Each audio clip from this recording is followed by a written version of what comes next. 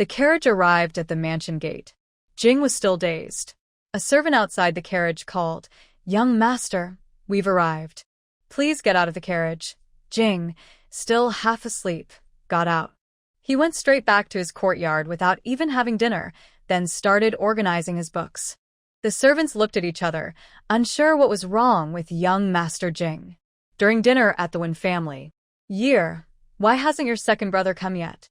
Has he forgotten the time because he's studying?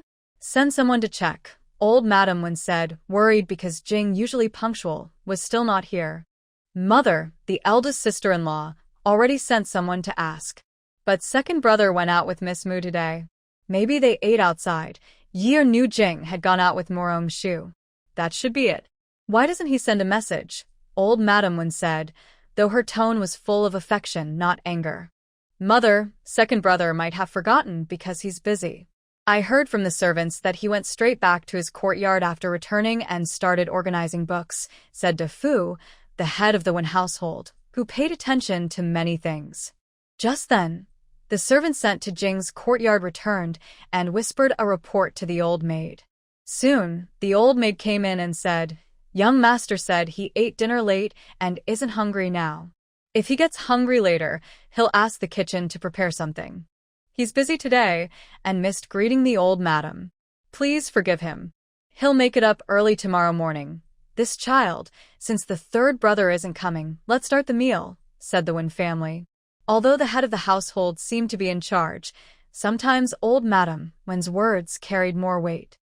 On the way back after dinner, Year asked the second madam, "Madam, how do you think things are going with second brother and Miss Mu? Why are you so anxious? Look at how second brother always looks at Shuer. Our sister-in-law can't escape this, since the second lady is experienced and understands the feelings in Wen Jing's eyes when he looks at Morong Shu. I'm just worried. Miss Morong is so beautiful. What if she doesn't like third brother?" When Yi first doubted Wen Jing. "Husband, why are you so sure third brother can't succeed?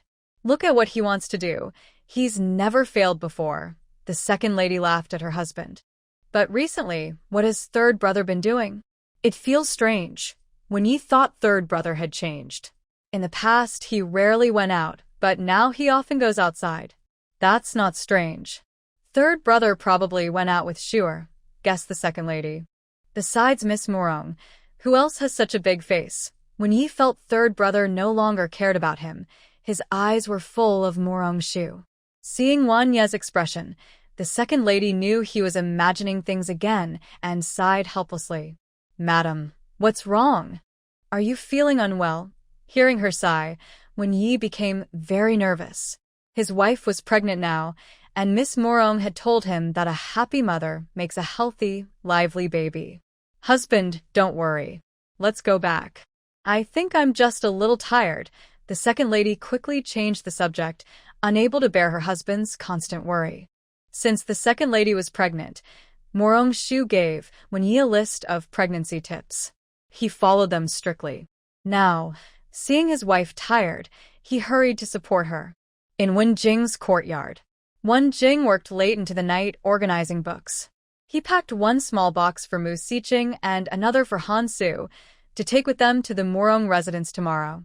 Before dawn the next day, Wen Jing got up early. When the time was right, he went to his mother's courtyard to pay his respects. Old Madam Wen saw her third son early in the morning and was very happy. She invited Wen Jing to stay for breakfast. After breakfast, Wen Jing returned to his courtyard, tidied himself up, and then had someone bring the organized books to the Morong residence. At the gate, he met Wen Yi, who was about to leave.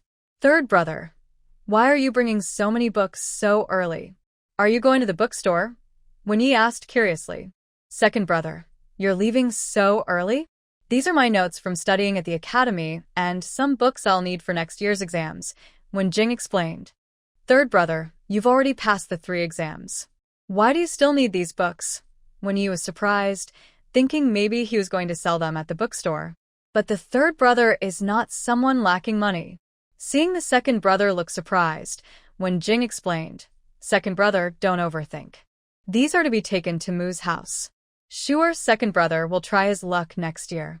I've prepared these for him, Not the third brother. Could Miss Mu's second brother be Mu Si's son?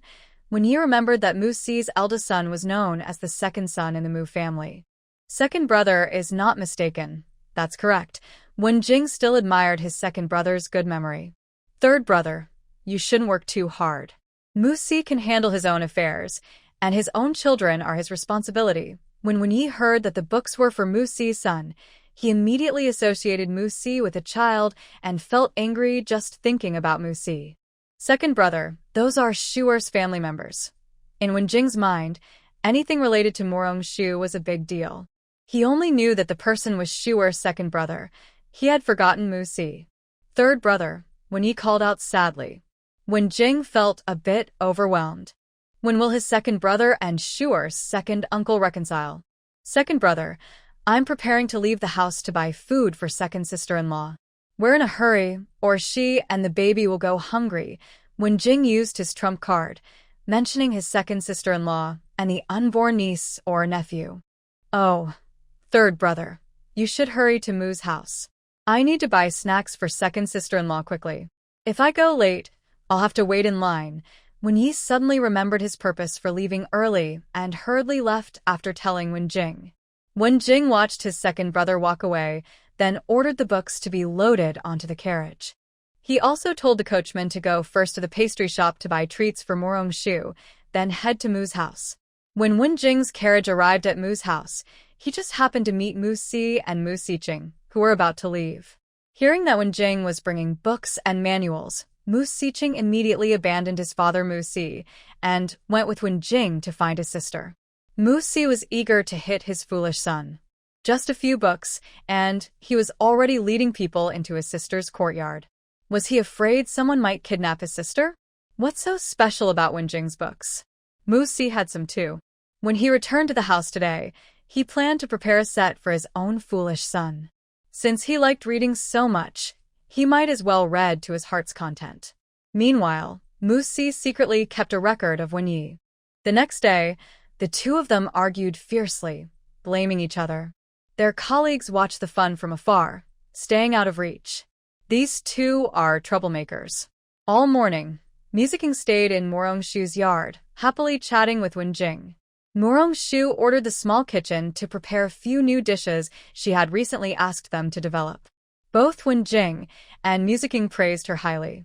Your little kitchen always surprises us. You're so talented. Mu Siqing, who already admired his sister greatly, now thought she was the smartest and most capable. Second brother, these dishes were made by the cooks.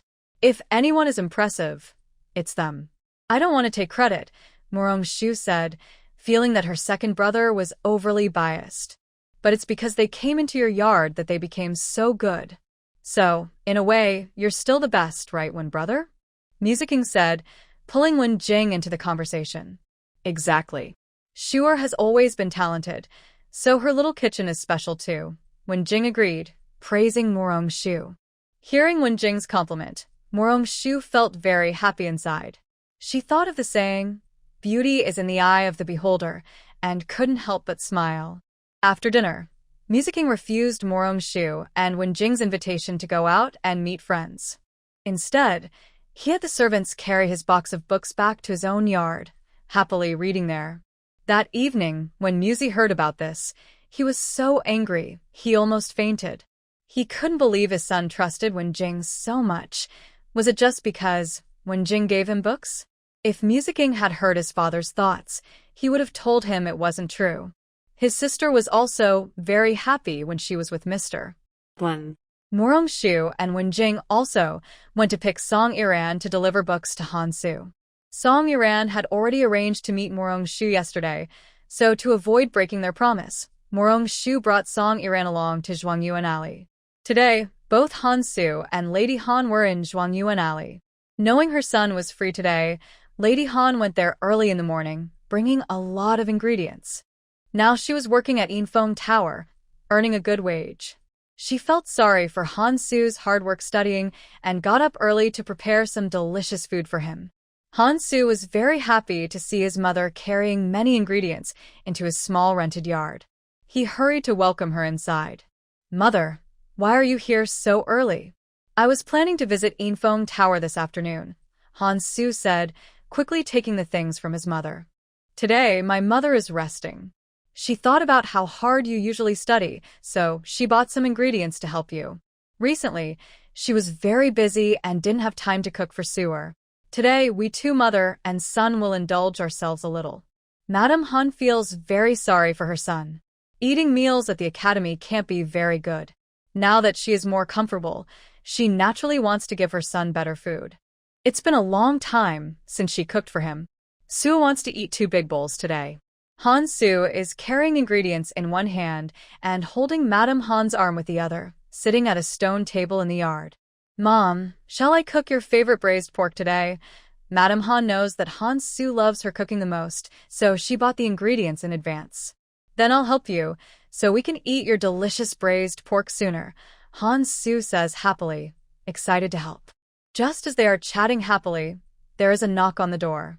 Madame Han thinks it's her son's friends and urges, Mom, go to the kitchen to prepare the dishes. Sewer, go open the door and see who it is. Mom, I'll do the light work first. The heavy work can wait until later, Han Su says, worried. Got it, Sewer. Hurry up and go. Don't keep people waiting, Madame Han replies, taking the ingredients from Han Su and heading to the kitchen. Han Su sees that his mother carries the ingredients easily, so he turns to open the door. When he opens the gate, he is stunned. Brother Wen, Miss Mu, Miss Song, why are you here? Come in and sit, Han Su greets them, feeling very surprised to see them. We brought you some books, Wen Jing answers Han Su's question. Books, Han Su is confused. Why are they suddenly giving him books? Is there a special meaning? Seeing Han Su's confusion, Wen Jing explains simply. When Han Su learns that these books are personally prepared by Wen Jing, he feels very touched. Brother Wen, don't worry. I will finish reading them as soon as possible and won't delay exchanging with Miss Mu's second brother, Han Su bows politely. Actually, my second brother reads slowly. Young Master Han, you don't need to rush. Take your time, Mu Rongshu says, trying to prevent any awkwardness. Han Su nods and feels grateful to Mu Rongshu. Madame Han, coming back from fetching water in the backyard, hears their voices and feels very excited. Young Master One, Miss Mu, Miss Song, stay for lunch today. I bought a lot of ingredients to show you my cooking. Lady Han is confident in her cooking skills. That's wonderful. Today, we are lucky to enjoy your food, Morong Shu said playfully. Hey, you all sit here first. I'll go to the kitchen to prepare, Lady Han said happily when everyone agreed to stay, and she headed to the kitchen. Lady Han, we'll help you. Morong Shu immediately stood up, took Lady Han's arm, and headed toward the kitchen. I want to go too. Brother Wen, Lord Han, you two chat first. I'll go see Shuer and Lady Han, Song Iran said quickly before they could reply, and went after Morong Shu and Lady Han. Brother Wen, the book you lent me last time is finished. I saw you today, so I'll return it soon so I don't have to come again. Han Su remembered the book he borrowed some time ago and planned to return it to Wenjing today. Broteran, no rus. You can keep it and read more. Return it after the exam, Wenjing said, feeling Han Su still needed the book. Thank you, Brother Wen. Han Su felt Wenjing was a true friend. Not only did he lend him the book, but he also came to give it personally today. He was very grateful. Brother Han, are you doing well at Qingshan Academy? Wenjing asked, trying to avoid awkward silence. Everything is fine. Brother Wen, I have some questions. I think my ideas might be wrong. Can I ask you? Han Su sometimes had questions in class, and he believed Wenjing would give him a different perspective. Of course. Ziyu is very happy to help. Brother Han, ask anything you want. I will do my best, Wenjing said, feeling a good connection with Han Su and happy to help. Wait a moment, Brother Wen. I'll go get the questions I usually write down, Han Su said excitedly when Wenjing agreed, and hurried into the house to fetch them. Wenjing carefully looked around the small courtyard. It was clean and cozy, and he could hear occasional laughter from the kitchen. At this moment he felt very happy. Suddenly, a hurried door-knocking sound broke the peaceful scene. Han Su was just coming out of the house when he heard someone knocking on the door. He was surprised, as his small courtyard wasn't usually so lively today. He opened the door and saw who was there, then quickly closed it again. The urgent voice of Miss Li reached Wenjing's ears. "Lord Han, I have an urgent matter to discuss with you. Please open the door." At this moment, Han Su felt overwhelmed. Since he last told Miss Li that he was not interested in her and asked her not to come back, he hadn't seen her again. He thought the issue was resolved, but now. "Miss Li, I have already said what I needed to last time. I am not interested in you. Please go back and do not come here again," Han Su said firmly to Miss Li outside the door. "Young Master Han, could you please open the door? I really need to talk to you," Miss Li persistently asked from outside. "Brother Han, please open the door.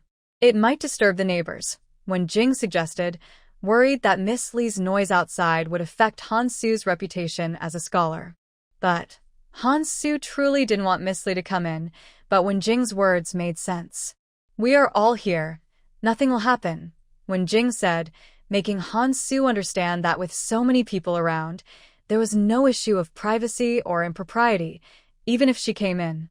Realizing this, Han Su reluctantly opened the door. Miss Li didn't expect him to open it suddenly and almost lost her balance from the force. Seeing Han Su's surprised expression, she happily said, "I knew young Master Han would open the door for me." Ignoring Han Su's cold expression, she happily followed him into the yard.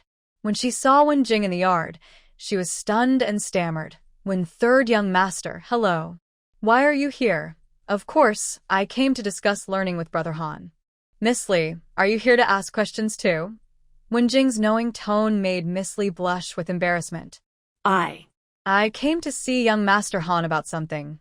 Miss Li quickly made up an excuse. "A few days ago, I heard second brother say that Miss Li is going to marry the son of the Minister of Rights. Since the wedding date is set, Miss Li should stay at home sewing her wedding dress and not bother young Master Han to avoid causing trouble," Wenjing said, pretending to advise her, but actually implying that her actions were inappropriate, especially since she was already engaged and shouldn't be bothering Han Su. "I came today to ask young Master Han a question, and will leave after. I won't bother you longer," Miss Li said, a little afraid of Wenjing, but her love-driven mind made her ignore everything. "Go ahead, Miss Li. If it's the same question as before, my answer will be the same," Han Su said, just wanting her to finish quickly. Miss Li hesitated for a moment and then said to Wenjing, "Young Master Wen, could you please step aside for a moment?" Wenjing, who was not interested in their affairs, put down his book and said to Han Su, "I'll go check the kitchen." "Please forgive me, Brother Wen," Han Su said sincerely. Meeting such a situation during his visit made him feel a bit awkward. After Wenjing left, Miss Li finally gathered her courage and said to Han Su, "Young Master Han, my father is forcing me to marry someone I don't like. How about we run away together? I have a lot of silver notes. We can find a place where no one knows us, and we won't have to worry about food or money for the rest of our lives." Han Su was stunned and didn't know how to respond. Was Miss Li crazy? Who gave her the courage to make such a frightening request? Seeing Han Su silent, Miss Li thought he was considering and continued, "If you still want to take the imperial exam, we can hide for a few years first. When my father's anger subsides, we can return to the capital. I am his only daughter, and he will forgive us then. He will also help you with your future. Miss Li, please speak carefully." Han Su, must say this once more. I have no feelings for Miss Li. Please respect yourself. "I will take my leave now," Han Su said, wishing he could just throw her out. "You're saying you have no feelings for me? Then who do you have feelings for? Is it Song Yanjin? Ever since you met her, your attitude towards me changed." I knew it was because of her. Miss Li was starting to act a bit crazy. Since being rejected by Song Yanjin twice, she blamed Han Su's lack of acceptance on her and accused Song Yanjin. Hearing this, Han Su, who was annoyed that Miss Li refused to reflect on her own mistakes and kept bringing up Song Yanjin, became furious. "Miss Li, a person should have self-awareness. I have never liked you. It's all your wishful thinking. Please stop involving others. Haha, respect myself? I almost fell out with my family because of you. Is your heart made of stone? You say I involve others? Then why do you always happen to be together? Miss Lee, seeing Han Soo still defending Song Yenjin, was overwhelmed with jealousy. What's so special about Song Yenjin? Why does young Master Han defend her? I was the one who first knew young Master Han. The people hiding in the kitchen were stunned. They had only wanted to see how Han Soo would handle Miss Lee, but it turned into a runaway plan. Not only that, she also accused others. Madame Han was trembling with anger. Is this girl really a noble lady from the capital? She wanted her son to give up his future and run away with her, condemning him to a lifetime of shame. After being rejected, she also falsely accused her son and Miss Song of having a relationship. Both situations would cause her to be looked down upon forever. Madame Han could no longer hold back. She stormed out directly. Song Iran tried to stop her but failed, and Madame Han pulled her out of the kitchen together. Miss Lee was on the verge of breaking down emotionally when she suddenly saw Madame Han and Song Iran come out of the kitchen and lose her temper. Song Iran, it's all your fault. It's because of you that young Master Han refused me. I will fight with you, Miss Lee yelled wildly and rushed towards Song Iran. Han Soo was standing right in front of Miss Lee. He quickly stepped in front of Madame Han and Song Iran. Then, Miss Lee slapped Han Soo across the face. Han Soo's face was full of anger. He wasn't upset because he was hit, but because his mother and Miss Song were hurt because of him. Today, he couldn't forgive himself, whether the slap hit his mother or Miss Song. Miss Lee, have you had enough? This place doesn't welcome you. Please leave, Han Soo said angrily, reaching his limit. You're still protecting her? You're all bullying me. Song Iran, come out. Don't hide behind young Master Han. Miss Lee was even angrier seeing Han Soo protect Song Iran. Li Rui, what are you crazy about? Come at me if you have something to say. Don't lose your mind here. Song Iran thought Miss Lee just disliked her and was blaming her for everything. Song Iran, why do you insist on fighting with me? Why? Miss Lee wanted to go forward and hit Song Iran again but was stopped by Han Soo. The scene froze for a moment. Madame Han angrily pointed at Li Rui and said, Miss Lee, please leave. If you cause more trouble, I will take young Master Su to the Jingzhou prefect's office to complain. I will also ask Lord Li how he teaches his daughter. You came to force my son to run away and even attack my guests. Madam, it's not like that. I truly like young Master Han. I will also be filial to you in the future. Please don't be fooled by Song Iran. Miss Lee now realized that the lady in front of her was Han Soo's mother. But seeing her protect Song Iran, she thought Song Iran must have used tricks. I can see with my own eyes. Miss Lee, please leave. You're not welcome here, Madame Han said when she heard Li Rui badmouthing Song Iran. I don't want to leave. Why should she stay here? I won't go. Young Master Han hasn't agreed to it yet. Li Rui pointed at Song Iran beside Lady Han and said with a look of frustration. Lady Han was truly amused. Not only did Han Soo refuse, but even if he had agreed, she would have dared to stop her son from going out. As everyone hesitated, the eldest son of the Li family arrived with people, apologized to Han Soo and Lady Han, and, ignoring Li Rui's objections, directly shut her mouth and took her away. No one knew how surprised they were when the Li family received a message from third young Master One. Their second sister had been behaving better lately, and the family thought she had stopped causing trouble and was about to get married. But today, she secretly ran out and was caught by third young Master One. Their father fainted from anger on the spot and had to come to clean up the mess himself. No matter what, they had to bring the second sister home first. Otherwise, the shame wouldn't fall only on young Master Han. Li Rui was taken away.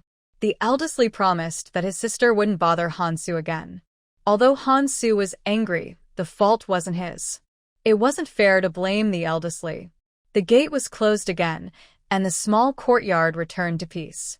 Morong Shu saw that everyone was not in a good mood and wanted to leave and arrange another meeting, but Lady Han refused. Miss Mu, Miss Song, we finally have a chance to gather. Today, it's a blessing in disguise. Let's celebrate Sewer. You must stay and finish your meal before leaving. Lady Han sincerely wanted them to stay, and her expression was more relaxed than ever. Murong-shu knew she was genuinely happy for Han-su. She looked at Wen-jing and Song Yiran, then nodded with the others. Then thank you, Lady Han. We'll help out. The atmosphere in the courtyard returned to how it was before, as if the earlier fuss never happened. Wen-jing looked at Han-su's notes and thought for a moment before discussing with him. They talked so well that Wen-jing even shared some stories from the exam hall. Han-su wrote everything down, feeling even more grateful to Wen-jing. Before they finished their discussion, Song Yiran came to announce that lunch was ready. Because the weather was nice, they set the meal in the courtyard, filled with the scent of osmanthus, feeling very comfortable. Han-su felt a bit embarrassed. He had been so absorbed in talking with Wen-jing that he forgot to help his mother. He hurried to the kitchen to serve the dishes. Mother, you've worked hard. It's all Suer's fault. I was too involved in talking with Brother Wen and forgot to come help in the kitchen. Han-su apologized as soon as he entered. There's no need to be so polite with your mother. Thanks to Miss Mu and Miss Song for helping. Mother has prepared some new dishes. You should try them later. Lady Han couldn't wait to share with her son the new and interesting cooking methods Miss Mu had taught her. Mother's cooking has always been delicious. Han-su thought her cooking was the best.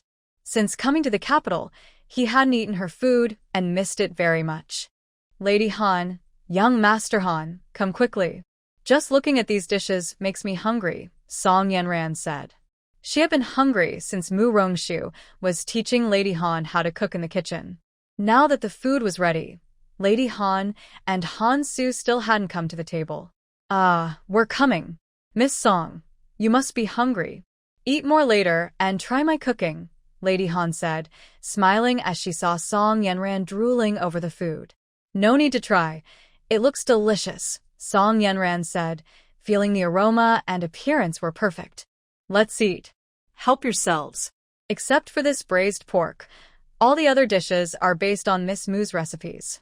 I tried making them myself. Everyone try them. I almost couldn't hold back while cooking, Lady Han said. Lady Han was surprised to find that cooking according to Murong-shu's instructions made the food even more fragrant. She admired Murong-shu very much, surprised that she was so skilled at cooking. I was just idly thinking, but Lady Han's skills are better. I succeeded on my first try. Everyone try it, Murong-shu said. Although she didn't enjoy cooking much, she had plenty of recipes. Wen-jing took a piece of the colorful, fragrant sweet and sour pork ribs. He put it in his mouth, and the rich sweet and sour flavor with crispy ribs was irresistible. Usually not someone who craves strong flavors, Wen-jing couldn't help but take a second piece. Song Yiran also loved the sweet and sour pork ribs. When Lady Han made them, she was attracted by the tangy flavor. She didn't expect them to be so delicious. Sure, your recipe is amazing. Ribs cooked with sugar can be so tasty, Song Yiran said. She was curious about Murong-shu's clever ideas. Whether it was barbecue, hot pot, plum juice, or sweet and sour ribs, everything was delicious. Cousin, don't just praise this dish. Try the others too. You might be surprised, Murong-shu suggested, seeing everyone enjoyed the food. Song Yiran took a slice of boiled meat, feeling very happy. The meat was very tender and soft, with a delicious spicy aroma that lingered in her mouth. Sure, this flavor is really amazing, so. Cough, cough, cough. Song Yiran hadn't finished speaking before she choked and started coughing. Elder sister, don't talk now. Drink some warm water, Murong-shu said, remembering how easily Song Yiran had choked on this dish before, so she understood her feelings. Just as Murong-shu was about to pour warm water for Song Yiran, she saw Han-su already handing her a cup. Song Yiran was choking badly, so she took the water and drank it quickly, feeling much better afterward. Once she felt okay, she continued eating. The taste was so addictive that Song Yiran was having a great time, unaware of Han-su's lingering gaze and the gentle way he was ready to pour her more water. Everyone enjoyed the meal. Although all the dishes were delicious, the braised pork made by Lady Han was finished by Han-su. Song Yiran was amazed. Han Gongzi really eats a lot. Sure, your menu is so impressive. Why not open a restaurant? I'm sure it would be full of customers, Song Yiran casually suggested. To her surprise, Murong-shu responded. That's not impossible, Morong-shu said lazily. Sure. Are you really planning to open a restaurant? Song Iran was surprised this time, and the others all looked at Morong-shu. I just have the idea. I haven't decided yet, Morong-shu said, feeling a bit shy under their gazes. Hurry up and open one. Then I can enjoy your delicious food anytime. Sure, I'll give you all my secret savings. Consider it my contribution, Song Iran said, wanting to support Morong-shu. Then it's settled. But if you lose money, don't come crying, Morong-shu joked with Song Iran. I wouldn't do that. I'm not a kid. Besides, I trust you, sure. Song Iran's words moved Morong-shu. It felt good to be trusted. I'll try to open a restaurant soon, Morong-shu said, making everyone laugh. To make up for not helping with lunch, Han-soo volunteered to do the dishes after dinner. Song Iran found this very interesting. She didn't expect Han-soo to do such chores. Thank you all today. Otherwise, Miss Lee would not have given up easily. Lady Han now feels afraid when she thinks about it. Her gratitude towards Morong-shu and the others has grown even more. Lady Han, why not move in with young Master Han? That way, if anything happens, you can look after each other. Morong-shu understands that rumors can sometimes be very powerful, so it would be better for Lady Han to stay here. Miss Morong, you're right. That's what I was thinking too. Silver Phoenix Tower isn't far, so commuting is convenient. Lady Han decided at noon in the kitchen to move back and live there. Mother, would that be too tiring for you? It's all because of Xuan's fault that you're so busy. Han-soo looks guilty, feeling responsible for his mother having to travel back and forth every day. Silly child, I am happy to take care of you, mother. Lady Han doesn't want her son to feel burdened. Actually, she is willing to live with him because it makes caring for him easier. After discussing, they agreed that Lady Han would come back and forth every day. The mother and son finally settled into this small courtyard in the capital. On the way back in the carriage, when Jing asked Morong-shu, "Sure, are you really planning to open a restaurant?" Morong-shu didn't expect when Jing to ask her and smiled. "I think opening a restaurant is too hard. I prefer practicing medicine and saving people. But I also want to open a small dessert shop, preferably with a backyard. That way, I can enjoy a relaxing afternoon in the sun while eating sweets. That's the true joy of life." Morong-shu's description reflects her childhood dream before crossing over. Back then, she was busy with work and loved sweets, so she had this sweet little dream. When Jing listened to her and thought it sounded wonderful. He used to have no plans for the future because he didn't know when he might be gone. Now, he wants to plan the future with Shuer. He longs for the days she described and is willing to help her make it happen. Then let's open one. Tell me what kind of place you want, and I will help you choose. Wen Jing looked at Morong-shu tenderly. Wow, that's great. I was just too lazy to find a place, so I kept delaying. Thank you, Ziyu. Ziyu is really kind. Morong-shu now truly understands the feeling of the little nurses in her old department, who had boyfriends and felt everything was perfect. I'm happy to share the burden for Shuer. Seeing Morong-shu rely on him, when Jing felt something different for the first time, this feeling of being needed by the woman he admired. Morong-shu now wants to go back and draw plans, and she is also looking forward to her future dessert shop. Shuer, if you need anything, just send someone to call me. When Jing said, curious about Morong-shu's layout. If I need help, I will definitely call Ziyu. Ziyu, you can't complain about being bothered then, Morong-shu said, leaning on Wen Jing's arm and acting cute. Wen Jing felt very happy inside. His Shuer is the best girl in the world. Shuer, tomorrow is the little prince's first month. The Empress asked me to see if you'd like to go to the palace, when Jing remembered what his younger sister had told him. Already so soon? Do I have to go, Ziyu? Morong-shu didn't really want to go to the palace. She found it troublesome to kneel and bow to everyone. If you don't want to go, you don't have to. The Empress only asked me privately, not officially summoned you, so it's okay if you don't go, when Jing reassured her. In Wen Qing's eyes, Morong-shu is not only her and the little prince's lifesaver, but also the lifesaver of the Wen family and her third brother. That's why she asked her third brother to inquire privately. If there was an official order, she was afraid Morong-shu wouldn't be happy. She cares about everyone Wen cares about. Then I won't go. Please ask the Empress and the little prince to send their regards to me, Murong-shu said, already agreeing to go with her eldest brother to Lu's residence to see Lu Ryun. Don't worry, the Empress won't blame you. When Jing comforted her, afraid she might feel guilty. I'm not worried. The second madam said the Empress cares for you the most. Ziyu cares about me so much that the Empress wouldn't be upset with Shuer. Murong-shu leaned her head on Wen Jing's arm, acting cute.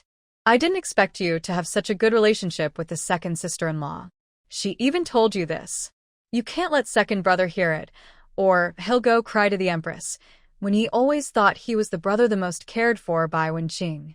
If he heard his wife say otherwise, he would definitely go ask his younger sister. Second lord, one is quite confident just like my second uncle. No wonder they often argue.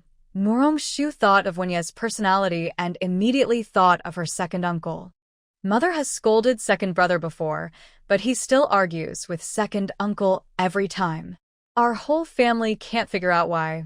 When Jing sighed helplessly, thinking of his second brother. Isn't it because your second brother liked the girl who was watching the parade, and then fell for my second uncle? Murong-shu had heard this from her mother and believed it to be true. Really? Is that so? My eldest brother and I always thought it was just a rumor, but we didn't expect it to be true. After all these years, when Jing finally learned the real reason, they had always believed it was just gossip. He finally understood why his second brother had been unwilling to marry before. Several years had passed, and their mother had worried herself sick.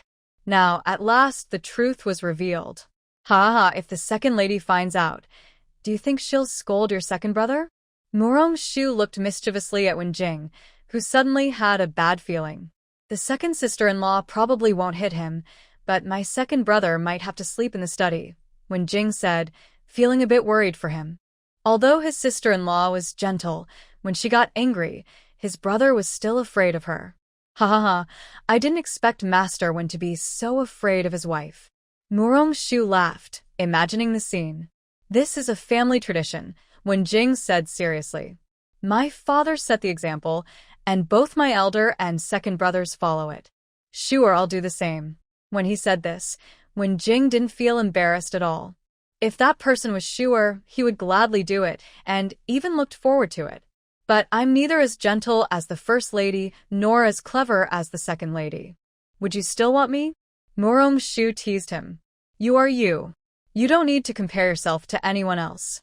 I like you just as you are.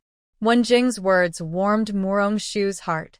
Perhaps heaven had seen how independent she used to be and sent her here to learn the meaning of love. As the weather grew cooler, the lunar calendar reached October. After much effort from Wen Jing and Murong-shu, their dessert shop finally opened. The shop was right next to Tianran Pavilion. Don't ask how they got such a prime location. Wen Jing, the third young master, had traded another valuable property for it. To make sure Murong-shu's dessert shop opened smoothly, Wen Jing handled everything personally. Any problem that appeared was solved before it could even reach her.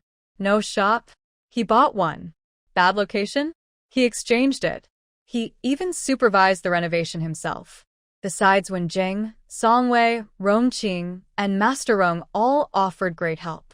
The shop staff were hired by Song Wei. The experienced accountant came from the Rong family, and the shopkeeper had been trained jointly by the Wen and Rong families. The shopkeeper was Xiao Tao's older brother, Heir Zhu. Murong-shu thought the name didn't sound elegant enough, so with his agreement, she changed it to Zheng Baokai. The two pillars were very happy with the new name and grateful to Murong-shu. This not only gave him the chance to be the shopkeeper, but also helped him choose a new name. He promised to take good care of the shop and repay his young lady. So, when Murong-shu sent the two pillars to learn at the Natural Pavilion, he persisted through hardships and fatigue. Later, the Rong family provided additional training. Although tired, he was happy. He appreciated the trust and promotion from his young lady, so he studied hard and received praise from both the Natural Pavilion shopkeeper and the Rong family shopkeeper. The two pillars also saw with his own eyes how the dessert shop went from choosing a location and decorating to opening successfully. He admired Wen Jing very much. Young Master Wen truly had nothing to criticize about his young lady. On the 10th day of October, the dessert shop officially opened. Early in the morning, Gui Ning courtyard was busy. Xiao Tao was so excited she couldn't sleep all night. Not only was her young lady's shop opening, but her brother was also becoming a shopkeeper for the first time. The same was true for the two pillars. They couldn't sleep either. Early in the morning, they waited at Gui Ning courtyard. When Xiao Tao stepped out, she saw her brother and asked in surprise, "Brother, why are you here so early?" "Not just me. Look over there." The two pillars smiled and pointed at Steward Zeng, who was about to arrive at the door. "Father, why are you here too?" Xiao Tao didn't expect her father to come so early. "Keep your voice down. Don't disturb Mrs. Rest. You should learn to be more steady when working with her." Steward Zeng scolded gently, but his tone was full of affection. "Miss is already awake. Little Ju and Little An are helping her wash up. I was worried I'd sleep in too late, so I was about to go check," Xiao Tao explained, holding Steward Zeng's arm. She didn't want to disturb her young lady's rest. "I'll wait here with your brother. You go inside and serve the young lady," Steward Zeng said. "Got it, father.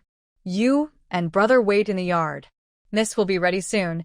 Xiao Tao led Steward Zeng and the two pillars into the yard, then headed into the house. When Xiao Tao entered, Murong Shu was already eating. Seeing her return so quickly, she asked, "Didn't you say you were going to see if your brother got up? Why are you back so soon?"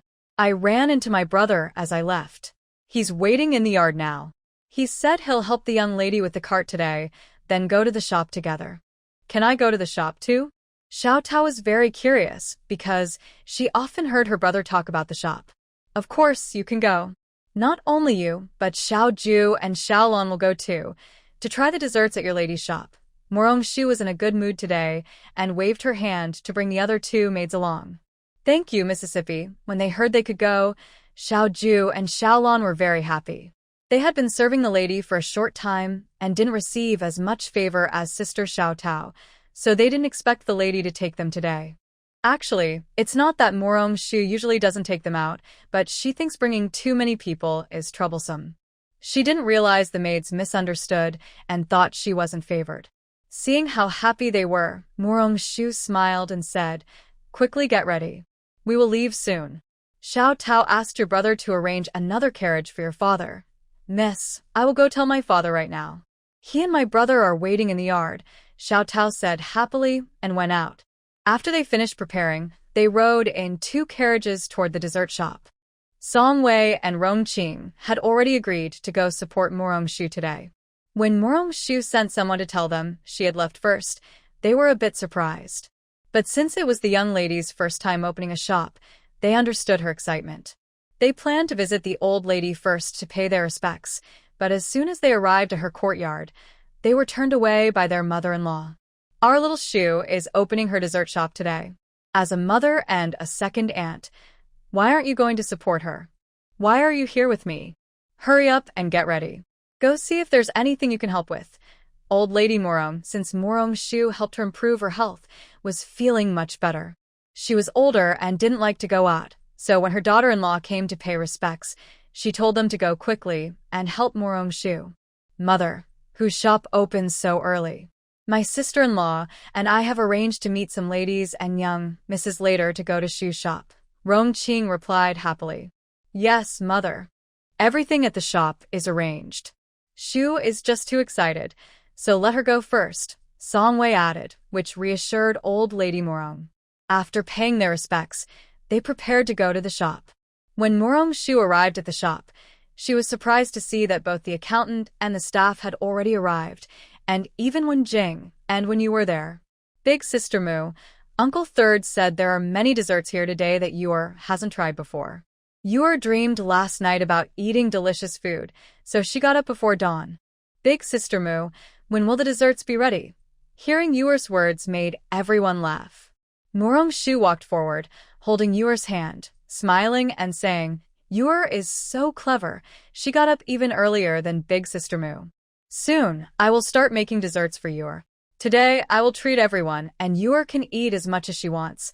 Wow, Big Sister Mu is the best." Yor brought silver coins, so she doesn't need Big Sister Mu to treat her. Big Sister Moo is opening a shop to earn silver coins, and Yor doesn't want to eat for free. When the little ball heard that Morong Shu was going to give him free food, he immediately became unhappy. His mother had told him that eating costs silver coins. Then, let's put it on Uncle Third's bill, okay? Morong Shu always liked teasing the little ball. Of course. Uncle Third loves Yor the most. He will definitely agree, said the little ball, then looked at Wenjing. Today, Uncle Third is treating everyone.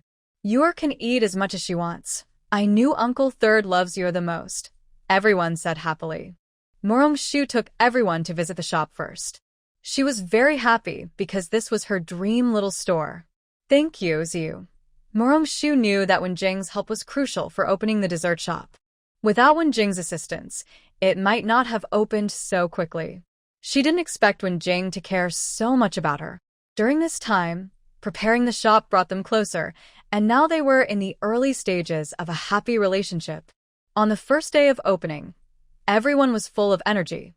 To boost morale, Morong Shu gathered everyone in the main hall, gave some encouraging words, and asked Xiao Tao to distribute opening red envelopes to everyone. Thank you, miss. The staff were very happy. Even Erzu was pleased. Everyone knew that Miss Moo was not short of money this time. The ingredients for making desserts in the kitchen were already being prepared. Morong Shu personally checked the kitchen and asked the cooks some basic questions, all of which they answered well. Morong Shu was confident about today's opening. Wenjing was helping to prepare the lucky draw for today. She just remembered it last night, so now she was working with Wenjing on it. Morong Shu asked Zhu to find a large, open-mouthed bottle. Since ancient times didn't have transparent bottles, they could only use this as a substitute. Wenjing wrote on the bottles as Morong Shu requested. Another one, second one half price. Thank you for your patronage. When you watched nearby with curiosity. Since he couldn't write as neatly as his third uncle, he, the little boy, helped by folding the used lottery tickets and placing them inside the bottle. The maidservants, Xiao Ju and Xiao Lan, were not kept close by Morong Shu. She let them wander freely around the shop. Because Xiao Ju and Xiao Lan were familiar with Zhu through Xiao Tao, they went to ask him to arrange some tasks for them. However, since they were maids and not shop assistants, Zhu didn't really use them for work. He just asked them to help wipe the tables, which had already been cleaned earlier that morning. Everyone was busy preparing. When the time came, the desserts were displayed. Morong Shu even arranged for small tasting portions. Naturally, Xian Yuan was busy with many visitors, and since the dessert shop was nearby, customers who liked the treats could buy them directly. Very convenient. Shopkeeper Zeng, are we really going to give out free samples like this? Won't we lose money? Xiao Ju quietly asked Zhu. Don't worry, our young lady is very clever, Zhu replied confidently. He had been trained and understood these matters well, and he trusted his own young lady. You and Xiaolan should stop working and go try the desserts in the shop. You'll see, Zhu said, noticing Xiao Ju's worried face. He urged her to taste the desserts. Once she tasted how delicious they were, she would understand everything. But we haven't sold anything yet. It doesn't seem right to eat so much for free. We should save some for selling, Xiao Ju said, feeling distressed that so much was given away before the shop even opened. She was even less willing to eat. Go ahead, try the taste. It's not a big deal, Zhu said, seeing Xiao Ju's hesitation and encouraging her to go quickly. In the end, the young girl couldn't resist the temptation of the desserts. She happily pulled Xiaolan to try them. Once she tasted the treats, she was completely reassured. With such delicious food, how could she resist buying one? Sure, I'm here. Have the desserts started selling yet? Song Yanran, who was so excited yesterday that she overslept today, arrived and saw that the tasting was already happening, making her very excited. Miss Song, our young lady, and Mr. Wen are inside. Please, Miss Song. Two helpers warmly welcomed Miss Song Yanran inside. They knew she was important, not only because she was the lady's niece but also because she had a good relationship with the young lady. Thank you, shopkeeper Zeng. You can go ahead with your work. I'll find Shua myself, said Song Yanran, refusing to be guided, worried it might delay him. Today was the first day of the dessert shop's opening, so he must be busy. Song Yanran went to the backyard, which was decorated beautifully. Murong-shu, Wen-jing, Wen-yu, and Xiao Tao were gathered, talking. The little ball of Wen-yu happily asked Murong-shu, Sister Shu, can you also join the lucky draw later? Of course. Yu is one of our little customers today, Murong-shu said, patting the little ball's head with a smile. Since you liked it, she thought it was fine for him to join. Sure, what are you talking about? I want to join the draw too. Song Yanran heard about the lucky draw and thought it sounded fun. Seeing Wen-yu so happy, she wanted to join as well. Cousin, you're here? Come help us.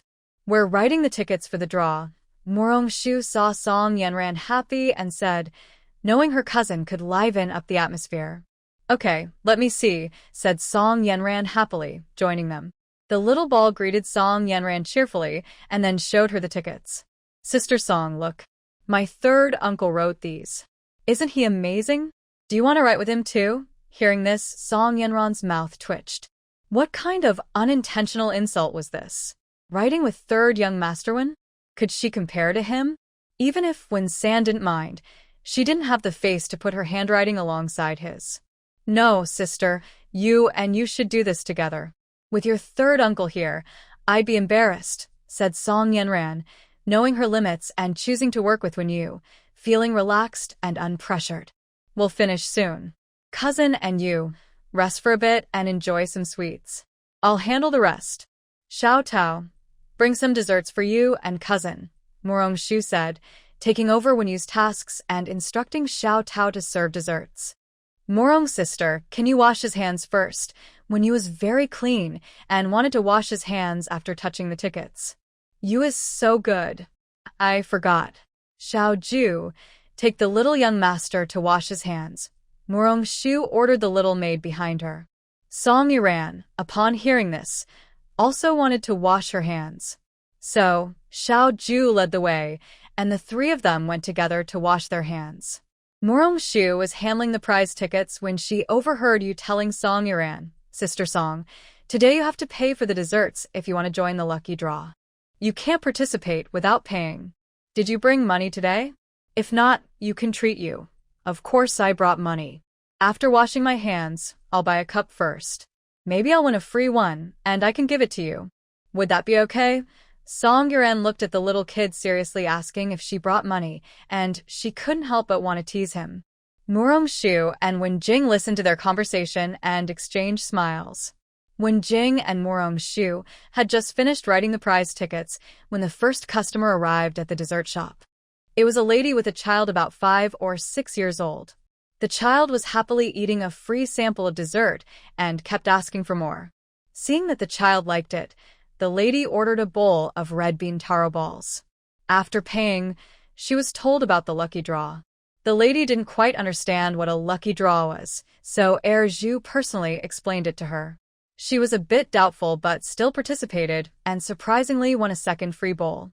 When Zhu asked someone to deliver the second free bowl to the lady, she was very excited. She didn't expect it to be free. When she tasted the red bean taro balls, she was stunned. The dessert looked clear and shiny. It was soft, sticky, and sweet. Because it tasted so good, she and her child forgot to speak, and their eyes were only on the red bean taro balls. Soon the bowl was empty. The child happily licked his lips and asked the lady, Mom, can I have another bowl? Mommy will bring you again tomorrow, okay? The lady gently comforted her child, worried he might eat too much and get a stomach ache. The child's eyes welled up with tears, feeling sad, and said, But I want to eat another bowl. Hearing his plea, the lady softened her heart. But she knew he really couldn't have more. She discussed with him, Mommy will bring you again this afternoon, okay? Although he couldn't eat more now, hearing that he could come back in the afternoon made him feel a lot better. Still, he couldn't take his eyes off the empty bowl, as if it was filled with red bean taro balls. The two waiters watched closely and felt that the time was right. They smiled and stepped forward, saying, Madam, our shop offers takeout. For takeout in bamboo tubes, there is an extra charge of 2 coins. If you need, you can choose to take away. Really? The lady was very happy to hear she could take the food home. Yes, madam. Also, you are our first customer today, so the bamboo tubes for takeout are free.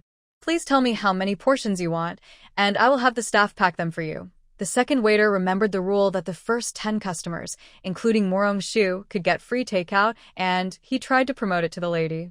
That's wonderful. Thank you, shopkeeper. I'll take 5 portions. Besides the red bean and taro balls, I want your signature double-skin milk, pudding, chestnut cake, and lotus seed sweet soup. The lady was very happy. It was perfect to bring these home for her husband and mother-in-law to try. The child with the lady was excited to hear they could eat at home. His face was full of smiles, and the little waiter quickly brought the food over. Sure, are we late? Song Wei and Rang Qing arrived with several ladies and young ladies. Mother, second Annie, and the other ladies and young ladies arrived just in time. Let's go to the backyard, Sure.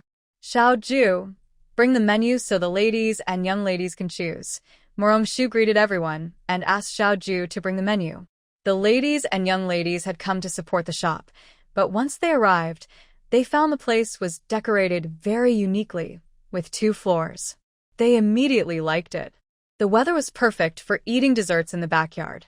The backyard was quite large and beautifully designed by Morong Shu, creating a nice atmosphere.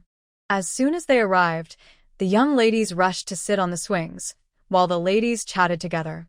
When the waiter brought their desserts, everyone exclaimed in surprise. What is this made of? It's soft and delicious. I like this round, sticky one. The color is so pretty. I don't want to eat it. The desserts received high praise from the young ladies.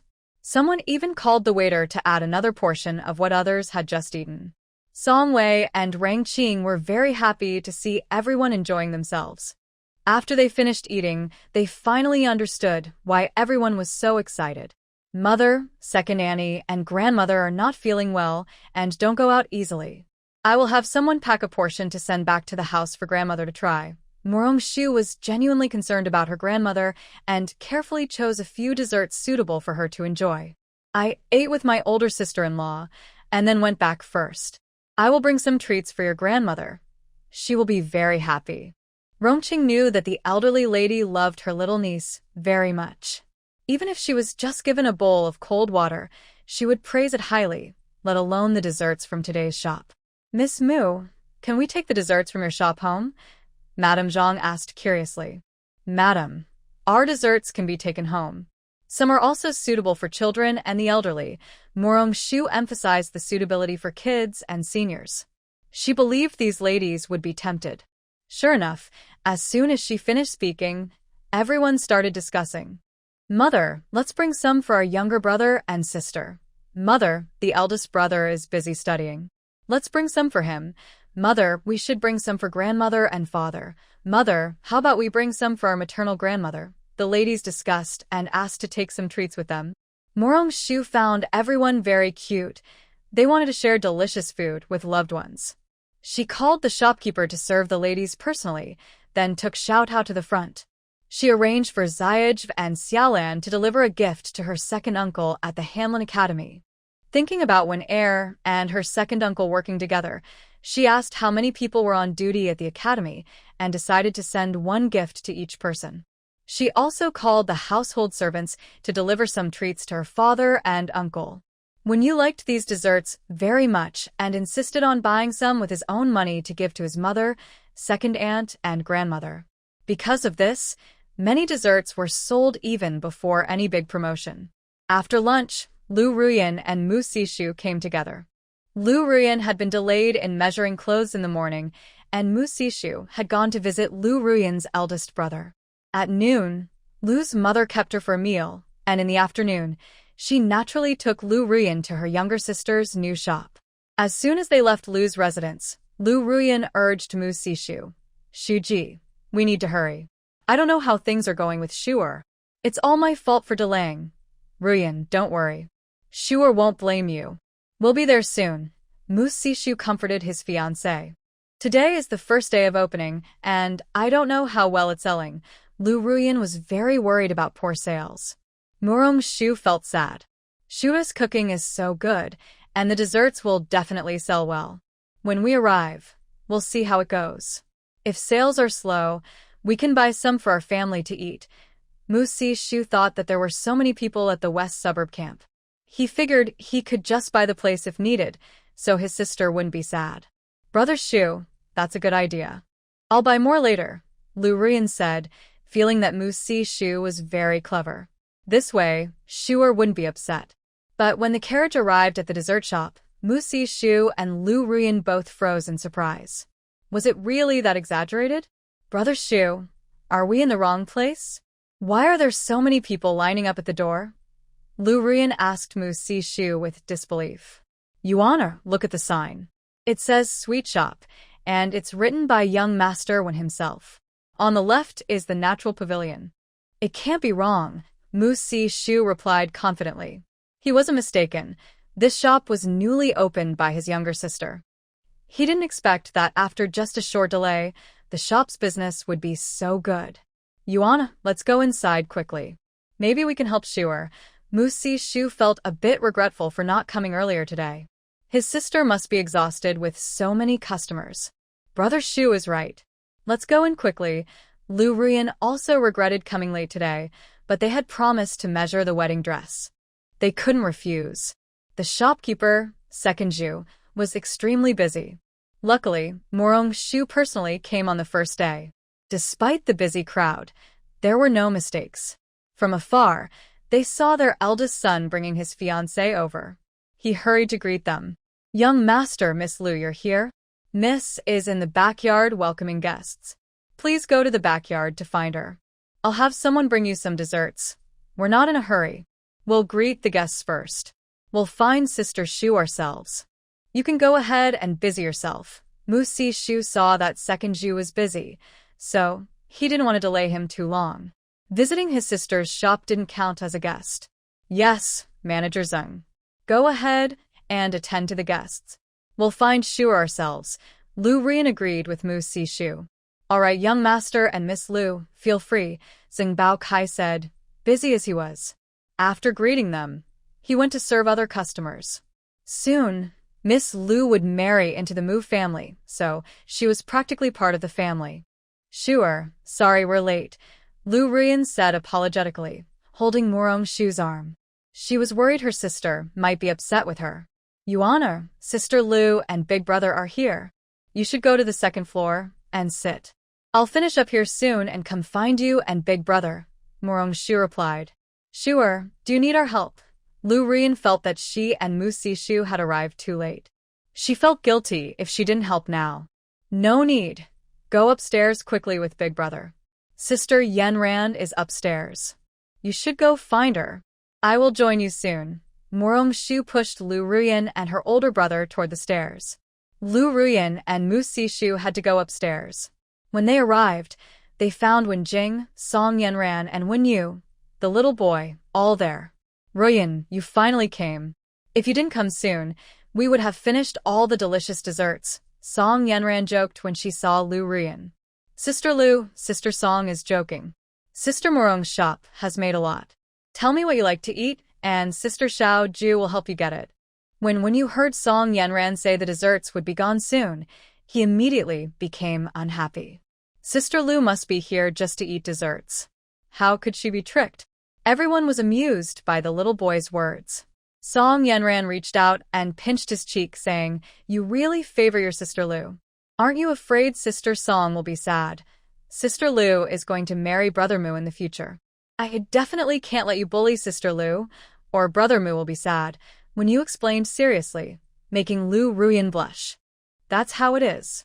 Look, before marrying my cousin, you already protect Lu Ruyan. Song Yenran looked at Mu Si-shu and Lu Ruyan with a mischievous smile. Both of them blushed even more. Brother Mu, come sit over here, Wen Jing invited, easing Mu Si-shu's tension. Mu Si-shu hurried over. Lu Ruyan quietly pinched Song Yenran's arm beside her, making her smile even more exaggerated. Xiao Ju and Xiaolon saw what was happening and quietly went downstairs to bring desserts to their young master and Lu Ruyan. Soon, Morong Shu finished her busy work and came upstairs. She was carrying desserts along with Xiao Ju and Xiaolon. Her biggest feeling today was that bringing these two little maids was a great help. After working hard all day, Morong Shu finally had a moment to rest. The group sat on the second floor, chatting and enjoying the desserts, such a relaxing time. They were happily talking when suddenly, Zhu ran upstairs. "Miss, something's wrong. Someone from the palace has come," he said. Everyone was surprised, except Jing. Why would someone from the palace come at this time, and why to the shop? "Let's go see." It probably isn't a big deal, Jing thought. Besides a house search, other things were minor. The people from the palace weren't bad people. "Yes, let's go down first." Shu also thought it was not a big deal. She decided to open a dessert shop, which wouldn't cause any trouble. The group went downstairs together. Shu and Jing were the calmest. Little Yu had already decided that if anything went wrong, he would cry at his aunt's palace and believed he could help Sister Mu solve any problem. As they reached the bottom of the stairs, sharp-eyed old man Lin saw Jing and Shu walking ahead and warmly greeted them, saying, "Third young master, Miss Mu, it's so good that you're here. Old man Lin, is there an emergency?" They all exchanged greetings before Jing asked. "Miss Mu, third young master, please don't misunderstand. I came to buy desserts. I saw the long line outside and was worried it might delay my return to the palace, so I wanted to ask the shopkeeper if I could make an exception." "I didn't expect to meet you here," Old Man Lin quickly explained to avoid misunderstandings. "Old Man Lin, please wait a moment.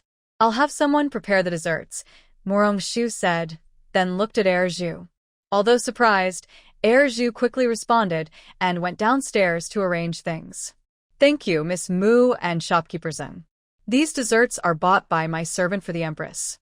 When I came, the Emperor specifically asked me to ask Miss Mu which ones are suitable for the Empress to eat."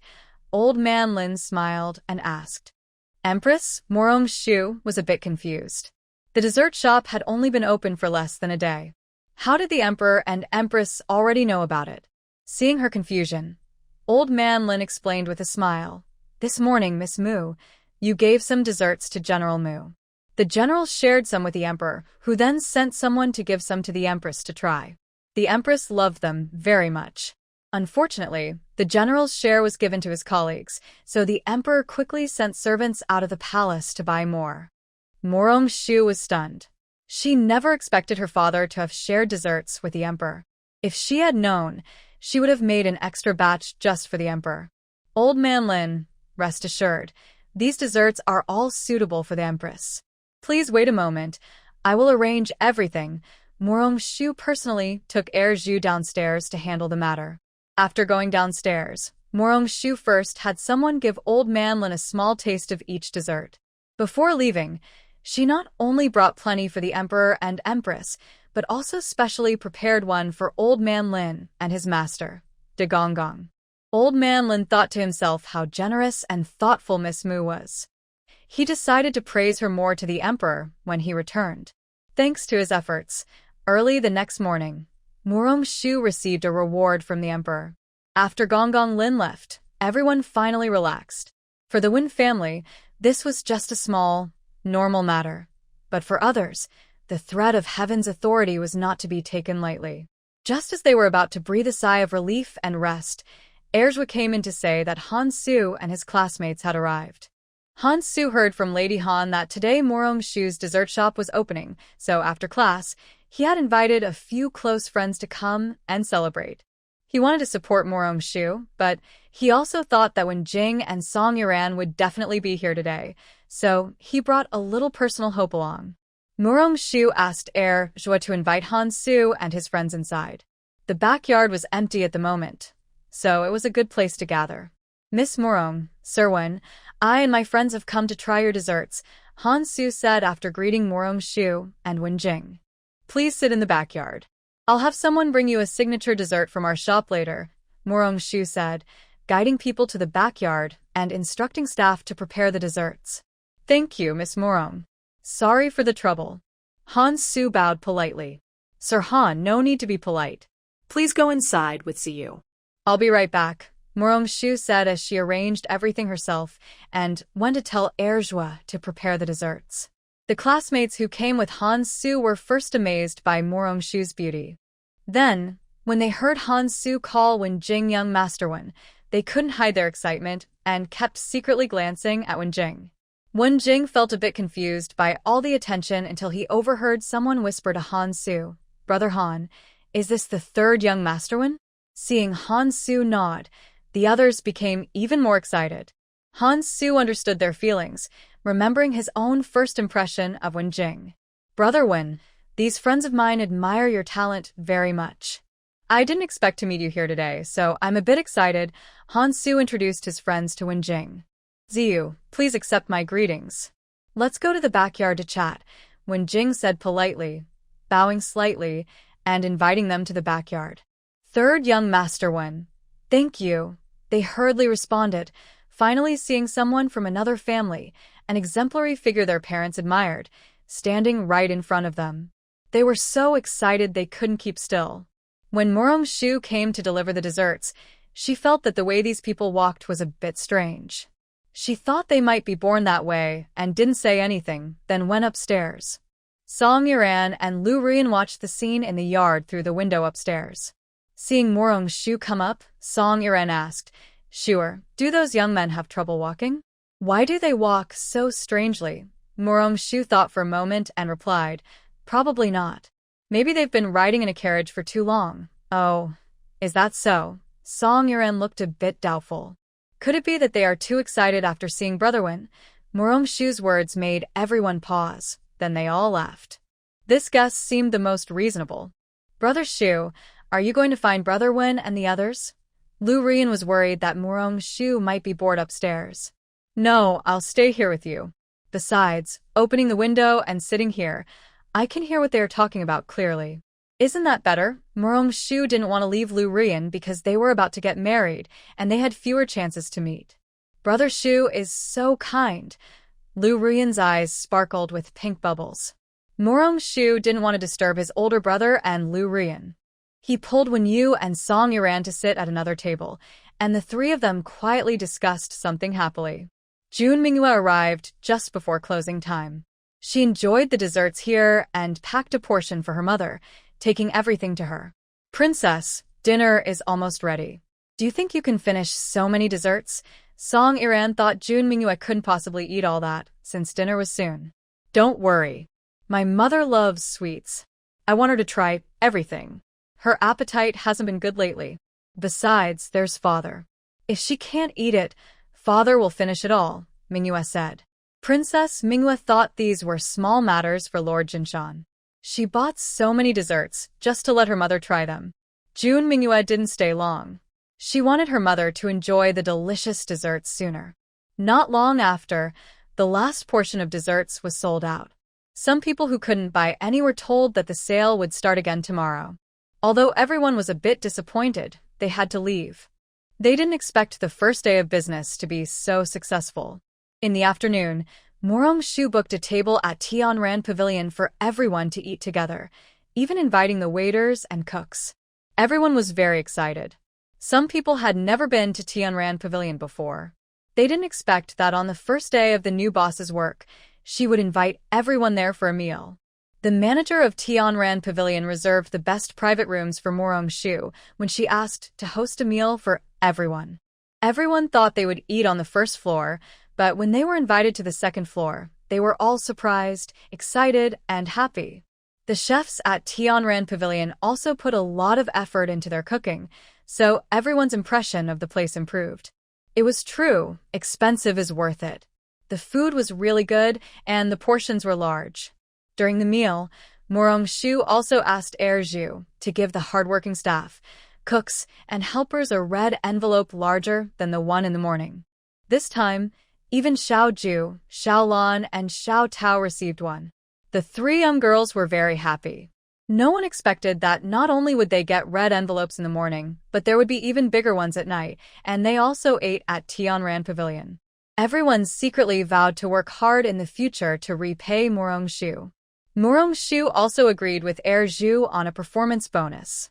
From now on, each month, 0.5% of the money earned would be given as a reward, based on everyone's workability, decided by Zhu. At first, Zhu was against it.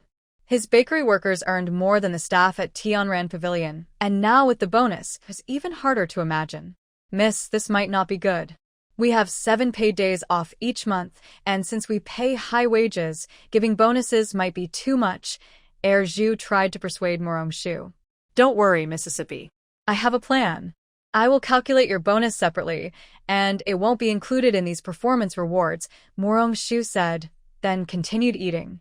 Zhu was so excited that he shed tears. He thought Miss was so kind to him, and he would repay her well in this life. As dinner was about to end, June Mingyue hurried over and went straight to the second floor. Before she arrived, her voice was heard. Sure, come with me to the palace. Mother consort ate some sweets not long ago and started to. Miss, be careful. You two must always take good care of Mississippi. Little Ta decided to stay and help calm everyone with her brother, so Miss wouldn't have any worries. Don't worry, Mississippi. I will make sure everything is arranged, said Zhu, promising his young lady. The procedures in the shop are strict, and he believes the problem isn't on their side. I'll go with you. Miss Song, please help take care of Yuer, when Jing said, worried that Shu might not handle things well, so he decided to go with her to the Zhenshan mansion. Sure, I want to go with you too. Marusi Shu also wanted to go, but Shu stopped her. Brother, let's you go with me. Please help send my cousins and everyone back safely, Shu said. She didn't know how long she would be at the mansion, so she asked her older brother to handle the aftermath. You don't need to be so nervous. I just think Shuer is good at medicine, and Mother has been eating the prescriptions she made. I came to see Shuer, not because there's a problem with the desserts. Father and I are both fine. Ju Mingyue saw everyone so worried and hurried to explain. It seemed like she came at the wrong time. If she brought Shuer home, would Mother scold her? Princess, let's go. Didn't you say the queen consort has been vomiting? You should go see what's going on, Shu said, noticing that June Mingyue was genuinely not malicious.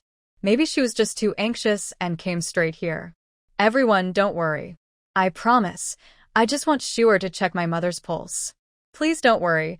June Mingyue reassured everyone, and they finally relaxed. Let's go, Shu said, pulling June Mingyue to the door.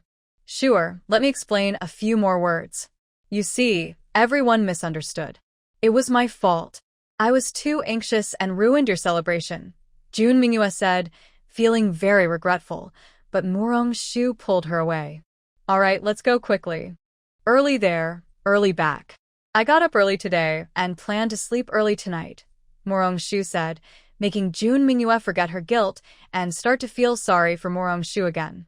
When they got on the carriage, June Mingyue noticed when Jing following and asked uncertainly, Third young master one, are you also going to the mansion? Of course. It's so late, I don't want Shuer to go alone, when Jing replied and went straight onto his own carriage. Princess Mingyue was stunned. What does she mean, not trusting Shuer alone so late? Isn't she a person too? Shu looked at June Mingyue with a doubtful expression and then at Wen Jing's carriage. She was the first to get on the carriage and said to June Mingyue, Princess, please get on the carriage quickly. June Mingyue, filled with self-doubt, got into the carriage. On the way to the Prince of Jinshan's residence, Shu asked about the situation of the princess consort, but unfortunately, June Mingyue didn't know much, so she could only wait until they reached the residence to find out the details. While June Mingyue was visiting Shu, the princess consort vomited twice again. The Prince of Jinshan was very anxious. He wanted the family doctor to check on her, but now only Shu was trusted. Go and see if the princess has brought Miss Murong in, the Prince of Jinshan ordered his attendant. The attendant didn't dare delay and ran out immediately.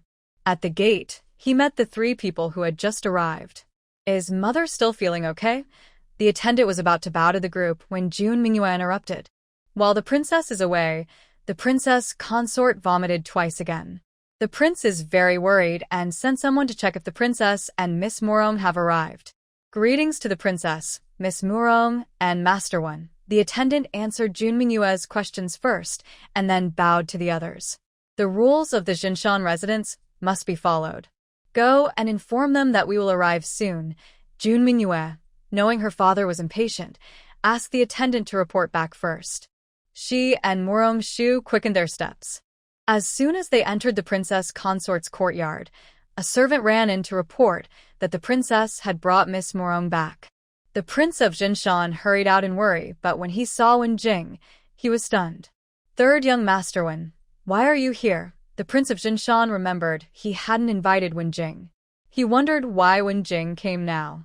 The princess consort was unwell, and he didn't feel like entertaining guests. Prince, you don't need to worry about third young Master Wen. The princess consort's health is more important. I'm here to accompany Shuer, Wen Jing said sincerely. He truly came to be with Morong Shu, and didn't expect the prince to entertain him. The Prince of Jinshan looked at Wen Jing and then at Morong Shu, thinking that the young man had good judgment. It seemed he had his eye on Miss Morong. Wen Jing stood confidently, allowing the prince to look him over. He liked Morong Shu so much that he wanted everyone to know. Father, why are you looking at third young Master Wen? Don't delay Shuer giving the princess consort her pulse, June Mingyue said anxiously, noticing her father was not entering the house, but was observing Wen Jing. Hearing that Wen Jing might delay checking on the princess consort, the Prince of Jinshan stopped looking at Wen Jing and quickly told Morong Shu, Miss Morong, please check on the princess consort quickly. Mingyue said she vomited twice while waiting for you. Prince Rong Shuer will first check the princess's pulse, Morong Shu said without waiting for the Jinshan king to respond, then walked directly toward the princess's bedroom. The miss is right. It's important to check the princess's pulse first, the Jinshan king said, quickly heading toward the bedroom. Shia, hello, Aunt Ning. How are you feeling now? Morong Shu saw that Princess Ning, looking very pale and possibly just vomiting, was lying on the bed, looking very tired. Aunt Ning tried to sit up, but was stopped by Morong Shu. Aunt Ning, lie down quickly. Let Shuer check your pulse. Good girl? Thank you for your trouble, Aunt Ning said, knowing that Morong Shu's shop was opening today and she must be very busy, yet she still came to see her. She felt a bit guilty. It's not a problem. I should have checked Aunt Ning's pulse earlier, but I've been very busy lately, Morong Shu said, sitting by Aunt Ning's bed. Aunt Ning cooperated by extending her hand, and Morong Shu naturally placed her hand on her pulse. The Jinshan king came in, wanting to say something, but saw Morong Shu already checking the pulse and wisely kept silent, not disturbing her. Thinking about his daughter and Wen Jing still being in the yard, the Jinshan king turned and left. At this moment, Princess Mingyue and Wen Jing were staring at each other. Princess Mingyue felt it was inappropriate to stay inside with Wen Sangongzi alone, and it would be rude to stay there with him. Just as Princess Mingyue was feeling very conflicted, the Jinshan king came out. Father, you're out. That's great. I will go in and accompany mother. Come back. Miss Morong is checking your mother's pulse. Don't go in and cause trouble, the king said. Seeing his daughter about to go in, the princess had to obediently step back. Now, the three of them stood in the yard, staring at each other. On Morong Shu's side, when her fingers touched Princess Ning's pulse, she understood everything. To be sure, she carefully checked again. The pulse was very smooth, like a rolling bead, spinning in a plate, fast, shiny, and smooth. The pulse was strong, swirling, quick, and continuous without stopping. Morong Shu felt 2 positive pulses and was very happy. It showed that the princess had been cooperating well with her health adjustments. After checking the pulse, Morong Shu smiled and said to the maid beside the princess, Please go and call the prince in. I have something to tell him. Madame thought the princess's health was suddenly bad, and her face turned pale. She wanted to ask Morong Shu about it but was interrupted by Ning Ran, who said, Listen to Miss Morong. Go call the lord of the king to come in. The princess also didn't know what was wrong with her body, so her first thought was not to worry her daughter. She asked the maid to only call the Prince of Jinshan. The maid received her lady's order, bowed, and left. Soon, the lord of Jinshan entered, leaving only Princess Mingyue and Wen Jing. Princess Mingyue was very anxious and upset, wondering why only her father was called and not her. As soon as the lord of Jinshan came in, he hurriedly asked, Miss Morong, has the princess's health problem been diagnosed? Seeing how worried the lord of Jinshan looked, Morong Shu knew he truly cared about the princess. She nodded firmly, then saw his face turn pale quickly.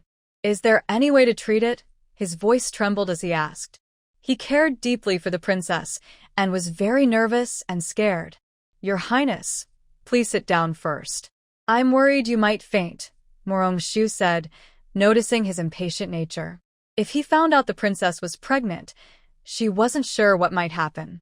Bring a chair for the lord, Ning Ran ordered the maid nearby.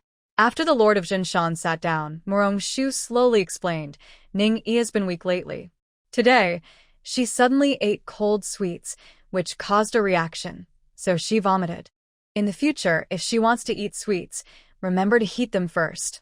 From now on, you must carefully check everything the princess eats. No cold food allowed. Do you understand? The Lord of Jinshan instructed the princess's maid. I will remember, Your Highness, the maid replied quickly, knowing how much the prince cared about the princess. Another thing is that Ning-yi is pregnant, but the pregnancy is a bit unstable. She needs to rest in bed for a while. I will prescribe some medicines to help maintain the pregnancy, and she must take them regularly. When Morong-shu checked Ning Ran's pulse earlier, she noticed it was a little irregular. That was the real reason she called the Lord of Jinshan in. After she finished speaking, the room fell into silence. Ning Ran was the first to react. Excitedly, she asked, Sure, are you saying I am pregnant? Yes, Ning-yi.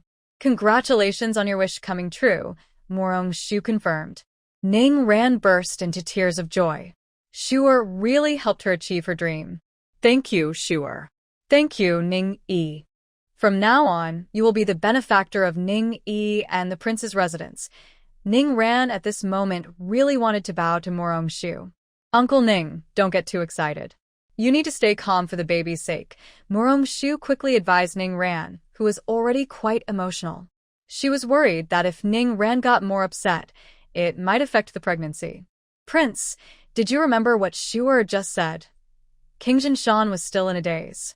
His wife was pregnant. Could he have drunk too much today? But he hadn't been drinking. Me and the princess are having another child. Didn't you say she couldn't get pregnant again? King Jinshan felt conflicted. He wanted his wife to be pregnant but also worried about it, especially since he was frightened when their son Mingyu was born. I've been helping the princess improve her health. Once she's better, she'll naturally get pregnant. Morong-shu looked like she was thinking, isn't it obvious that she's pregnant now? Will this affect the princess's health? Although this child was very precious, he cared more about Ning Ran's health. It's not a big problem. Her pulse isn't very steady right now. For the next month, Ning Auntie needs to rest more and stay in bed as much as possible. After that, she'll be fine. Sure, I won't find it hard. I can do it. Ning Ran was still very excited. Not being able to have another child for the prince had been her lifelong worry. Now she was willing to stay in bed for a month or even go through childbirth. Ranner, thank you for your hard work. King Jinshan knew Ning Ran's worries, so he felt relieved after hearing Morong-shu say there was no danger. Miss Morong, please prescribe some pregnancy-safe medicine for the princess, the prince earnestly requested. He remembered everything Morong-shu had just said. Prince, there's no need to rush. I will come again tomorrow morning to check on the princess.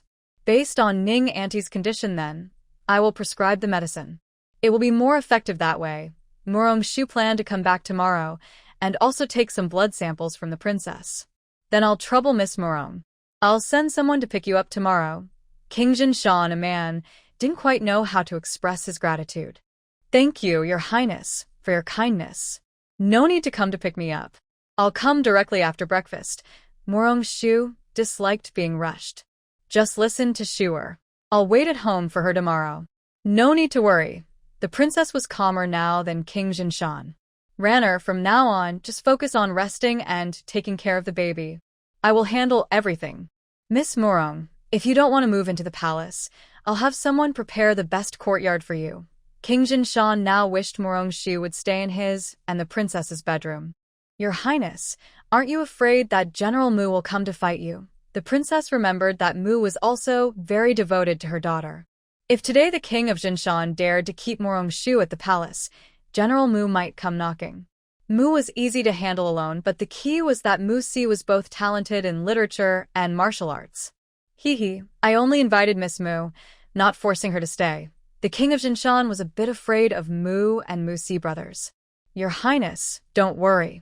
If needed, you can send someone to Mu's house to find me. I will also regularly come to check Ning Yi's pulse. Morong Shu truly liked Ning Ran and hoped she could fulfill her wish and have a smooth delivery. I will go personally. They are not faster than me. Starting tomorrow, I will ask the emperor for leave.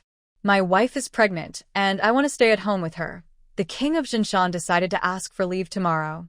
Miss Mu, and those precautions you mentioned, I will remember everything, said the king of Jinshan, determined to do whatever Morong Shu suggested. Your Highness, when Ning Er's wife was pregnant, Shu wrote a list of precautions for him. Maybe you should copy it out, Morong Shu suggested, thinking it would be most convenient. Then I will go see Ning Er tomorrow. The king of Jinshan wanted to go now but saw that it was late, so he changed his mind and said tomorrow. Your Highness, have you forgotten someone? Morong Shu asked with a playful smile. Shouldn't you first inform Princess Mingyue? Morong Shu's words made the king of Jinshan think of his precious daughter, Jun Mingyue. I'm so happy that I forgot for a moment. I will go tell her now. Mingyue will definitely be very happy. The family's shared wish was to have another child, so the king of Jinshan knew his daughter would be happy. Ning Yi, rest early today. I will go back first and come to check on you tomorrow, Morong Shu said, knowing there were others waiting for her, so she politely took her leave. Thank you, Shu. Your Highness, please see Shu off. Ning Ran, unable to get out of bed, asked the king of Jinshan to accompany her. Miss Mu, I will see you out. The king of Jinshan stood up to Morong Shu, but was stopped by her. Your Highness, please stay. It's better to spend more time with Ning Yi. Later, Princess Mingyue can send me out, Morong Shu said, feeling that as a junior, it was not appropriate for the king of Jinshan to see her off. All right then. Maids, go inform the princess to send Miss Mu and Third Lord when out of the palace. The king of Mount Zhen was already worried about the princess. Now that his daughter was going to deliver a message, he could stay with the princess. Anyway, whether his daughter knew about the princess's pregnancy a little earlier or later didn't seem to matter much. I will go inform the princess now. Miss Mu, please follow me. The maid accompanied Morong Shu as they left together. The king of Mount Zhen stayed directly at the princess's place. In the yard, two people stared at each other. When Morong Shu came out, Jun Mingyue eagerly stepped forward and asked with concern, Shuer, how is my mother? Don't worry, she's fine, Morong Shu reassured her. The prince and princess asked you to replace them in sending Miss Mu and Master when out of the house, the maid honestly reported. Mainly, she was worried about her own princess and wanted to go back to serve her. I understand. You go and report to father and mother. I will send them out now, Morong Shu said. Even if the king of Mount Zhen and the princess didn't give instructions, she would still send Morong Shu, since she personally brought her from Tianran Pavilion. Princess, Master Ziyu, and I will go back first. Everyone might still be waiting for us at Tianran Pavilion, Morong Shu said. She had some business at her shop today and was in a hurry to return. Sorry, Shia. It's all my fault. I suddenly brought you here. Today is your shop's opening day, and you're already busy. I've caused trouble and made everyone worried. Jun Mingyue felt even more guilty now that she knew her mother was fine. Why are you apologizing to me? I'm not mad at you. Let's go. Morong Shu saw Jun Mingyue feeling guilty again. She held her hand, comforted her, and walked out together. When they left the gates of Mount Zhen's palace, everyone was stunned. The carriages from the Mu family, Wen family, Song family, and Lu family were all parked at the palace entrance. Morong Shu also heard her second uncle, Mu Si, speaking impatiently, Shuer, why aren't you out yet? If Mount Zhen's king dares to trouble Shuer, I will fight him. The palace gate opened, and Morong Shu came out. Everyone rushed forward to greet her. Jun Mingyue and Wen Jing were pushed to the side. Jun Mingyue's lips twitched. She had only asked Shuer to see the princess, so why did second uncle Mu seem to think he was kidnapping Shuer? Shuer, are you alright? Second uncle and big brother came to pick you up, Mu Si said happily. pushing to the front. He looked her over carefully, making sure she wasn't upset before he relaxed. Thank you, second uncle. Father and everyone, Shuer is fine. It's the princess who isn't feeling well. Shuer just came to check her pulse, Murong-shu replied. Murong-shu smiled and explained to everyone that it was impossible not to feel touched by so many people's concern. Everyone wait a moment. I need to say a few words to the princess. Murong-shu remembered she hadn't yet told June Mingyue about the pregnancy of the princess consort. Sure, I'm here. Do you have something to tell me? June Mingyue finally pushed forward openly and honestly, and the others listened curiously. Murong-shu leaned close to June Mingyue's ear and whispered, so only they could hear that the princess consort was pregnant, which was why she was vomiting. Then everyone saw June Mingyue first stunned, then overjoyed, and finally she ran back to the palace in a flash, leaving everyone else feeling confused. Everyone worked hard today. Thank you, Shuer. I'll invite you all to gather another day. For now, go home. Murong-shu saw Lu Rian, her older brother Lu Qingchuan, Song Irand, some cousins, and second Master Wen. They could be considered representatives of the Song, Lu, and Wen families. If she was troubled today at the Jinshan Palace, they would all stand by her side. Since Miss Murong is fine, we'll head back first. Ziyu and second brother will go home together. Yuer didn't explain everything clearly, and the whole family is waiting for you. Second Master Wen finally relaxed and told himself that he should think carefully before believing children's words, like the story about Murong's sister's sweets making the princess consort, or the princess consort capturing Murong's sister and the third uncle, which caused chaos in the Wen family. Sure, my older brother and I will go back first. Let's meet again when we have time. Lu Rian finally relaxed her worried heart. Sorry to worry Sister Rian and Brother Lu. Murong-shu sincerely thanked them. Sure, we're also going back now. If we don't leave soon, father and older brother might come. Song Iran sent someone back to the house to report. Since father and older brother weren't home, grandmother sent the younger brothers over. At this moment, father was probably on his way here. Please ask my maternal grandmother to pass on my regards. Grandfather as well. The pills I prepared for their health are almost finished. In a few days, I will go to check their pulses. Murong-shu knew that everyone on her maternal side was very kind to her, especially her grandparents who were old and worried about her. Grandfather and grandmother will be happy if they know you're coming, Song Iran said sincerely, not exaggerating. Her cousin was truly favored.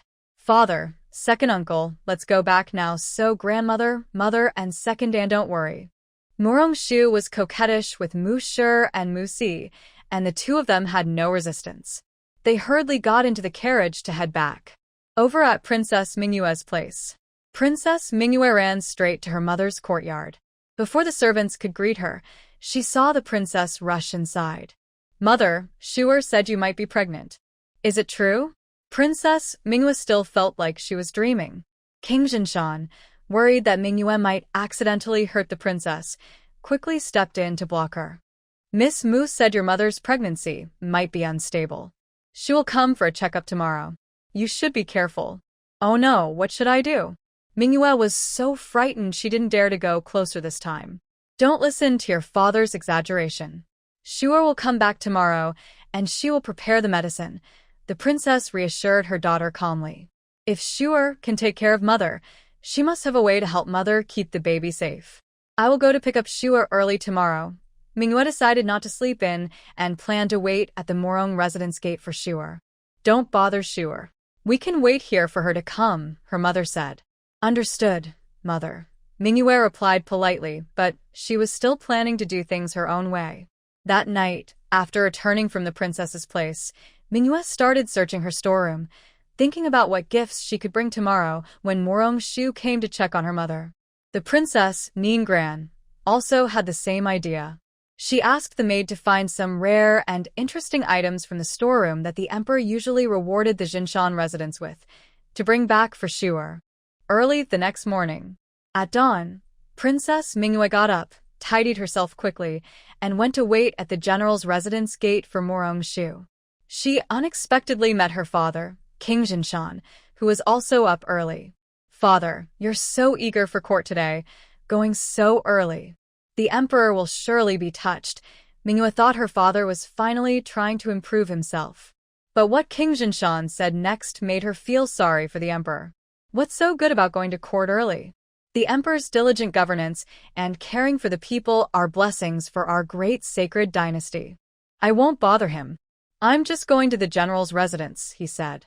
Father, it's better to wait at the palace gate for General Mu. He's more active than you, Manhwa suggested, thinking her father was going to find General Mu. Father isn't going to see him for any reason. He's waiting for Shuer. Your mother told me not to disturb Shuer, so I'll just wait at the gate, King Jinshan explained with a smile. Really? I am also here to wait for Shuer at the general's residence.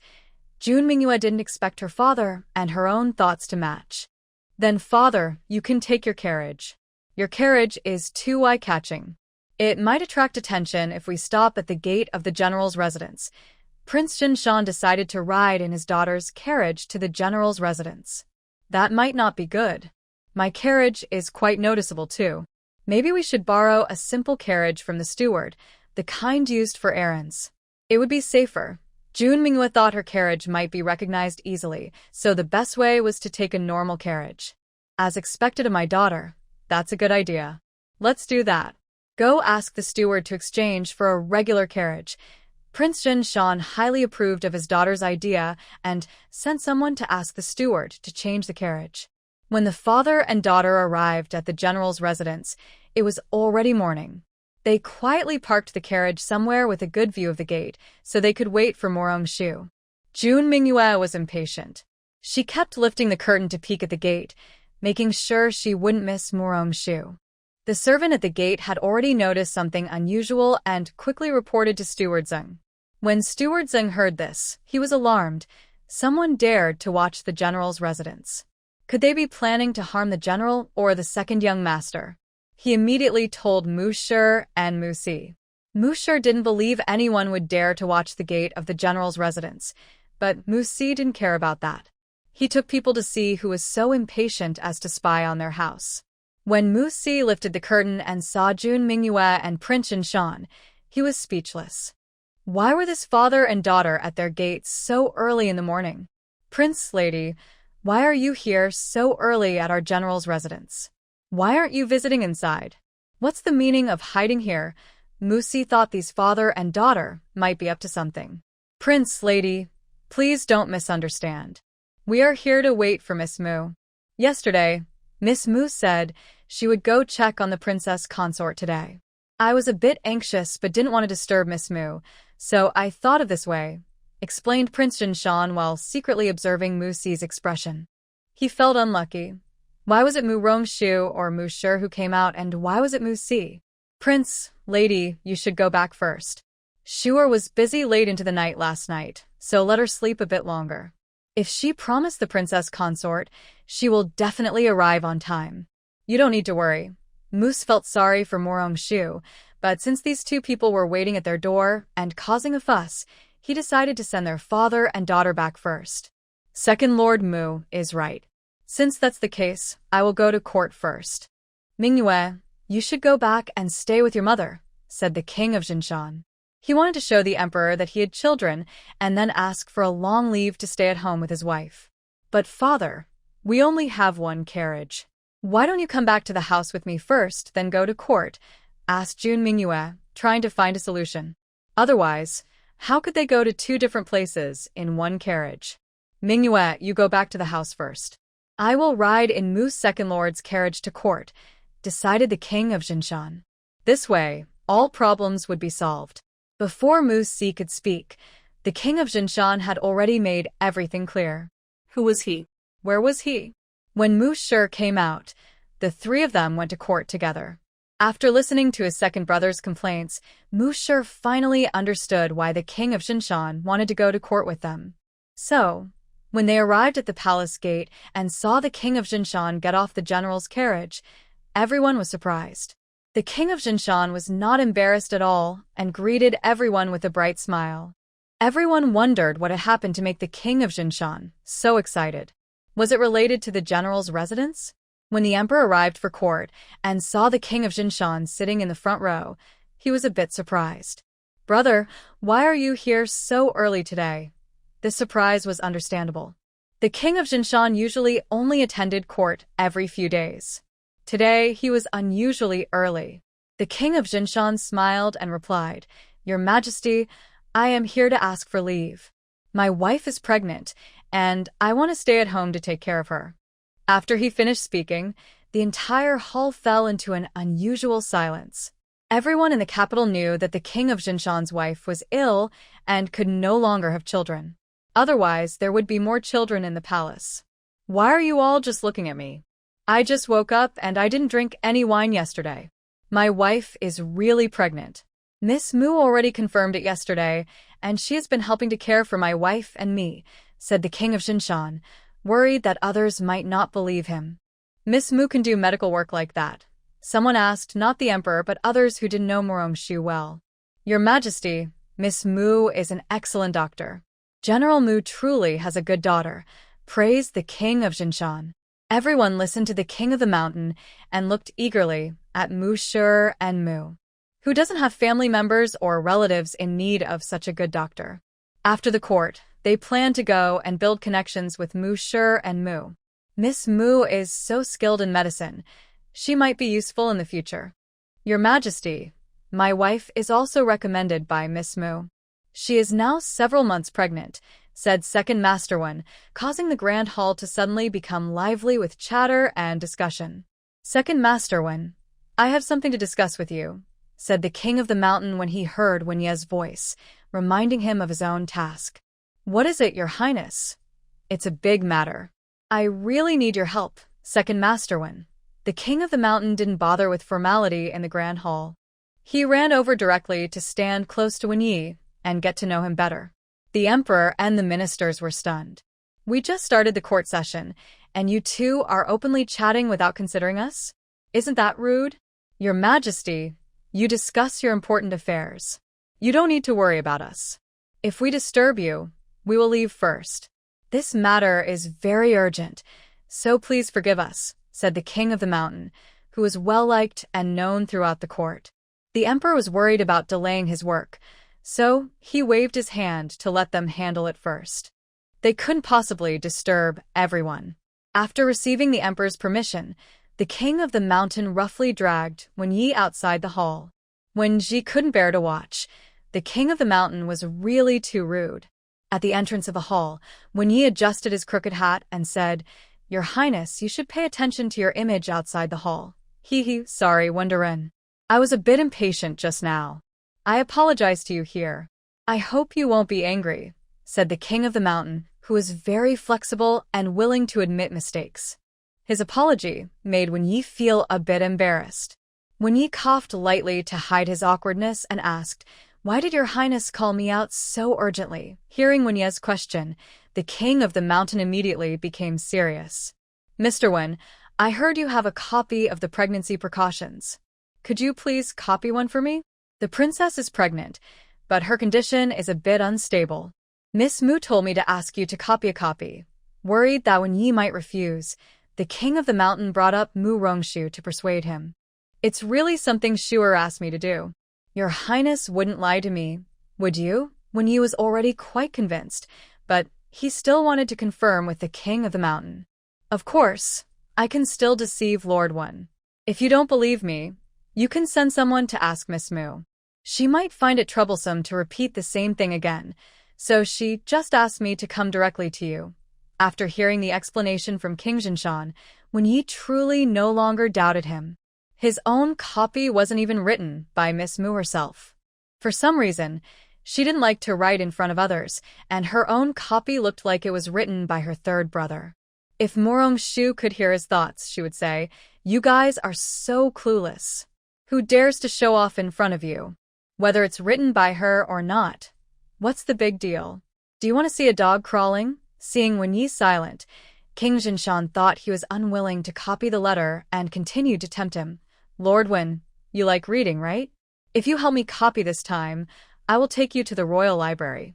You can borrow some books you like.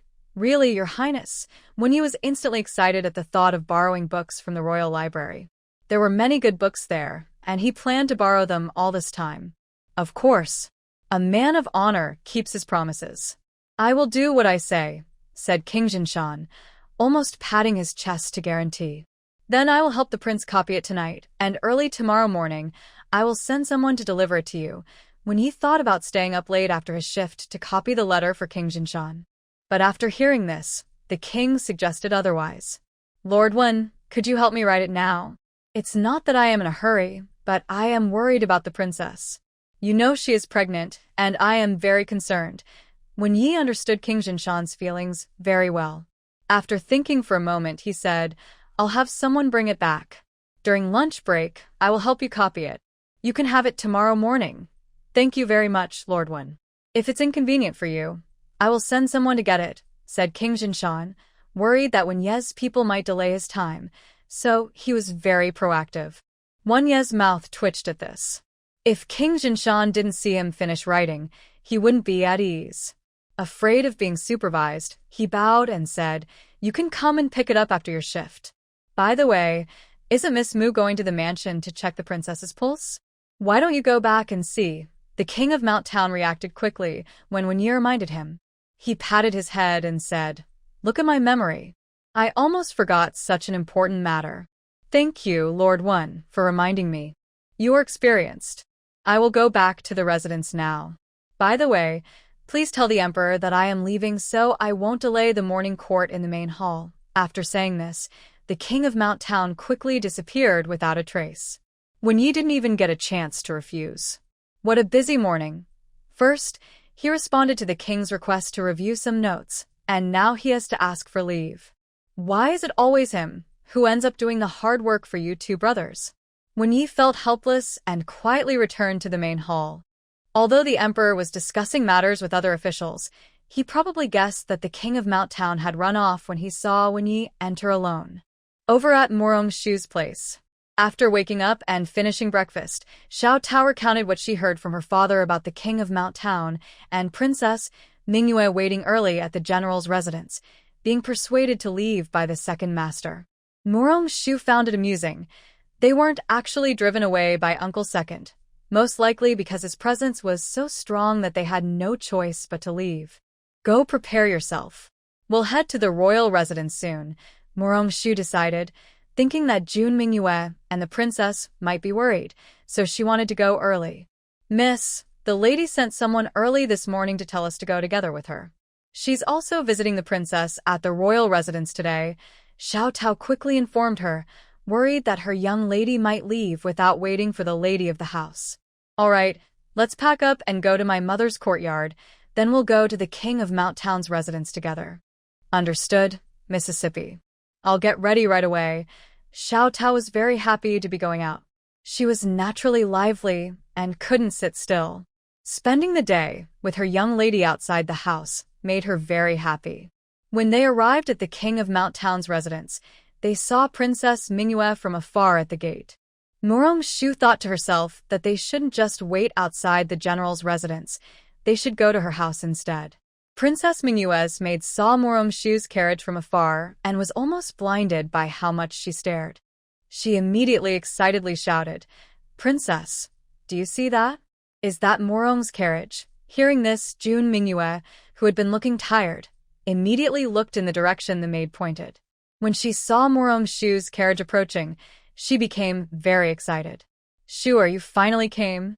I'm so happy. When the car door opened and Song Wei saw inside, Jun Mingyue quickly bowed and said, Aunt Song, you are here too. Mingyue misses Aunt Song very much. If mother knew Aunt Song was here, she would be very happy. But just now, I heard the princess say Shua was coming, and she was so happy. Song Wei was charmed by Jun Mingyue and teased her playfully. Everyone's happy. Everyone's happy. Aunt Song, let's go inside quickly. Jun Mingyue held onto Song Wei, acting cute, and they all headed into the house. When they arrived at the princess's courtyard, the princess had just eaten a little. Her appetite had been poor these days, and she couldn't eat much. Plus, Morong Shu had told her yesterday not to get out of bed, so she had even less appetite. Mother, is the food not to your taste? I'll ask the kitchen to prepare something else, Jun Mingyue said with concern as she saw her mother only eating a few bites. No need. Mother can't eat much right now.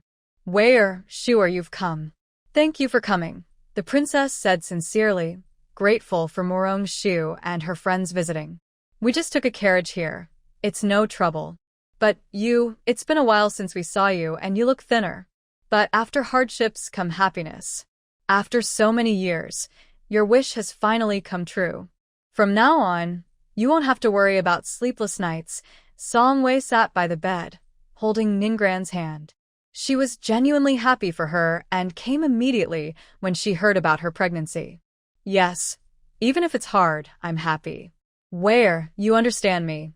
Ninggran's eyes glistened with tears. Her friends understood her and always supported her. Over the years, many people advised her to give up, and this matter had almost become her obsession. All right, you can't cry, or the baby will be a little crybaby in the future. Song-wei quickly advised when she saw Ninggran about to cry. Where, I'm really happy, I know. First, let Shure examine you. Then prepare some medicine to help you recover. I promise everything will go smoothly with the delivery. Song-wei was very confident in her daughter's medical skills. She believed Morong-shu could help Ninggran. Yes. I only trust Shure now. This child is a gift from Shure to me and the prince. We are very grateful. Ninggran spoke honestly. Morong-shu's position in her heart was now the highest, even more than the prince and Manhwa. It's because you and the prince are lucky, Song-wei said with a smile. How can you refuse to admit that our Shure is excellent? When Shure wasn't back, how could the prince and I have had this blessing? Ning smiled and teased Song-wei. Aunt Song, you shouldn't be modest. Shure is truly a blessing to our mansion, Jun Manhwa said affectionately to Song-wei. Mother, princess, please go ahead. I need to check Aunt Ning and see how she's doing. Morong-shu quickly interrupted, worried that Jun Manhwa might continue talking and make her feel embarrassed. Checking is important. Manhwa and I will step outside first, Song-wei said, understanding that the examination was private. She took Jun Manhwa out to keep the process secret and to guard the door. Sure, if you need us, just call. We're right outside. Jun Manhwa wanted to stay, but she knew the rules of Morong-shu's medical practice, so she had to wait outside. Morong-shu handed the blindfold to the princess. Remembering the last experience, the princess took it and put it on. Then she said to Morong-shu, Sure, Aunt Ning is ready. If you need any help, just tell her. Aunt Ning, don't be nervous. Relax. We will do a checkup soon to see how the baby is doing, Morong-shu said softly while adjusting the equipment and comforting Ninggran. Sure, don't worry. Aunt Ning won't be like last time. Ninggran remembered her first experience of cooperating wasn't very smooth. Aunt Ning, we will do this checkup again in the future, so you'll get used to it, Morong-shu said with a smile, feeling like she was back working in a hospital. After the ultrasound, the fetus was developing well. To be extra sure, Morong-shu also took a blood sample from Ninggran, mainly worried that low progesterone might cause pregnancy issues. Ninggran only felt a little pain when the blood was drawn. When Morong-shu explained that it was to check for pregnancy stability, Ninggran thought it was worth it. After finishing these tests, Morong-shu called Song-wei and Jun Manhwa inside. As soon as Jun Manhwa entered, she asked anxiously, Sure, is my mother and the baby okay? Currently, the tests show no major problems. I just drew some blood from Aunt Ning to investigate the cause of pregnancy instability. I need a quiet, undisturbed room now, Morong-shu explained, requesting a private room to analyze the princess's blood in her space hospital. Hearing that blood was also being tested, Jun Manhwa felt a little worried. But when she heard Morong-shu's request, she immediately said, Sure, go to my courtyard. Stay as long as you want. I'll have everyone leave and assign guards to ensure you won't be disturbed. Then I will trouble the princess. Let's go now so we can get the results before lunch. Morong-shu is very concerned about the situation with the princess. Mother, I will take Shure first. You and Aunt Song can stay here and chat. Jun Manhwa greeted Ninggran and Song-wei before taking Morong-shu away. So, when King Jinshan returned from the palace, the checkup was already finished.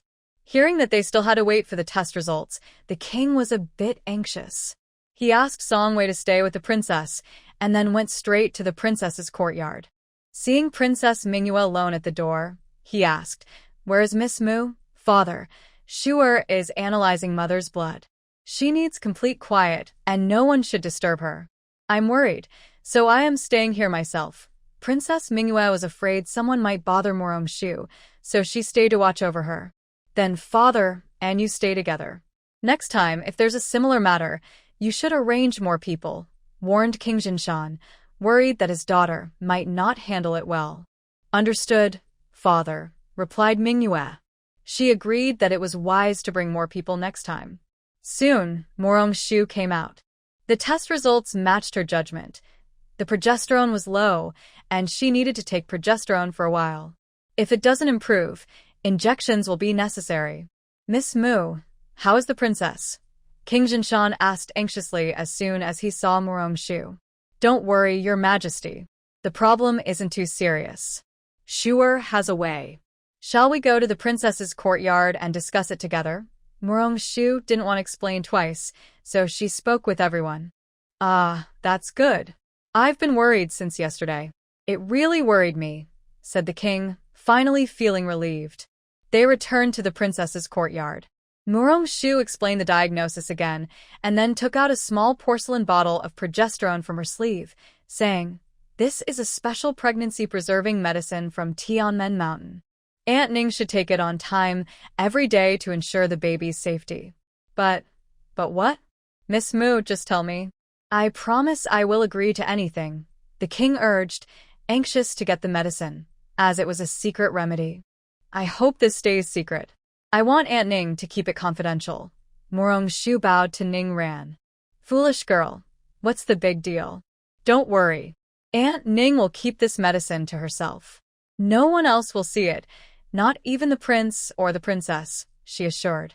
"Miss Mu, don't worry. Mingyue and I promise not to look." Yes, sure, don't worry. "I won't look," Morong Shushin thought. "As long as you're happy, that's good." She was originally worried that the king of Jin Mountain was spreading rumors everywhere, but now this is fine. Let's leave it at that. Song Wei hadn't seen Ning Ran for a long time, so today the princess Ning Ran invited her and Morong Shushin to stay at the residence for lunch. Morong Shushin knew Ning Ran's appetite had been poor recently, so she took the initiative to go to the kitchen and learn a few simple dishes suitable for pregnant women. "Aunt Ning, I see you haven't had much appetite lately. How about Shuer goes to the kitchen to make some tasty home-cooked dishes for you to try?" Morong Shushin thought it was polite to ask the lady of the house first, so she wouldn't seem too forward. "Shuer can do that? But she's already been busy all morning. Would cooking again tire her out?" Ning Ran had no appetite lately, but deep inside, she longed to eat something. "It won't, Aunt Ning. Besides, there are many helpers in the kitchen. Most of the work is done by the cooks. Shuer just needs to teach them," Morong Shushin said with a smile. She had planned it this way. She would handle the key steps, and the kitchen staff would take care of the rest. Then it will be you, Shuer. Mo, take Shuer to the kitchen and let them help her fully." The princess ordered her maid to go with Morong Shushin, mainly because she was worried the kitchen staff wouldn't listen to her. "Mother, I'll go with Shuer and learn from her. In the future, if mother wants to eat something, Mingyue will make it for you." June Mingyue spoke up before the maid could answer. She wanted to accompany Shuer. "Then let's go together." Morong Shushin agreed immediately. She wanted to do something for her mother, and Mingyue was loyal and eager. Morong Shushin couldn't bear to refuse either of them. Miss Morong, this way, please." The maid excitedly led the way. God knows how worried she was that the princess hadn't been able to eat lately. Today, she was determined to learn from Miss Morong. "Shuer is the best," June Mingyue said happily when she heard she could go too. She linked arms with Morong Shushin and headed to the kitchen. Look at her, still acting like a child. Ning Ran watched the lively June Mingyue and couldn't help but sigh to Song Wei. She's still a child. Look at Shuer, she's just the same, Song Wei said happily, seeing how close the two young girls were. Wei, do you have any plans for Shuer's marriage? I noticed that the third Marquis seems to have a special interest in Shuer. Is he pursuing her? It's not gossip, anyone with eyes can see that. Ronner, To be honest, Shu's marriage is not something her father and I can decide. Everything depends on fate. Her master, Shanggu Daoist, once said that only when she meets her destined person will her life be smooth. Songwei looked a bit worried when she said this. She didn't know how to find this destined person. Then is when Sangongzi her destined one. Ronner felt anxious for Morong Shu after hearing Song Wei's explanation. Well, we don't know. Maybe fate has already decided. I don't have many requirements for Shu's partner. As long as he can keep my daughter safe and happy for life, whether he's a noble or a commoner, our Mu family is willing. Where? Don't worry. Shu will find that person. Ronner comforted her friend, though she secretly thought when Jing seemed more like the destined one. Ronner, now you're pregnant again. Are you planning to find a husband for the princess? The king of Jinshan had been talking about this for years, so Song Wei believed it. Why do you believe the prince's joke? I never planned to find a husband for Manhwa. I want her to find her own happiness, not sacrifice herself for the palace. Ronner felt upset when she thought about her daughter not wanting to marry and just wanting a husband. She understood her daughter's feelings but couldn't accept her sacrifice. Because the prince kept talking about it, I thought it was your joint decision. In the future, I will find suitable candidates for Manhwa to consider, Song Wei joked with a smile. You love matchmaking so much. I'll talk to Manhwa about it. You should keep an eye on her first. I might not be able to go out for a while. Ronner entrusted this matter to Song Wei. Don't worry. I promise to find someone who will love her as much as her father does. They both smiled. At this moment, Morong Shu and Princess Manhwa arrived at the kitchen. The kitchen staff grew tense when they saw the stewardess and the princess's maid coming together. Could something have happened? Everyone, don't be nervous. This is Miss Mu. My mother hasn't been feeling well lately, so she's here to teach you some tasty dishes. Whoever is good at cooking can come learn. The rest, go to your own work, Jun Manhwa explained directly to ease their worries. Servant Chuer is willing to learn from Miss Mu. A cook named Chuer stepped forward immediately. How is your cooking skill? Morong Shu wanted to ask about some basic skills, so she wouldn't teach slowly, without knowing anything. Before her family fell on hard times, she ran a small tavern, and the dishes there were cooked by her and her father. Chuer explained this to Morong Shu. All right, then you can do it. Find someone quick and able to light a fire and wash vegetables, Morong Shu said, needing someone to help with chores. Little Red is willing to follow Miss Morong's orders. A slightly thin girl stepped forward. Morong Shu looked her over. She seemed to be a quick and capable girl. Both of you come with me. The others, go ahead and do your work, Morong Shu said, leaving them and sending the rest to their tasks. She couldn't delay the whole kitchen process. What ingredients are available in the kitchen today? Morong Shu first asked Chuer about the ingredients. Sure, check if there's anything you can use. If not, I'll arrange for someone to buy more. Princess Manhwa was worried the ingredients might not be enough to let Morong Shu do her best. Don't worry, Princess. I'll go check first. It might be too late to buy now, but we can still make delicious food with what's available in the kitchen, Morong Shu reassured her, noticing Princess Manhwa was eager to buy ingredients immediately. Yes, listen to Shuer. Both of you, follow Miss Morong. When it's done well, I have a reward for you. Princess Manhwa emphasized again to Chuer and Little Red. Yes, Princess.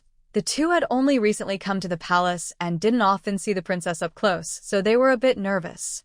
Seeing their nervousness, Princess Manhwa thought she might have been too stern and tried to smile kindly, but it only made the girls more nervous. She could only follow Morong Shu to choose ingredients, while the maid behind them watched, amused. Her lady was so adorable. She planned to tell the princess about the funny things happening here to make her happy. She hoped the princess's pregnancy would go smoothly and give birth to a little prince, making the palace even more perfect. Morong Shu wandered around the kitchen and found it was indeed well stocked, with fresh ingredients. There were even a few fish swimming in the water tank. Sure, do you think this is enough? Princess Manhwa looked around but still felt it was too little. She wished she had told the steward to buy more. The princess's ingredients are already quite abundant. Today, I promised the princess a delicious feast, and I'll also prepare some of her favorite dishes, Morong Shu said. trying to reassure her. Morong-shu playfully winked at Morong-shu. Today, mother is the most important. I am not. Sigh, she has been vomiting after eating these days. Father and I are very worried. Jun Mingyue usually loves to eat, but these days she feels very sad seeing the princess after meals. Then I will cook a few more dishes today so you and the prince can eat more. That way, you'll have more energy to take care of the princess. Morong-shu understood Jun Mingyue's feelings, so she decided to prepare more dishes since the palace has plenty of ingredients. Thank you, Shuer. I want to help too. When Morong-shu heard about making more dishes, she eagerly wanted to help. Morong-shu was very happy to have Jun Mingyue join, so they all started choosing ingredients. Madam, does the princess have any food restrictions? Morong-shu asked as she picked ingredients. The princess doesn't like duck meat. Other than that, she doesn't have any special dislikes. The maid was very helpful and answered all of Morong-shu's questions. With her help, Morong-shu quickly selected the ingredients. Today, Morong-shu planned to make pickled vegetable and crucian carp soup, sashimi congee, tender steamed eggs, chicken soup with small wontons, sweet and sour ribs, steamed base, braised pork, and sliced meat in hot oil. Of course, the last two dishes were made according to Jun Mingyue and the king of Jinshan's tastes. Morong-shu learned from the maid that the princess prefers light flavors, but the king of Jinshan and Jun Mingyue like spicy food, so she prepared these dishes for lunch. The pickled vegetable and crucian carp soup is very suitable for pregnant women, but it requires careful preparation. Morong-shu personally handled the fish from start to finish, explaining the purpose of each step as she cooked. Especially when preparing the crucian carp, she emphasized the importance of using a live fish, killing it fresh, washing it several times, and removing the black membrane inside the belly. The most important thing is to avoid breaking the fish's gallbladder during killing. Sure, why do you need to remove this black fish? Jun Mingyue asked curiously, and the others were also interested. Cooking the fish this way makes the soup delicious and not bitter. Also, the fishy line needs to be removed, or the soup will have a strong fishy smell. Pregnant women especially dislike that, so I remove it carefully. Morong-shu not only answered Princess Mingyue's question but also demonstrated how to remove the fishy line. Her skill amazed everyone. They thought Miss Morong was incredible. After preparing the fish, Morong-shu explained the secret of making sashimi porridge to a few people. She showed how to clean the fish, slice the meat, and mix it with soy sauce, wine, and sesame oil for flavor. Then, she explained how to boil plain rice porridge, serve it in a bowl, add the sashimi slices on top, and sprinkle sesame seeds. She also specially taught Chuer how to make soft steamed eggs, so she could prepare them in the mornings for the princess. Morong-shu really liked the chicken soup with small wontons, and she emphasized that the key to its delicious taste was making good chicken broth. Morong-shu explained carefully, and Chuer listened attentively, feeling more amazed at how skilled Morong-shu was. Morong-shu also explained all the other dishes to Chuer in detail. She found that Chuer learned very quickly. She understood almost everything after just one explanation, and she was also very good at cooking. When all the ingredients were ready, Morong-shu started guiding Chuer on how to cook. At first, Chuer was a little nervous, but as she cooked more, she became more confident. When they were about to finish the last dish, Morong-shu asked the old maid to go to the princess's courtyard and inform her that the meal was ready. Since the princess had difficulty walking, lunch was served in Ningran's courtyard. Not long after the maid reported, Morong-shu and Princess Mingyue arrived with a group of servants carrying the lunch.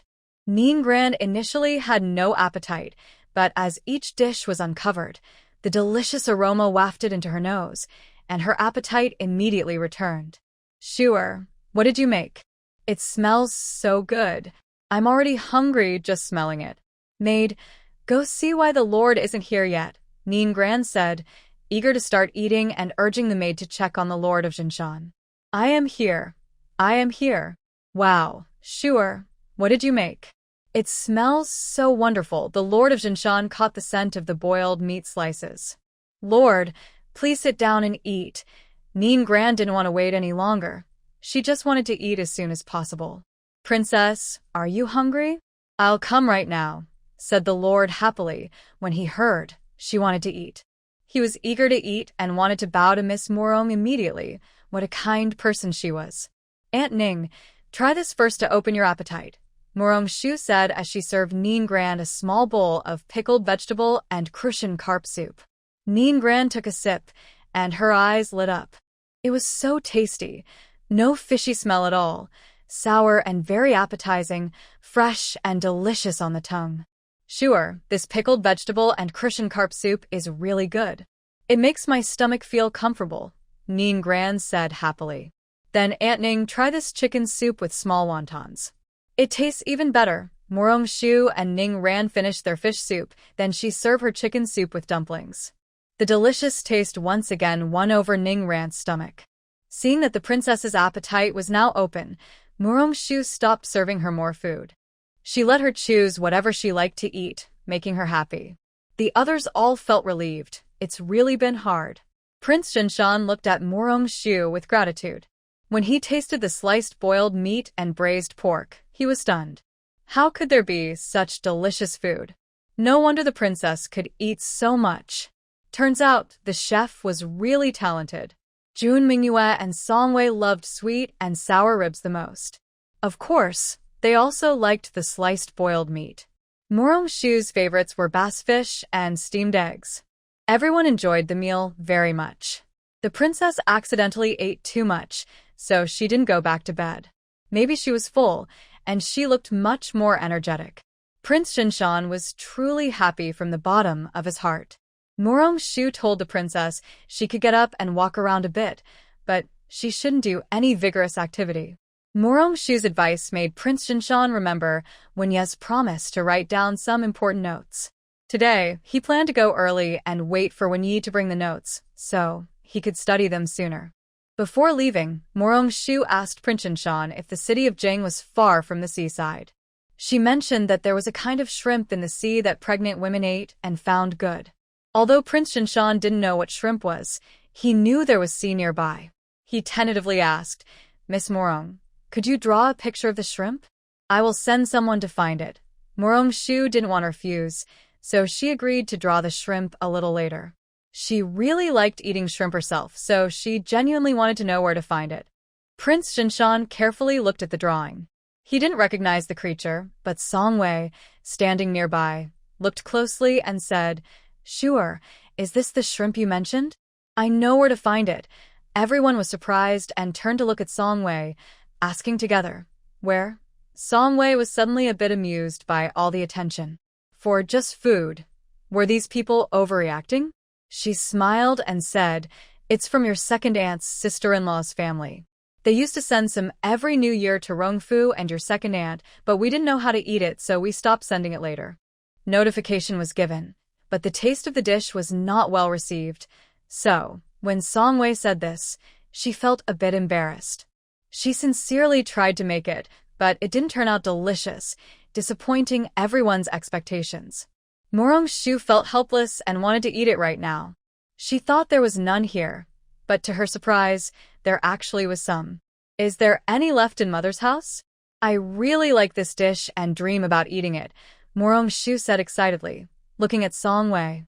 There isn't any left at our house, but you can ask your second aunt to check at her family. The Rong family might have some stored, Songwei said uncertainly, hoping for the best. Mother, let's go back to the house early. When we get there, ask second aunt to find out, Morong Shu said. The affairs at the Jinshan King's residence were already settled. She was eager to go home immediately. You child. Always changing your mind. Your second aunt went to Yinfeng Tower today. Since you're so anxious, let's go straight from the palace to Yinfeng Tower, Songwei decided, knowing how much Morong Shu loved the shrimp. She planned to take her daughter directly to find her sister-in-law Rong Qing. Sure, if you manage to get some, remember to bring some for my mother. Any amount of silver is fine. Prince Jinshan hadn't finished speaking when Princess Mingyue eagerly asked Morong Shu. The prince nodded vigorously beside her. Don't worry, I'll go check today if it's the shrimp I want. If it is, we'll find a way to get some to eat. I tell you, it's really delicious, Morong Shu said, already drooling at the thought of fried and braised shrimp. Sure, I'm counting on you, Mingyue said, almost drooling herself. Rest assured, I'll send someone to inform you once I have news. Morong-shu comforted Mingyue and Songwei. They then rode off in a carriage from the Jinshan king's residence straight to Yinfeng Tower. Today, Rong Qing came to Yinfeng Tower to settle accounts. Rong Yunan and Old Master Rong were also there. When they saw Morong-shu and her companions, they were a bit surprised but quickly went out to greet them. Second aunt, Uncle Yunan, Grandpa Rong, Shuer has something to tell you. Morong-shu didn't beat around the bush. She directly explained her purpose when she saw them. Haha, Shuer, if you need Grandpa Rong's help, just say so, Old Master Rong said happily. He liked Morong-shu very much and was willing to help her. Yes, we're all family. If you need anything from Uncle Yunan, don't hesitate to ask. Rong Yun also loves Morong-shu very much and enjoys pampering her. Uncle, Grandpa Rong, do you recognize this item? Morong-shu took the drawing from Xiao Tao and opened it, inviting Old Master Rong and Rong Yun to come closer and look. Sure, do you want this? Your aunt from my wife's family has something like this. She brought some back when she visited her family. If you like it, I can have someone send some to you. Rong Yun thought Morong-shu wanted to eat it, so he planned to send some home for her. Old Master Rong also had the same idea. Then thank you, Uncle Yun. Morong-shu was very happy to hear Rong family had it. It wasn't as delicious as freshly caught, but it was still satisfying. If I had known you liked it earlier, I would have brought some. Last time I went back, my wife and mother asked me to bring some, but the cooks at the house didn't make it well, and no one liked it. So I didn't bring any. Rong Qing now felt a bit regretful. If she had known Morong-shu liked it, she would have brought some. It's not too late now. Since Shuer likes it, I'll have someone send some to your house right away. If it's not enough, I can also ask the trading team to bring more from there. Old Master Rong decided to give her more because he saw she liked it. Big sister-in-law, look at my dad. Ever since Shuer came back, he's become completely unreasonable. Rong Qing joked with Song Wei. If you like it, Old Master Rong will bring some for you. Song Wei knew her sister-in-law was joking, so she didn't get upset and smiled back. No, I don't like it. Remember last time when the cooks made something that made little six? Rong Qing still had a psychological shadow from that incident. Don't say that so early. If Shuer makes something delicious later, you'll regret it. Song Wei was confident in Morong-shu. Seeing her excited, she believed her daughter could make tasty food. Big sister-in-law is right. Whatever Shuer makes is delicious. I'll take back what I just said. Later, our sisters-in-law will taste it first. No one will compete with us. Rong Qing decided not to tell her husband and sons. She and her sister-in-law would support Shuer first. Morong-shu thought for a moment and asked Old Master Rong and Rong Yun, Grandpa Rong, Uncle Yun, what if we transport these to the capital to sell? Rong Yun and Old Master Rong also felt tempted before, but the taste wasn't very good. People in the capital seemed not used to it, and Rong didn't have the channels for transportation, so they hadn't considered it in recent years.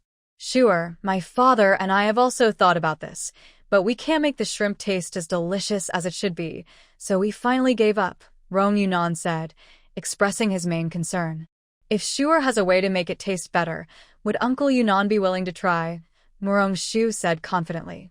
Does Shuer really have a solution? Rong Yunan asked uncertainly. Of course. Shuer has many ways to prepare it. I guarantee everyone in the capital will love it. When the time comes, we can sell it at the Rong family restaurant, and business will be very good. Shuer, there's one big problem: transportation. Our Rong family has always struggled with river shipping, Old Master Rong said with some frustration. If Grandpa Rong is willing to give up 30% of the profit for this business, would you agree? Morong-shu already had an idea and needed to ask Old Master Rong for his opinion. Sure, as long as we can make this deal, even if we give up half the profit, we will still make money. Do you really have a way? Old Master Rong was excited. The Rong family has had trouble with river shipping for a long time. Could Morong-shu have a solution? Seeing Old Master Rong so excited, Morong-shu smiled and said, I plan to involve King Jinshan's estate and Lady One. What do you think, Grandpa Rong? Sure, who are you talking about? Why would King Jinshan and Lady One agree? Old Master Rong was surprised. It was hard to imagine their family reaching out to such high-status people. Yes, that's them. Grandpa Rong, just tell me if it's possible, and I'll think of a way, Murong Shu said with bright eyes, looking at old Master Rong eagerly. As long as Shuer can persuade them, Grandpa would be very happy, old Master Rong said, truly excited. With King Jinshan as a backer, no one would dare to trouble them. Shuer, may I ask why you want to involve Lady Wen? Rong Yunan was a bit confused. Why not just involve Lord Wen directly instead of Lady Wen? Father, you don't need to worry about this. As long as our Shuer prepares delicious food to send to young Master Wen San and the young master of the Wen family, I'm sure Madam Wen will agree to everything. Rong Qing smiled as she spoke to her father. Actually, she wanted to say that young Master Wen San liked her niece very much. If Lord Lu didn't agree, Wen San might even go to the Emperor himself. That will be hard work for Shuer. If everything goes well, please let me know. I will share 50% of the profit, 10% for Shuer, 10 for Qing'er, 10 for Madam Wen, 10 for Prince Jinshan, and 10 for Lord Lu. Old Master Rong was very generous. Grandpa Rong, Shuer doesn't want any of that. She just wants to have some shrimp to eat. That won't do. Whatever you promised Shuer, you must give here. Otherwise, I won't do this business. Without Shuer, this wouldn't work. Yes, Shuer, just listen to your father. Rong Yunan and Rong Qing also urged her, worried she might refuse again. In the end, Murong Shu had to accept. Grandpa Rong was so kind to her, always sharing the profits. If she didn't do this well, she would feel she let him down. Uncle, write up a profit-sharing agreement. Tonight, we will invite Lord Wen and his wife, young Master Wen San, Prince Jinshan, and Princess Manhwa to the Tianran Pavilion for a feast. I will arrange to send the message later. Oh, Grandpa Rong and Uncle Yunan will handle the agreement. If Shuer needs any help, just tell Grandpa. Can I borrow your pen, ink, paper, and inkstone? I want to write a letter to Ziyu, asking him to bring everyone here. That way, we won't have to notify each one separately. Shuer thinks this is the easiest way. Since Ziyu is one of us, he will be happy to help. Shuer also asked Xiaodao to go to the palace and tell Prince Jinshan and Princess Manhwa. When Ningran heard that Shuer was asking for them, he immediately agreed and urged them to go quickly so they wouldn't delay Shuer's plans. When Wen Jing received Shuer's letter, he was in the courtyard teaching little Tuanzi Wenyu to read. After opening the letter and reading it, he smiled. He knew his Shuer was always thinking of him. That's why she invited him to dinner at Tianran Pavilion tonight. As for the other invited guests, Wen Jing believed that Shuer must have had some matter to discuss with them. He thought he was the main person involved. After reading the letter, Wen Jing asked someone to notify the eldest sister-in-law and also sent a servant to wait at the place where the eldest brother was on duty, instructing him to bring Lu Jia's eldest brother along when he went. When Wenji heard his third brother's request, he felt a bit doubtful about life. Why was it so important that they go to Tianran Pavilion and bring his little brother-in-law? Suddenly, he felt uneasy about the dinner. Still, Wenji was worried and asked Lu Ji, "Have you offended my third brother recently?" Lu Ji looked confused. "Brother-in-law, I just took over the shipping affairs last month. I've been so busy, I hardly go home. How could I have offended your third brother? Besides, I wouldn't dare. That's best. Otherwise, I can't help you. My third brother asked us to go to Tianran Pavilion for dinner tonight and told me to bring you along." Wenji finally relaxed, glad he hadn't offended his third brother. Otherwise, it would be awkward to be caught in the middle. Ziyu is inviting me to dinner? Could the messenger have made a mistake? Lu Ji was surprised, not because he was scared, but because it was so sudden. He hadn't seen the third young master recently, and hadn't spoken ill of him. Exactly. Finish your work quickly, so we can leave early, Wenji said, worried Wen Jing might be waiting impatiently. He decided to leave work early. Brother-in-law, isn't that a bit inappropriate?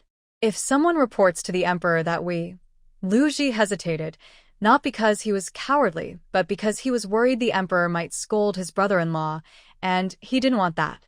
Hurry up and get to work. There are no what-ifs. I need to go back and handle some things too. I'll come find you after I finish, Wenji said, not bothering to argue further. After speaking, he left, leaving Lu Ji feeling overwhelmed. It was the first time Lu Ji skipped work and was taken along by his brother-in-law. Just thinking about it made him feel excited, especially since his parents wouldn't scold him for it. When Lu Ji and Wenji arrived, they were stunned. Why were King Jinshan and Princess Manhwa also there? No one told him there would be so many people. Could this be a trap? Only when he saw his sister did Lu Ji finally relax completely. The same excitement was felt by Rong Yunan and Old Master Rong. Today's dinner involved important people, the highest-level business meeting he had ever attended. At that moment, Morong Shu, who had arranged this high-end dinner, was talking happily with Madame Wen and Jun Mingyue. The three of them were smiling and enjoying themselves. While waiting for Wenji and Lu Ji, Morong Shu wanted to tell her about the cooperation. Madame Wen supported her because Miss Morong was a lifesaver to the Wen family and her son, so she must agree. When everyone was present, Morong Shu gave Wen Jing a signal. Wen Jing stood up, bowed to everyone, and introduced them to each other. Then he talked about the matter they needed to handle. The others, who didn't know, looked surprised. Miss Morong, you have helped the prince's residence. I won't take any share. Feel free to use what you need. When the shrimp arrives, remember to give a portion to the prince's residence. The princess is looking forward to eating it, said the Prince of Jinshan. To him, this was a small matter. Anyone who tried to stop his wife from eating shrimp, he would fight. If the prince doesn't want it, then forget it. Uncle Yunan, let's give the prince's share directly to the princess, said Morong Shu. Since the prince didn't want it, she decided to give it to Jun Mingyue instead. Sure, I haven't done anything. How can I take it? Jun Mingyue felt she hadn't contributed and didn't want to accept. Who said that? From now on, we will rely on the princess for support. If the princess doesn't want to help us, does that mean she won't support us? Morong Shu looked at her as if she was looking down on her if she didn't agree, so Jun Mingyue had to give in. I want it. From now on, you all will be under my protection, said the princess. That's so straightforward of the princess. Morong Shu just wanted to find a stronger backing for the Rong family so they wouldn't be bullied, not to act domineering. Madame Wen, Lu Shi, smiled and said, Sure, I don't want my share. Just give one to Jie. If he doesn't do well in the future, just tell me. I will break his legs. Lu Ji wanted to say he didn't want it either, but he dared not. His sister had already promised for him. If he refused, she would complain to their father and mother, and that would be a double trouble. Don't worry, sister. I will handle this properly, Lu Ji quickly promised. If Madame Wen doesn't want it, then give it to you, said Morong Shu. Since it was all going to be given away as long as it went to the Wen family, it was fine. Sure is right. We all listened to her. Old Master Rong was still excited and trusted whatever Morong Shu said. Madame Wen hesitated, afraid to decide herself. She looked up at Wenji. Madam, don't worry. Since Miss Morong sincerely wants to give, just accept it for you. In the future, just supervise Lu Ji to do his work well, said Wenji. Knowing what the lady was worried about, Wenji didn't need to worry at all. Miss Mu was the person his third brother cared about most. When the lady hesitated for a moment, her third brother glanced at her a few times. Look at that, truly a case of the younger brother surpassing the elder. Then thank you, Shuer and Old Master Rong. Wenji said, happy though Dafu agreed. Since her husband was no longer worried, what was she still concerned about? Since everyone has no objections, Old Master Rong, you can start making arrangements. We will leave in 3 days. Morong Shu's decision surprised everyone.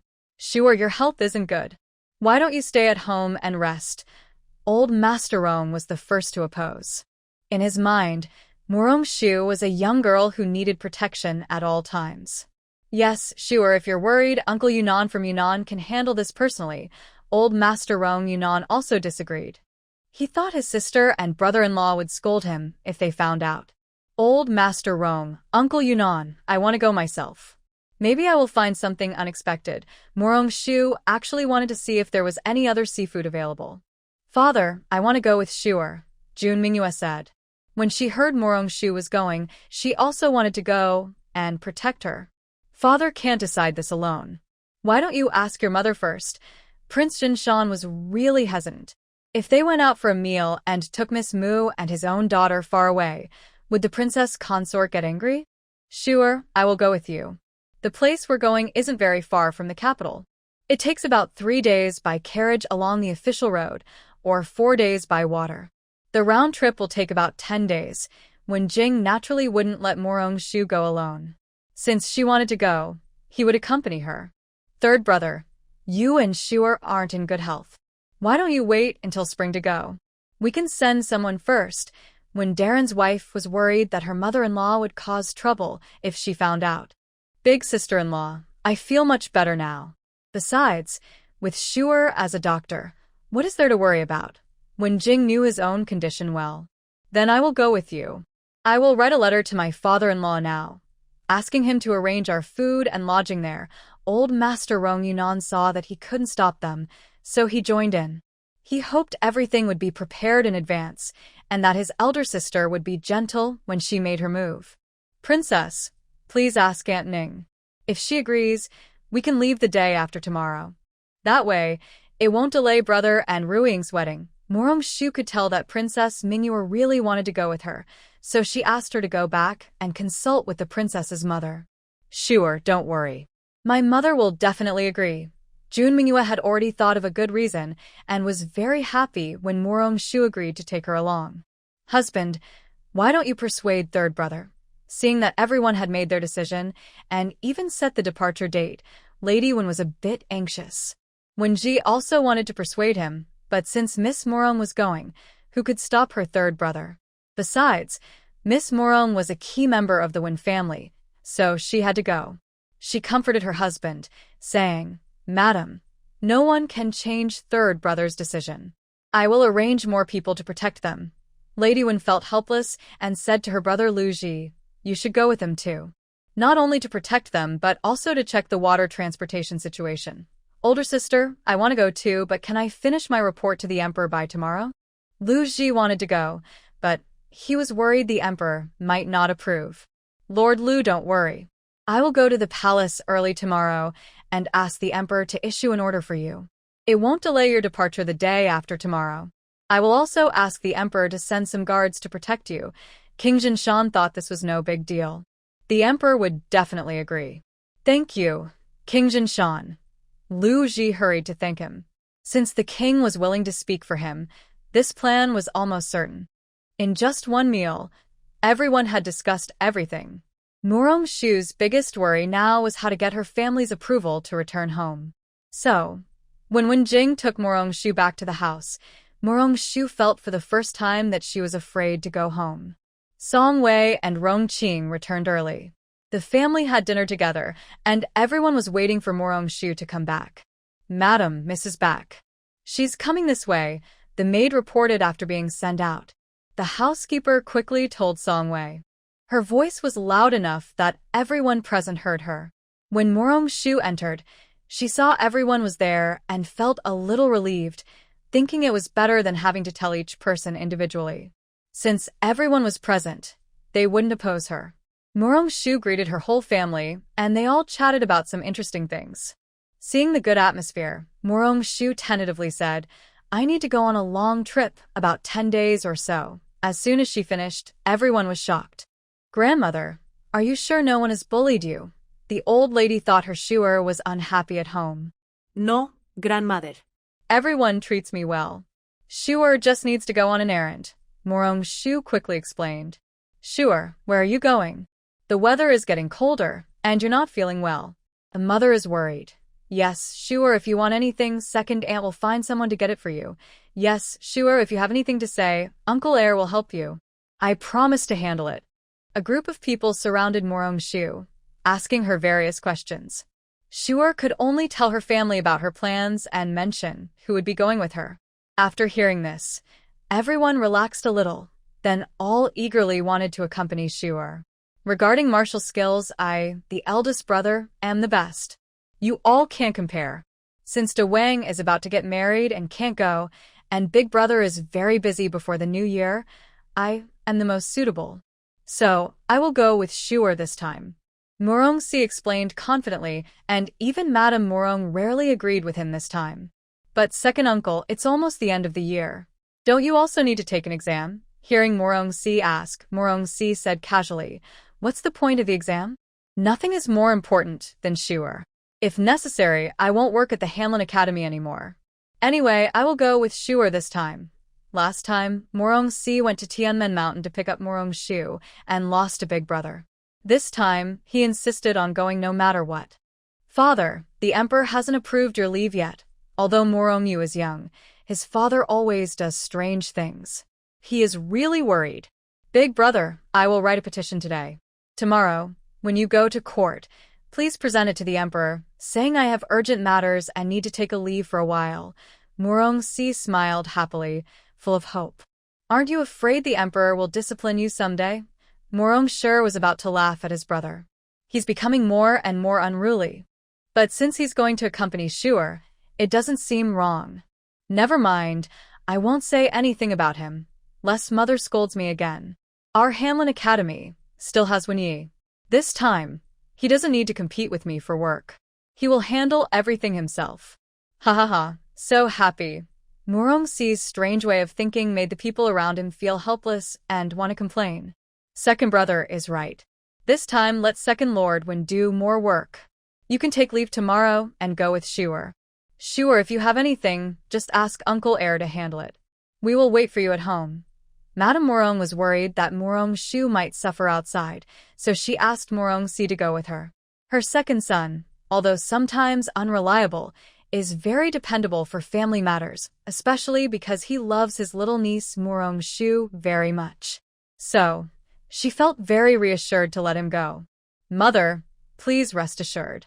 I will definitely protect little Shuer. Musi quickly promised his mother, worried that the old lady might change her mind and not let him go. Husband, I will pack your luggage when I return later, making sure to bring everything you need, Rong-ching said. She had already given up persuading him and was now just preparing the necessary items for the trip. After everyone agreed on the plan, they went back to rest. Song-wei was worried and didn't sleep well that night. Husband, do you think Shua might be in danger on this trip? Don't worry, my wife. I will arrange everything. Just think of it as a little outing for Shuer. Besides, she has so many people with her. Mu sure comforted her. Song-wei thought about it and agreed. As children grow up, they need to see the world. Little Lu was also going on a study trip, and with her second brother accompanying her, she felt a bit more at ease. The next morning, Princess Manhwa sent someone to tell Morong-shu that the princess agreed she could go. She was packing her things at home, and they planned to meet at the city gate the next day. Morong-shu knew the princess would agree. On the way back yesterday, he had already discussed with Wen-jing. His second aunt had gone back to her family early in the morning, and they planned to leave the day after tomorrow. On the day of departure, everyone set out in a grand procession. Morong-shu felt a little nervous. After passing through the city gate, he, along with his second uncle Musi and Wen-jing, boarded the luxurious carriage provided by Princess Manhwa. They carefully reviewed the route again inside the carriage. They decided to travel south by carriage and return by water, also scouting the route to decide which way would be easier in the future. Because they chose horses of the famous blood sweat breed, they reached their destination in just 3 days. When they arrived, it was late afternoon on the third day. The Zheng family had already come to greet them at the city gate. Rong Yunan had sent a message to the Zheng family in advance. The Zheng family was similar in wealth to the Rong family. They had their own secret methods for business, but lacked connections in official circles. Over the years, Zheng felt increasingly constrained, so this visit from his son-in-law gave the Zheng family hope. Seeing the group arrive, the head of the Zheng family, who was Rong Yunan's father-in-law, seemed to see a bright future for Zheng. After some greetings, he personally welcomed them into a quiet, 2-courtyard house nearby, perfect for their stay, independent and peaceful. After touring the residence, they couldn't help but admire how well the Zheng family had handled relationships. Staying here was close to the ancestral home, but also private, without the restrictions of living with others. The maidservants and the butler in the Zheng family house are all well-equipped, and everyone feels very cared for. Because of the tiring journey, only Zheng's clan leader and his eldest son, who is Rong Yunan's older brother-in-law, stayed to have dinner with them. Morong-shu also excused Yunan's uncle from the welcoming banquet because he was too tired and just wanted to sleep. Brother-in-law, do you think this might seem disrespectful to the guest? Zheng Yuan, Zheng's eldest brother, asked worriedly. In his mind, guests are very particular about manners, and he wondered if this might leave a bad impression, making the Zheng family seem less warm and sincere. Father-in-law, elder brother, please rest assured. Since Miss Mu calls me uncle, she is not a stranger. From now on, we will follow her lead in everything, and it will be fine. As for others, they will also listen to Miss Mu. Rong Yunan wanted to prevent his father-in-law and brother-in-law from overthinking, so he gave them a clear hint. The two men looked a bit confused. This young girl really seems capable of taking charge of everyone. Although they had doubts, they decided to trust Rong Yunan because their son-in-law would not harm their family. After all, he wouldn't give such a great opportunity to outsiders. What's the plan for tomorrow, so we can prepare in advance? Zheng Yuan and his father wanted to make arrangements early to avoid chaos later. Father-in-law, the lady mentioned that we have a special breakfast of seafood congee, which is very tasty. Yunan wants to ask the best chef to prepare it tomorrow morning so the guests can try it. Honestly, my niece loves this dish. Rong Yunan didn't directly answer about the schedule, but instead asked his father-in-law to arrange the breakfast. Oh, are you worried the guests might not be used to it? My father and I specifically found a chef who can cook Beijing-style dishes, said Zheng. If Rong Yunan weren't his son-in-law, he might even suspect that Rong Yunan was causing trouble. Big brother, just trust me on this. After breakfast tomorrow, we will go to the seaside to look around. When we catch seafood, we'll leave some aside. Miss Mu is very interested in these, especially the blue-shell long-legged shrimp. Make sure to keep more of those. To help his father-in-law and older brother remember, Rong Yunan even showed them the drawing Morong-shu had made last time. Son-in-law, are you sure Miss Mu likes these things? We have plenty of them by the sea, and we can't finish eating them all. So, we usually throw away what we catch, said Zheng. It wasn't that Zheng's family doubted Rong Yunan, but they didn't believe Morong-shu liked these seafood items. My father-in-law, Miss Mu says these are all treasures. We are determined to do this business. Miss Mu has many recipes for delicious food. Rest assured, father-in-law, dear son-in-law, we understand. Yuan and I will go back now to make arrangements. We won't fall behind. Old Mr. Zheng hurriedly left with Zheng Yuan. There are still many people waiting for them at home. Whether the Zheng family can rise above their class depends on tomorrow. The next morning, Morong-shu enjoyed a bowl of fresh shrimp porridge. She felt very happy and satisfied. All the travel and tiredness of the past few days suddenly felt worth it. June Minghua took a sip and was very surprised. Sure, this porridge is so fresh. Isn't it delicious?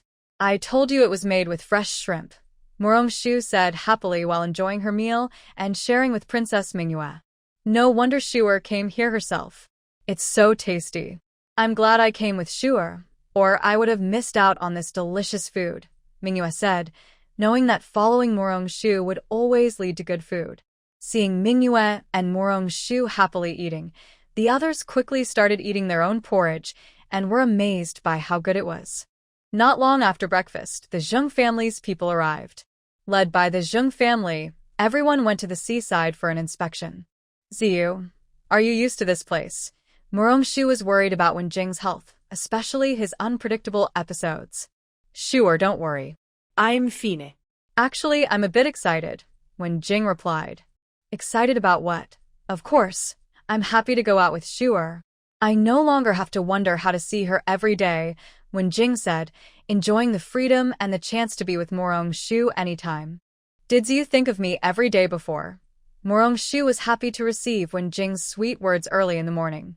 Wen Jing nodded seriously at her joke, which made Morong-shu blush.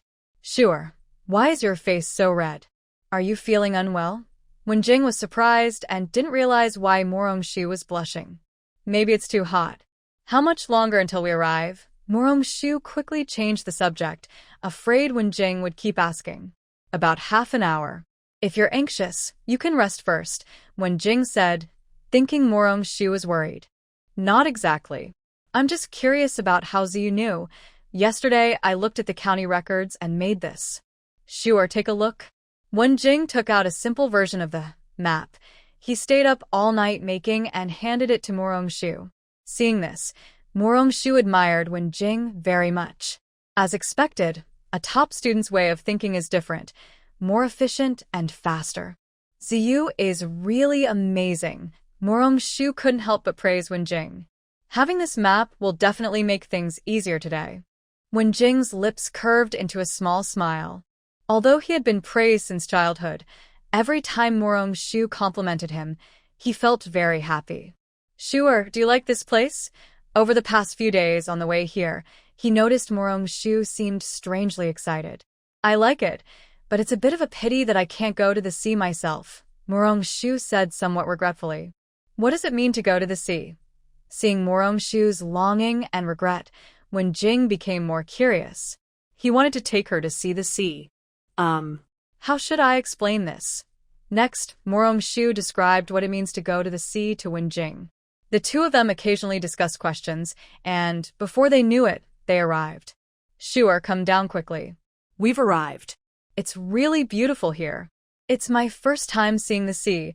Princess Mingyue's voice outside the carriage interrupted their conversation.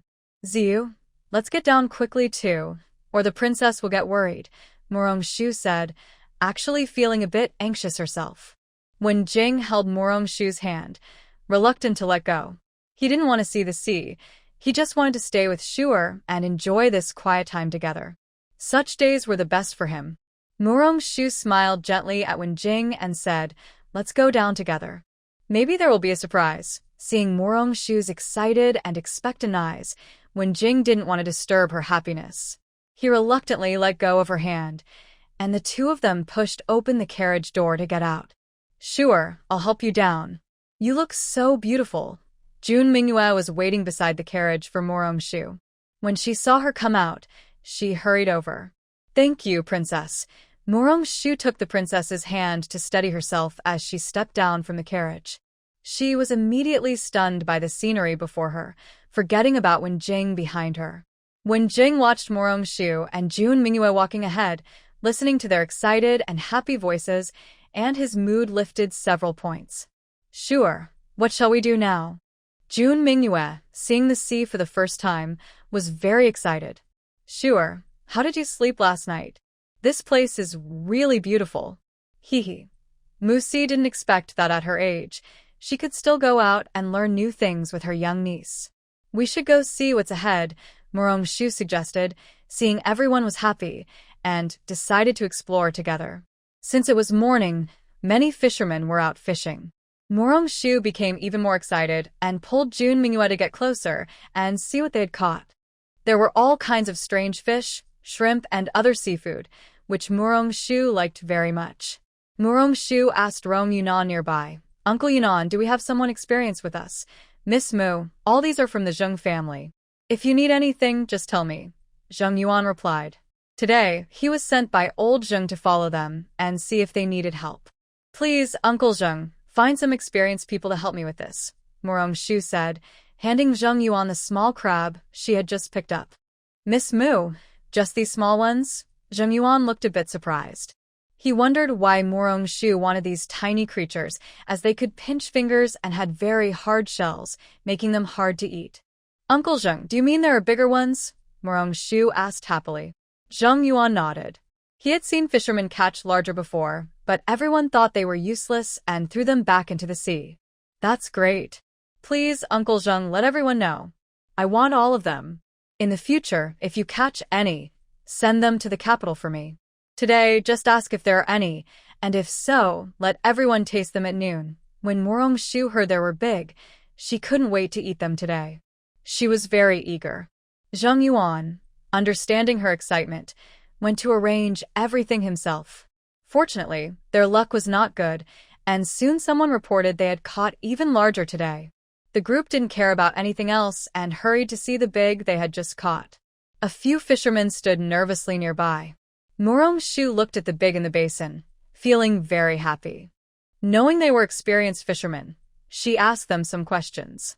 Then she showed them a simple drawing she had made on the way, which was refined by Wenjing. To her surprise, more than half of the seafood they saw was familiar to them. This was a wonderful surprise for Murong-shu. That's really great. Please, if you encounter these in the future, you can send them to the Zheng residence.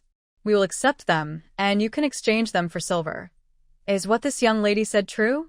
Can these really be exchanged for silver? Everyone rest assured. Miss Mu is not lying. From now on, all these will be collected by the Zheng family. That's really wonderful. The fishermen immediately cheered upon hearing the news. Their ancestors had relied on the sea for generations. These seafood items were common along the coast. Now someone told them they could exchange these for silver, and they couldn't be more excited. Murong-shu asked how they usually handled these seafood catches. After hearing their answers, she understood their situation well. They wandered around a bit more. Seeing which seafood was edible, Murong-shu asked Zheng Yuan to bring some back. She planned to prepare lunch for everyone to taste, then discuss cooperation. Back at the Zheng family residence where they were staying, Murong-shu ordered someone to take the seafood to the kitchen. She would go there herself soon. Seeing Zheng Yuan about to leave, Murong-shu called him back. Uncle Zheng, stay for lunch and try these seafood flavors. Zheng Yuan was curious about how to eat these strange seafood items. Being invited to stay made him very happy. Thank you, Miss Murong. I'll have someone take these down to the kitchen. Big brother, send someone to call my father-in-law too. Rong Yunan guessed that Shuer might have something important or a surprise for everyone. It's better to call the father-in-law now, so the eldest brother-in-law won't be left unable to decide later. I'll go and call my father now, Zheng Yuan said, not wanting to delay.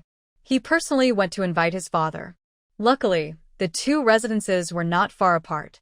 Jun Mingyue was very happy to hear Murong-shu was going to cook again. Sure, I'll go help in the kitchen. I'm looking forward to your lunch. Princess, do you really know how to cook? Lu Ji was surprised. Could he really eat this lunch? Might the kitchen catch fire? Lord Lu, what's with that look? If you don't believe me, don't eat lunch later. That way, I can eat more. Sure, second uncle, I'll go help you. Mu Si saw Lu Ji's doubtful expression and was unhappy. Shuer worked hard in the kitchen, yet was doubted. It would be better if no one ate, so she could eat more herself. Lord Mu, you misunderstood. I'm just surprised. I didn't expect Miss Murong and the princess to be so capable. I'm really looking forward to the lunch. Lord Mu, wait for me. I'll go help too. Lu Ji hurried to catch up with Mu Si. This Lord Mu was very protective of his family, and he had seen with his own eyes that although Miss Murong had no official position, she was truly the head of the household. Lord Lu, are you sure you can do it? Don't cause trouble for Shuer, Mu Si said, noticing Lu Ji's improved attitude toward Murong-shu. Later, I will also trouble Lord Mu to teach me. I promise I won't cause trouble. Lu Ji politely followed Mu Si. Murong-shu changed into simple, neat clothes before coming with Wenjing. Today, she planned to show her skills. From the moment Murong-shu saw these seafood items, she already decided how to eat them. In the kitchen, Murong-shu directed everyone to remove the shrimp veins. She loved eating shrimp but couldn't stand the veins, so her first task was to have the men remove them. Second uncle, please sharpen a few very thin sticks. I will use them to pick out the veins later. Based on her previous experience, Murong-shu directly asked her second uncle to do this. Don't worry, Shuer. This second uncle is familiar with this. I'll get it done quickly. Mu Si quickly got busy with the task and also pulled Lu Ji to help. Yunnan uncle sent a brand new, simple, rough brush. The simpler and rougher, the better, Murong-shu emphasized, worried that Yunnan uncle might send an expensive brush. Just now, I saw one for sale on the street that turns left from here.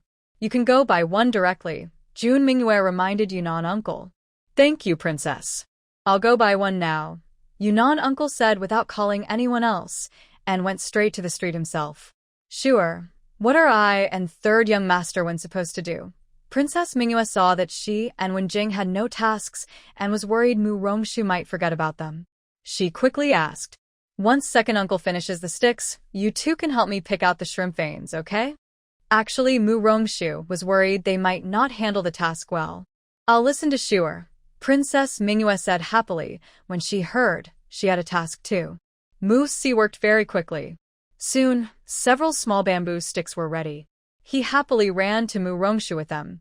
Shuer, does this look okay? If not, I can adjust it, Mu Si asked. Mu Rongshu took the bamboo sticks from her second uncle, tried one on a shrimp, and nodded. It's fine. Thank you, second uncle. We'll use these first. Please make a few more. Hearing that the sticks were usable and that her little niece was happy, Mu Si immediately cheered up. Sure, wait a moment. I'll go make more. Next, Mu Rongshu personally demonstrated how to pick out the shrimp veins to Wen Jing and Princess Mingyue. Wen Jing learned quickly and kept a calm face, but Princess Mingyue couldn't manage to do it after several tries and had to give up. Today, Mu Rongshu's first dish was going to be stir-fried shrimp. There are two types of oil-fried shrimp, crispy and tender. The crispy shrimp have slightly shrunk meat, are chewy and very flavorful. The tender shrimp have softer meat and a fresh, clean taste. Mu Rongshu's favorite is the tender type, with crispy outside and tender inside, salty and delicious, making it hard to stop eating. Mu Rongshu quickly and skillfully picked a large bowl of shrimp with Jing, then cut off the shrimp's whiskers and placed them in a wooden basin for later use. She called someone from the kitchen to help light the fire. In the pot, she added melted pork fat and heated it until about 70 to 80% hot. Then she laid the prepared shrimp flat in the pot and reminded the person to turn the heat to medium-low so they could slowly cook until red. Sure, they are turning red. Jun Mingyue excitedly pointed at the shrimp turning red in the pan. Princess, don't worry. They were green before, but when heated, they turn this color. Once both sides are cooked, they will look even better. Although Mu Rongshu was explaining to Princess Mingyue, her hands kept working smoothly. When the shrimp at the bottom turned red, she quickly flipped them to cook the other side.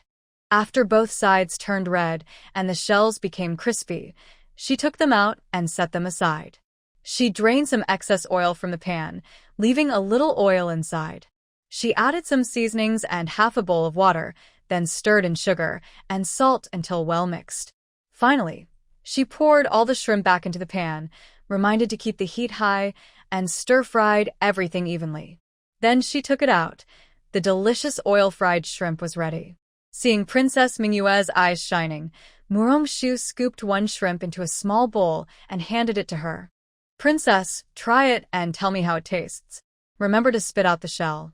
Wow, thank you, Shuer. It smells so good. This looks delicious. I won't hold back. Mingyue finally got to taste the fragrant oil-fried shrimp. She felt extremely happy, and this happiness made her pursue delicious food even more passionately in the future. The moment she tasted it, Mingyue was surprised. The bright red shells were crispy and delicate, almost falling apart in her mouth. The shrimp meat was tender, slightly sweet and sour. How is it? Mu Rongshu hadn't made this dish in a long time and felt a little nervous. Sure, I've never tasted anything so delicious, Mingyue said sincerely, not exaggerating. She truly had never eaten something so fresh and tasty. That's good to hear, Princess. Now I'll prepare it for you following this standard. Mu Rongshu's heart was completely filled with admiration for Jun Mingyue, and today she performed well. Sure, I bought the calligraphy brushes. Rong Yunan quickly returned after buying the brushes. As soon as he entered the kitchen, he was drawn by the delicious smell, enough to make him drool. With this aroma, he could eat 2 bowls of rice at noon. Thank you, Uncle Yunan. Please rest for a while. I will need your help later. Mu Rongshu took the brushes from Rong Yunan and handed them to Princess Mingyue. Uncle Yunan isn't tired. Sure, just tell me if you need anything. Rong Yunan just wanted to eat.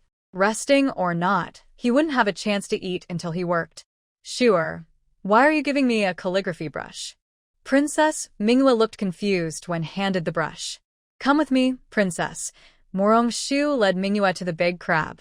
What's the connection between this thing and a calligraphy brush? Mingyue still didn't understand. We'll wash them clean like this.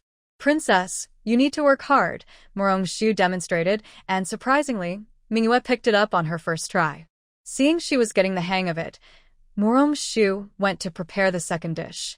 As soon as she entered the kitchen, Morong-shu saw some dried wild chili peppers. She planned to use wild chili powder instead of salt and pepper to make a modern-style salt and pepper shrimp, aiming for a wild chili flavor today. First, Morong-shu roasted the wild chili peppers in a pan, then ground them with a little salt into powder with Rong Yunan. The finer, the better. Rong Yunan never questioned Morong-shu's arrangements. Once given a task, he started grinding the chili powder. Meanwhile, Mu Si and Lu Ji had also prepared skewers, assigned by Morong-shu to remove the shrimp veins. Morong-shu took all the shrimp that Jing had already deveined, then peeled and split them open, leaving a small tail. She mixed them evenly and marinated for a while. Next, she asked the cook to mix some flour and eggs with water until it reached a yogurt-like consistency, slightly thick.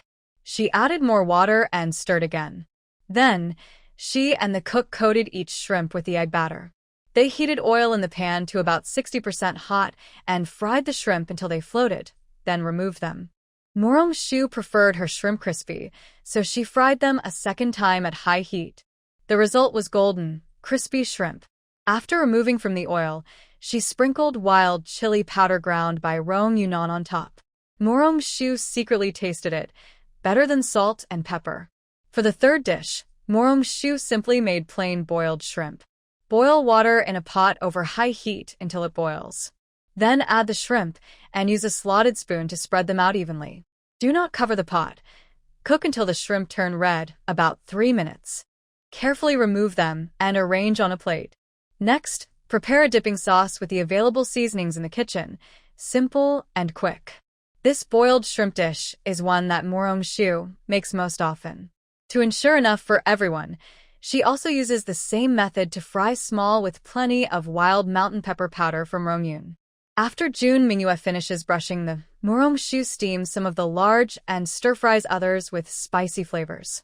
Steaming is a way to keep their natural flavor and juice, perfect for those who enjoy the fresh taste of crab. Clean them thoroughly. Place them upside down on a steaming rack, pour a little rice wine and sugar over them, and steam over high heat for about 15 minutes. Spicy crab is better for those who like strong flavors. Besides Zheng Leoi and Zheng Yuan, Morong-shu thinks others will prefer the spicy version. Today, fresh small squids arrived, which Morong-shu loves most. They are tender, chewy, and have a wonderful texture. She also brought some fish.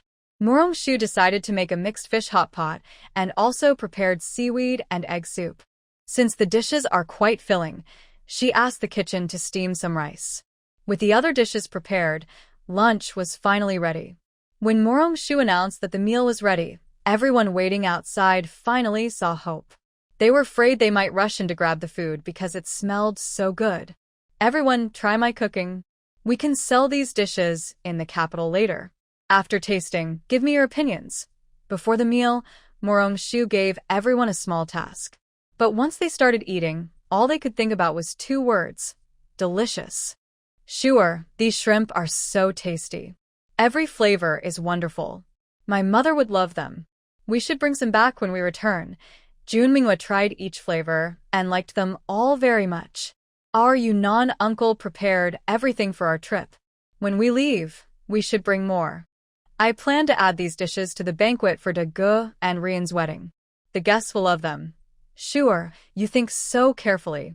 Our family's banquet will be truly special. Mu Si praised Morong-shu endlessly. Whatever her little niece does is perfect. Miss Mu, as long as I can keep enjoying these delicious foods, I will handle all the transportation issues. Lu Ji is truly conquered by delicious food now. This trip was very worthwhile. Thank you very much, Lord Lu. When the dishes are served at the restaurant in the capital, Uncle Yunnan must remember to give Lord Lu a VIP card. Seeing Lu Ji agree, Morong-shu quickly expressed thanks and asked Rong Yunnan to send the VIP card, showing Morong-shu's attitude. This matter involves cooperation with the Rong family. Old Master Zheng and Zheng Yuan are very excited. The matter is settled. They never expected that something they usually overlook could be so tasty. Sure, I want one too. When those dishes arrive at the restaurant, I will go every day to buy them for Mother Consort. If anyone dares to cause trouble for us, I won't allow it. Jun Mingyue's words made Lu Ji shiver. Princess Mingyue and the King of Jinshan are truly like father and daughter, with very similar temperaments. Luckily, they are friends. Otherwise, Lu Ji would be in trouble. Sure, I will write a letter today to describe the taste of these seafood to my elder brother and your brothers and younger brothers. I've tasted them myself. They are delicious, Mu Si proudly boasted, and Morong Shu could imagine how his second uncle would be scolded by their grandmother, second aunt, and father. He couldn't help but sweat for his second uncle. Second uncle, be discreet. Once these seafood arrive in the capital, everyone can enjoy them. Old Master Zheng, do you think this business has potential? Morong Shu asked with a smile. Thank you, Miss Mu, for the opportunity to cooperate. The Zheng family is willing to follow Miss Mu's lead, Old Master Zheng replied seriously, showing the Zheng family's attitude. Rest assured, Miss Mu.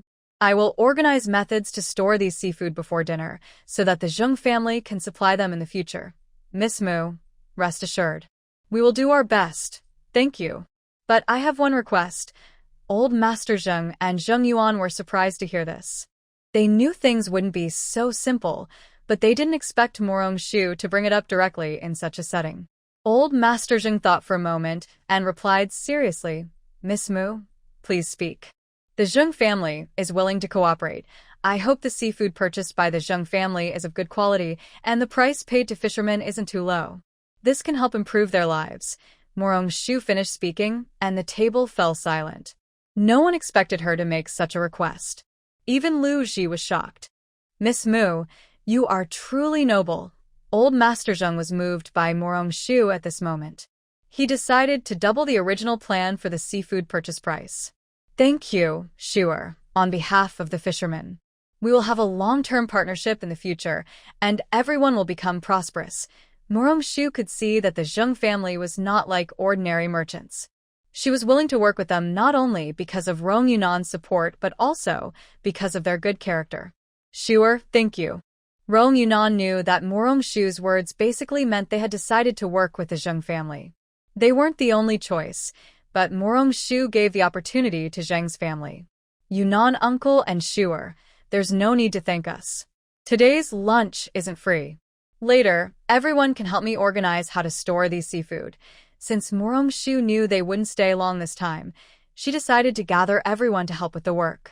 Sure, as long as I have these delicious foods, I can work every day, said Jun Mingyue happily. She loved today's seafood feast very much, and was excited to help. Yes, sure, if you need help, just say so. Second uncle can do any job. When you're free, help me make some tasty food, said Mu Si. He didn't usually care much about food, but after eating Morong Shu's cooking, he fell in love with good food. Usually in Beijing, he liked to eat desserts. When he had free time, he would go himself, or if busy, he would ask servants to buy them. Both Old Master Zheng and Zheng Yuan stayed to help. Although they didn't know exactly what to do, they listened to Morong Shu's instructions and followed them. Old Master Zheng, Uncle Zheng, I want to sell these fresh prawns in 2 ways. One is dried large prawns that customers can soak and eat, and the other is fresh prawns for cold days, Morong Shu explained. When Jing was nearby taking notes. Sure, how can we help? Mu Si was always restless and needed to do something. Otherwise, he felt unworthy of being Shuer's second uncle. Second uncle, you can add the seafood types that Ziyu drew and what we saw at the seaside today. Then you and others can draw a few more pictures of those types. Later, we can organize fishermen to learn about them so they won't make mistakes when fishing. Seeing that everyone had nothing else to do, Morong Shu arranged for them to draw. Based on their speed, they should finish the drawings and deliver them to the Zheng family by tonight. Alright, I'll take them there now. Except for Rong Yunan and Wen Jing, who are currently recording, everyone else has been taken away by Musla. Lunch cannot be wasted, and it is time to report to my young niece. Miss Mu, please let me know if you need anything, Zheng Yuan said excitedly. He feels that following Miss Mu will surely lead to greater success. Uncle Zheng arranged for someone to set up a pot in the yard and send someone to buy some seafood. If trusted friends are available, they can also come to learn. Follow the method I gave to dry the large shrimp. Mu Rongshu decided to have Jing carefully record the steps first. When everyone gathers in the afternoon, they can follow the instructions to make the product, and I can guide them if there are any mistakes. Throughout the afternoon, Mu Rongshu, Zheng Leoi and his son, Rong Yunan, Jing, and others discussed the plan. Jing recorded the drawing method in great detail, even drawing pictures based on Mu Rongshu's description. Mu Rongshu was amazed. Rong Yunan, based on Mu Rongshu's description, directly wrote a detailed plan, including how big the workshop should be, how many workers to hire, and how much money to invest initially. Mu Rongshu looked at Jing and Rong Yunan, then cheerfully said that the Zheng family father and son, who invested less, might have a natural talent for business and learning. Miss Mu, is there anything wrong? Don't worry about the money. If you think the workshop is too small, we can build a few more. Zheng Yuan thought Mu Rongshu was worried about money, so he joked with a confident look, making Mu Rongshu smile. Uncle Zheng, it's not about the money. I was thinking whether we can build the workshop right by the sea and hire the fishermen's families. This way, they can earn more income, and it will also save time transporting seafood back. Mu Rongshu believes that having two sources of income could be a big help for these people, so she suggested this idea. Miss Mu, that's a great idea. We agree, Zheng Leigoi said very approvingly. This also solves the problem of finding workers. If workers live at home, they won't need separate housing. However, I went to see the place today. It's not far, but the road isn't very good. If we want to expand the business, I think we should repair the road first. On her way today, Mu Rongshu felt the road was bumpy. Actually, the road isn't that bad. It's just that she's used to smooth roads in the capital and found it hard to accept at first. Miss Mu, don't worry. I will arrange this today and ensure a wide, smooth road is built. Zheng Yuan is now a big fan of Mu Rongshu and is willing to do anything she says. The group talks happily until dinner time, and old Master Zheng doesn't stay for the meal. The people Zheng Yuan arranged have arrived, and Mu Rongshu didn't cook today. She asked the chef to prepare the food. Once everyone is here, Mu Rongshu asks everyone to start trying to make dried shrimp in the yard. Someone brings the fresh live shrimp they just bought in the afternoon, washes them thoroughly, and removes the shrimp veins, whiskers, and legs. Then, 3 people take the cleaned shrimp and put them into a pot with some water. Add enough salt to the pot. The salt should be a bit more. The purpose is to make the shrimp salty. When boiling, cover the pot and cook on high heat for 8 to 10 minutes until the shrimp change color and start to curl. Mu Rongshu personally teaches these key steps on site. When the shrimp are cooked, she asks someone to lay them flat on a drying basket, emphasizing not to pile them up, but to dry them in a single layer. Under plenty of sunlight, drying for 1.5 to 2 days is enough. When touched, the shrimp should feel dry and not sticky. If you pick up a handful, it should make a crispy sound, indicating they are thoroughly dried. Mu Rongshu is still a bit worried about everyone's judgment, so she explains the process again carefully. Everyone listens attentively, afraid of missing anything. The group works late into the night to dry the shrimp, which are then laid out in the courtyard of Mu Rongshu's residence. Zheng Yuan is worried about safety outside and arranged for someone to guard overnight. This batch of dried shrimp is meant for Mu Rongshu to take back to the capital. After everyone has gone back to rest, Mu Rongshu looks at the courtyard full of shrimp with a sense of achievement and happiness. When Jing, unable to sleep, comes out for a walk and unknowingly walks here, just as she runs into Mu Rongshu leaving. Ziyu, why are you out here too? Mu Rongshu happily runs over, surprised to see Jing. Currently, their feelings are mutual, and they are happily in love without interference from elders. Mu Rongshu really enjoys this feeling. Just wanted to see you since I missed you. I didn't expect to really see Shu here. When Jing takes Mu Rongshu's hand and walks with her, feeling that even without words, this moment is beautiful. Do you like it here, Shu? Coming out of the capital city, when Jing could tell that Mu Rongshu was truly happy. Every day here, she was very cheerful. He thought to himself that Mu Rongshu liked this place, so he couldn't help but ask. Yes, I like it. There's endless seafood, the vast ocean, simple fishermen, walking on the beach in the evening while feeling the sea breeze. Isn't that another kind of happiness? Before coming here, Shu often went to the seaside for vacations. She enjoyed the sea breeze, seafood, and a little wine so relaxing. She never expected that here she could still eat seafood, see the sea, and be just a few days away from the capital. Shu felt very satisfied. The best part is, now she has more free time to enjoy life. She decided that in her free time, she would come here to stay for a few days. Let's come here often in the future, okay? I heard that summer seafood is the most delicious. We can come and enjoy it then. When Jing had already found out everything, he knew Shu's preferences, remembered them quietly, and then continued to learn more. Ziyu is so amazing. He's only been here a short time, but he already knows so much. Shu usually didn't see when Jing very social, but he always quietly did everything for her. I have an even bigger surprise for Shu Er. Close your eyes, Shu Er. I want to show you a gift. When Jing looked mysterious, making Shu very curious. Since they met, she was often surprised by his small gifts. She obediently closed her eyes. When Jing saw that Shu had closed her eyes, then took a small box from his sleeve. He said, Shu Er, you can open your eyes now. Shu opened her eyes and saw Wen Jing holding a box in front of her. She asked, Ziyu, what is this? Open it and see if you like it. Wen Jing didn't answer directly but asked her to open the box herself. Shu took the box from Wen Jing. It wasn't locked, so she gently opened it.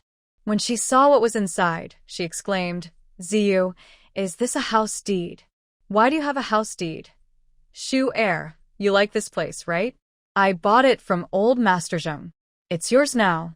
Next time we come, we can stay here, Wen Jing explained softly. Shu was very touched. She knew Wen Jing truly wanted to grow old with her and was planning their future.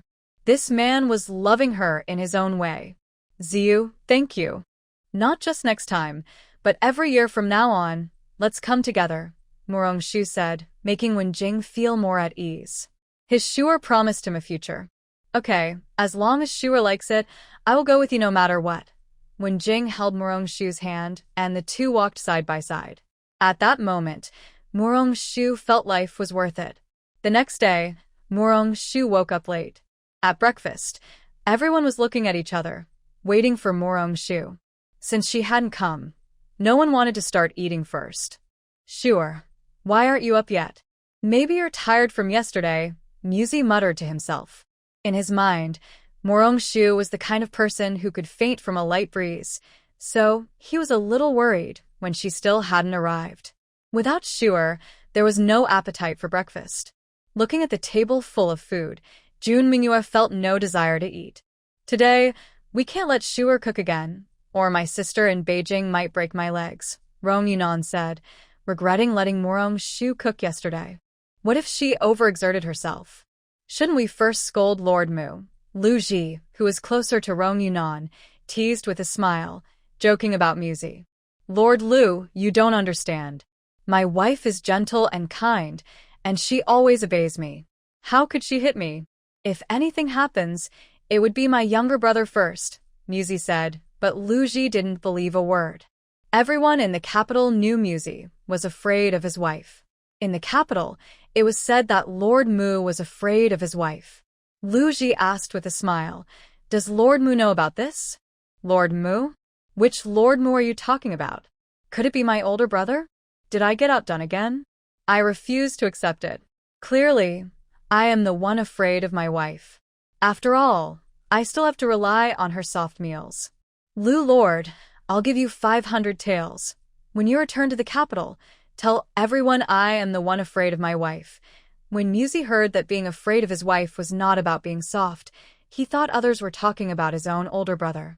He immediately looked unhappy. How did being afraid of one's wife become a title for rivalry? Lord Mu, are you sure that being afraid of your wife is a good thing? Lu Ji asked uncertainly. Lord Lu, you wouldn't understand this kind of happiness. Relying on looks to enjoy soft meals isn't something everyone can do. When you return to the capital, if anyone tells you that Lord Mu is afraid of his wife, you must tell them it's me who is afraid. Moose ran over to Lu Ji and strongly insisted that Lu Ji tell others that he was the one afraid of his wife, not the older brother. Lu Ji was now feeling overwhelmed inside. Moose always acted unpredictably. Could he be deliberately trying to tease him? Second uncle, what are you talking about with Lord Lu? Morong-shu saw Moose and Lu Ji huddled together as soon as she entered. One looked very excited, the other looked helpless. Both looked quite funny. Sure, you've woken up and must be hungry. Come sit and eat. Second uncle is talking about the fear of wives with Lord Lu. As soon as Moose saw Morong-shu, he forgot about Lu Ji and quickly went to her side to show concern, while also answering their earlier question. Oh, Lord Lu is also afraid of his wife. Second uncle, I didn't expect you to have another rival. You need to work harder in the future, Morong-shu joked with a smile. Just as she sat down, when Jing handed her a seafood porridge. Before Moose could react, he also served her another bowl and placed it in front of her. Sure, do you mean I used to have a rival? Moose was no longer calm. Who in all of Jing City could make his little niece think she was more afraid of her wife than he was? Yes, and you even know that person. Morong-shu took a sip of the seafood porridge when Jing handed her, feeling very comfortable. Sure, who do you mean that person is? Moose asked, feeling unconvinced. That would be Lord One, of course. Second uncle, you wouldn't be so unaware, right? This time, Moose was surprised. Sure, are you talking about Wenyi? I don't believe it. How could he compare to second uncle? Moose thought it was Wenyi, so he was sure he was not as good as himself. No, I mean Prime Minister Wen and the head of the Wen family, Morong-shu said after taking another bite of her small dish. Life is beautiful. After Morong-shu finished speaking, everyone's eyes turned to Wen Jing, hoping to get a truthful answer from him. They thought Morong-shu must have heard it wrong. Why are you all looking at me? The fear of wives is a family tradition of the Wen family. My father and older brother are not unusual for being afraid of their wives, Wen Jing said so naturally that it was even more shocking. The others momentarily forgot how to react, especially Lu Ji. He knew that his sister and brother-in-law had a good relationship, but when Miss Morong said that Lord Wen was afraid of his wife, and that the third young master confirmed it, Lu Ji was now starting to doubt whether this fear of wives had already been common in Jing City long ago. He just hadn't noticed because he was too busy. Fear of being too controlling is not a bad thing. I believe that only two people in love can truly understand and care for each other. Instead of calling it fear, it's more like loving someone so much that you want to protect them. There's no real fear involved. I think the king of Jinshan is quite well known in the capital. Sure, you're right. I also think my father is very fond of his wife. But there's one person you might forget, Emperor. He really is quite cautious. When I was young, I saw the emperor make his wife angry, then he would cry and beg her not to be upset. Jun Mingyue's words made Lu Ji want to cover his ears. This is a secret of the emperor. The princess just told everyone, isn't he going to be angry? Ha ha ha, so that's what the emperor is like. Let's not compete anymore. Let's give him the top spot, Moose Si happily said after hearing the gossip about the emperor. This gossip is a bit risky. If the emperor finds out we know his secret, will he come after us? Lu Ji felt hopeless at that moment. Are you planning to tell on him? Moose Si asked with a smile, catching Lu Ji off guard. I never said I would tell on him. You can't accuse me of that, Lu Ji quickly said, getting anxious. If you don't tell, how will the emperor know? Look at everyone here. Who would go and tell him? Moose Si pointed at the group, making Lu Ji realize that if he didn't speak up, no one else would. He wondered why he came for breakfast, and why he was so talkative. Everyone, don't worry. Lu Ji promised he wouldn't tell. His actions made everyone laugh.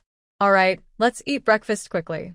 Today we're going back to the seaside to see if we can find new kinds of seafood, Morong-shu urged everyone as they finished playing. The group headed straight to the seaside. Since they had been there yesterday, they didn't need a guide. When they arrived, they were stunned. In just one morning, the site for the workshop was already decided, and many preparations had begun. Besides workers brought by the Zheng family, many villagers came voluntarily to help. When they learned that Zheng's family would pay high prices for their seafood and build a workshop at the village entrance to process the catch, everyone was excited. They all volunteered to help. Listening to the village head say that Zheng's family will also build roads in their village, so their seafood products can be sold smoothly in the capital, the whole family got up early to help. Even the older children came. After Morong Shu heard Jing Yuan and the village head finished talking, she felt very touched. These people are simple and kind. As long as you treat them well, they will do their best to return your kindness. Uncle Zheng, village head, there's no rush to build the road. Don't let the villagers work for nothing. When they come to help, keep track of their work. Pay them daily in cash. Whether they help with the road or work in the workshop, both men and women should be recorded. Respectful guest, we can't accept that. Your kindness in accepting our seafood is already a great gift. Helping to build the workshop and repair the road is voluntary. We rural folks are used to hard work and have plenty of strength. Hearing that Morong Shu wanted to pay them, the village head immediately became anxious. They were already grateful to be able to sell their seafood. How could they ask for wages? Village head, just accept it for everyone. Life is hard for all of us. Let's build the workshop and repair the road as soon as possible. In the workshop, we can invite women to work because they are more careful. Morong Shu was worried that the local people might be conservative and only want men to work. Rest assured, respectful guest. Old Master Zheng has already explained. Men mainly go out to sea fishing, and women are responsible for the work in the workshop. If there is heavy work, we will arrange for men to help. It's all the women working inside. Just give a shout when needed. The village head was afraid Morong Shu wouldn't be satisfied with their arrangements. If they missed out on this good opportunity, he would become the villain of the whole village. Then it's a lot of trouble for you, village head. Let everyone take a break from building the road for the next 2 days and focus on catching more seafood. We plan to return to the capital in a few days with some supplies. Morong Shu didn't plan to stay long, just wanted to stock up on seafood before leaving. Rest assured, respectful guest. Our people have already gone out to sea today. They should be back soon. Please wait a moment, and then you can see what can be used and take everything. The village chief was very happy that they arranged for fishing today. Otherwise, the guest would be disappointed. That's wonderful. Zheng uncle and you, village head, can go ahead and busy yourselves. We will look around. Morong Shu still wanted to visit the seaside, so the group left first. Master Zheng, is the respectful guest really from the capital? The biggest official I have seen is the county magistrate. Now, looking at these people, they are either wealthy or noble, but their attitude is very kind and humble. They have no airs at all. It's hard to believe they are from the capital. If the county magistrate knew they were here, he would come to visit. We must do our best to serve the noble guests, manage the villagers well, and avoid causing trouble for them. But we also don't need to be afraid, because the noble guests will support us, Zheng Yuan explained to the village head again. He took this matter very seriously and didn't allow any mistakes. At noon, the fishermen returned. Morong Shu and his group were happily looking at the day's catch and discussing what to have for lunch. Suddenly, someone ran over anxiously and shouted, "Agoe, hurry home and check on your wife. She's having a difficult labor, and it's getting worse." The man called Agoe was busy showing Morong Shu and the others the day's catch when he heard about his wife's difficult labor. He was so shocked that he dropped the fish he was holding. He then asked the messenger with a worried face, "When I left this morning, Guizhi was fine. How did she suddenly go into labor? I don't know the details. Third aunt sent me to call you. Hurry back and see how she's doing." The man who came to call Agoe was sweating and looked worried, afraid that any delay might harm his wife. "All right, I'll go back right now," Agoe said hurriedly, not even having time to greet Morong Shu, and rushed off in a panic. He didn't wait for the messenger who had just delivered the message. "Big brother, could you please take us to Agoe's house? I know some medical skills," Morong Shu said when he heard about the difficult labor. He wanted to see if he could help. The man was about to chase after Agoe but was stopped by Morong Shu, who looked surprised. He never expected that a noble guest from the capital would know medicine and be willing to help. He was overjoyed. "Please follow me, noble guest. I know a shortcut." The man led the way, and Morong Shu hurried behind him. Because Morong Shu looked like a delicate young lady, the man didn't walk very fast. Morong Shu thought about how anxious the messenger was earlier and asked him, Big brother, could you please go faster? Giving birth is like facing a ghost gate. Follow me, noble guest, the man said, quickening his pace. He was amazed that the noble guest was so kind and admired Murong-shu and his group even more. In modern times, Murong-shu is a general practitioner, sometimes working in emergency care. Hearing about the difficult labor, she became even more anxious and walked a little faster. Sure, take it slow, don't rush. Mu Si, who is skilled in martial arts, can barely keep up. Lu Ji, Wenjing, and Rong Yunan are already falling behind. Second uncle, lives are at stake. If we move faster, we might save her. Let's hurry. I'm fine, you don't need to worry about me. Murong-shu believes that time is life. Every extra minute a doctor spends could be the difference between life and death for the patient. When they arrive, many people are already gathered outside the yard. Only then does Murong-shu realize that the man called Ague is the eldest son of the Li Zheng family. Sir, why are you here? Sorry, my eldest daughter-in-law is having a difficult labor. We might not be able to entertain you. Li Zheng looks anxious and guilty. His eldest daughter-in-law is pregnant for the first time, and they didn't expect such a difficult labor. The whole family is very worried and scared. The doctor they called from the city hasn't arrived yet. Third uncle, sir, is a healer. Quickly, let's her come in and see Sister Guizhi. There might still be hope. The man guiding Murong-shu is the son of Li Zheng's second brother. Seeing Li Zheng's misunderstanding, he quickly explains. Please, sir, save my eldest daughter-in-law. If you can't, please protect her. Li Zheng, upon hearing that Murong-shu is a healer, immediately kneels down. His son and daughter-in-law are very close. If something happens to his daughter-in-law during childbirth, he fears his son won't be able to live. The family might fall apart. Quickly, Murong-shu helps the kneeling Li Zheng and says, I will do my best. Please, Li Zheng, let me in. The longer we delay, the more dangerous your daughter-in-law becomes. Everyone, step aside. Let Sir in. Ague's mother. Hurry and bring Sir in. Li Zheng shouts, and the crowd at the door disperses immediately. A woman, looking anxious, comes out of the delivery room. Her attire suggests she is Ague's mother, Li Zheng's wife. Ah, she's here. Sir, please come in quickly. Although the woman is nervous, she can't think about anything else now. She hurriedly invites Murong-shu inside. Inside the delivery room, Murong-shu sees a young woman lying on the bed. Her face is pale, as if she has used all her strength during childbirth. Next to her, another woman is speaking to her, her voice already trembling with tears. Without delay, Murong-shu sits by the bed, checks the young woman's pulse, and quickly forms an idea.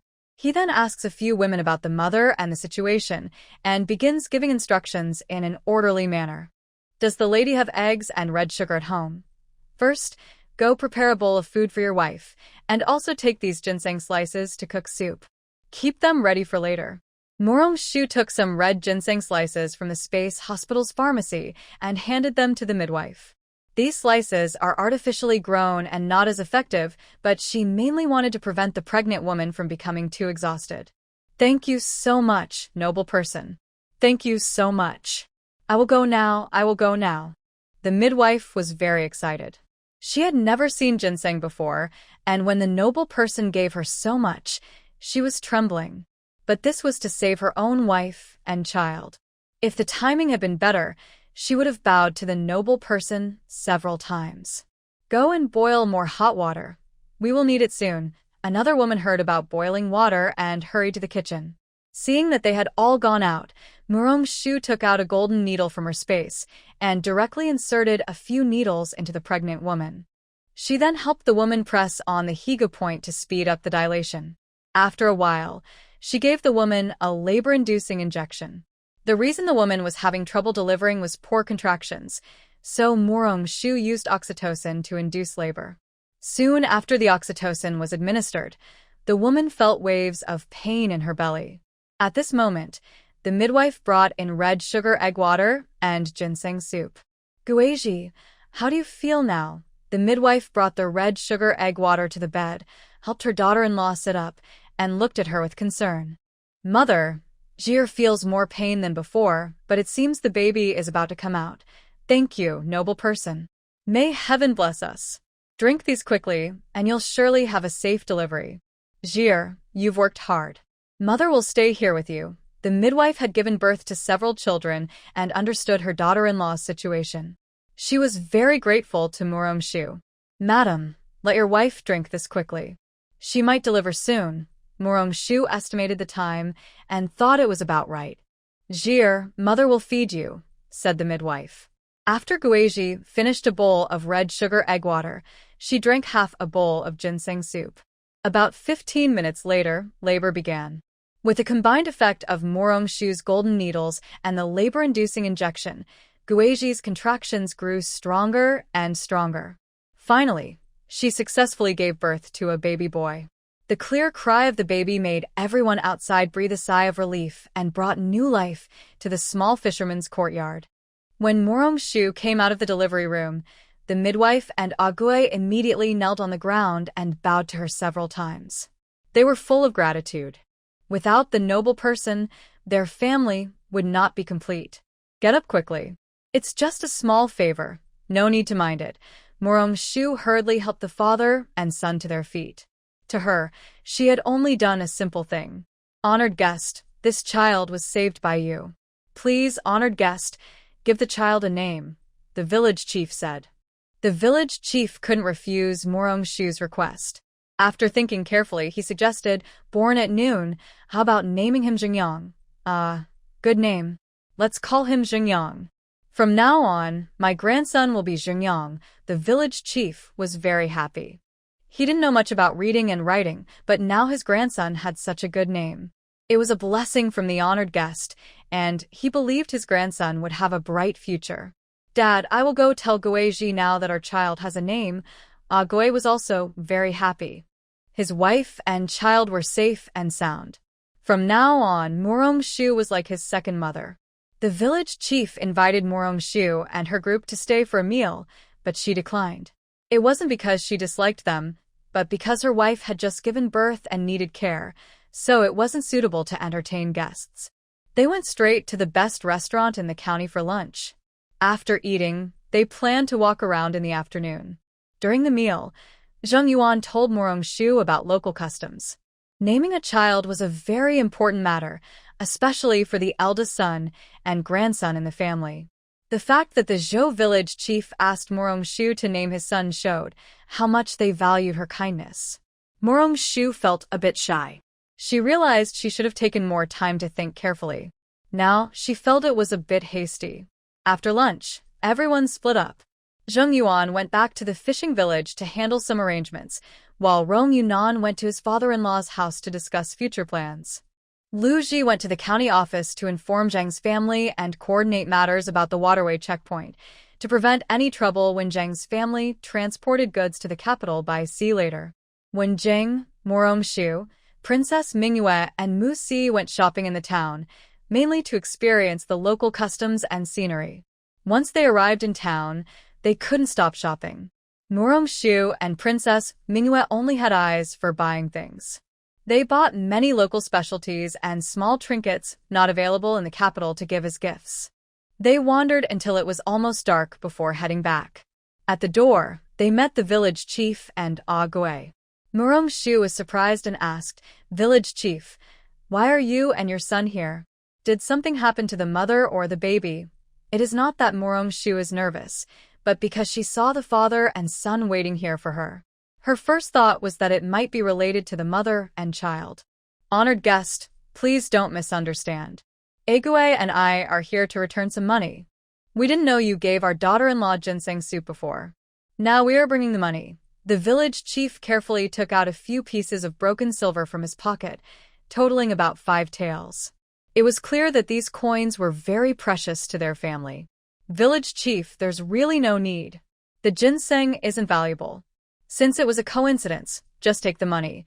Murong-shu didn't expect the father and son to be waiting here for those red ginseng slices. To her, they were ordinary items. She never thought the village chief would specifically bring money. Honored guest, maybe these are common to you, but to us, they are life-saving. Please accept the money. The village chief sincerely wanted to give her the money and had no intention of taking it back. Since you say it's just an ordinary item, I can't accept the money.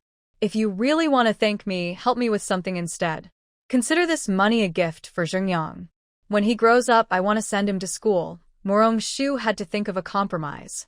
Otherwise, the father and son here would definitely insist she take the money. 5 taels might not buy her jewelry, but it was all this family had. The village chief hesitated after hearing her words. If they insisted on giving the money, would Miss Morong stop asking for help? But if he didn't give it, he would feel guilty. Dad, let's listen to the honored guest. We can save this money for Zhengyang. If the honored guest needs help, just say so. Egue was quicker to decide. Since the honored guest saved his wife and child, he was willing to do anything for her. I noticed that very few people in the fishing village can read. I want to donate money to build a private school here. Please, village chief, find a trustworthy teacher. Both boys and girls in the village should learn to read and write without discrimination. Can you do that? Morong-shu thought about future cooperation with the fishing village. Naturally, she hoped the people here could read and write, which would make many things easier. The village chief and his son Egue were so surprised they forgot to speak. Egue asked uncertainly, "Is what the honored guest said true? Can our village really build a private school?" Morong-shu nodded, and the father and son from the village head's family immediately became happy. That's wonderful news. Rest assured, Your Excellency, I will handle this matter well and follow your instructions. On behalf of the villagers, I thank you. We can delay the private school project a bit. First, we build the workshop, then fix the roads, and finally set up the private school. This way, before the new year, we can sell a lot of seafood and help everyone have a good year. Morong-shu plans to promote the seafood before the new year through her elder brother's wedding banquet. After the celebration, she will introduce the seafood at the Rong family's restaurant, aiming for a big sale before the holiday. Everyone listens to Your Excellency. My father and I will go back now to gather the villagers and try to finish building the workshop in the next few days. The father and son are so excited they want to return immediately and gather people to work overtime on the workshop. Take your time on the way back. Do you want me to send someone to you? Morong-shu, noticing it's getting dark, worries about their safety with the money, so she considers sending someone to accompany them. Thank you, Your Excellency. We came by ox cart ourselves. We'll head back now and won't trouble you further. The father and son bid farewell and, on their way home, bought some nourishing items for the postpartum woman as instructed by the wife of the village head. On the way back, Agwe said to the village head, "Father, once we get home, go find the clan leader and others. We must do a good job on what Your Excellency asked. That's obvious. The orders from Your Excellency are the most important. We must remember this kindness and repay it when we get the chance. I'll add this to our family rules," the village head decided. Don't worry, father. I've got it all written down, Agwe replied. Morong-shu and her group returned to their home. The others had already come back and were waiting for dinner.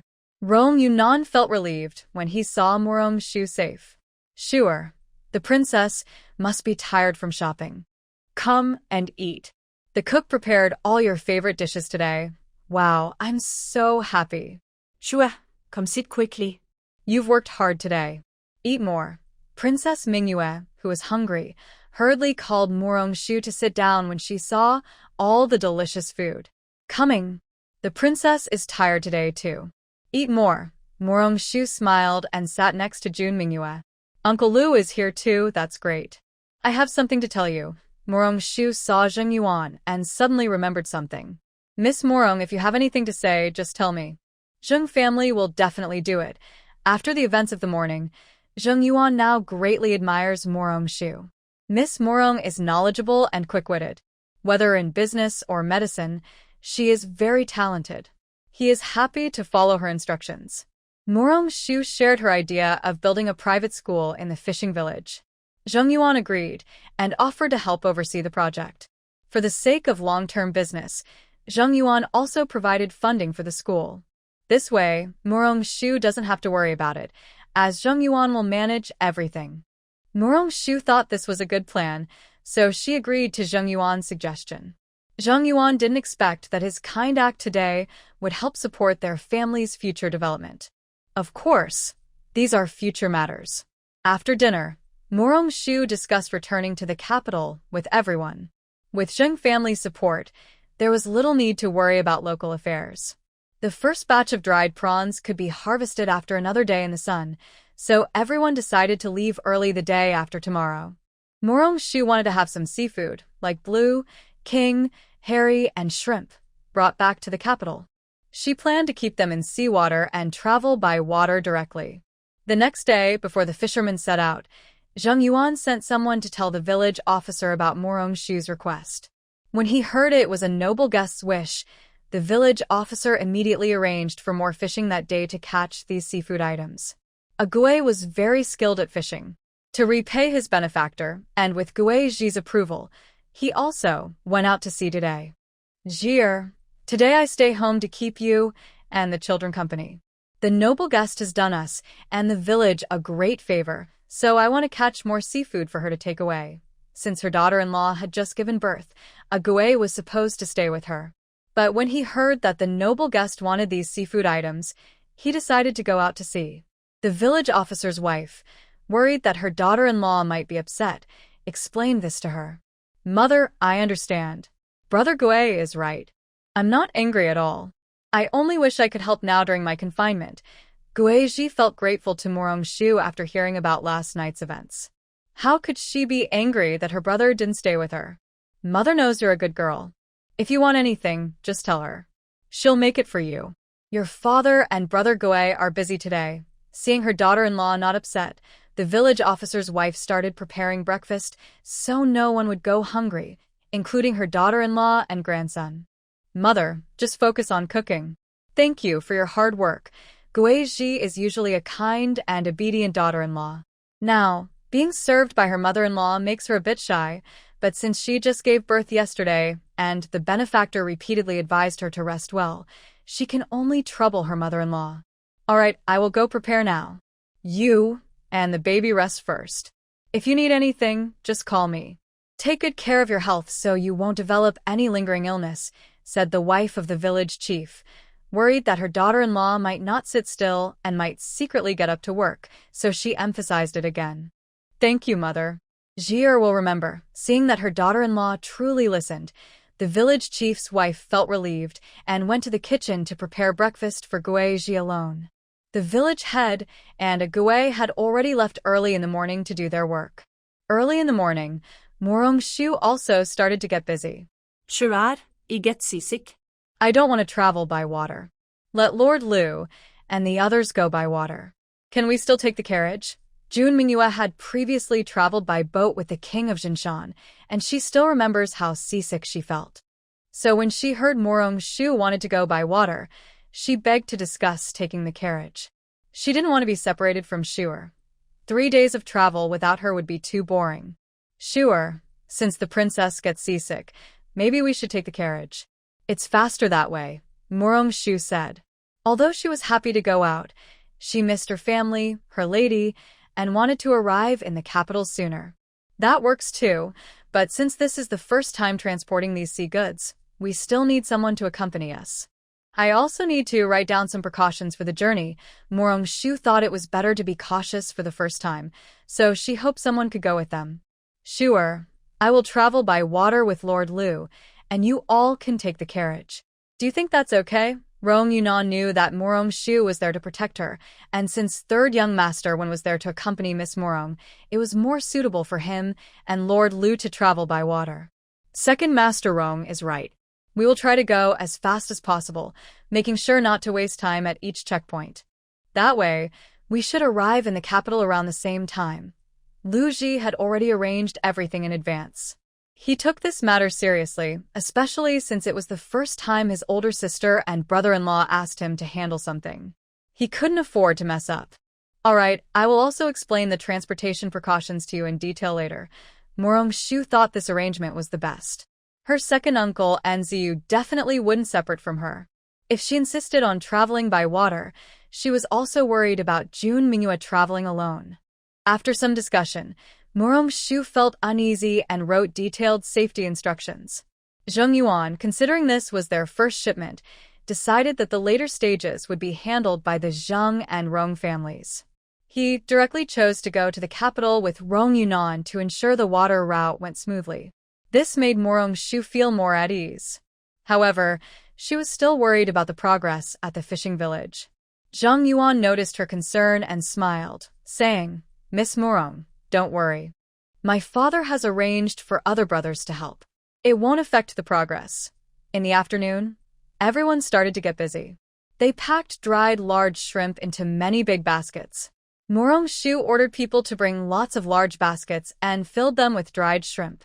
They packed 20 big baskets, enough to fill 2 wagons. Seeing the full wagons of dried shrimp made Morong Shu very happy. The wagons from the Rong family were ready when they arrived. Now they could be taken straight back. In the afternoon, the seafood sent from the fishing village was sorted and arranged to be shipped by water. The weather in the capital was much colder than here, so even if they arrived late, it wouldn't matter much. But Morong Shu preferred fresh food, so she paid special attention to this water route trip. Once everything was packed, Morong Shu asked Zheng Yuan to find 2 people to watch over the house. Since the house was now in her name, having someone to look after it meant she could move in directly later. The next day, before dawn, everyone set out for the capital.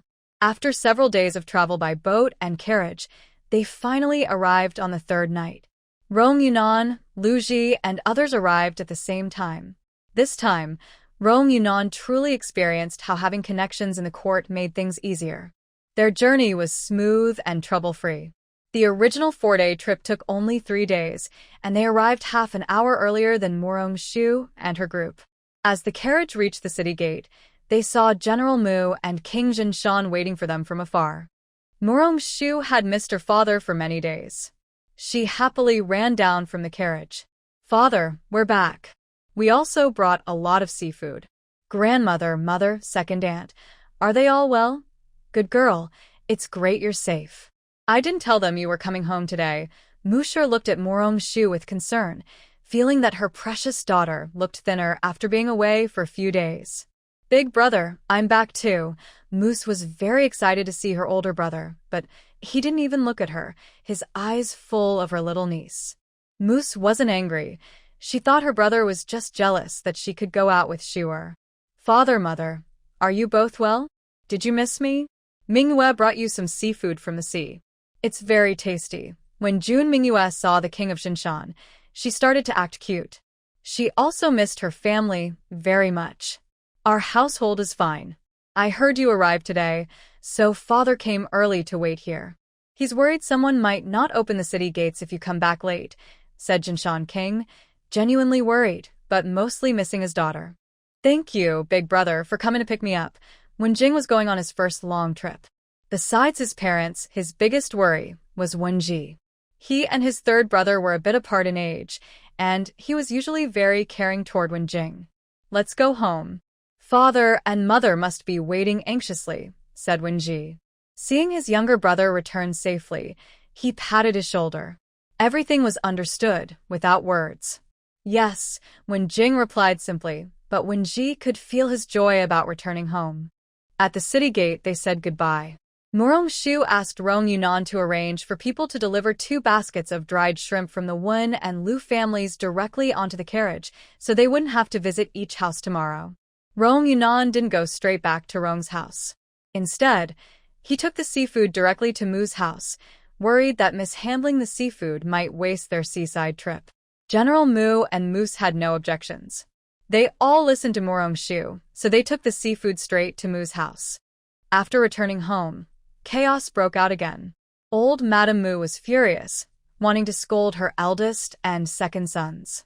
She was upset because no one told her children were coming back today, and she almost went to bed early, unaware of their arrival. "Grandmother, please don't be angry. Father and second uncle didn't tell you because they were worried that we might be delayed on the way and arrive late. They didn't want you to worry, so please don't be upset. Shuer misses you very much." Not wanting her father and second uncle to be scolded, Morong Shu went to her grandmother and acted cute. Immediately, old Madame Mu's anger eased significantly. She asked Morong-shu about her trip, and then forgot about her two angry sons. Knowing they hadn't eaten dinner yet, old Madame Mu quickly told the kitchen to prepare food for Miss Wu. Song Wei and Rong-ching, worried, went directly to the kitchen to arrange dinner. Seeing their second brother there, Rong-ching also sent someone back to Rong's house to inform their parents, so they wouldn't worry. The people in the kitchen worked quickly, and soon dinner was served.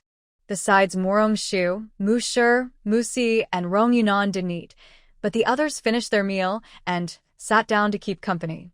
After dinner, the old lady chatted with her sweet granddaughter for a while before returning to her own courtyard. Before leaving, Morong-shu promised to make seafood porridge for her grandmother early the next morning. The old lady was very happy, smiling widely. She thought her granddaughter was thoughtful, while her son only made her angry. Although a bit tired, Morong-shu still arranged for people to unload the seafood they brought and put it away. Even Mu Si, Mu Shi, and her brothers helped. After finishing, Song Wei and Rong-ching personally saw Morong-shu back to Gui Ning courtyard. Then they reluctantly left. As they stepped outside, they met a group of men from their family. "Why are you all gathered at Shuer's store so late?" Song Wei looked at them with some surprise. "Hee, madam, I just don't want to worry about Shuer. Mother, we just want to see my sister more. Without her at home, the house feels empty. Yes, Annie, fifth sister is not here, and sixth brother is bored every day. Alright, it's too late today. Shuer needs rest. Don't disturb her. Let's go together," Song Wei said, and the others didn't dare stay longer. They followed her and left. "Father, fifth sister has lost weight. Did you not take good care of her?" Little six Mu Siu asked his father. "Lost weight? It must be because she ate seafood. I tell you, Shuer seafood dishes are really delicious, especially the fried shrimp. I like it the most." Mu Si finally found a chance to show off, talking excitedly, not noticing the others' expressions, which looked ready to act at any moment. "Wei, or younger sister, you all go ahead. Second brother, and I want to discuss Shuer's cooking," Mu Shi said through clenched teeth. Rong-ching couldn't stand watching her foolish husband and pulled Song Wei to walk quickly. "Older sister-in-law, we'll go back first and let them talk." Song Wei also knew what was about to happen. She and her sister-in-law didn't want to get involved in the brothers' and nephews' matters. They hurriedly walked faster. Not far away, they heard Mu Si's voice behind them. "Don't go too far. I won't be afraid of you. You're just jealous because I got to enjoy Shuer's big meal. You didn't get to eat it. Big brother, how could you sneak attack me? You little rabbits, are you trying to rebel? I am your father. Big nephew, please let go." Second uncle's arm hurts. On the first night back at the mansion, Musa finally felt how strong men's jealousy can be, but he didn't regret it. He enjoyed seeing these men jealous of him. That night, in his room, Musa hadn't seen his wife for almost 10 days. He cuddled Rongqing, acting spoiled, and even told her about how the men at home were jealous of him. Rongqing felt helpless about her husband's behavior but didn't want to hurt him. She could only advise, next time be more low-key. Shuer isn't home recently, so everyone is a bit down. Even mother is eating less. If you come back showing off, you'll only get into trouble. Musa felt a little guilty and said, "I'm just too happy. Last time, when they went to pick up Shuer, I wasn't jealous. They are so petty." "Are you sure you weren't jealous? Or was it because you lost a fight to your older brother that you didn't go?" Rongqing couldn't help but tease Musa. "Madam, how can you say that about your husband? He's very sad now. He needs your comfort to feel better." Musa's words always worked on Rongqing. "Husband, stop joking. The children are grown up now. Why are you still so childish?" Rongqing felt a bit embarrassed by Musa's antics. "I want my wife to comfort me. What do they have to do with it? If they are jealous, they can get married too, and their wives can comfort them," Musa said confidently. Rongqing didn't know what to say, but she knew her second son was indeed ready for marriage. "Husband, do you think Qing'er can pass the exam next year?" Rongqing wasn't saying her son must pass, but if he did, he would have better choices for marriage. "Honey, that's next year. Let's first discuss what's happening now." "What's happening now?" "Of course, the things a husband and wife should do." The next morning, Morong-shu went to the kitchen to teach the cooks how to make seafood porridge. Since he brought back a lot of seafood, the porridge was very rich. Grandmother, try this. These ingredients are all seafood brought back by Shuer and second uncle. See if you like the taste. Murong Shu first served a bowl of seafood porridge to his grandmother, looking at her with anticipation. Really, grandmother's little sweetheart. Grandmother will try it now. This seafood porridge looks delicious. When Lady Mu heard her granddaughter brought it back, she immediately thought it must taste good. Everyone had been waiting eagerly. After Lady Mu took a bite, they all picked up their bowls and started eating the seafood porridge. They were all amazed. Who knew seafood could be cooked into porridge, and it tasted surprisingly good. Everyone stopped talking and focused on eating. After breakfast, Mu Si could no longer find an excuse to slack off, so he had to go to court with his older brother. Before leaving, Murong Shu called out to him, "Second uncle, wait a moment. Take this basket of shrimp to the Empress, and let her try it.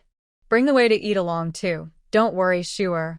Second uncle will definitely bring it to you. The Empress will love such delicious seafood."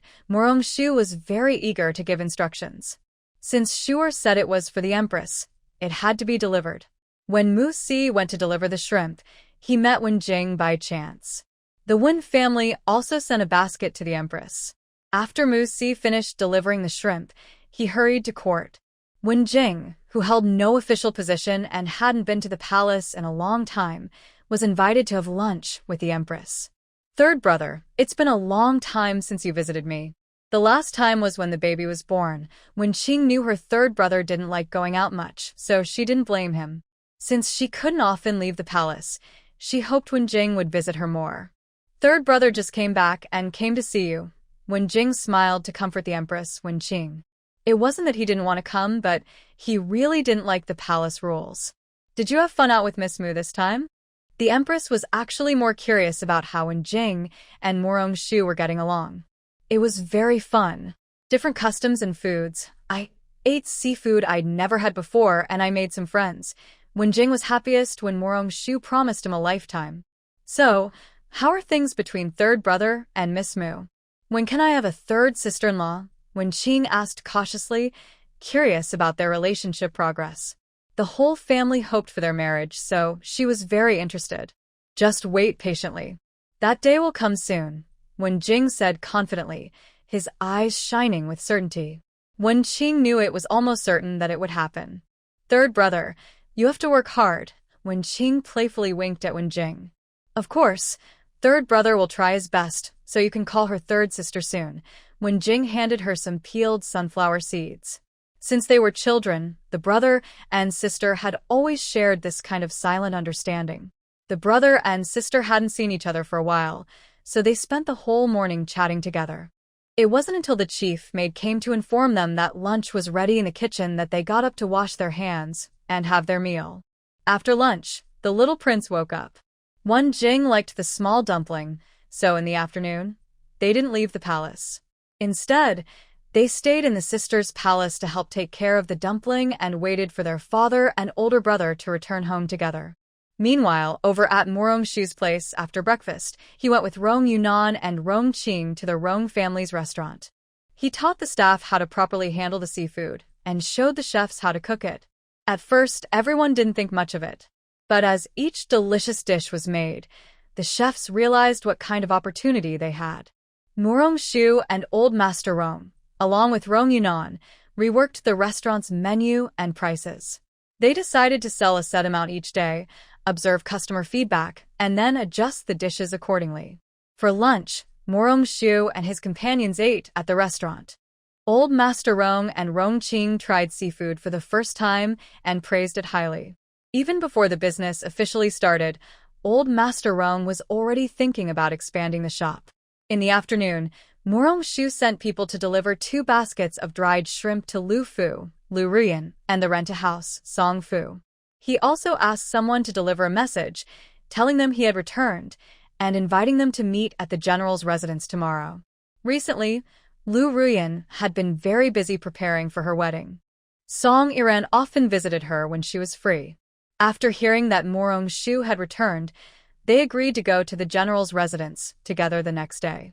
Lu Ruyan's current situation made it unlikely for her to go elsewhere without her mother Lu Fu's permission. But Morong-shu's invitation was welcomed. Lu Fu was eager for her daughter and her sister-in-law to get along well, so she agreed immediately. The next morning, Lu Ruyan and Song Iran arrived at the door. This time, each of them brought a cook, just as Morong-shu had requested. Sure, I've brought everyone you asked for. Do you need their help? Lu Ruyan thought Morong-shu needed assistance. Yes, sure. When grandmother heard it was your request, she sent the best cooks in the house. If you need them to do anything, just tell them, they said. Old Lady Song loved her granddaughter Morong-shu very much. When she heard that her granddaughter needed cooks, she didn't hesitate and sent the best ones over. I asked them to teach you how to cook seafood so you can enjoy delicious dishes at home too. Isn't that convenient? Morong-shu explained with a smile. Sure, how can you be so kind? We are so touched. Lu Ruyan and Song Iran are very moved. Having such a good sister is truly a blessing. It's just being polite among family, Morong-shu said, causing Lu Ruyan's face to turn red quickly. Suddenly, Morong-shu remembered she forgot to send some dried large shrimp to Lady Han and Han Su. Cousin, I've been busy lately. Could you please bring some dried large shrimp to Lady Han when you go back? Also, tell her how to cook it. Don't worry, Shuer. I will definitely deliver it. I haven't visited Lady Han in a long time, Song Iran promised with a smile, holding Morong-shu's arm. That's very kind of you, cousin.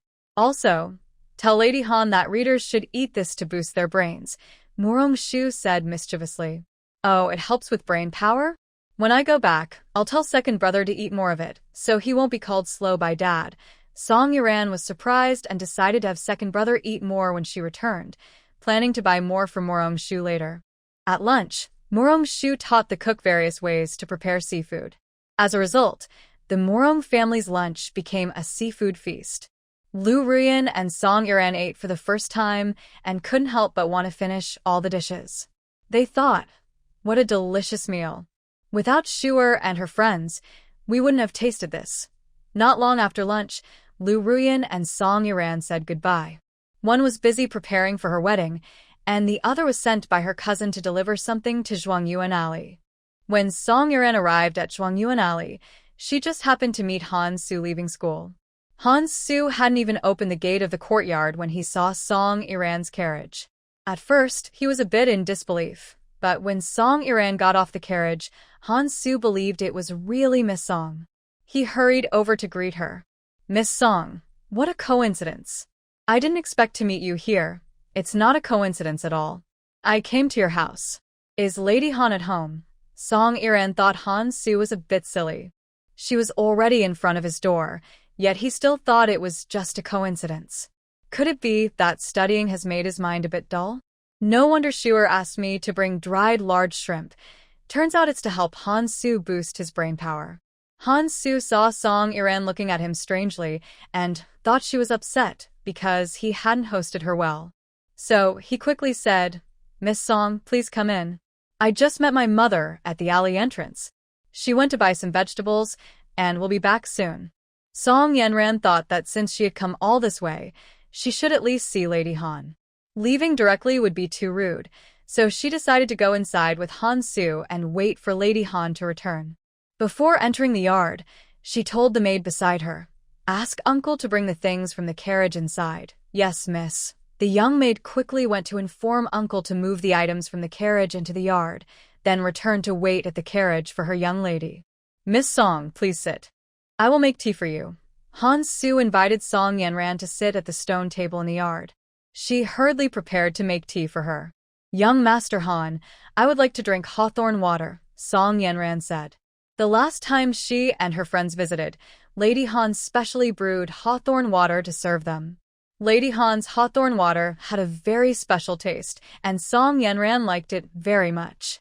Today, seeing Han Su go to make tea, she spoke up, feeling a little shy. Miss Song, please wait a moment. We still have plenty at home. I will make some for you right away. Han Su saw that Song Yanran's face was red and knew she was shy. Although it might seem impolite to others, Han Su thought she was very genuine and adorable. Han Su went to prepare the hawthorn water. Song Yanran was alone in the yard. She carefully looked around and noticed that the yard was cleaner and more lively than when she last visited. The water jar at the kitchen door was full. There were green vegetables and unknown small flowers in the yard, and clothes freshly washed were hanging to dry on the other side. It was clear that the owner of this small yard was very diligent. Suddenly, on such an afternoon, Song Yenran felt a sense of hope for the future. Such a peaceful and content life was, in her heart, another kind of longing. Miss Song, the hawthorn tea is ready. What are you daydreaming about so deeply? Han Su came out carrying the hawthorn tea and saw Morong Shu staring into space. I was just suddenly feeling a bit envious of young Master Han and Lady Han's peaceful life. Yenran smiled and said to Han Su, Miss Song, you are the pride of heaven. What is there to envy about such days? Come, try the hawthorn tea I made. Doesn't it taste good? Han Su sat beside the stone table, poured a cup of freshly brewed tea, and placed it in front of Song Yenran. She picked up the cup, brought it to her nose, and sniffed.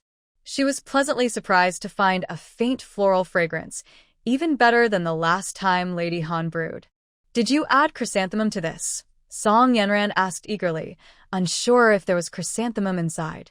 Besides chrysanthemum, I also added dried red dates. It's my own mix. Try it and see if you like it. Han Su felt a little nervous, worried that Song Yenran might not like the tea he made. Wow, you can match it like that? Young Master Han knows a lot, Song Yenran said happily after smelling the tea. She couldn't help but praise Han Su. I saw my father often brewing tea for my mother, so I tried it myself, Han Su explained. This is my father's favorite tea to make for my mother, and it's also her favorite. Today, by some coincidence, he brewed this tea again. Is uncle very fond of your mother? Song Yenran thought only two people in love could do such things.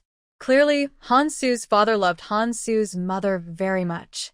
It's a pity he passed away early, otherwise, he wouldn't have let Han Su's mother suffer. Yes. My father and mother are very loving, Han Su said, unable to hide his longing for the happy family times they used to have. Sewer, is Miss Song here? Han Su's mother called out before entering the yard. She was happy to see Song Yenran's carriage, but wasn't sure if she was really there. Han Su and Song Yenran heard Han Su's mother and stood up together, ready to go greet her. But she arrived even faster than they did. Mother Han, I am here, Song Yenran said happily when she saw Han Su's mother.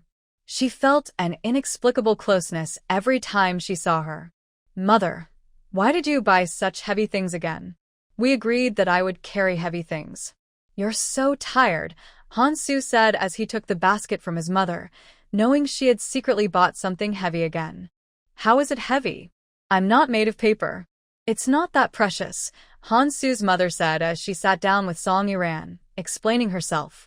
From now on, let young Master Han carry things for you. Otherwise, he might cry, Song Yenran joked, making the atmosphere lively. Today, Miss Song is here, so you can't cry. Next time, I will definitely let you help carry heavy things, Han Su's mother said. Mother, I didn't. Han Su didn't expect his mother to joke with Song Yenran about him. Mother Han, have some tea and rest.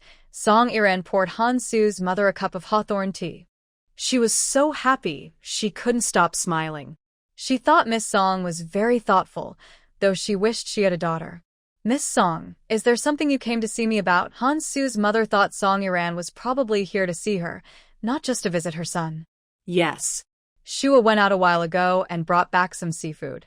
She's busy lately, so she asked me to bring some over for you and young Master Han. That's wonderful. Our hometown also has seafood, but after coming to the capital, I couldn't find any. I didn't expect Miss Mu to send us some. We're very grateful. Lady Han was very happy, surprised that she could enjoy seafood in the city. Yes, the taste is especially good. These were brought back by Shua herself, knowing you like them. Shua must be very happy. Please thank Miss Mu on behalf of both of us. Lady Han was very touched, not expecting Morong Shu to think of her and Han Su. Lady Han, you can cook more for Lord Han regularly. Shua said this food can help improve thinking. Lord Han studies hard, so he needs to nourish himself. Don't worry, Miss Song. I will cook for Sewer tonight. Hearing that it was Murong-shu's instruction, Lady Han believed it completely. Miss Song Yanran chatted with Lady Han for a while before saying goodbye and returning to her residence. As she was about to get into the carriage, Han Su called her back. Miss Song, please wait a moment. Miss Song Yanran was about to get into the carriage but paused. Why did Lord Han stop Miss Yanran? Song Yanran was puzzled. Something important must have been discussed in the yard earlier, and he waited until now to mention it. Lord Han would like to ask Miss Song to help check if second young master Mu has finished reading his books. I have finished mine, and am worried about delaying second young master Mu's reading. Han Su bowed slightly to Miss Song, and explained why he called her back. Don't worry, Lord Han. Tomorrow I plan to visit the general's residence to see Shuer. I can ask my cousin then, said Miss Song Yanran, thinking she had an appointment with Murong-shu, and could help ask her second cousin. Thank you, Miss Song. Also, please help me pass a message to second young master Mu. If he has finished reading, I will go to the general's residence in 5 days to exchange books. Han Su asked Miss Song to deliver this message. There's no need to be polite, Lord Han. My second cousin also loves reading. He might have already finished, said Miss Song Yanran, smiling as she thought her second cousin was a bookworm. Miss Song Yanran's bright smile dazzled Han Su. Even after her carriage had gone far, Han Su was still lost in thought. Lady Han looked at her son, who was still outside, and couldn't help but come out to check. She saw Han Su staring blankly at the alley entrance and asked, Suer, what are you daydreaming about here? Miss Song has already gone far. Are you tired from studying lately? Come inside quickly. Tonight, I will cook big shrimp for you to help boost your brain. Han Su was a little embarrassed because his mother caught him daydreaming, but he found her comment about boosting his brain funny. Mom, maybe Miss Song was just joking.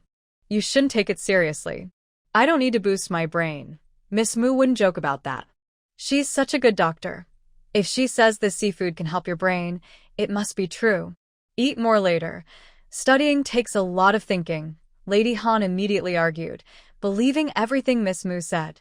Han Su didn't dare to argue with his mother this time. He could only silently complain in his heart. However, he thought that Miss Mu and Wenjing treated him very well, so maybe the seafood really could help his brain. On the way back in the carriage, Song Iran was lost in thought alone. Her personal maid smiled and asked, Miss, I've called you several times. What are you thinking about so deeply? I'm thinking about young Master Han. He seems to doubt Shuer's words. Only now did Song Iran realize her own reaction when she heard that big shrimp could help boost the brain, and she remembered Han Su's expression. Anyway, miss, you've already completed the task Miss Fu asked you to do. Whether he believes it or not, it's none of our business. That can't be. This was specially sent by Shuer. My dear miss, let's not think about this anymore. Do you remember this morning when the young master asked you to bring osmanthus cake? The maid couldn't help but remind her. She was sure her lady had definitely forgotten. Oh, thank goodness you reminded me. Quickly, send uncle to the East Street to buy osmanthus cake for the young master. After her maid's reminder, Song Iran remembered her promise to buy osmanthus cake for her brother that morning. If she went straight home, her brother would definitely cause trouble. The three of them went together to East Street to buy the osmanthus cake. Fortunately, they had enough time. When they returned to the Song residence, it was still early. She arranged for someone to deliver the cake to her brother and then went to her grandparents' courtyard. The next morning, after breakfast, Song Iran set out again for the general's residence. Thinking about Han Su's request yesterday, she first went to her second cousin's courtyard. She happened to meet Rong Qing, who was looking for Mu Siqing. Seeing Song Iran, Rong Qing was very surprised. Yanran, why did you come so early? Have you had breakfast? Second aunt, Yanran has already eaten breakfast. She made plans with Shuer to go out today, and just happened to be looking for cousin Rong for a bit. Song Yanran really likes Rongqing. Every time she visits the general's residence, Rongqing is very warm to her. She often gives her nice things, so Yanran considers Rongqing like a second aunt. Let's go inside together. Your cousin is probably studying again. Sigh, he spends all day reading in the yard and never goes out. It worries second aunt a lot. Rongqing took Yanran by the hand, and they headed into the yard. As they walked, She complained about her son being a bookworm. Second aunt, Cousin Rong is so good. Many people wish they had such a talented child, but they aren't lucky. How can second aunt say such things about Cousin Rong? Look, see Shu is about to get married. Just look at him, he probably doesn't even know any girls. He said he'd wait for Shuer to come back before thinking about marriage, but now that Shuer is back, he's not talking about it anymore. He just stays in the yard reading all day. Thinking about these things makes Rongqing anxious. If this keeps up, when will she have a daughter-in-law? Next year, Cousin Rong will be of age. If second aunt finds someone suitable, she should keep an eye out. Maybe Cousin Rong will get top honors in the exams, and second aunt won't have to worry about finding a girl for him. Song Yanran, lively and cheerful, and good at talking, made Rongqing very happy with her few words. Rongqing thought Yanran was very reasonable. If her son could pass the exams, ideally not just as the top scholar but also in the top 3, he would have a good marriage. Seeing Yanran, who was graceful, well-educated, gentle, and virtuous, Rongqing thought it would be a good match if her son succeeded. She decided to ask her older sister-in-law to help inquire about the Song family when the time came. Thinking of this, Rongqing became even more enthusiastic and took Yanran to find her son. Because she now had different thoughts, Rongqing was more pleased with Yanran than before. Today, she didn't even urge her son to go out and even kindly reminded him to study hard. After Rong Yanran clearly explained her purpose, Mu Siqing was very excited. When Jing had finished reading the books he picked out, and he was worried that Han Su hadn't finished. Now that he knew Han Su had finished, he couldn't wait to exchange the books. Cousin, could you please take me to find young Master Han now? Cousin, young Master Han is going to the academy to study this morning. If you're in such a hurry, why don't we go there at noon? Song Yuran did not expect her cousin to be so anxious, especially since no one from the Han family was there in the morning. Then please, younger sister, take your cousin to visit around at noon, Mu Siqing said politely to Song Yuran. We're family, so there's no need to be formal. Cousin, you can start packing the books now. We'll go directly after lunch. You go ahead and get busy, and I'll go say hello to Shuer. Originally, Song Yuran was just there to deliver a message, but she unexpectedly agreed to go with her cousin to exchange books. After lunch, Song Yuran and Mu Siqing left together. Rongqing was very happy when he heard the news. His son hadn't left their yard in a long time. Now that Iran had just arrived, her son eagerly followed her out. Rongqing decided to go to his sister-in-law's place to get some news. At this moment, the two on the carriage didn't realize that Rongqing had misunderstood so much because of the book exchange. If he knew, Song Yuran definitely wouldn't have gone along. Time passed quickly, and soon it was the day of Mu Shu and Lu Riyun's wedding. The general's residence and Lu's family had been busy for over half a month preparing. After discussing with the whole family, Murong Shu decided that the wedding feast would be cooked by the chefs from Rong family's restaurant. Song Wei and Rongqing were quite nervous. One was nervous about becoming a mother-in-law, and the other worried that the chefs might mess up the banquet. Rongqing, besides helping plan the wedding, also kept checking back at his mother's house to see how the chefs were preparing. Unfortunately, each time he went back, Murong Shu refused to let him see anything, citing confidentiality. The men of the Murong family were not worried at all. They trusted Murong Shu completely. Since Mu Si had tasted her seafood dishes in Haiqing, he was very confident about this wedding feast. Seeing his wife nervous, Mu Si tried to comfort her every day, but it was no use. He was also quite helpless. He wanted to ask his sister-in-law to talk to Rongqing, but he ran into his older brother, who was also worried. Recently, Murong Shu had been very busy. Every morning after breakfast, she would leave with Xiao Tao and arrive at Rong family's restaurant on time. She had already ordered the seafood for the wedding that day and prepared cold dishes and some new dishes that no one had seen before. The chefs at Rong family's restaurant had been working overtime, learning new recipes every day. Each dish was irresistible, and everyone was full of confidence for the wedding banquet. Not only did she personally oversee the taste, but Murong Shu also gave each dish a name fitting for the celebration, full of blessings for the newlyweds. Before the wedding, The bride and groom are not allowed to see each other. Morong-shu arranged for Mingyue Junju and Song Iran to accompany her to Lu's residence early to help Lu Ruyan with her makeup, since she couldn't leave her own affairs that day. Ruyan Jia, I can't come personally to do your makeup on the day, so I sent it early. I hope you won't be upset. Besides being the eldest sister-in-law, Lu Ruyan is also a true friend Morong-shu made after crossing over. She cares a lot about Lu Ruyan's wedding, even if the man she's marrying isn't her older brother. Shu, thank you for coming. I understand, I won't be mad. Lu Ruyan is very touched that Morong-shu came early, showing they're not just family, but also genuine friends. We're about to be family. Why are you two still so polite? When Ruyan marries in, she will be my sister-in-law. Song Iran joked with a smile. Since you're my brother's wife, I wouldn't dare compete with him. He's waited so many years to marry Ruyan Jia, Morong-shu said with a playful, nervous look, making everyone laugh.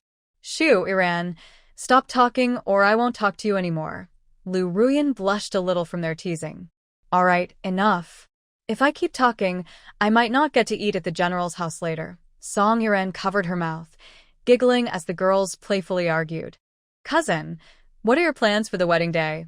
Morong-shu wanted to know Song Iran's plans so she could prepare in advance. I'll stay with Ruyan first, then go to Song's house. The others in the family will probably go straight to the general's residence.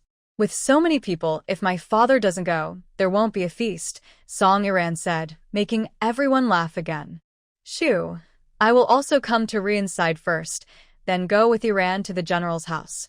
My mother is currently unable to go out, and I will go separately from my father, who will go directly to the general's residence. Jun Mingyue also plans to visit Lu Ruyan first, since they are quite close. Thank you all. Lu Ruyan's eyes reddened. She feels very lucky to have so many good friends. Shu, who will come to pick up the groom. Don't let the talent be too poor and lose badly, or our Ruyan might be taken away. Song Iran knew Lu Ruyan's older brother, cousin, and uncle's sons are talented, and she worried the people coming to pick up the bride might cause trouble. Cousin, don't worry. The brothers are both talented and brave. If they lose in talent, they can still compete in bravery. Morong-shu's strange way of thinking surprised a few people. They had forgotten that all the Morong children were talented in both studies and martial arts, except for Morong-siu. Sure, that's a good idea. Our second cousin is talented in literature, and our eldest cousin is skilled in martial arts. Haha, now we don't have to worry. Rong Yenren finally remembered that the best scholar in the Morong family was Morong Siching, and the best martial artist was Morong Sushu. Young Master Morong is so knowledgeable. I've never even seen him before. Ian is encouraging her brothers to work hard, so they can test Morong's literary talent someday. Jun Mingyue is someone who loves to watch the fun and not mind trouble. She really wants to see the legendary Morong's second young master, known for his talent, and wonders if he's as impressive as Morong Iri. I also secretly found someone to help my brothers. Morong-shu looked mysterious, making a few people curious. Let me guess. Could it be third young master one? Yun Mingyu deliberately guessed. She had long noticed that Morong-shu Qing and Wen Jing had some secret connection. In that case, I'll have my father stay up all night to give my brothers extra lessons, so they won't lose too badly. Everyone knew Wen Jing's strength, but unfortunately, third young master Wen was very modest. If the brothers knew they could compete with him, they would probably be so excited they couldn't sleep. If we spread this news, I think the Lu family's door might be crowded with people that day. Jun Mingyue imagined the scene and found it exciting. Plus, Wen Jing's handsome face might even outshine the groom. In Beijing, many young ladies haven't married third young master Wen yet. Sadly, rumors say he won't live long. Even if they can't marry him, just seeing him would be a feast for the eyes. But he rarely goes out, Song Yanran sighed. She couldn't imagine how grand the scene would be if Wen Jing came to fetch a bride. You guys are exaggerating. Why don't I send someone to ask third young master Wen if he's willing?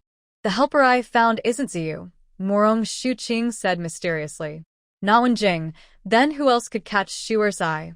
Jun Mingyue hadn't thought of anyone besides Wen Jing. Guess.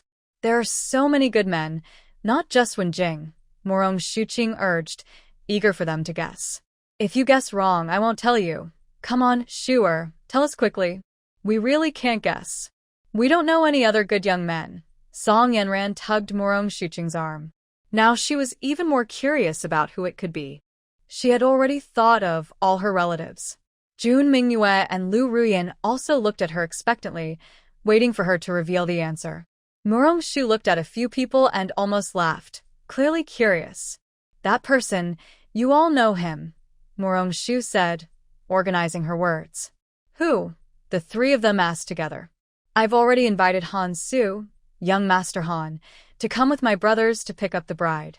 Isn't that a nice surprise?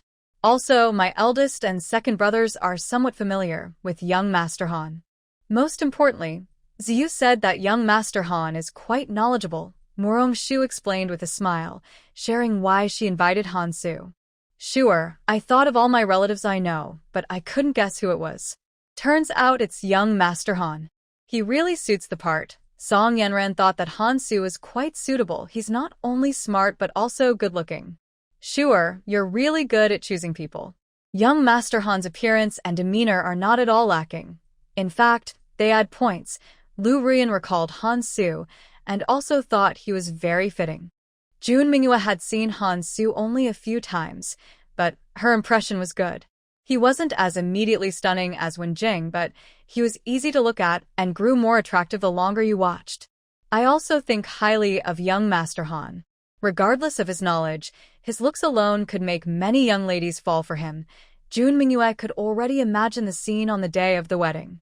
Princess, you rarely praise people.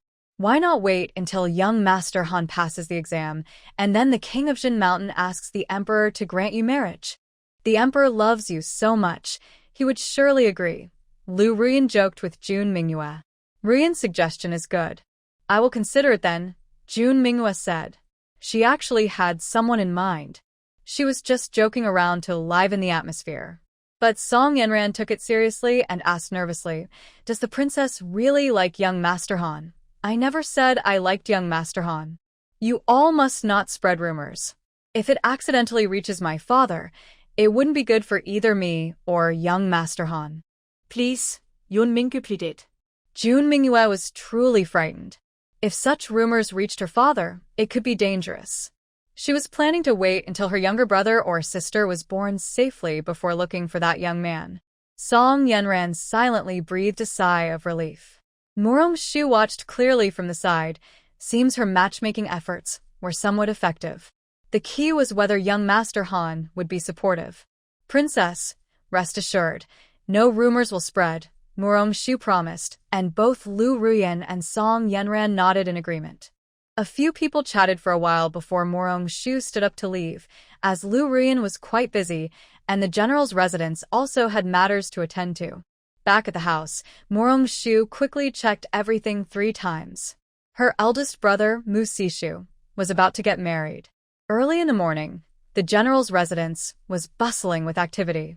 Mu Sishu was dressed in bright red wedding clothes, embroidered with delicate patterns. She wore a gold belt around her waist, making her look even more spirited. She was riding a tall, handsome horse, drawing everyone's attention. The wedding procession was large and lively, stretching as far as the eye could see. Drums and music filled the air, and crowds gathered along the street to watch. There were large sedan chairs, and the 10-mile-long street was decorated with festive decorations. Songwei asked the butler to replace some baskets of copper coins with big characters of happiness on them. She arranged for some young servants to carry the coins and scatter them in front, shouting loudly, "Today, my young master is happily getting married. Let's all share in the joy." The general's residence threw a lot of lucky money, and most of the onlookers managed to grab some. Cheers and congratulations filled the air, creating a lively and festive scene. At the Lu residence, the preparations started early as well. From afar, firecrackers could be heard. Lu's young servants excitedly ran into the yard to report, "Master, Madam, the wedding procession is about to arrive. Dad, I miss him so much. I really don't want him to leave," the young servant said, just as Lu Shirlang started crying. Lu's wife shot him a sharp look, and he stopped. "Master, the wedding procession hasn't arrived yet." Save your strength and stop crying. Lu's wife had warned Lu Shirling several times last night, worried he might lose control on such a happy day. Madam, I really can't bear to see Yan go. She's still so young. Why does she have to get married? Lu Shirling wiped his tears and recalled his daughter's childhood. The more he thought about it, the sadder he felt, making Lu's wife roll her eyes. We've watched Sishu grow up. He's talented and promising. Yan and he are childhood sweethearts. Where isn't a bad mother-in-law? If Yan is marrying someone she loves, why should we worry? Just control yourself today. Save your tears for after Yan gets into the bridal sedan chair. Although Lu's wife was speaking to Lu Shirling, she was also comforting herself. She loved her daughter and didn't want her to leave, but she knew she had to grow up and marry someone she loved. As parents, they should bless her. Lu Ruyan's maid ran into the room to report, "Miss, the groom and his party are almost here. Madam asked you to check if anything was missed." Lu Ruyan felt both excited and shy. Her older brother finally came to marry her. "Ruyan, take your time to get ready. Don't worry, they won't come in for a while. I've already talked to your brothers, and they want to give today a good challenge. Maybe they won't let our young master marry their sister so easily." Since June Minghua learned that the Mu family had brought in outside help, she secretly told Lu Ruyan's brothers. Everyone was eager to compete today because they knew their sister was not easy to marry. "Princess, which side are you on? When we get to the general's house, I'll tell Shuer if I see anything wrong," Song Yanran said, pretending to be angry when she heard June Minghua reveal the opponent's strength. "Today, we are all family. Yanran, you can't betray us." June Minghua knew Song Yanran was joking to lighten the mood, so she playfully reminded her.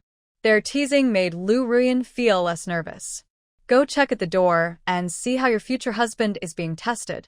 Come back and tell your lady," June Minghua said. Since she couldn't leave the room to accompany Lu Ruyan, she sent her maid to look. "Yes, I'll go now," the young maid said happily and ran out excitedly. June Minghua and Song Yanran each took out a beautiful hairpiece to help Lu Ruyan get ready. Lu Ruyan was very touched. "Ruyan, I wish you and young Master Mu a long and happy life." Princess Minghua handed Lu Ruyan a red gemstone hairpin and sincerely wished her well. "Thank you, Princess. I hope you find your ideal partner soon," Lu Ruyan joked with June Minghua. "This is my gift for you. I wish you and your cousin harmony and happiness, and may you have children soon." "Ha ha, yes, and may you have children soon. I just forgot that." June Minghua laughed loudly, making Lu Ruyan blush even more than rouge. Miss, your future husband and their group have passed the first test and are at the second gate." The maid, who had gone to check, hurriedly ran back in a panic. "So fast?" "Tell us how your future husband passed the test." June Minghua was excited. She didn't expect the Mu family's people to be so strong, passing the first challenge so easily. "Princess, you didn't see it. Young Master Mu and young Master Zhou are very talented. No matter what questions the eldest young master and the others are asked, they answer smoothly and convincingly. They even make the others admit they are right. So, before the elders even spoke, they passed the first test easily." The young maid spoke vividly, and everyone listened in amazement. Song Yanran couldn't help but feel impressed and said, "Shuer is really good at choosing people. She clearly cares about her cousin, so she brought young Master Han along. It's like adding wings to a tiger. Go quickly to the second gate and check for news. Report immediately when you find out. We need to prepare quickly." Looking at this scene, the second gate won't hold out much longer. Everyone was a bit flustered, not expecting the test to be over so fast. "Miss Lu, let's cover your veil first, just in case someone suddenly comes in." The joyful maid hurriedly helped Lu Ruyan cover her veil. "I've heard that young Master Mu is very skilled in martial arts. Today, I will guard the last door for Ruyan and have a spar with young Master Mu." June Minghua had long wanted to test Mu Sishu. She admired Mu Shi, who personally taught Mu Sishu martial arts. She was looking forward to a fight with Mu Sishu. "Princess, have you planned this in advance? That's why today you're acting as a family member to spar with your cousin. Why didn't you tell us earlier?" Song Yanran was also excited to see Princess Minghua and her cousin fight. She wanted to see the fun right at the door of the inner room. If I told you earlier, what if you betrayed me? June Minghua teased with a look that made everyone laugh, as if she didn't trust either of them. Miss, they're coming, they're coming. The young master and the others are here. The young maid was relieved. She ran quickly. Otherwise, the elders would have entered. Ruyan, are you sure your brothers didn't hold back? Why did they get in so quickly? Song Yanran doubted whether Lu Ruyan's brothers had been bribed. Otherwise, they should have taken longer. Miss Song, it's not their fault. It was the turn of the young master and the others to ask questions. In the end, young Master Mu and young Master Han each asked a couplet. The eldest young master and the others couldn't answer within the time limit, so they were allowed to pass. The young maid was unsure whether to feel sorry for the eldest young master or happy for the elders. But she knew they tried their best and didn't want Song Yanran to misunderstand them. Wow, are young Master Mu and young Master Han really that good? I wonder how skilled they are in martial arts. I really want to spar with them. This time, Princess Minghua was surprised. She didn't expect so many people to lose to these two. Princess, it's not impossible. You should quickly decide who to challenge. I tell you, my second cousin is talented in both literature and martial arts. His writing and fighting skills are equally strong. As for young Master Han, he's no match for the princess, Song Yanran said with a smile. Although what you said sounds very tempting, I still decide to spar with my eldest cousin today. If I miss this chance, I don't know when I'll get another. June Minghua decided to challenge Mu Sishu. Princess, be gentle, or Ruing might get angry with you. Song Yanran is confident in her cousin but still asked Minghua to be careful, using Ruing's name. Don't worry, I know my limits. If I hurt young Master Mu, not only Ruing will be upset, but Shuer might also hold me responsible, Minghua replied. So you do know. I thought you forgot, Song Yanran said. Stop laughing at me. Let's go meet your cousin and show you how powerful I am, Minghua said, pulling Song Yanran out the door. She took a whip from her waist, ready for the upcoming challenge. When Mu Sishu and his group arrived at Ruing's courtyard, they saw Minghua and Song Yanran at the gate. Princess, little sister, why are you here? Mu Sishu felt something was wrong. Could they be the final test? How can a delicate girl handle this? It seems impossible. We are here to test Ruing's future husband, Minghua said. I heard Mu Gongzi and young Master Han are talented and smooth sailing. I know young Master Han, but where is Mu Gongzi? Princess, my second brother is still explaining riddles behind us. You might have to wait a bit to see him, Mu Sishu said, feeling a little guilty about his second brother being detained by Ruing's cousins for riddles. Since the second young master isn't here, I will challenge the eldest young master, Minghua said. Please, I accept your challenge. Without giving Mu Sishu a chance to respond, Minghua swung her whip at him. Everyone except Han Su quickly dodged, knowing she was skilled. Mu Sishu caught Minghua's whip with one hand and pushed Han Su out of danger with the other. This move was impressive. Minghua had done it on purpose, but Mu Sishu's skills were surprisingly good. Both are skilled fighters. After 30 or more moves, June Minghua gradually became tired. Mu Sishu stopped the fight just in time. June Minghua was not upset and bowed to Mu Sishu, saying, Young Master Mu, I am ashamed to compare myself to you. June Minghua's surrender marked the end of the final challenge. Mu Sishu finally got to see Lu Ruyan. The room was already prepared. When Mu Sishu entered, he went straight to Lu Ruyan and gently and happily said, Ruyan, I come to marry you and take you home. Even with her veil on, Mu Sishu could feel the young girl's feelings. Lu Ruyan's older brother carried her and led the group out. They said goodbye to their parents in the main hall. Lu Ruyan's father cried loudly, and other family members moved by him also had tears in their eyes. Lu Ruyan's older brother helped her onto the wedding sedan and told Mu Sishu to take good care of his sister. When the auspicious time arrived, firecrackers sounded, and a grand sedan with 8 bearers carried the bride for 10 miles, decorated beautifully. In the Great Sage Dynasty, women going to marry must be carried on a sedan by their brothers. The bride's feet cannot touch the ground, or it might cause trouble. Before getting into the sedan, The bride bows to her parents and then bows to the friends and relatives who see her off, showing gratitude. At Lu's house, they married off the daughter, and at Mu's house, they married the bride, strengthening the bond between the two families. Many officials in the court today first went to Lu's house to help with the makeup, then went to Mu's house to celebrate. The wedding sedan does not turn back. To show how much Mu's family valued the bride, the wedding procession circled the imperial city before returning to Mu's house. Jun Mingyue and Song Iran took a shortcut directly to the general's residence, feeling very excited to see the bride arrive at the groom's house.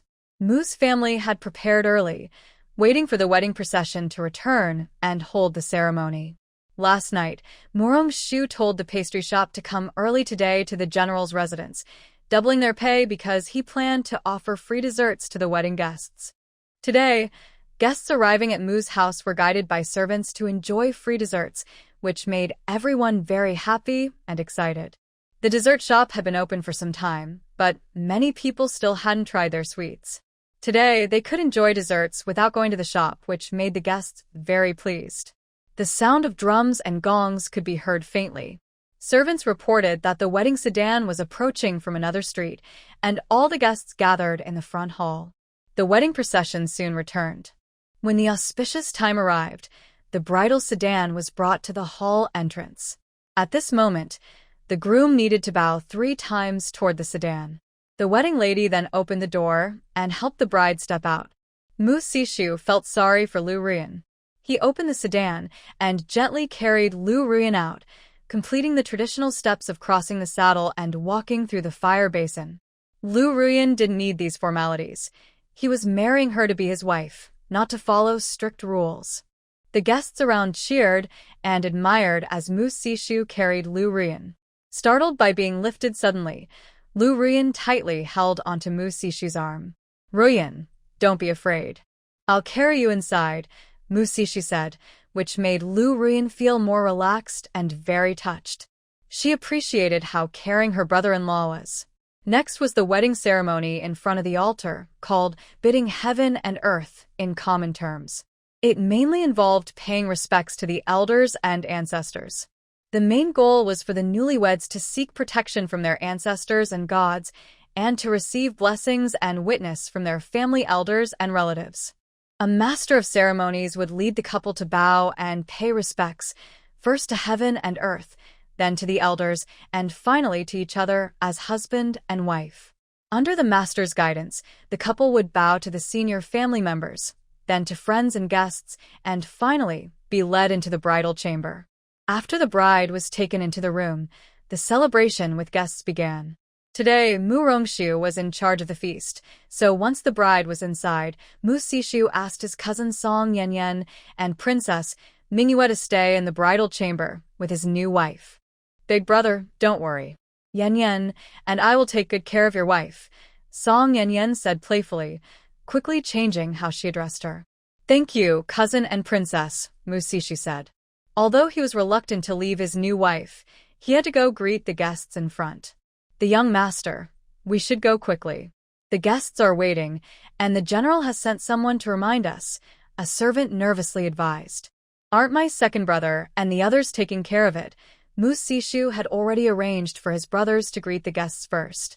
The second young master accidentally twisted his ankle earlier. "Someone has gone to call the family doctor," the servant explained after hearing Mu Sishu ask about Mu Sking, the second brother. "Is it serious? Send someone to inform second aunt, and have someone bring some food for second young master." Mu Sishu wanted to check on his second brother, but had to leave first to attend to the guests. "Someone has already been sent to inform the second madam." The young servant quickly followed Mu Sishu as they headed toward the banquet.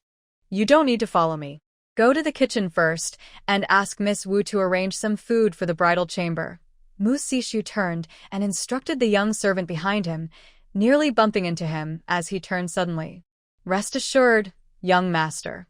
I will go right now," the servant replied and hurried to the kitchen.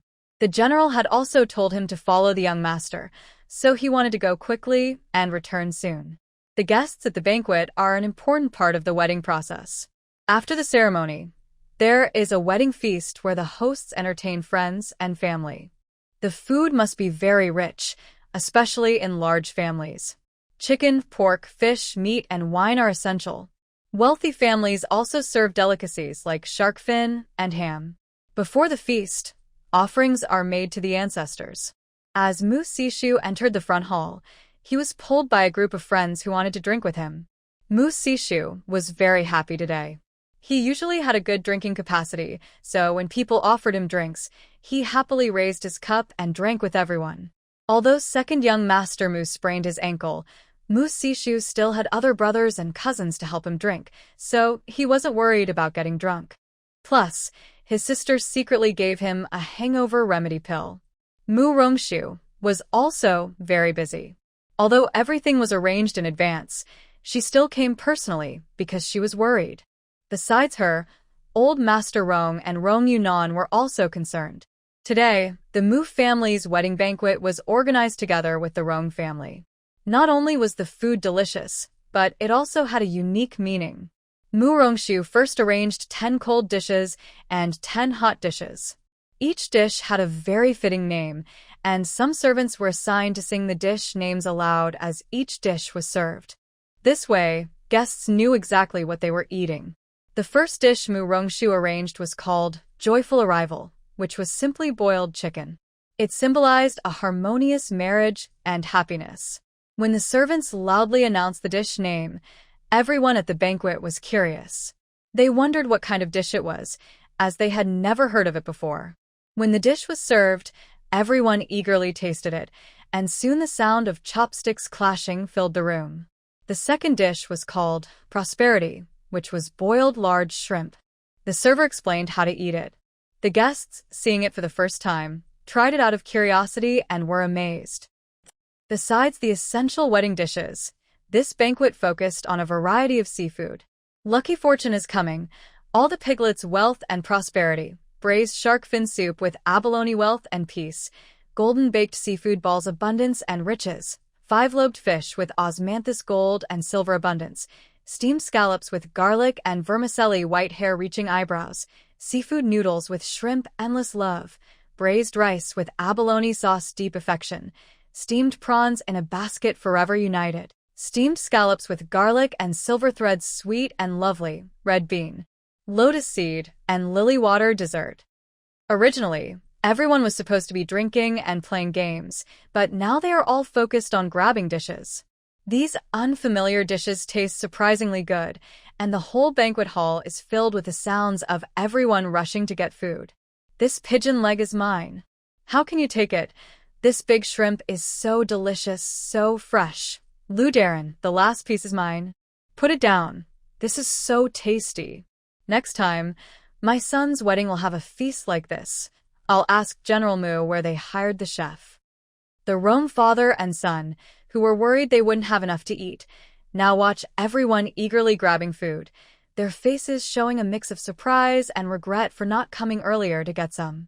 Now, looking at the empty plates, they are almost crying from frustration. After the banquet, the Mu family was surrounded by guests asking about the chef. Mu Si was quick-witted and took the opportunity to promote his little niece and father-in-law's restaurant. Before they even left the general's residence, the Rome father and son had already received several orders for their restaurant. Next came the eagerly awaited wedding night. After a day of rituals and the banquet, Mu Sishu, though having drunk some wine, was not drunk. The group pushed him into the new house. Lu Ruyan had already eaten and, although tired from the day, was feeling quite energetic. Mu Sishu looked at Lu Ruyan sitting on the bridal bed with her veil on, feeling a deep sense of happiness and contentment. The girl who had grown up with him was finally marrying him. Mu Qianfeng, hurry up and lift the veil so we can see the new sister-in-law. Someone in the crowd called out first and everyone cheered along. The bridal chamber was lively and full of joy. Mo Sishu gently picked up the scale from the tray and tenderly lifted the bride's veil. This action symbolizes happiness and good fortune. As the red veil was lifted, Lu Ruyan appeared bright and shy, her lovely face now visible to everyone. Her makeup today made Mo Sishu's eyes light up. Her beauty was truly stunning. Mo Sishu looked at Lu Ruyan with a silly smile. She felt even more shy, but since many friends were present, she softly tugged at Mo Sishu's wedding robe and quietly called out, "Brother Shu, our bride is so beautiful, the groom is stunned," said the matchmaker, making everyone laugh. "It's time for the toast," she said happily, arranging the next step. After the couple finished drinking the toast, friends and family could start teasing and celebrating. Everyone was respectful, and after a while, Mo Rongshu, who had planned this, found an excuse to the guests away. It was hard enough for the older brother and Lu Ruyan's sister to get to this day, so they couldn't let others ruin it. Once everyone left the room, Mo Sishu held Lu Ruyan's hand, still smiling. Lu Ruyan looked a little silly, but he kept smiling. "Brother Shu, it's time to drink the love potion," Lu Ruyan reminded him when she saw him staring blankly. The love potion symbolizes a happy marriage, unity, respect, and equality between husband and wife. Hearing her, Mo Sishu realized he hadn't yet drunk the love potion with Lu Ruyan. He got up, poured 2 cups of the prepared love potion, and sat beside her on the bed. He handed her a cup, and Lu Ruyan took it in her hands, looking at him expectantly. After drinking the love potion, Mo Sishu carefully cut a lock of hair from himself and Lu Ruyan, tying them together as a token of their union, also called the wedding knot. "Yuyen, thank you for waiting for me. I will never let you down in this life," Mo Sishu said, a little excited. Looking at his beloved girl, he only wanted to stay together forever. "Brother Shu, Yuyen is willing." Lu Ruyan's big, wet eyes made Mo Sishu unable to hold back. He lowered his head and kissed her eagerly long-awaited lips. The candles burned brightly until dawn, and the sounds of joy and heartbeat in the bridal chamber continued until the candles burned out. The next morning, Mo Sishu woke up early. His habit from the army made him wake up on time. Looking at his sleeping wife in his arms, he felt satisfied and closed his eyes again. Knowing that her young lady was exhausted yesterday, he gently placed his large hand on Lu Ruyan's waist and back to massage her, hoping to ease her discomfort. If today weren't the first day of their marriage, when the whole family would wait for the newlyweds to serve tea, Mo Sishu wouldn't want to get up. As the time approached, Mo Sishu quietly got out of bed, opened the door, and saw the maid standing outside. She immediately took the water and handed it over, then closed the door again. A group of people outside were stunned. Why didn't the husband let them in to serve? The young lady should get up now. Today they would meet the parents-in-law and relatives. Mo Sishu usually took care of herself. He quickly tidied himself up and cleaned the room a bit, worried that the servants might come in soon and make Lu Ruyan shy. Then he used a cloth dipped in water to wipe Lu Ruyan's face and hands. Lu Ruyan suddenly woke up from her sleep. Seeing Mo Sishu dressed neatly, she was momentarily flustered. Her mother had repeatedly told her not to get up late today. She didn't expect to wake up late and hurriedly tried to get out of bed, but Mo Sishu stopped her. "Take your time, no rush. Sister loves to sleep in." Mo Sishu comforted Lu Ruyan while supporting her, afraid she might fall. "Brother Shu, please let them come in to help me change clothes, or we'll be late," Lu Ruyan said anxiously. "Yenyu, what are you calling me? We are already married." Mo Sishu looked at Lu Ruyan with a sad face. Lu Ruyan blushed deeply and softly called out, "Husband." Hearing the name he wanted to hear, Mo Sishu's mood immediately improved. He grabbed the girl and kissed her fiercely for a while before awkwardly going outside to call people. He was afraid that if he kept kissing her, her parents wouldn't get to enjoy their tea today. The servants, who had come with Lu Ruyan as her dowry, knew how important today was. They moved quickly and helped Lu Ruyan get ready. When Lu Ruyan came out, Mo Sishu hurried to meet her, holding her hand as they headed to the main courtyard. All along the way, Mo Sishu supported Lu Ruyan, worried she might fall. His caring behavior made the servants behind them secretly smile. They thought their master was a wonderful husband, even hard to find with a lantern.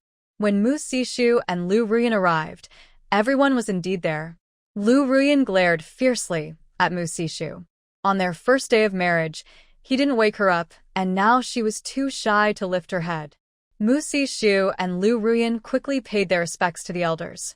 Then came the tea-serving ceremony. Whether it was Madame Mu, Song Wei, Rongqing, Mu Shi, or Mu Si, everyone was so happy they couldn't stop smiling. They also gave generous red envelopes. Song Wei and Rongqing not only gave red envelopes, but also presented many pieces of jewelry. The gifts showed how much Song Wei liked her daughter-in-law. After greeting the elders, the younger generation exchanged gifts, mostly silk fabrics, clothes, shoes, and socks. Lu Ruyan personally made these, showing her respect for her in-laws. Among these gifts, the most valuable was given to Mu Rongshu. The Mu family was happy to see the good relationship between her and her sister-in-law. From today, Mu Rongshu would also call Lu Ruyan big sister-in-law. After the tea ceremony, the elders sent the young couple to rest in their own courtyard. Being newlyweds, they were very much in love. The elders, experienced in these matters, naturally understood. On the way back, Lu Ruyan still felt a bit uneasy. She nervously asked, "Husband, is it okay for us to leave like this? Maybe I should go back and serve my mother-in-law and the others. The Mu family doesn't have the habit of nagging the daughter-in-law. You don't need to wake up early or stay late. Just spend more time with the elders during meals. I finally married you, not to see you suffer. From now on, whatever your sister does, you do the same. But, no buts. I have a secret way to make them like you more. Husband, tell me quickly. We'll discuss this tonight. Why not during the day? I think it's better to do it at night." Li Ruoyan felt very guilty for letting Mu Zixu cause trouble. She woke up late and tired her mother-in-law, who had prepared the wedding gifts herself. Mother is happy and not tired at all. Don't worry about that. Hurry and have breakfast with Zixu. It's enough that I am here, Song Wei said. She was so happy about the good relationship between the young couple that she didn't blame them. She was just worried they might be in a hurry and skip breakfast, so she urged them to eat first. Thank you for your hard work, Mother, Mu Zixu said, feeling a little shy but grateful for Song Wei's effort. All right, go now. Don't keep Yan waiting. We can't be late for the return visit, or your father and mother-in-law will worry, Song Wei said. Yes, Mother. Mu Zixu and Li Ruoyan bowed and then went to eat breakfast. Song Wei continued to direct people to move things. The return visit was very important. They brought a chicken, symbolizing good luck and prosperity. They also brought some pastries and gifts. The main rule was that the gifts should be in pairs, not odd numbers. Song Wei and Rongqing carefully chose these gifts. Many were high-quality items. The Li family was not only the bride's in-laws, but the Mu and Li families had a good relationship. No matter the reason, they prepared more valuable gifts to show how much they valued Li Ruoyan as the eldest daughter-in-law. When Mu Zixu and Li Ruoyan finished breakfast and prepared to leave, they were surprised to see several carriages loaded with gifts. It seemed like too much. Mother, is this too much? Li Ruoyan asked shyly. All these gifts were for her family, and her mother-in-law had prepared so many. It's not too much. Mother still thinks it's not enough. This is such an important day. We can't let you be wronged, Song Wei said gently, patting Li Ruoyan's hand. Thank you, Mother. We'll leave early and return soon, Mu Zixu said happily. He was glad that his mother and wife got along well. He was worried about conflicts between mother-in-law and daughter-in-law, but now he saw he was overthinking. Don't rush. Take Yan back early to talk with your father and mother-in-law, Song Wei said, worried. She hadn't seen her daughter for 3 days and thought Li Shirling might cry again when they returned. Yes, Mother. Mu Zixu and I will leave now. Mu Zixu and Li Ruoyan said goodbye to Song Wei, then went back to their courtyard to pack up before leaving. At the gate of the mansion, they met Mu Rongshu, who had been waiting for a long time. Li Ruoyan happily walked up and took Mu Rongshu's hand, asking, Sure, why are you at the gate? Didn't you say the restaurant was busy these days? We thought you left early. Recently, the restaurant has been doing very well. Uncle Zheng sent some fresh seafood, which people in the capital love to eat. I've been staying at the restaurant these days because someone is naturally allergic to seafood, so I need to watch over them. Mu Rongshu felt a bit embarrassed when she said this. Since Lu Ruyan just married into their family, she has been going out early and returning late every day. Luckily, her brother doesn't need to go to the military camp recently, so he can keep her company. Otherwise, she would feel guilty toward her good sister. Sure, what is an allergy? Why is it so serious? Lu Ruyan asked worriedly. She didn't understand what an allergy was, but it sounded unpleasant. Morong Shu thought for a moment and explained, it's when some people eat seafood and may experience symptoms like redness, dizziness, headache, rapid heartbeat, feeling anxious, chest tightness, difficulty breathing, swelling of the face and lips, numbness in the tongue, hands and feet, nausea, vomiting, and itchy skin. The severity varies, but it needs prompt treatment. Oh, that sounds very dangerous, Lu Ruyan said, surprised. Since seafood is sold at the Rong family's restaurant, she was worried. People who are allergic just need to avoid seafood in the future. Those who are allergic can still enjoy the delicious food, Morong Shu reassured her. Sure, we should always be careful, Lu Ruyan said sincerely, worried for Morong Shu. Don't worry, sister-in-law. I will bring allergy medicine, and, to be safe, the Rong family has hired a doctor to stay at the restaurant. If any guest has an allergic reaction, we can treat it quickly, Morong Shu said. She had been busy these days arranging everything related to allergies, so she could relax afterward. You really think of everything, sure, Lu Ruyan said, feeling relieved after hearing that everything was arranged. Oh, sister-in-law, today you're bringing your brother home. Here, take this. Also, this cart of seafood will be taken back too. I've arranged for the cooks to come along so your relatives in Lu's family can also try these seafood dishes, Morong Shu said. Lu Ruyan saw the allergy medicine and the cart of seafood Morong Shu handed her, and she finally understood why Morong Shu had been waiting at the gate early in the morning. Sure, this isn't right. These are for the restaurant's business, she said. Think of it as a gift for your brother and sister-in-law for their return visit. Please don't dislike it. I have other things to do at the restaurant, so I'll leave now. It won't delay your visit. Goodbye, brother and sister-in-law, Morong Shu said happily as she got into the carriage and left, leaving the cook, the cart of seafood, and the driver. This is Shuer's kindness. Let's accept it and take good care of her in the future, they said. Musi gently held his newlywed wife and comforted her, understanding his sister's feelings. Don't worry, husband. I will treat Shuer well. Lu Ruyan promised to be even kinder to Shuer in the future. The couple didn't dare delay any longer and quickly went to Lu's house. Today was a special day, the return visit after 3 months, and it was very important for Lu's family. Early in the morning, the main gate was wide open, and the house was filled with happiness. Lu Shirlang had been talking nonstop since morning, giving his wife a headache. Sometimes he complained that the pastries made by the cook weren't tasty enough, or that his daughter and son-in-law didn't like them. Other times he criticized the yard for not being clean enough. On the day of the return visit, the family prepared a banquet to welcome the new son-in-law. During the feast, the new husband would sit at the main table, accompanied by the elders from the bride's family. The return banquet was not only a celebration of the wedding but also an important ceremony for the daughter to thank her parents for raising her and for the groom to thank his in-laws for their support. Lu Ruyan was very favored in Lu's family, so the return banquet was especially grand.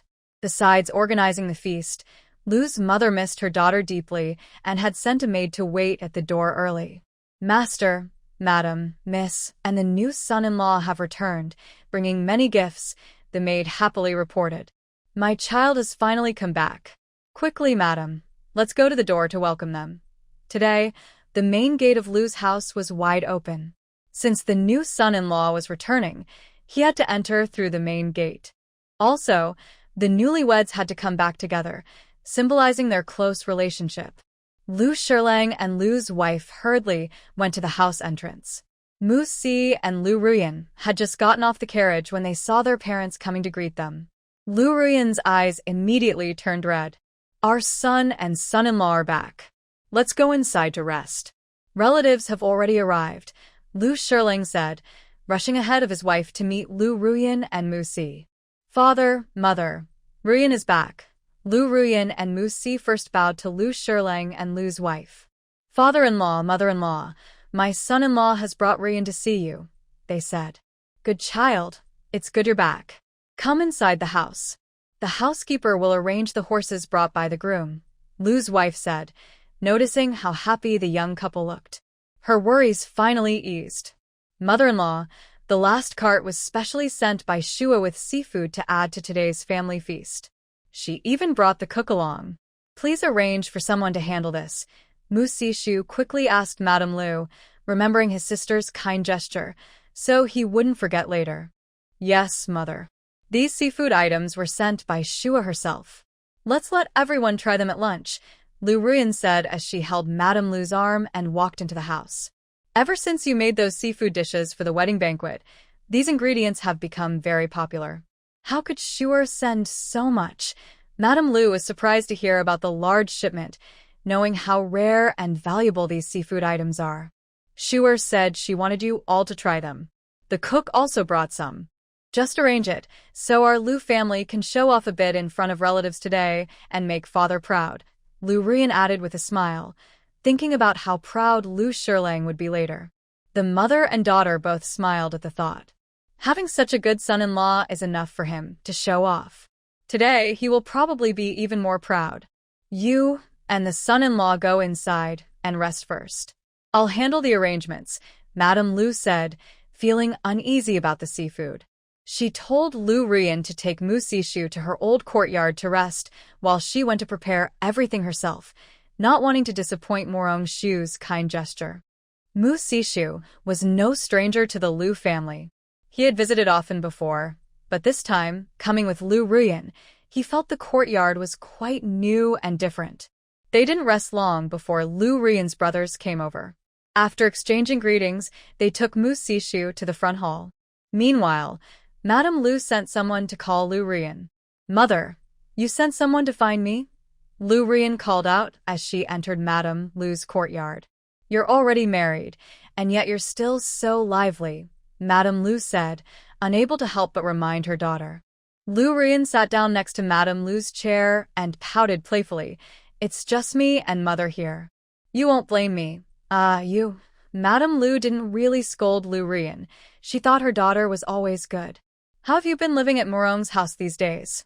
Madame Lu hesitated but finally asked, wanting to know if her daughter had encountered any trouble.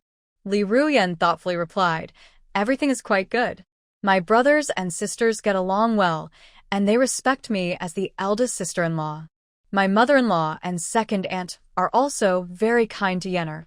My mother-in-law didn't let Shuer greet early on, setting rules, and my grandmother doesn't interfere with family affairs. My husband treats me well. Mother, I think marriage isn't so scary. Mother never said marriage is scary. She said marrying the wrong person is scary. Being able to marry into the Mu family is a blessing. Lady Lu believed in the Mu family and trusted her close friends would treat her daughter well. It's all thanks to you, Mother. If you hadn't maintained good relations with my mother-in-law, how could my husband and I have grown up together like childhood sweethearts? Otherwise, where would I find such a good husband? Since her naive days, Li Ruyan liked Mu Sishu, so in her heart, he was her hero. Child, the Mu family is a good family. I trust you to marry into them, but as the eldest daughter-in-law, you must be generous and proper. Show respect to your grandmother and parents-in-law, take care of your brothers and sisters, and get along well with your husband's family. Lady Lu couldn't help but remind her. Mother, I remember everything you said. My husband told me that how I behave at my mother's house should be the same as in the Mu residence. I don't need to get up early every day to greet and set rules. When I have free time, I should spend time with the elders. He also said that filial piety isn't about how early you greet, but about being present in your heart when needed. Li Ruyan spoke softly, her words different from what her mother had taught her before. Lady Lu smiled upon hearing this. If the families in the capital who expect their daughters-in-law to get up early and follow strict rules heard this, they would be furious. Mother, why are you laughing? Isn't what my husband said correct? Li Ruyan looked at her mother, puzzled by her smile. Your husband is just worried about you. You're newly married, and once his leave is over, he will return to the Western camp. Your time will increase then. When that happens, you should visit your mother-in-law more and show filial piety. Lady Lu understood that newlyweds are still in the honeymoon period and like to stay close, so she thought it was normal. She decided to wait a bit longer. My husband and mother-in-law both said, I can do what I like. I can also go out with my sister to see more of the world. Li Ruyen recalled what Mu Sishu told her and discussed it with her mother. Really? Your husband and mother-in-law said that? Lady Lu was surprised. Yes. My husband said that the butler and others can wait until we have children to discuss things. Even if my mother is busy, my second aunt can help. I just need to spend time with him and play with my sister. Lu Ruyen felt a little shy when thinking about what Mu Sishu had said about having children. Master considers everything carefully, so you should listen to him first. I have a recipe to help you recover your health. Take it home and follow the instructions to get better soon, so you can give the master a child. Lady Lu knew they had delayed for a few years, and having a child was now very important. Mother, there's no need. You forgot that Shuer knows medicine now. I can ask Shuer to help me recover, Lu Ruyen said, not wanting to take her mother's medicine. She trusted Morong Shu more. Mother is confused. Let's go to the front hall. I want to tell your older brother to watch out for the master and not drink too much, Lady Lu said, thinking about the banquet. She took her daughter to the front hall. Because of her mother-in-law's special care, Mu Sishu didn't drink much during the banquet. After it ended, the two of them said goodbye to the Lu family and took a carriage home. On the way back, Lu Ruyen's eyes were red, feeling very sad. Mu Sishu hugged her and said, Madam, I will stay with you whenever you want to come back. Don't be sad. Thank you, husband, but once a woman gets married, she can't visit home often, right? My lady, that's not true. You can always come back to your family, he replied. Morong Shu had been busy for about 10 days, arranging everything at the Rong family's restaurant. She thought it had been a long time since she visited the Jinshan prince's mansion to check on the princess. She sent someone to inform Song Wei and then took Xiaotao directly to the mansion. She guessed that Princess Ningran's low progesterone levels during pregnancy should have improved by now. Today, she planned to check her pulse and do a full examination. Since she hadn't made an appointment in advance, Morong Shu asked someone to announce her arrival when she reached the mansion. Prince Jun and the Jinshan prince came out to greet her. Sure, I told you last time that the Jinshan prince's mansion is always welcome. Why are you still waiting outside the gate? Prince Jun hurried out and pulled her inside. Everyone knows now. From now on, when Miss Mu comes, just let her in directly. No need to announce, said the gatekeeper. He wished Miss Mu would live in the mansion. When the princess heard Morong Shu was coming, she wanted to come out and greet her herself. The servants needed to be told, or the princess might be upset next time. Morong Shu and Jun Mingyue walked together toward the princess's courtyard, caring about her health. Recently, I had the cooks prepare the dishes from the menu you sent. Mother really liked them. She no longer vomits and has a good appetite every day. Father is very happy. Now, your position in my father's heart is even higher than mine. Not long ago, Morong Shu heard that Princess Jinshan had a poor appetite. The prince was worried and busy with his restaurant, so he wrote a menu and sent someone to deliver it to Jun Mingyue. It turned out to be very helpful. Seeing his wife able to eat well, Prince Jinshan was very grateful to Morong Shu. It's good that she can eat well. When her health improves, her labor during childbirth will be less painful. Morong Shu was happy to hear that her menu was useful. The princess's maid was already waiting at the courtyard gate. When she saw Morong Shu, she warmly invited her inside. She now regarded Morong Shu as a living Buddha. Princess Ningran hadn't seen Morong Shu for a while. She was very happy to see her come to the estate. They chatted about interesting things in the capital. Morong Shu checked Ningran's pulse and examined her, finding everything was fine. Aunt Ning, you can get out of bed and walk now. Going to the garden for a walk each day is good for the baby. Just avoid lifting heavy objects, Morong Shu advised based on Ningran's condition.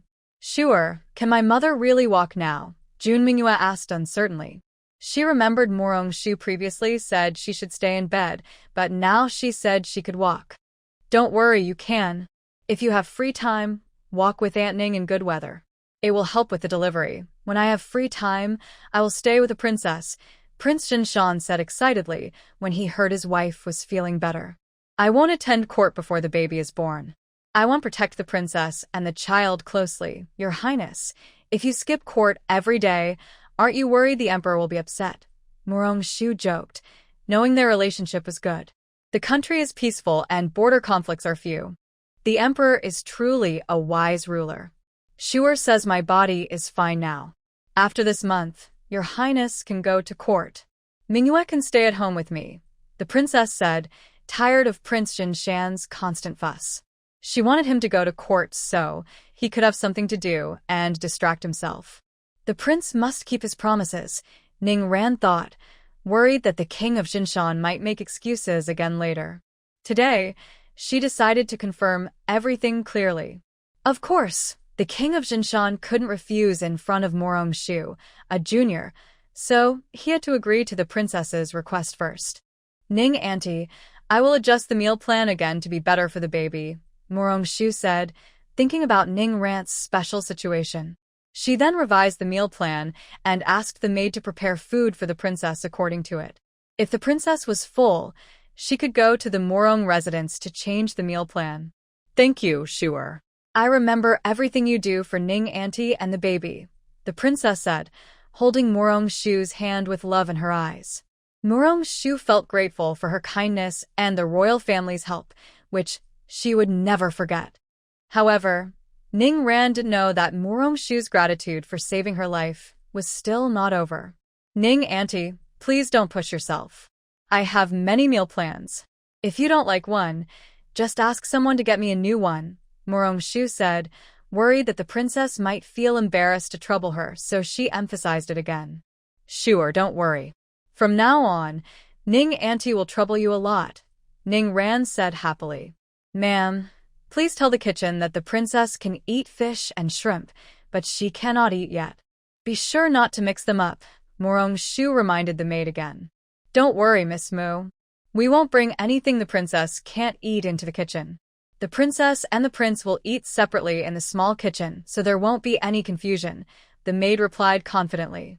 Thinking about Jun Mingyue and the king of Jinshan eating seafood together in the small kitchen made Murong-shu want to laugh. Such a vivid scene. Prince, Shuer has one more thing to ask for your help with, Murong-shu said, recalling milk and goat milk. Is there any way to get milk-producing cows or goats?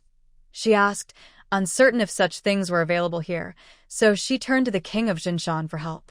Miss Mu, what do you want these for? Those cows and goats don't taste good and have a strong smell, the king of Jinshan said, feeling troubled just thinking about it. Have you seen them, Your Highness? Murong-shu asked excitedly, thinking he must have seen them based on his description. Sure, Yuer's maternal family has those animals. If you need them, let Yuer take you there, Ning Ran said, remembering that Ning's estate had these animals. That's wonderful. Princess, when are you free to take Shuer to visit? Murong-shu eagerly pulled Jun Mingyue. Sure, we might not have enough time today. How about we leave early tomorrow and go straight to the farm? I will write a letter to uncle to ask him to go with us. Jun Mingyue saw Murong-shu so excited and thought this matter was very important to her. Thank you, princess. Later, if you bring back a cow or a sheep, you can cook a bowl of milk for the princess every day. This will ensure she gets good nutrition, and when the baby is born, it will be healthy and chubby. The baby can also drink the milk and grow taller. Thinking about drinking milk and sheep's milk made Murong-shu excited. If her dessert shop had milk, she could create new desserts. Everyone was stunned. They couldn't believe that the cow and sheep brought back from the border by the Ning family's second son could have such a use. Tomorrow they planned to visit the farm.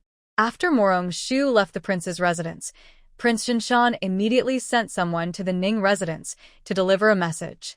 He asked Ning's second son, Ning Yiming, to go to the Ning family's farm outside the city tomorrow. The reason was to find a cow that could produce milk to help Ning Ran recover her health. The Ning family mansion looked at the letter with confusion. Since Ning Ran got pregnant, they felt that her husband had started to act strangely.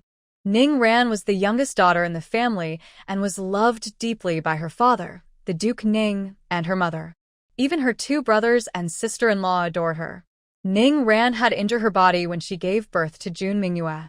She was the only child for many years. Considering Ning Ran's situation, the eldest son Ning Yu and the second son Ning Yi were discussing letting some of the other children, except the eldest, marry into the prince's family. The cousins and siblings cared sincerely for Mingyue. The brothers truly loved her, so they didn't worry about their sister's later years or anyone bullying her. The family was happy because Ning Ran was pregnant again. The family valued this pregnancy very much. They had already decided that if it was a girl, they would follow their previous plan. If it was a boy, they would pretend nothing happened. So, aside from the eldest son, the other children in the Ning family had not yet been engaged. Grandfather, grandmother, maybe what the prince and uncle said is true. How about tomorrow, Xian'er and second uncle go to the farm together? Maybe cousin will go too. I will ask cousin what is really going on, and then I will report back to grandfather and grandmother. This was Ning Xian, the youngest daughter of Ning Yu, the eldest son of the Ning family. She was 1 year younger than Jun Mingyue and the only girl in the family. She was very loved at home. Ning Xian looked quite similar to her aunt Ning Ran and was favored by her grandparents.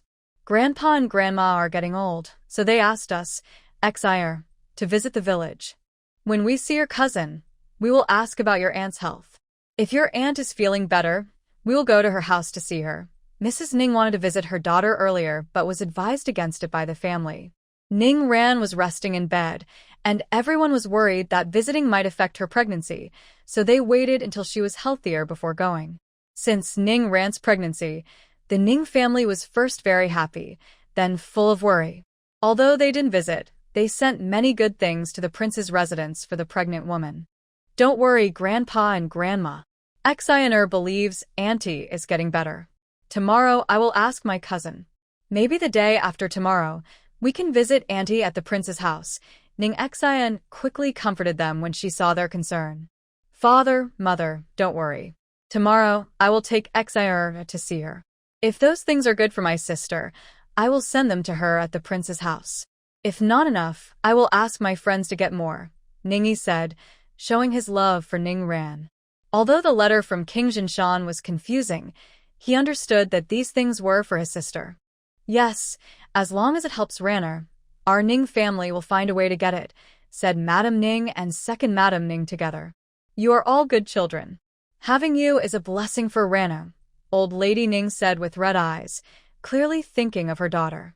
Worried that her grandparents might be sad, Ning Xian quickly changed the subject to cheer them up. The next morning after breakfast, Morong Shu, Xiao Tao, and Zhu, also known as Zeng Baokai, the shopkeeper of the dessert shop, went to the prince's residence to meet Jun Mingyue and King Jinshan at Ning's village. Ning Yi and his niece Ning Xian left early in the morning to visit the village, worried about their sister. They didn't even have time for breakfast, and only ate a little when they arrived. When Morong Shu and the others reached the village, they saw 2 people waiting from afar. Seeing the prince's carriage, Ning Xian was very happy.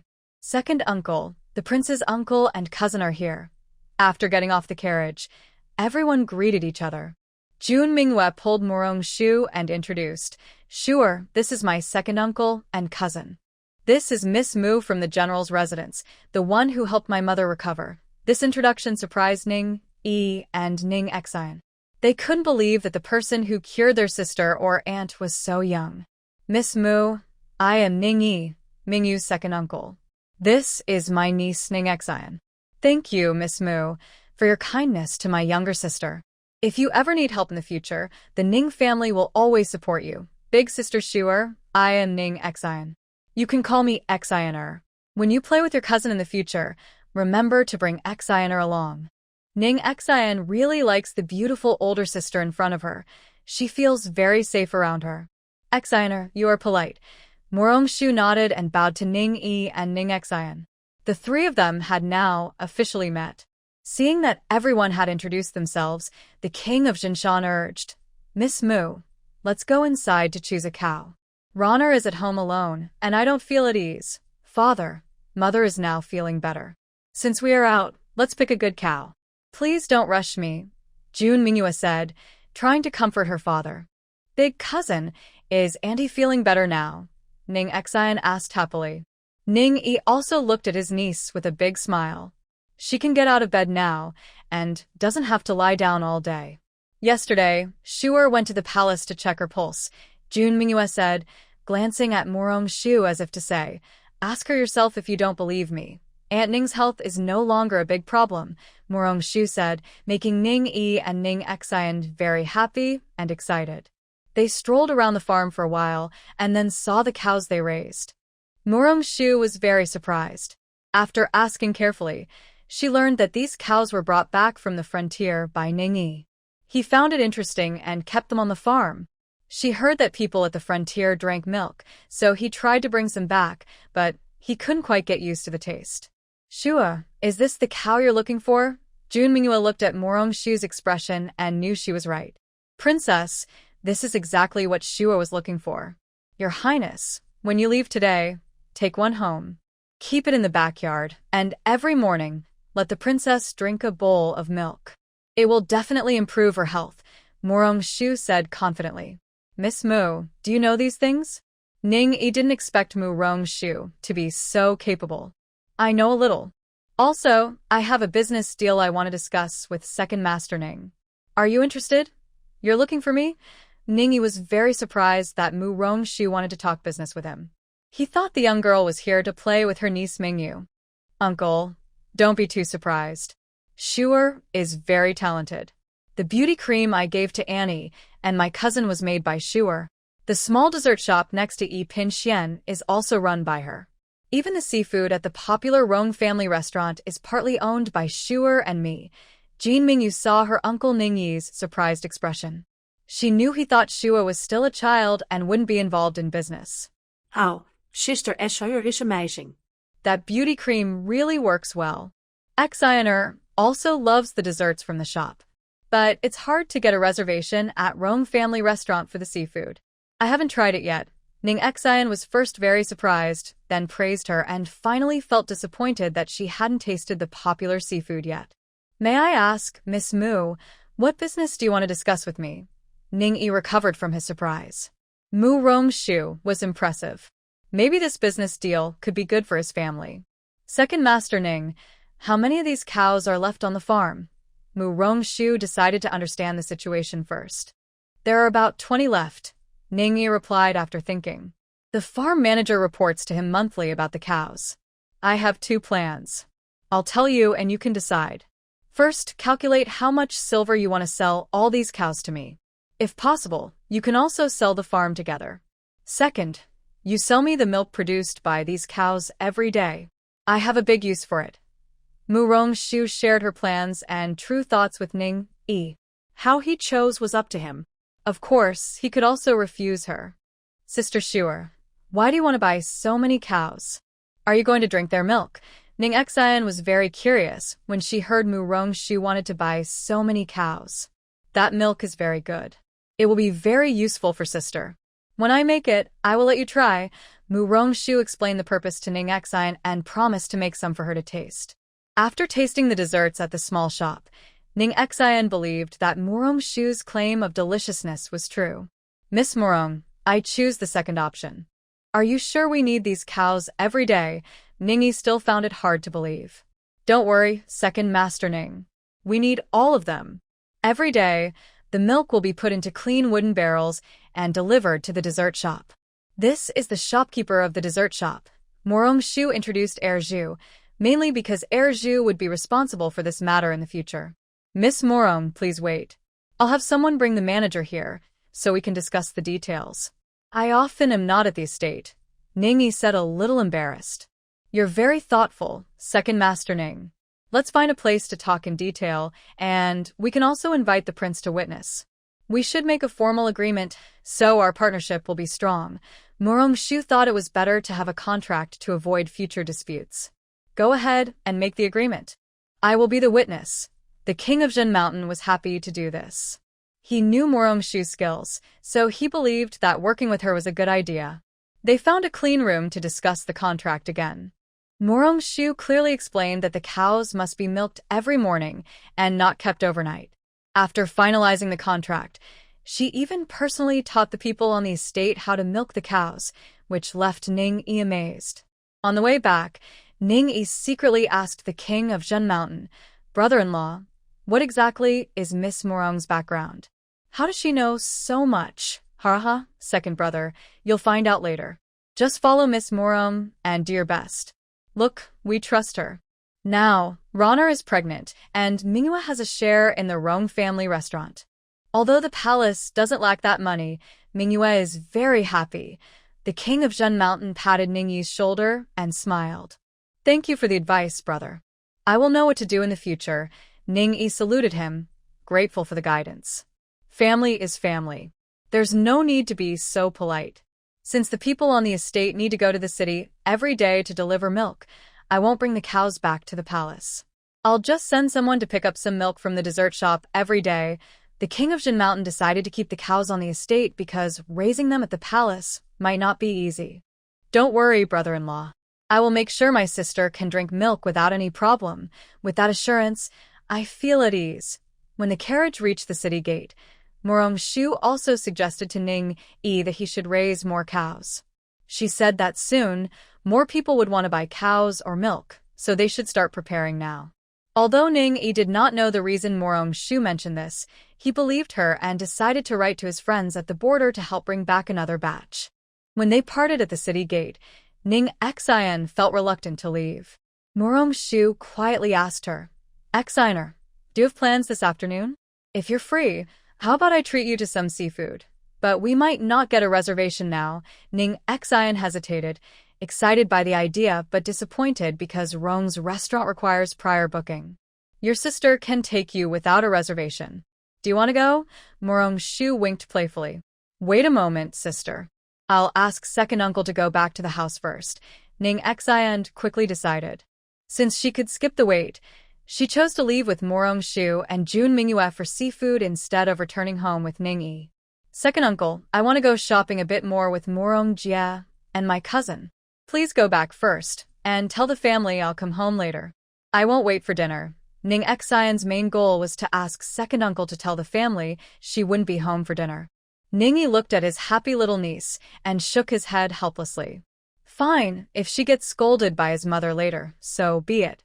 As long as his niece is happy. In the afternoon, they went shopping together and also stopped at a dessert shop. Later, they went to Rong's restaurant for dinner. The owner and staff greeted Morong Shu warmly. Miss Morong, the princess, you brought friends. I'll take you to a private room and just tell me what you want to eat. Ning Xian was amazed and asked nervously, Sister Shu is so impressive, she didn't need a reservation, because Sister Shu has special privileges here. She taught them how to cook these dishes. Jun Mingyue explained to Ning Xian, who looked surprised. Princess, hurry, and let Xian order. We want her opinion, Morong Shu said with a smile, inviting Ning Xian to sit and order. The young girl was excited since it was her first time there. After finishing the seafood today, Ning Xian finally understood why they couldn't get a reservation, because the food was so delicious. Even after returning home, she kept thinking about the taste of the seafood. Ning-yi is very reliable. The milk from the farm arrived at the dessert shop on time. 3 days later, Tu Zhu had informed Morong Shu a day earlier. For this batch of milk, Morong Shu came to the dessert shop early today. Since opening, the dessert shop has been very busy every day. The staff work hard without complaints because Morong Shu provides good wages and benefits. Everyone greets Morong Shu warmly when she arrives. Zhu finally catches up with his young lady and quickly reports the shop's situation. Zhu, your young lady trusts you to run the shop. Just do your best. As long as we don't lose money, you can make decisions on some matters yourself, Morong Shu says. She only oversees the big plans and prefers Zhu to handle daily operations. She is someone who believes in giving others responsibility and hopes Zhu will grow. Brother, the young lady trusts you so much. You must not let her down. She considers you a close confidant. Hurry and thank her. Xiao Tao reminds her brother, noticing he looks a bit stunned. Hearing this, Zhu finally reacts. Thank you, young lady. I will do my best to manage the shop well and not disappoint your trust. Besides managing the shop for your young lady, if you find suitable people, you can promote or train them yourself. Maybe in the future, there will be more than just this dessert shop. There might be other shops, and you could be the main manager. So start training your assistants early just in case, Morong-shu advises. Morong-shu is very pleased with Erju. He is loyal and capable. A small dessert shop is not enough for him. She has bigger plans for him. Don't worry, young lady. Erju understands and will bring out more capable people, he says excitedly. He used to think that his father, as the steward of the Morong family, was the most talented person. But after meeting the young lady and following her plan, he believes he could become the most powerful person in the Zeng family. Manager, someone delivering milk from the farm has arrived. Please come to the kitchen. Someone enters to find Erju. Since no one in the shop knows what to do with the milk, Erju asks Morong-shu to go to the kitchen for guidance. Let's go see the kitchen. This milk is good stuff. Once I make something with it, you'll see. The weather is cold now, and we can introduce a new product, Morong-shu says excitedly when she hears the milk has arrived. She takes Erju and Xiao Tao to the kitchen. The kitchen staff was carrying 2 large buckets of milk. Seeing Morong-shu and the shopkeeper come in, everyone quickly greeted them. Miss Morong, shopkeeper, hello. Be careful when you carry it, don't spill anything. These are valuable, Morong-shu warned, worried they might accidentally spill the milk. She had spent a lot of money to buy it. 1 big bucket of milk cost a few silver coins. She still remembered Ningyi's expression when they signed the contract. Don't worry, Mississippi. We know how precious these are, the workers replied. The shopkeeper had told them yesterday how important it was, and since they earned good wages here and got along well, they worked very diligently. Freshly squeezed milk shouldn't be drunk straight away. It needs to be heated, fermented, and sterilized before drinking. Morong-shu thought the simplest way was to boil it. She demonstrated how to do it, explaining what to watch out for. When heating, keep the temperature low. Boiling for about 3 minutes is enough. This kills bacteria and helps keep the nutrients. Although they didn't know much about nutrition, everyone listened carefully because Miss Morong's advice was trustworthy. Watching the milk, Morong-shu felt tempted to make desserts with it. She then tried making some milk-based sweets in the kitchen. First, she made double-layer red bean pudding. The method was simple. She separated the egg whites and yolks, beating the whites with chopsticks and setting them aside. She poured the boiled milk into small bowls. Once cooled, she poured the milk back into the pot, creating a layer of skin at the bottom. Then she added the beaten egg whites and sugar, stirred well, and placed the bowls in boiling water. After steaming for about 15 minutes, she turned off the heat and let it sit for a while. Finally, she added red beans. Because of the season, Morong-shu also made red bean and taro ball milk tea and caramel milk tea. After preparing them, she served a cup to everyone in the shop, and they all praised it. These drinks are perfect for winter. Seeing everyone liked them, Morong-shu asked the kitchen staff to start learning how to make these desserts. Since she had demonstrated herself, they learned quickly. By noon, the kitchen staff could make the same tasty treats as she did. She wrote a detailed list of ingredients and proportions for the kitchen to follow. Then she told Erju to start selling the new products in the afternoon. For the first 3 days, customers who visited the shop could taste a free sample. Morong-shu asked Erju to arrange for someone to deliver some milk to the Zhenshan mansion, along with the preparation instructions. She also sent a new batch of red bean double-layer milk pudding, red bean taro bubble tea, and caramel milk tea to the princess and Princess Manhwa. Princess Manhwa sent her gifts, and her cousin Yanran from her maternal family also couldn't be left out. Additionally, Morong-shu thought about her promise to Ning Xian to let her try the new desserts, so she sent some to Ning's residence. Morong-shu then took these new treats to Wen's residence. Recently, she had been very busy and hadn't seen Wen Jing for several days. She wanted to visit him and also check on Wen's second wife, who was about 5 months pregnant. Morong-shu felt a little worried. Not long after Morong-shu left the dessert shop, Prince Zhenshan personally came over. Erju hurried to greet him. Your Highness, I pay my respects. Get up. Where is your young lady? Prince Zhenshan looked around the shop but didn't see Morong-shu and asked Erju. She had something to do at Wen's residence. If you need to see her urgently, you can go there. Erju thought the prince might have urgent business. Are there any desserts left today? Prince Zhenshan asked awkwardly. Yes, Please wait a moment. I'll bring some for you to try first. These are all new recipes the young lady developed today. If you like them, I can pack some for you to take away. Zhu guessed that the prince wasn't here to see the young lady, but to enjoy the desserts. Pack the red bean double layer milk pudding and red bean milk tea for me, and bring a serving of all the new items from your shop, Prince Jinshan said. He had seen the princess and her daughter eating at the mansion and was craving the desserts. When he arrived, they had already finished eating. So, the craving prince decided to come personally, but the princess and her daughter asked him to bring some back because they hadn't had enough. They loved the taste so much that they fell in love at first bite. The gatekeeper of Wen's residence recognized Morong Shu. When he heard she was here to see the second lady, he was a bit surprised but didn't dare delay. He quickly sent someone to take her to the second lady's courtyard. Wen's second lady was very happy to see Morong Shu. She held her hand excitedly and said, "Sure, it's been a long time since I saw you. I was actually planning to send you a message today, thinking that the lady's belly is starting to show. I came especially to check on you. How's your appetite lately?" Morong Shu observed that the second lady's belly was more obvious than the last time she visited. "Although I had a poor appetite before, the green plums you gave me helped me get through those difficult times. Now, I no longer have those worries, but I feel cold and don't want to move much.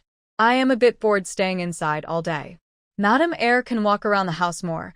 This is good for her pregnancy. If she feels bored, she can listen to music or have someone read books or poetry to her. The baby can hear it too." Morong Shu thought about modern prenatal education and wanted to help Madame Eyre pass the time happily. "Sure. Will this affect the baby?" Madame Eyre was very surprised. She had never heard this idea before. "No. It helps shape the child's future personality. You can try it, Madame Eyre. All right, I'll listen to Shure. When my husband comes back today, I will tell him."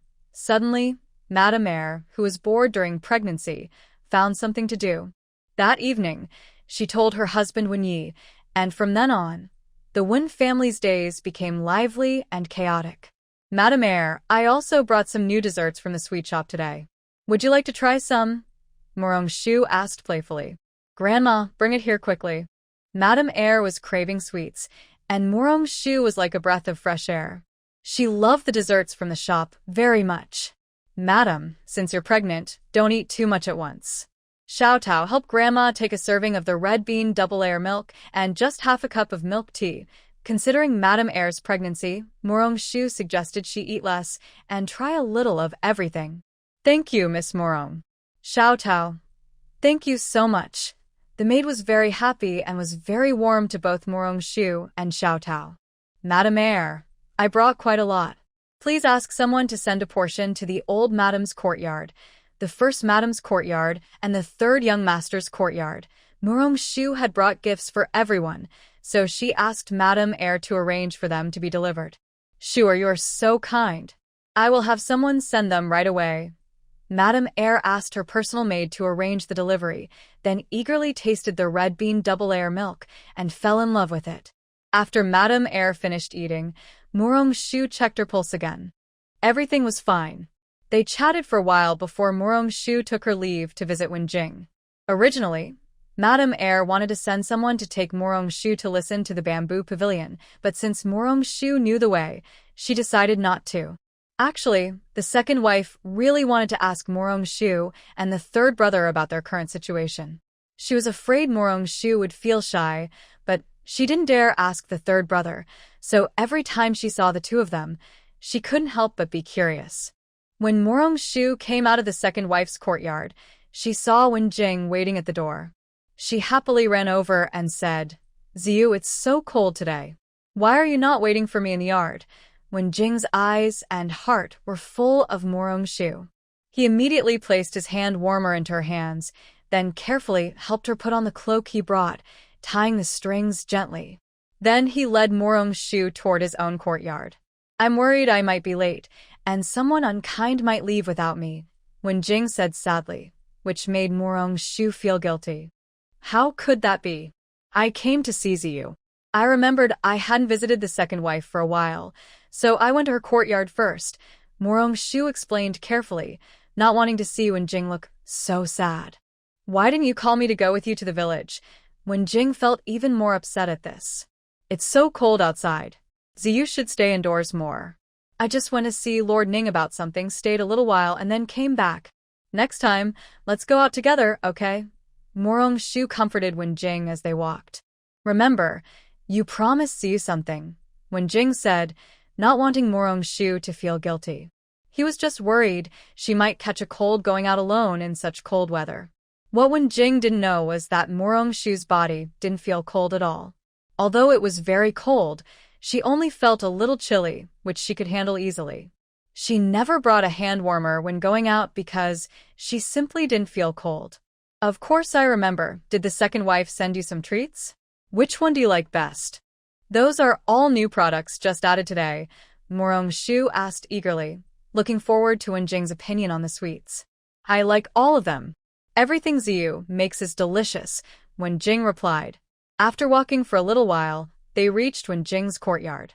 Wen Jing was worried the young girl might catch a cold, so she quickly told Morong Shu to go inside. She also had someone add charcoal to the fire basin. Then they sat together, eating the sweets Morong Shu specially brought and chatting happily.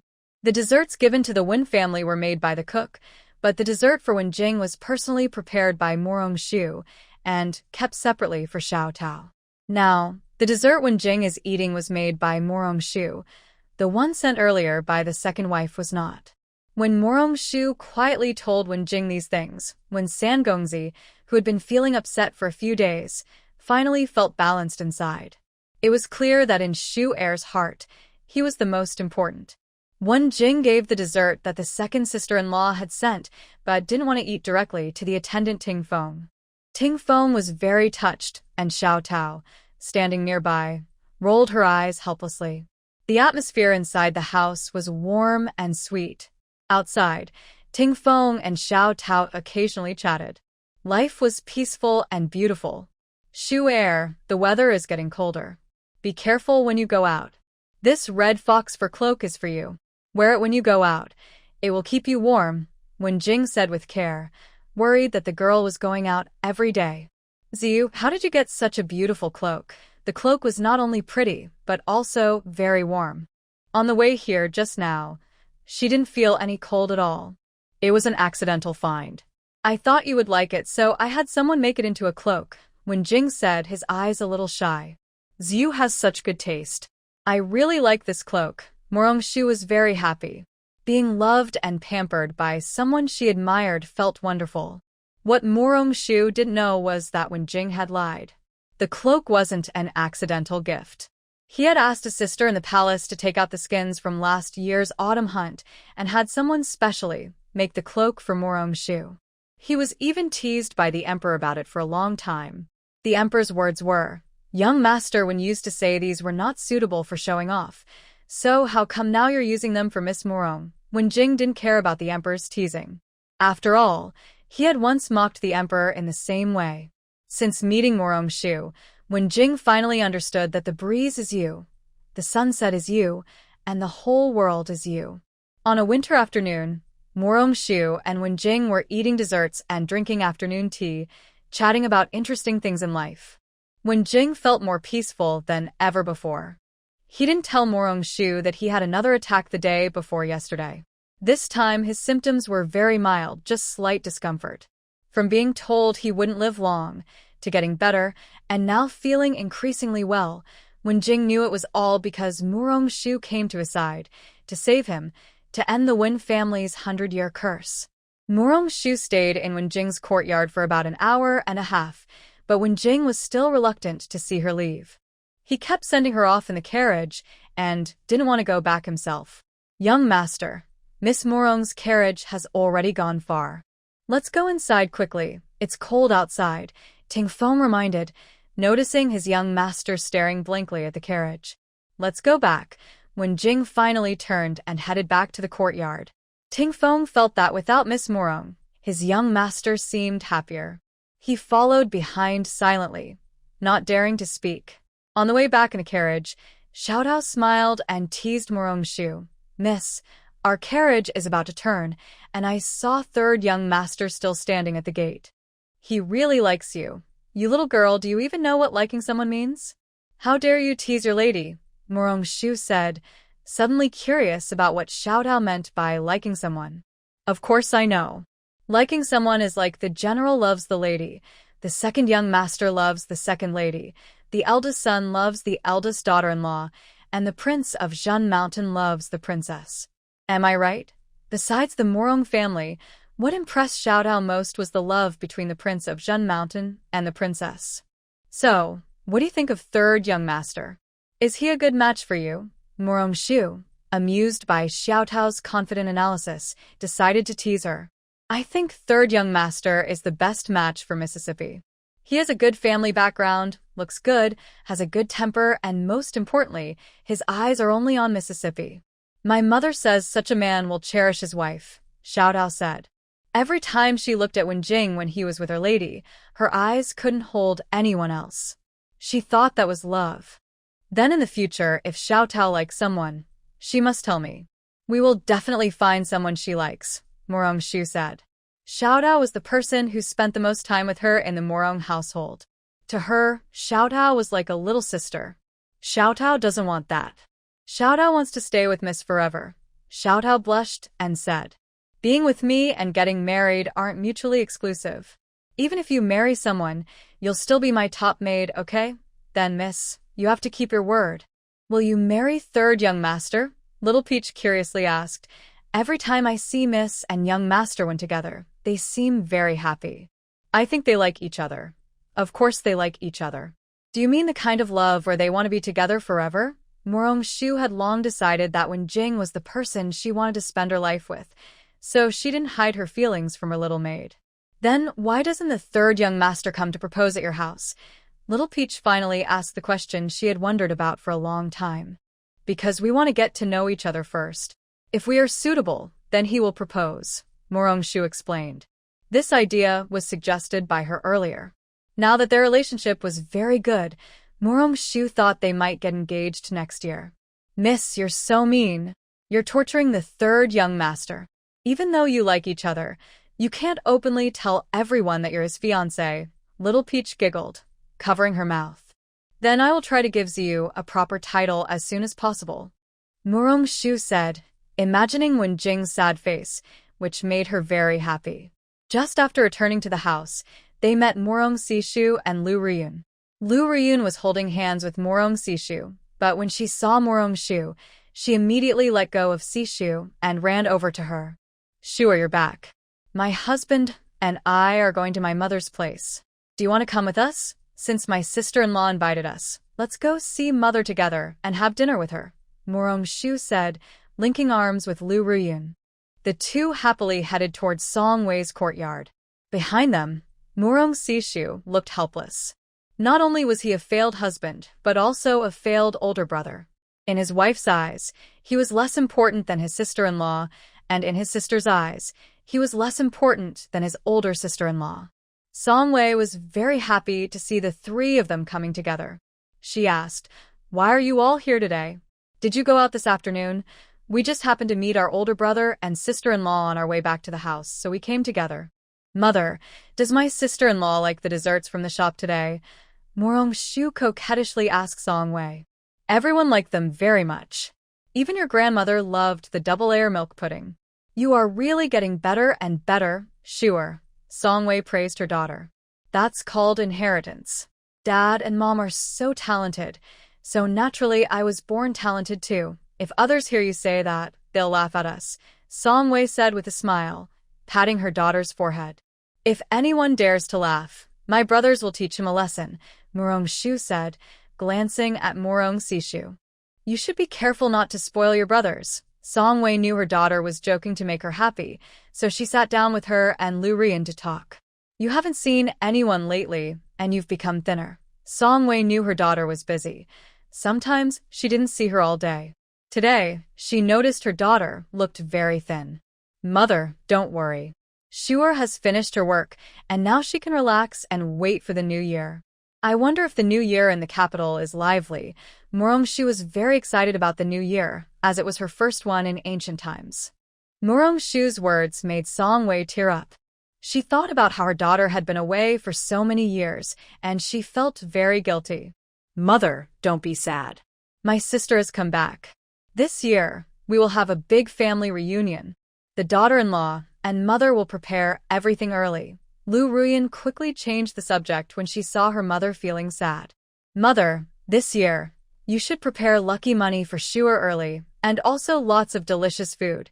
Morong Shu gratefully looked at her sister-in-law and made a request to Song Wei, who then shifted her attention. You and Ruyan will both get lucky money. This is your first New Year at home, and Ruyan just got married into our family. Mother has waited many years for this moment. Of course, you will get lucky money too. Song Wei decided that this year she would give lucky money not only to herself, but also to her brothers for her sister. She also planned to take Morong Shu back to the Song family on the second day of the New Year, so her eldest and second brothers would also give gifts. Then my sister-in-law, and I thank mother first. Oh, and big brother. Don't forget too. Morong Shu saw her eldest brother nearby and included him in her thanks, so he wouldn't feel left out. Song Wei looked at her siblings and sister-in-law, happy to see their close relationship. This was the way life should be. In the following days, Morong Shu stayed peacefully in the mansion. She visited her grandmother's courtyard every day to pay respects, sometimes went with Lu Ruyan to eat with Song Wei, or talked with Aunt Rongqing in her yard. Life was very comfortable and happy. Because it was nearing the end of the year, the emperor was assessing officials, so all officials were busy. Even the newlywed Morong Sishu went to the western camp. Morong Shu was worried that Lu Ruyan might feel uncomfortable in the Morong family, so she always pulled her along in everything she did. The Rong family restaurant and the beauty cream's profit sharing are both calculated by the people arranged by Old Master Rong at the end of the year. The dessert shop just opened recently, so the accounts are clear, and each month, Heir Zhu has already calculated everything. Therefore, Morong Shu really has no worries about this. 3 days before the new year, Morong Shu finally left the residence. Early in the morning, she went to Lu Ruyan's courtyard and, in front of her elder brother, took her sister-in-law away. Mu Sishu was originally reluctant to leave, but when she saw her newlywed wife decisively choose to go out with her sister, she could only sigh helplessly and obediently went to the western suburb camp. Shuer, where do you want to go today? Lu Ruyan sat in the carriage, a little excited. Since her wedding, she hadn't gone shopping, and today, finally, she was out with Shuer. Big sister-in-law, you look so happy. Why didn't you let your elder brother come out with you before? Morong Shu joked when she saw Lu Ruyan so excited.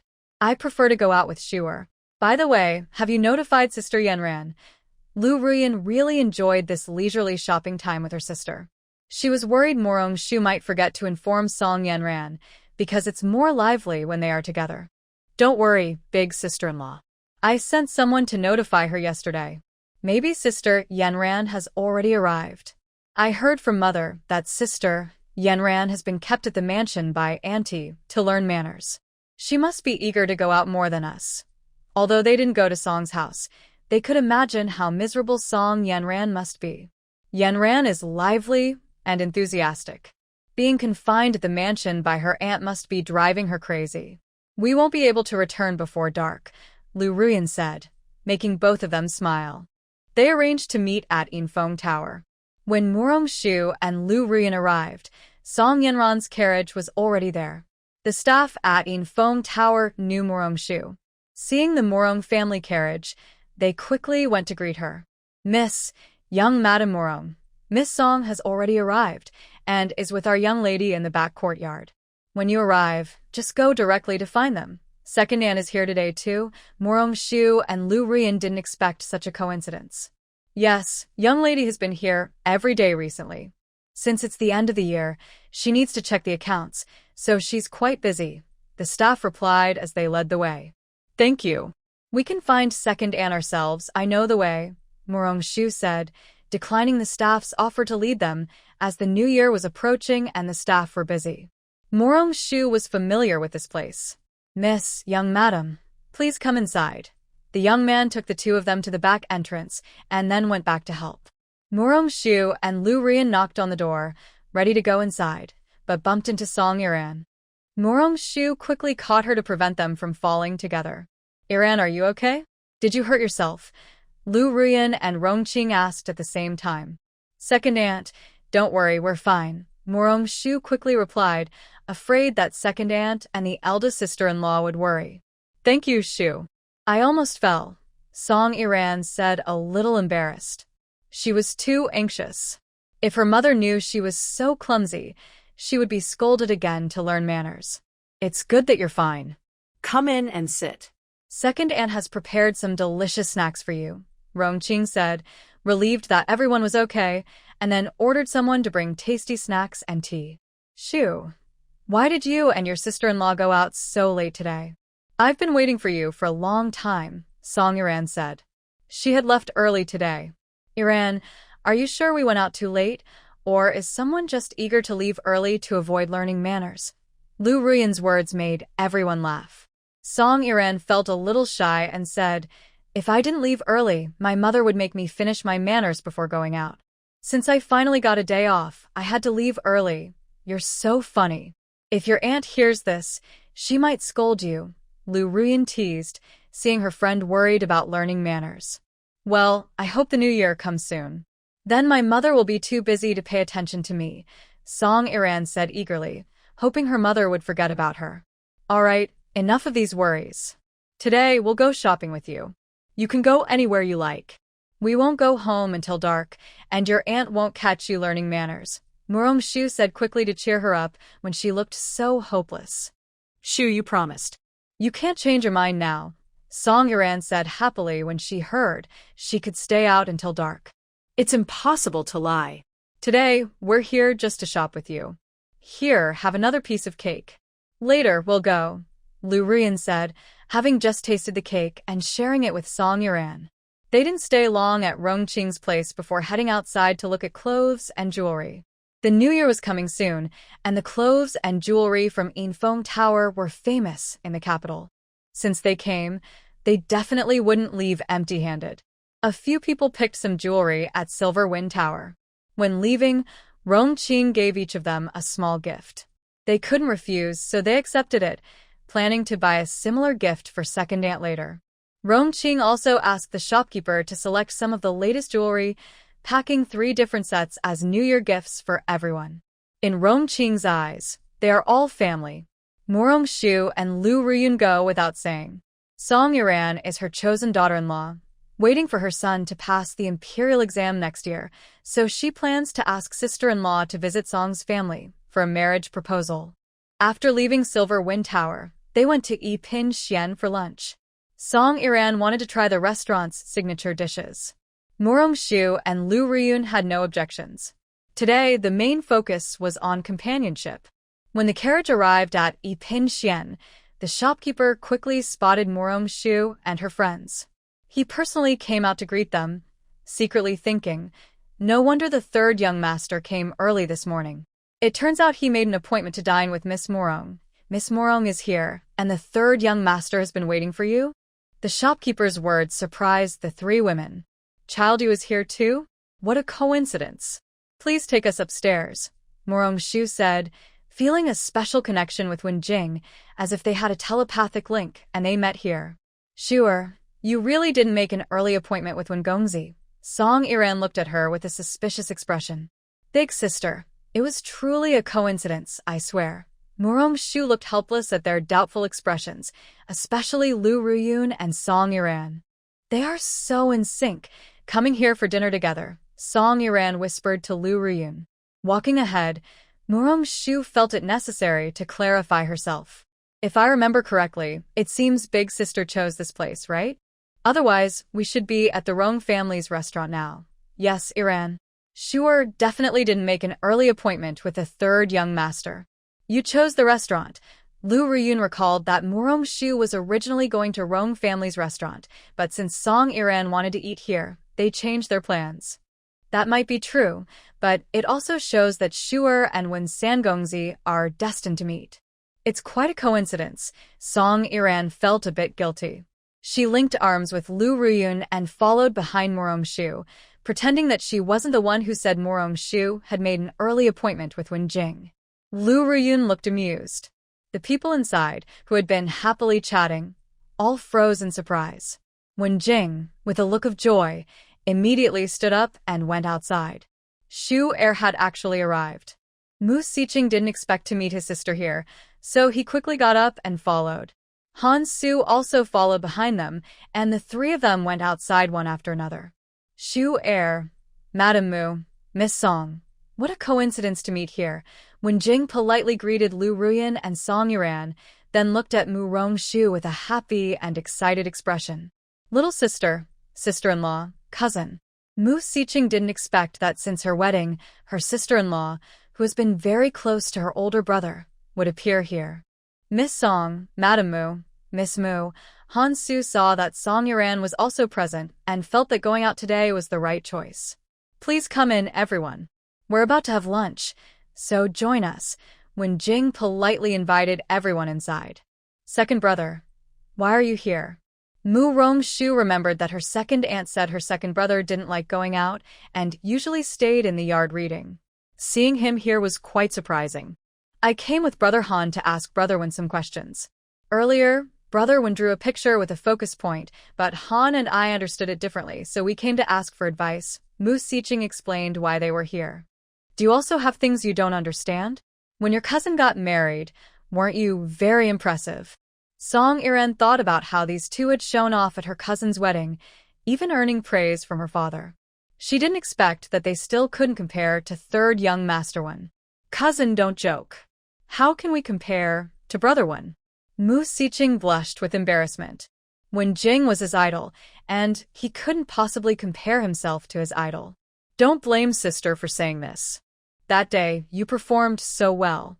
In sister's heart, you are very impressive, Mu Rongshu smiled and explained for Song Iran. Yes, my brothers now also admire you very much after the matchmaking contest. The two brothers from the Liu family also greatly admired them. Second brother and young Master Han, don't be modest. You are also very talented, Mu Rongshu tried to smooth things over. In fact, everyone thought they were very capable and would surely reach great heights with time. Mu Rongshu was confident in them. Thank you, sister. Thank you, Miss Mu. Brother Mu and Brother Han are very talented. Ziyu is just a few years older than you and has read a few more books. When Jing spoke honestly. Over the years, he has been in poor health and mostly kept company with books. His family, including his father and brothers, cared for him and brought him many books. You are all excellent young men, but can we please have lunch first? We've been walking around all morning, and I am really hungry, Mu Rongshu said, genuinely starving and wanting to eat. Bring out the signature dishes, and also some dishes that women like, when Jing ordered the waiter at the door. Young Master One is so generous. It's great to go out with Shuer. We don't even need to look at the menu when ordering at Yipin Pavilion, Song Yanran, a big fan of Wen Jing and Mu Rongshu, said happily. Miss Song, if you like, you can come anytime. Just remember it's on my account. Wen Jing joked, knowing she was teasing him and that she was close to Mu Rongshu. He also noticed that Mu Rongshu seemed to favor Han Su and Song Yanran. I don't want to order myself. I can just come with Shuer every time, Song Yanran said with a meaningful look at Wen Jing. Wen Jing understood her meaning and realized she knew about her and Shuer. Then next time I go out to eat delicious food, I'll call my older sister, okay? Doesn't Shuer take me along too? Lu Ruyan looked at Mu Rongshu pitifully. Of course, I'll take everyone. I'm working hard to earn money and aim to be the richest woman, so I can take you to taste all the delicacies of the world, Mu Rongshu said, making everyone laugh. Song Yanran smiled the brightest, and Han Su, sitting opposite her, also felt happier. In less than 15 minutes, the kitchen started serving dishes. Some dishes had already been prepared earlier, and after the ladies arrived, a few more were added so they could have lunch so quickly. Watching the dishes being brought in one after another, Mu Rongshu asked uncertainly, Ziyu, you didn't order all the signature dishes, did you? Wen Shu is so fond of you. Try this one. Last time, you said it was your favorite, when Jing gently and affectionately placed a piece of Mu Rongshu's favorite dish into her bowl. Han Su and Mu Rongqing, sitting nearby, were stunned. They didn't expect Wen Jing to be like this.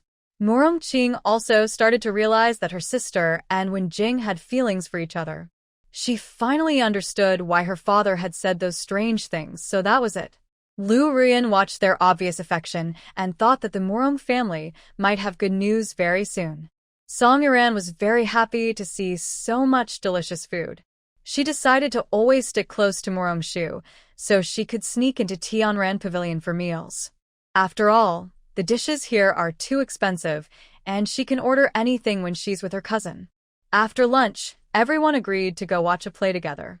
Han Su had planned to go home in the afternoon, but in the end, he decided to stay and watch the play. He felt that some things might never happen, but he still enjoyed this brief happiness. During the play, Han Su sat closest to Song Yuran. She looked at Wen-jing and Morong Shu and quietly asked Han Su, "Young Master Han, do you have someone you like?" Song Yuran's sudden words made Han Su pause.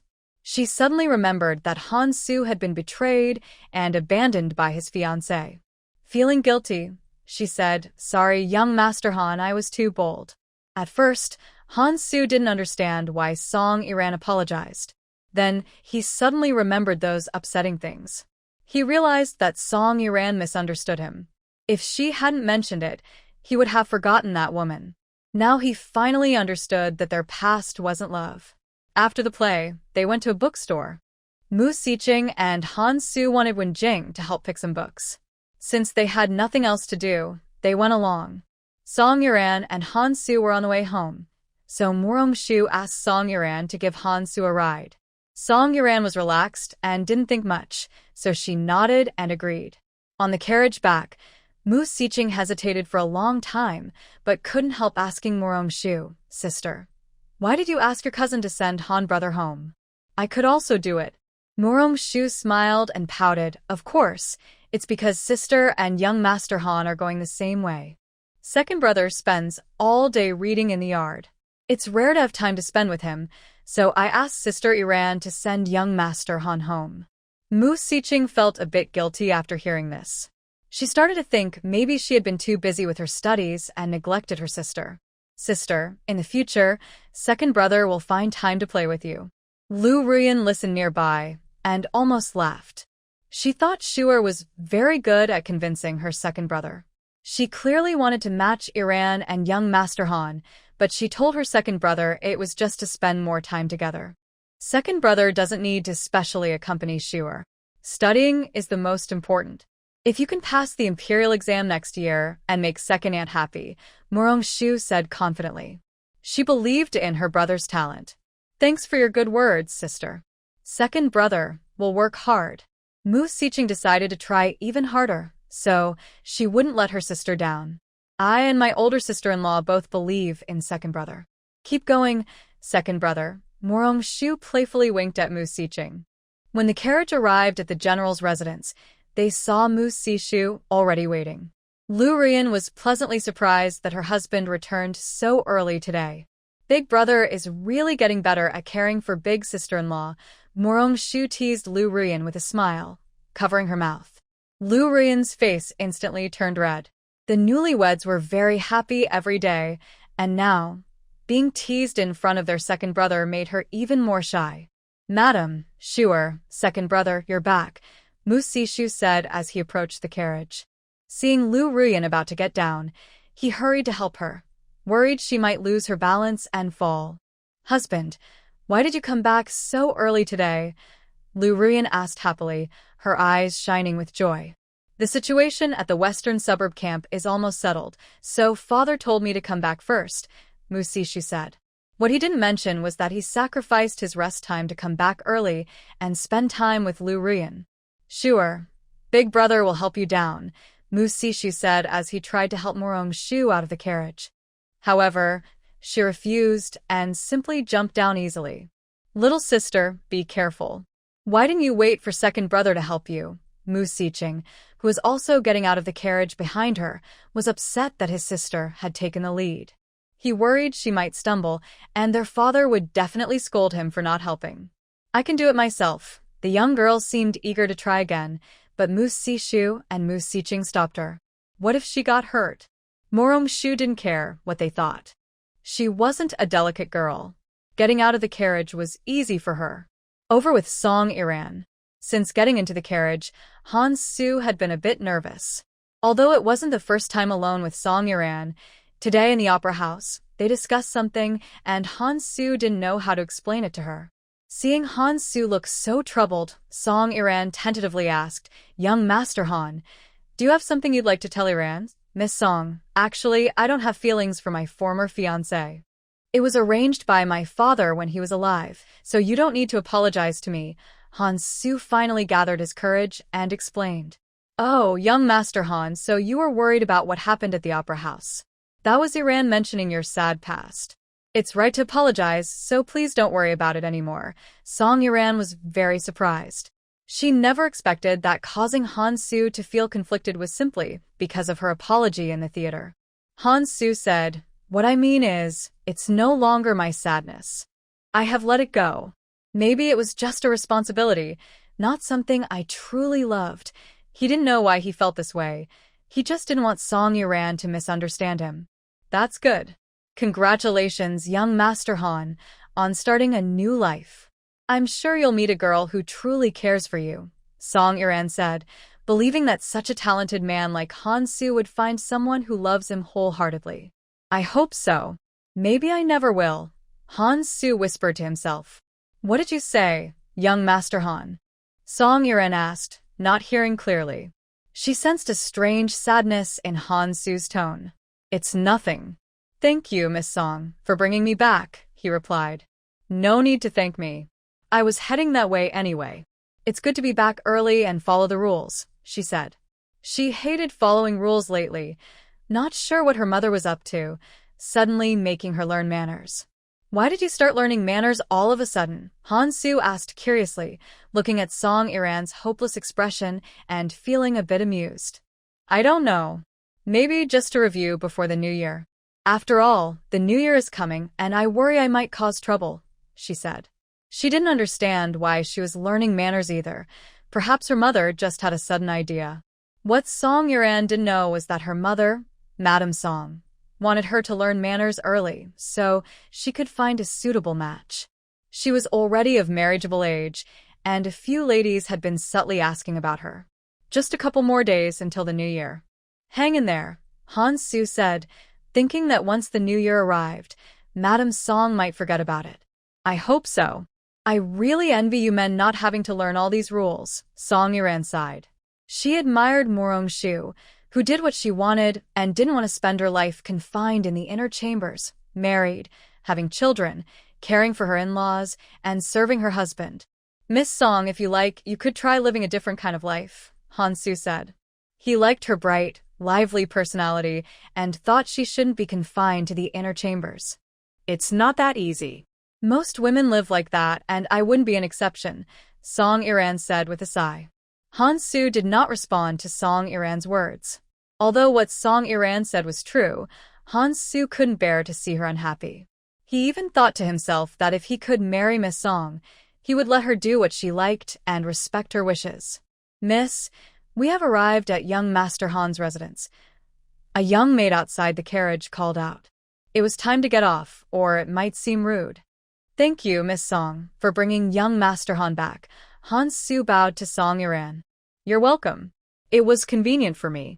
Young Master Han, go inside quickly. I will head back now. I'll visit young Lady Han next time." Song Iran said goodbye, then lowered the curtain, and the coachman drove away.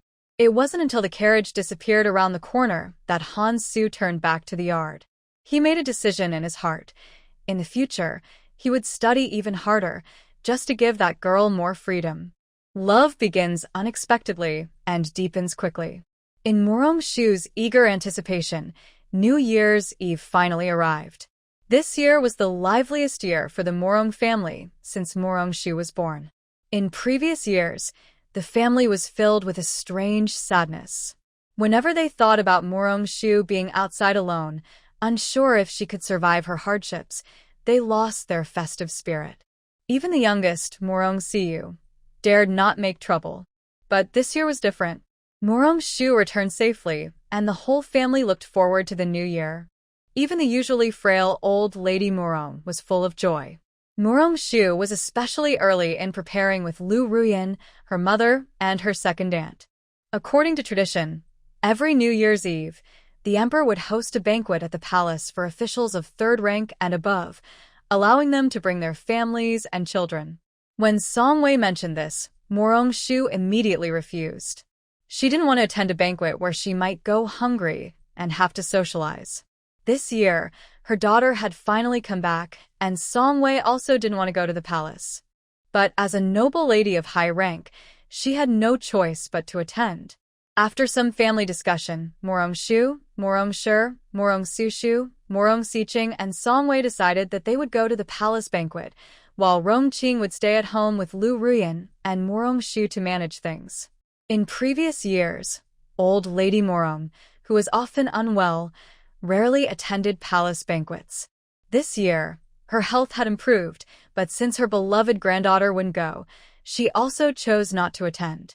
Before leaving, Murong-shu specifically emphasized, "Father, second uncle, elder brother, second brother, please eat less at the palace banquet. Save some space for the family dinner when you return. I will cook myself." When Musi heard that his little niece was going to cook, he immediately started making requests. "Sure, don't forget to make red braised pork for second uncle. I really want to try some. Stop bossing us around, sure. Whatever dish you make, we'll eat that. And don't ask for anything else. Hurry to the palace banquet. They have everything there. Mother is worried you'll get a headache." Before Murong-shu could speak, old Madame Mu scolded Musi. Musi didn't dare to argue and could only smile politely. "Grandmother, Shua was planning to cook this dish for you tonight. Let's let second uncle have a couple of pieces, okay?" Murong-shu pouted, and old Madame Mu was naturally unable to resist. "All right, grandmother will listen to Shua, but she must not overwork herself. With so many people in the kitchen, let them do the work. You just supervise from the side," old Madame Mu warned, worried that her granddaughter might tire herself out. "Don't worry, grandmother. Shia Knoss. This year, everyone in our family is rare to be all together. Plus, elder brother married his wife. Shuer is happy to prepare the New Year's Eve dinner for everyone. Later, shall we all go to grandmother's courtyard to make dumplings?" "Grandmother's dear, you're right. Since grandmother is in good health this year, we don't need to go to her courtyard. Let's go to the kitchen together." Old Madame Mu suddenly remembered the simple days when she and her husband worked side by side in poverty. They prepared New Year's Eve dinner together every year. Now that her husband is gone, she still feels nostalgic. "That sounds wonderful. Once we're ready, we'll go call Mother. Mother can go back with the maid to rest first." Rong-qing was very happy to hear that old Madame was coming, but also worried she might tire herself. "Yes, grandmother. Let's go back to the courtyard to rest first. It's still early. Our family reunion dinner will be after the palace banquet." Lu Ruyan also advised old Madame to rest. "Please, maid, take grandmother back to rest," old Madame Mu said. "Miss, don't worry. I will take old Madame back now. Let's go back to the courtyard first, and we'll come back later." Her personal maid supported her and gently urged her to leave. "Grandmother, you go back first. You all should get busy. And don't delay Shuer and the others. Hurry to the palace banquet. The earlier we go, the earlier we return." Old Madame Mu prepared to leave herself, still urging everyone to depart early. "Sure, we're leaving now. Don't forget Uncle Second's braised pork," Musi called out to his young niece as he walked away. "Sure, make sure to prepare more food later, or Uncle Second might not get enough," Lu Ruyan said, noticing others' expressions, which seemed to be looking forward to it too. "Sure, don't mind Uncle Second. Just follow your original menu." Rong-qing smiled and told Murong-shu. "The braised pork is just an excuse. Today, no matter what Shuer cooks, her husband will praise it. Auntie, let's add this dish tonight. We can't let Uncle Second down," Rong-qing, who is in charge today, said. Although Murong-shu can take charge, she still needs to inform her second aunt. "All right, we'll add it. Otherwise, I might become the bad person between you uncle and niece," Rong-qing joked, mainly because if she disagreed, her husband would definitely cause trouble at night. "Auntie, sister-in-law, let's go prepare first," Murong-shu said, holding hands with Rong Qing and Lu Ruyan as they headed to the kitchen. Early in the morning, the old Madam Wen brought her daughters-in-law and nieces over. This time, even Lady Wen, who hadn't gone out in a long while, came along. The Empress was very happy today. Usually, at this time, the family would gather together. The Wen family usually stayed until the end of the palace banquet, so every year, the whole family would go out. Mother, where are father and the brothers? The Empress looked around and saw only her mother and sisters-in-law, not her brothers, which made her feel a bit uneasy. They, on their way here, were called away by the Emperor. They should come with him soon. Don't worry, Your Majesty. The lady ordered someone to bring the little prince here for us to see. It's been a long time since we saw him, and we miss him very much. Madam Wen replied first, answering the Empress's question and also sharing her own thoughts. I've already asked the palace servants to bring him here. Mother and sisters-in-law, wait a moment, the Empress said, knowing her mother and sisters-in-law loved the little prince very much. She had already instructed someone to bring him as soon as he woke up. Soon, the little prince, who had just woken up, was brought over. Everyone gathered around. The tiny, chubby boy was very cute with white, tender skin that made people want to poke him a few times. Mother, look, the little prince has gained some weight since last time. It seems he recognizes me. Lady Wen, who was pregnant, had no resistance to children. He's even cuter now. Look, he even smiled at me. The daughter-in-law of the eldest uncle exclaimed happily. He was so small before. Kids grow up so fast. A group of people gathered around the young prince, and the more they looked, the more they thought other children were better. The Empress, taking advantage of everyone's attention on the children, quietly asked her sister-in-law, Big sister-in-law, will Miss Mu come today? I prepared a gift for her. According to the rules, she should come. When third brother arrives, big sister-in-law will ask him, said Lady Wen, feeling that Murong Shu was likely to come but not entirely sure. Thank you, big sister-in-law. A few days ago, third brother asked me for a beautiful cloak, and I think he was going to give it to Miss Mu. The Empress still shared her secret with Lady Wen as she did before she was married. So, third brother is giving it to Miss Mu? He really knows how to care for others. The two sisters-in-law whispered their little secret, and the atmosphere in the hall was very peaceful. At the palace banquet, when Jing didn't see Murong Shu and felt a little disappointed. But then he thought her personality probably didn't like such occasions, which made sense. It was just a pity he couldn't see her. The palace banquet followed a fixed routine, and the dishes and performances were similar each year. When Jing attended mainly to keep his younger sister company. Similarly bored was Mu Si. He was only looking forward to the end of the banquet so he could go home and eat the dishes made by his little niece. He had eaten the palace dishes many times and was already tired of them. The Wen family seat and the Mu family seat were both near the front and directly opposite each other. When Yi saw Mu Si looking exhausted and secretly complained to Wen Jing, third brother, look at Mu Er, he looks so listless. Third madam also didn't attend today's palace banquet. Maybe she scolded him. Wen Jing now admired his second brother's imagination. Recently, the whole family had been troubled by Wen Yi. Since the last time Murong Shu mentioned something about prenatal education, Wen Yi started to fuss. He was determined to make his child both talented and strong.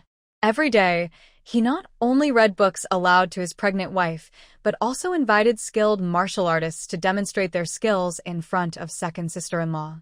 There were performances with musical instruments, singing, and even discussions on strategy. Second Madam Wen was also overwhelmed. She hid in Old Madam Wen's courtyard every day. Wen Yi and Old Madam Wen often caused trouble together. Whenever Old Madam Wen scolded him, he would complain that Miss Mu had told him that now the whole family was avoiding him. Wen Yi finished speaking and waited for Wen Jing to gossip about Mu Si with him. But after a while, he didn't hear his third brother reply. He looked up and saw his third brother giving him a complicated look. Third brother, why are you looking at second brother like that? Did second brother say something wrong? You and Miss Mu are so close. Are there some secrets I don't know? Tell me, second brother. This time, Wen Jing felt even more speechless and said helplessly, Second brother, Madam Mu and second Master Mu have a good relationship. Don't guess randomly. When Yi, feeling a bit upset, said, "Look at second master's expression. He seems distracted. Doesn't that mean he's not in the mood for the banquet?" When Jing smiled and replied, "Madame Mu didn't come to the banquet. Maybe second master Mu is just missing his wife, so he's like that." When Yi thought for a moment and nodded in agreement, "You're right, third brother. Since Madame Mu and Miss Mu didn't come, maybe second master Mu just doesn't want to stay here." This time, when Jing didn't argue with his older brother. He thought this was the closest second brother Mu had come to the truth. Morong Shu had already told him that this year, the Mu family wanted to celebrate the new year lively and joyful. When Jing felt that second master Mu's heart had long flown back to the Mu residence. Although the palace banquet was lively, it didn't matter to Wen Jing where Morong Shu was. This year, the palace banquet ended quite early, and the Mu family was the first to leave, as there were still many people waiting at home. Rong Qing roughly estimated the time. All the dishes had been prepared under Morong Shu's arrangements. The dumplings were made by the whole family together, just waiting for the palace banquet to end, so they could start preparing. During this time, while the others hurried home from the palace, the Mu family's New Year's Eve dinner was also ready. This year's New Year's Eve dinner featured dishes specially prepared by Morong Shu. Many of them were new to everyone. Considering the cold weather, Morong Shu arranged for pots to be ready. Besides Morong Shu's much-anticipated braised pork, she also made her signature dishes. Rong Qing and Lu Ruyun were drooling nearby. When Morong Shu finished making the squirrel fish, with its bright, fiery color placed on the table, the festive atmosphere instantly filled the room. It was definitely the most popular dish of the year's New Year's dinner. Old Lady Mu and the sixth young master, Mu Siyu, loved this dish the most. Mu Siyu, eating, praised, "Fifth sister, this dish has a unique shape and a bright color. It looks very pleasing. The taste is crispy outside and tender inside, with a sweet and sour flavor, delicious." Morong Shu remembered the meaning behind this dish and joked with Mu Siyu. This dish is called squirrel fish, symbolizing abundance year after year. The taste is great, but don't eat it all. Remember to leave a bite. Every year, there is abundance. This is a good name. Sixth brother, eat less of this piece and leave some for us, said Morong Shu Yi's biological older brother, Morong Siyuan, who is the third son of the Morong family. Everyone, try this braised pork ribs, also called rising higher with every step. We hope next year, father, uncle second, and the brothers will all rise higher and have smooth progress in their studies.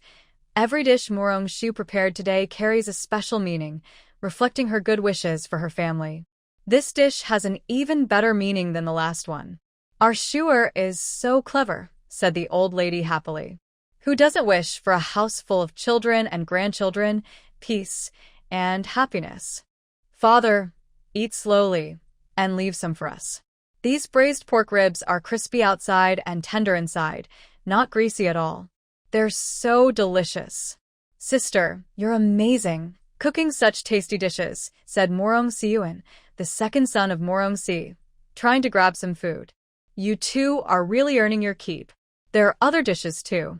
Come and try the quail egg braised pork that Shuer specially made for mother and you. It symbolizes our Morong family's prosperous days, Rong Qing said as she opened the dish, instantly attracting everyone's attention. Grandmother, Shuer will serve you a piece first. This was made especially to match your taste, grandmother. Please try it, said Morong Shu, knowing that the old lady had poor teeth, so she adjusted the cooking time for the braised pork. This is a special dish, made just for grandmother. Of course, grandmother must try it. The old lady was very happy and carefully tasted a piece of the braised pork. The braised pork had a bright red color and a tempting aroma. When the servant lifted the lid, it immediately caught the attention of old Madame Morong. When she tasted it, she was amazed. The meat was tender and flavorful, not greasy and not dry, leaving a lasting impression. Grandmother's esseur is truly amazing. I've never tasted such delicious meat before, the old lady praised her clever granddaughter after tasting. Grandmother likes it. Shua will make it for you again. Everyone, please try some, said Morong Shu happily, seeing her grandmother's love for the dish. while also inviting others to taste. Sure, this is so delicious, better than last time. Next time you make it for grandmother, remember to leave a few pieces for Uncle Second, said Morong-si, instantly loving the taste. Look at that, he's already an uncle, but he's still thinking about the delicious food his niece makes. If others hear about it, it might be embarrassing, the old lady said with a smile, scolding Morong-si. Young lady, they are not as outstanding as my niece. I am so proud of her, Musna said proudly, making everyone laugh. Everyone, try the steamed pork with rice flour that Shuer taught me to make. It symbolizes progress and hope that our family's days get better and better, Lu Ruyan said as she presented her dish to everyone. This dish was taught to Lu Ruyan by Morong-shu. As the new daughter-in-law of the family, she made it simply, with a good meaning. She learned quickly, and the elders liked her very much. Yuyen's dish has a good meaning. Grandmother hopes you and Sishu will have a happy life, said the old lady, who loved Lu Ruyan very much. She was polite, knew when to speak and when to stay quiet, and was very filial. She was also close to her eldest grandson and was kind to her own granddaughter, showing the grace of a senior sister-in-law. This steamed pork is sticky and fragrant, tender and crispy, with a mix of fatty and lean meat, red and white colors, and a rich 5-spice flavor. Well done, daughter-in-law.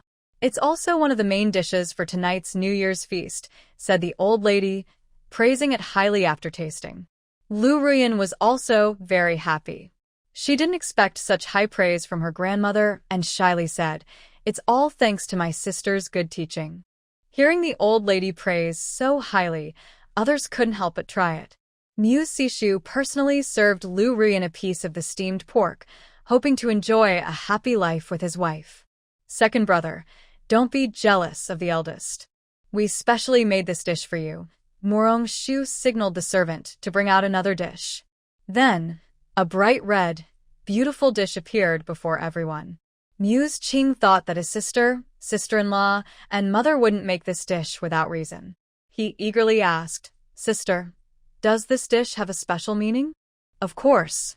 This dish is called gongbao chicken, also known as the top scholar dish.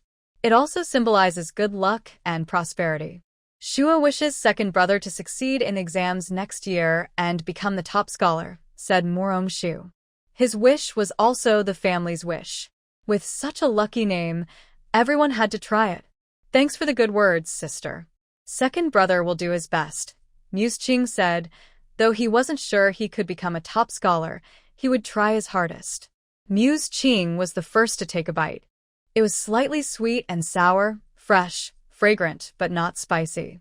The best part was the tender chicken pieces, just right, with a slight bounce, making it very appetizing. "Thank you, mother, sister-in-law, and sister. This is the most delicious blessing I've received," he said happily.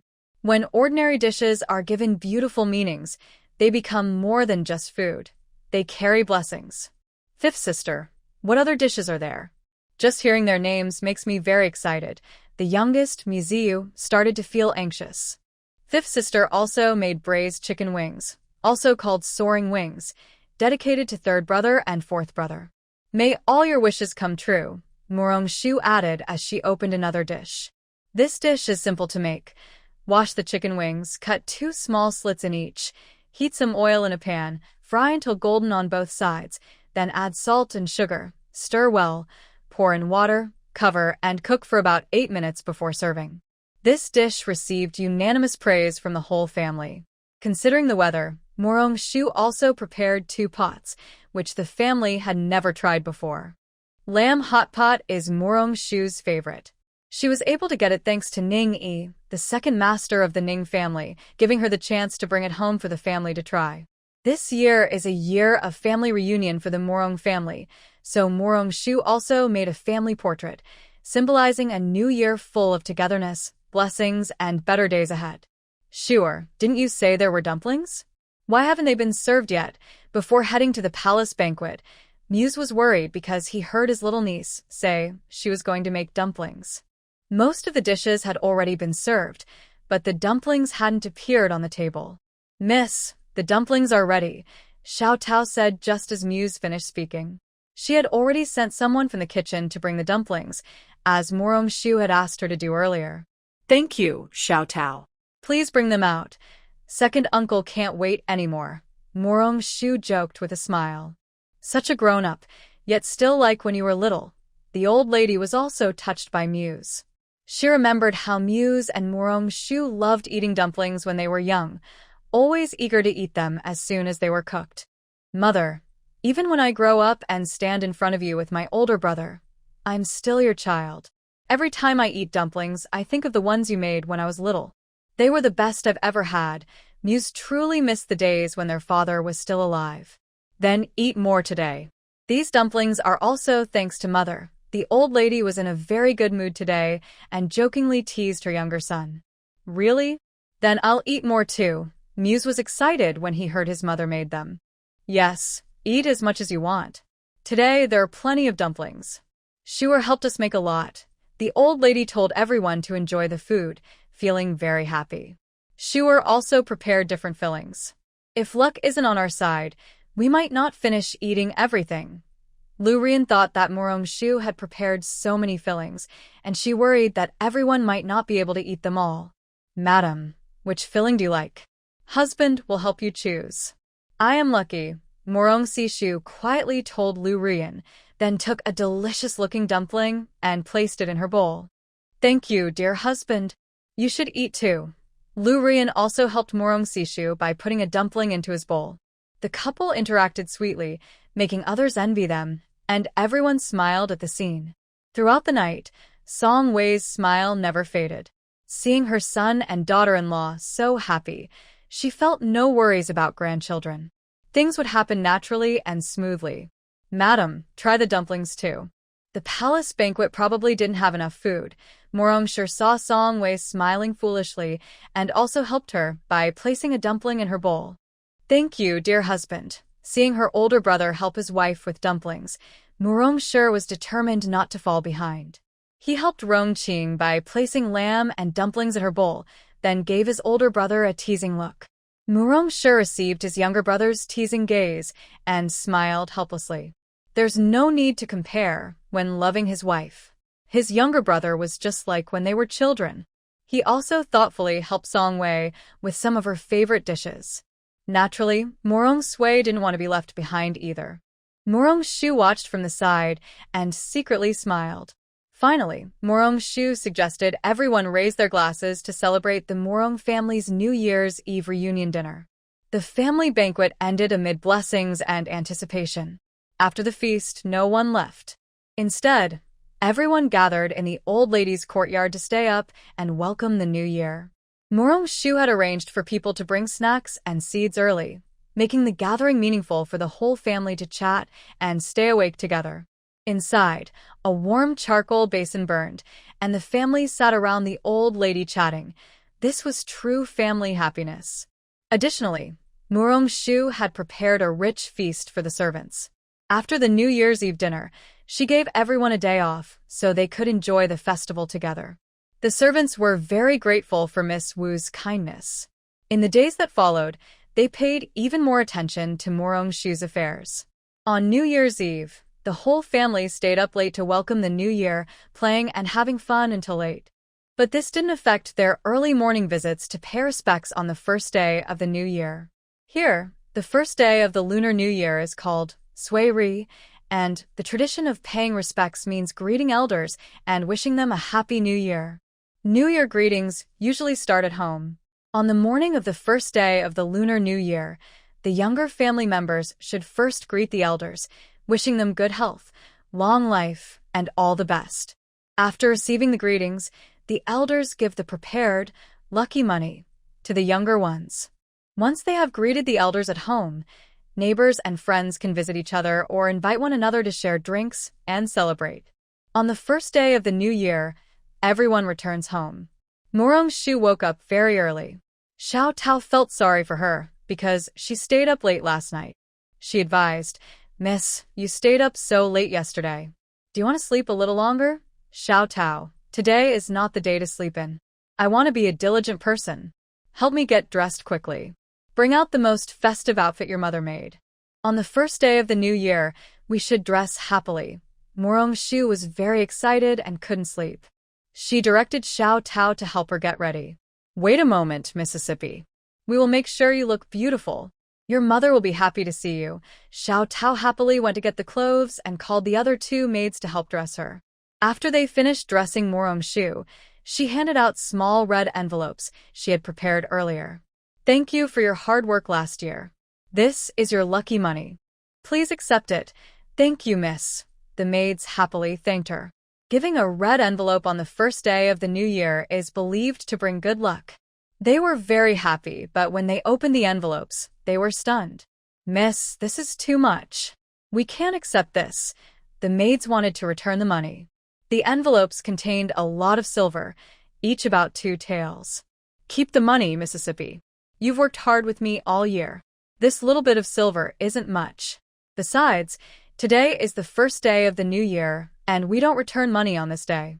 Morong-shu knew the maids didn't want her to give so much, but to her, the money wasn't a lot.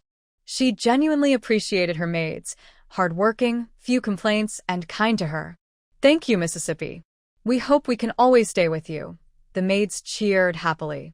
They loved their kind and gentle Mississippi. Serving her in her yard was their great fortune. You're used to serving me, and I wouldn't want to change you. Don't worry about the money. Later, I will earn enough to make it back. Morong-shu had already greeted her mother, Song-wei, early in the morning. This year, she planned to give her mother a red envelope for good luck. Miss, when you say that, the maids don't mind spending your money at all. Later, I will bring a big bag to carry all the red envelopes for today, said one maid, clearly aware of how much the young lady was favored in the household. Smart. Let's go. We're going to pay New Year visits.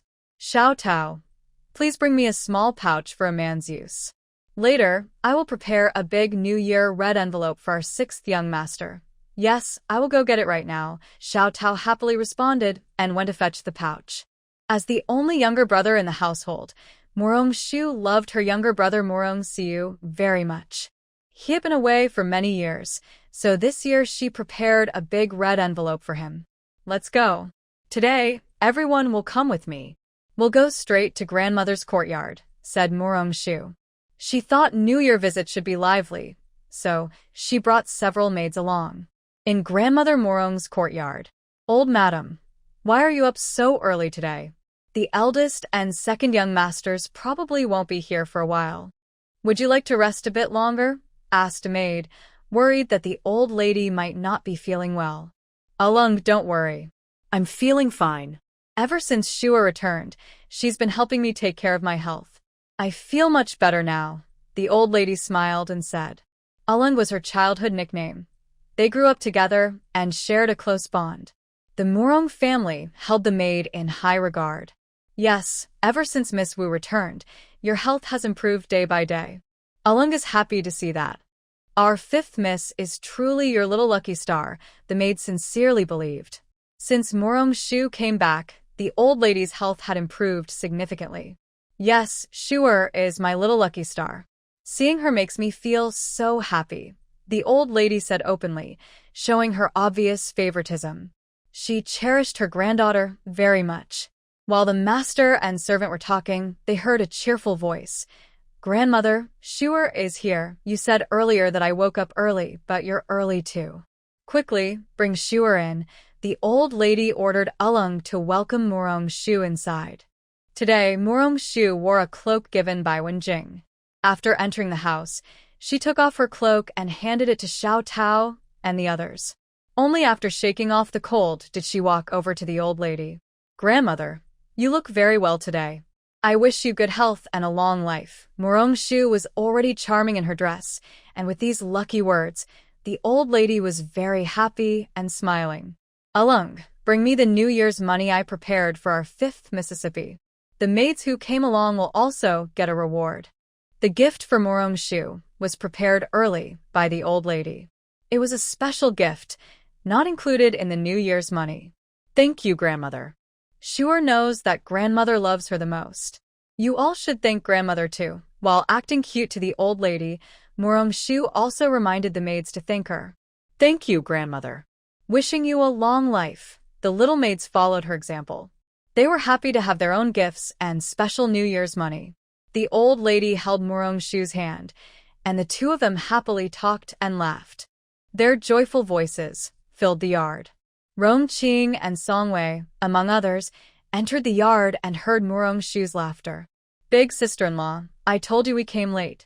Look, Shua arrived much earlier than us, Rong-ching joked with Song-wei. Just now, Song-wei was worried that Murong-shu might not wake up.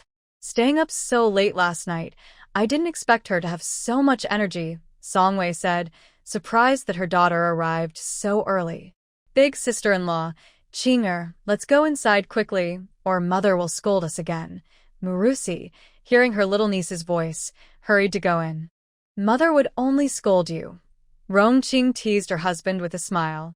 Mother is probably in a good mood today. Just listen to that laughter. She probably doesn't want to scold me, Murusi said happily. Father, grandmother won't scold you. That's because you got some benefits from fifth sister. Murusi's words made everyone laugh. Kids don't understand much. You should learn more from fifth sister, Murusi said before leaving first, making everyone laugh even more happily. When they entered the house, they saw the grandparents and grandchildren happily smiling. Seeing everyone there, Murong-shu stood up and bowed to the elders.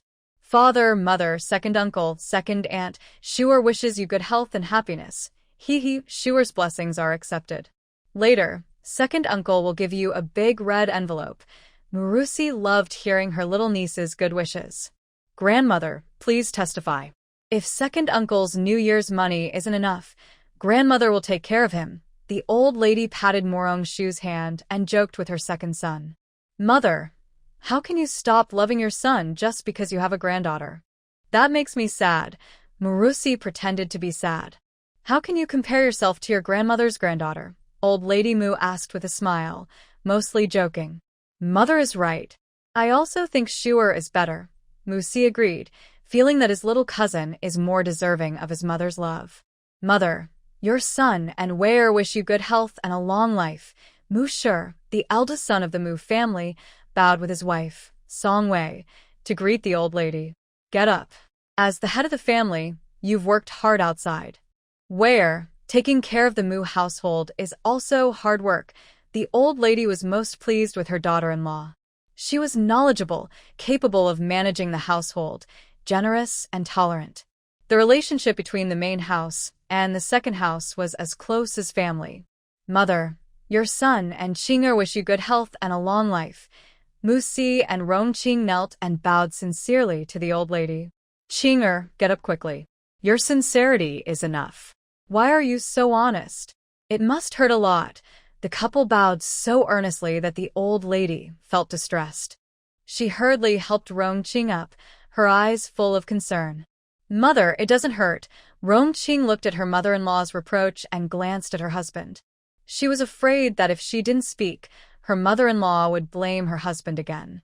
Good girl, you've worked hard these years, assisting your sister-in-law with managing the household, running the shop, and taking care of your unreliable husband. The old lady gently patted Rong-ching's hand, feeling truly sorry for her. She was capable and filial, good to her mother-in-law and everyone in the Mu family. Marrying a good husband, having a wise mother-in-law above, understanding children below, and sisters-in-law like family, Chinger is very content. Rong-ching spoke sincerely. Her life was the envy of many. Her family was wealthy, her husband's family powerful. They loved each other, her mother-in-law didn't interfere, her children were filial and obedient, and her sisters-in-law got along well. Next was the New Year greeting from the grandchildren. Mu Sishu, being the first grandson in his first year of marriage, was first in line. Grandmother, grandson and granddaughter-in-law Ru Yan wish you good health and a long life. Mu Sishu and Lu Ruyan bowed more sincerely than Mu Si and others. Good children, get up quickly. You and Yener are good children. The old lady hurried to help them up. She loved her eldest grandson very much. Since he married, he had become much happier. Alung, give the New Year's money to the young master and young madam. The old lady directly handed them banknotes, especially generous, since it was their first year of marriage. Then Mu Siqing, along with his younger brothers Mu Siyuan and Mu Sijin, went to pay New Year greetings to the old lady. The three brothers are each less than a year apart in age and usually spend the most time together. The old lady looked happy and prepared generous red envelopes for each of them. Next, Mu Rongshu and Mu Siyu, who are the old lady's favorites, bowed their heads to pay respect. The old lady also gave them thick silver notes. Moreover, she specially gave Mu Rongshu a lot of gifts for the new year. These are all things I've prepared for Shuer over the years. This is the first time Shuer is celebrating the new year at home, so I gave everything to her. You all shouldn't have any opinions. These gifts were originally prepared by the old lady every year for Mu Rongshu. Over the years, her health had been poor, and she was worried she wouldn't live to see her granddaughter return. Now that her granddaughter has come back safe and healthy, she naturally gave everything to her. These are all gifts from Grandma for my sister. We have no objections, the brothers answered together. Good children, the old lady said with a bigger smile. After paying respects to the old lady, the younger generation also paid respects to Mu Shi, Mu Si, Song Wei, and Rong Qing, each giving big red envelopes. The brothers also prepared large red envelopes for Mu Rongshu and Mu Siyu. Mu Siyu happily told Mu Rongshu, "It's all thanks to fifth sister." The red envelopes from the brothers used to be smaller than this, as the eldest sister-in-law, Lu Ruyan, also gave red envelopes to everyone. So, during the morning of New Year's greetings, Mu Rongshu received so many red envelopes that her hands were full. The maids who came with her finally understood what the young lady meant about earning back the red envelopes.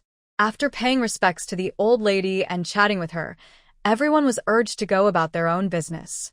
Since relatives from the Mu family would visit for the new year, Mu Shi and Mu Si stayed at the residence every first day of the year. Song Wei and Rong Qing also chose to stay and host the visitors. Mu Si Shu and Lu Ruyan, newlyweds this year, also stayed at the house to entertain relatives. Mu Siyu, who enjoys lively gatherings, also stayed.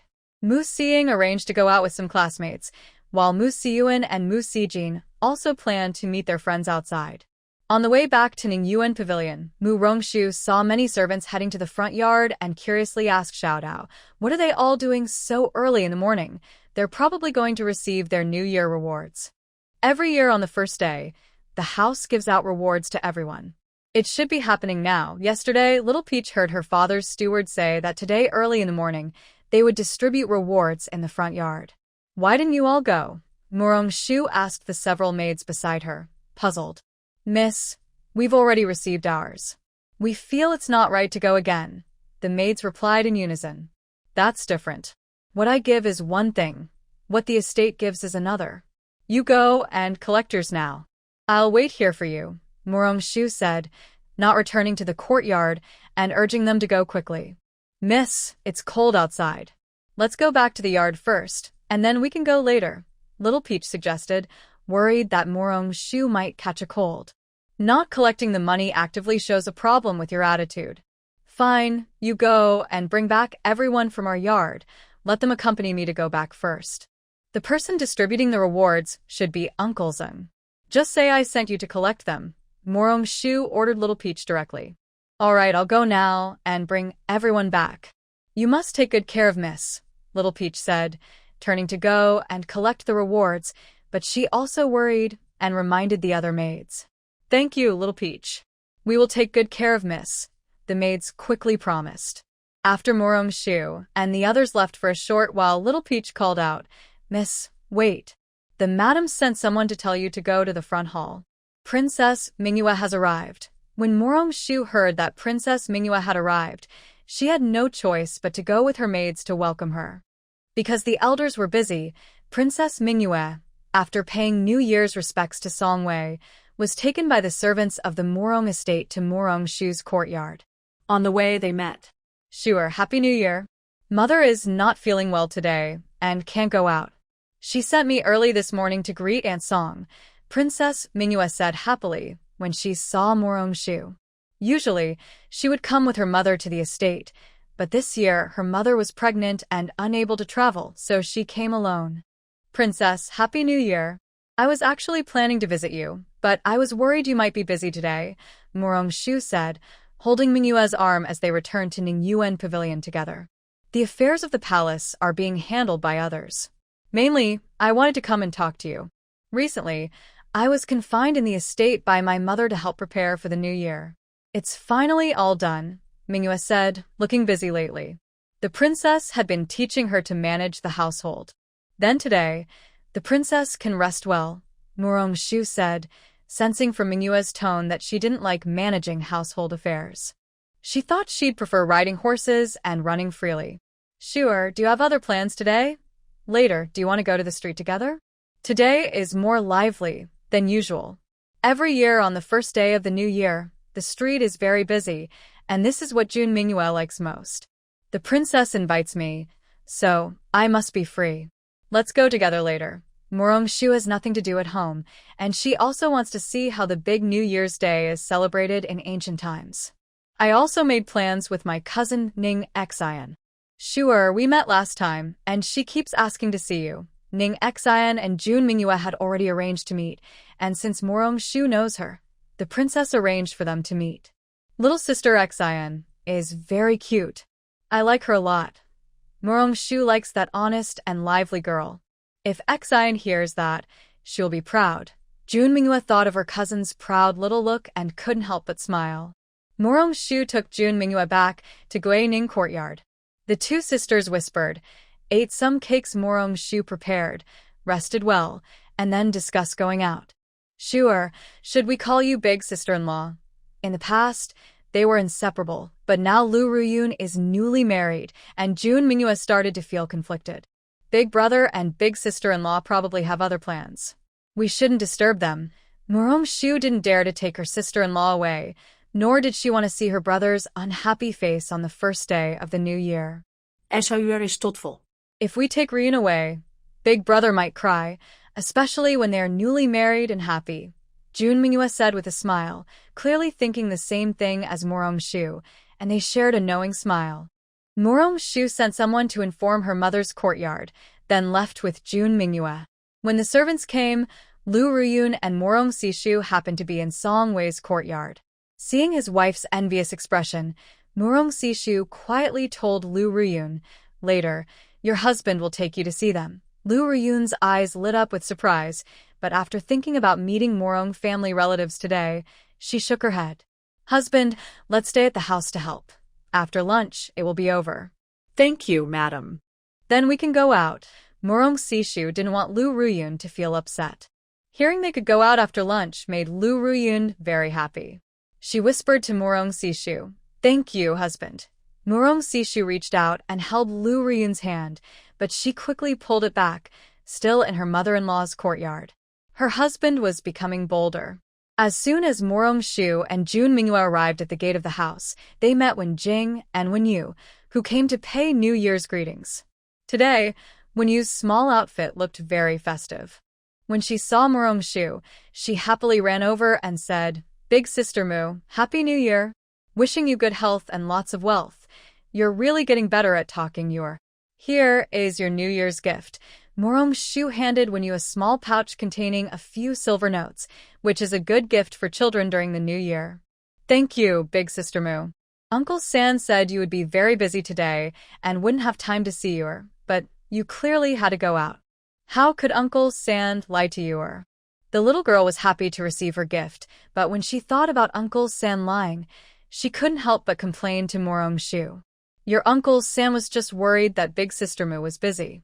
Since you came at the right time and Big Sister Mu is already done with her work and about to go out, why don't you come with us to play?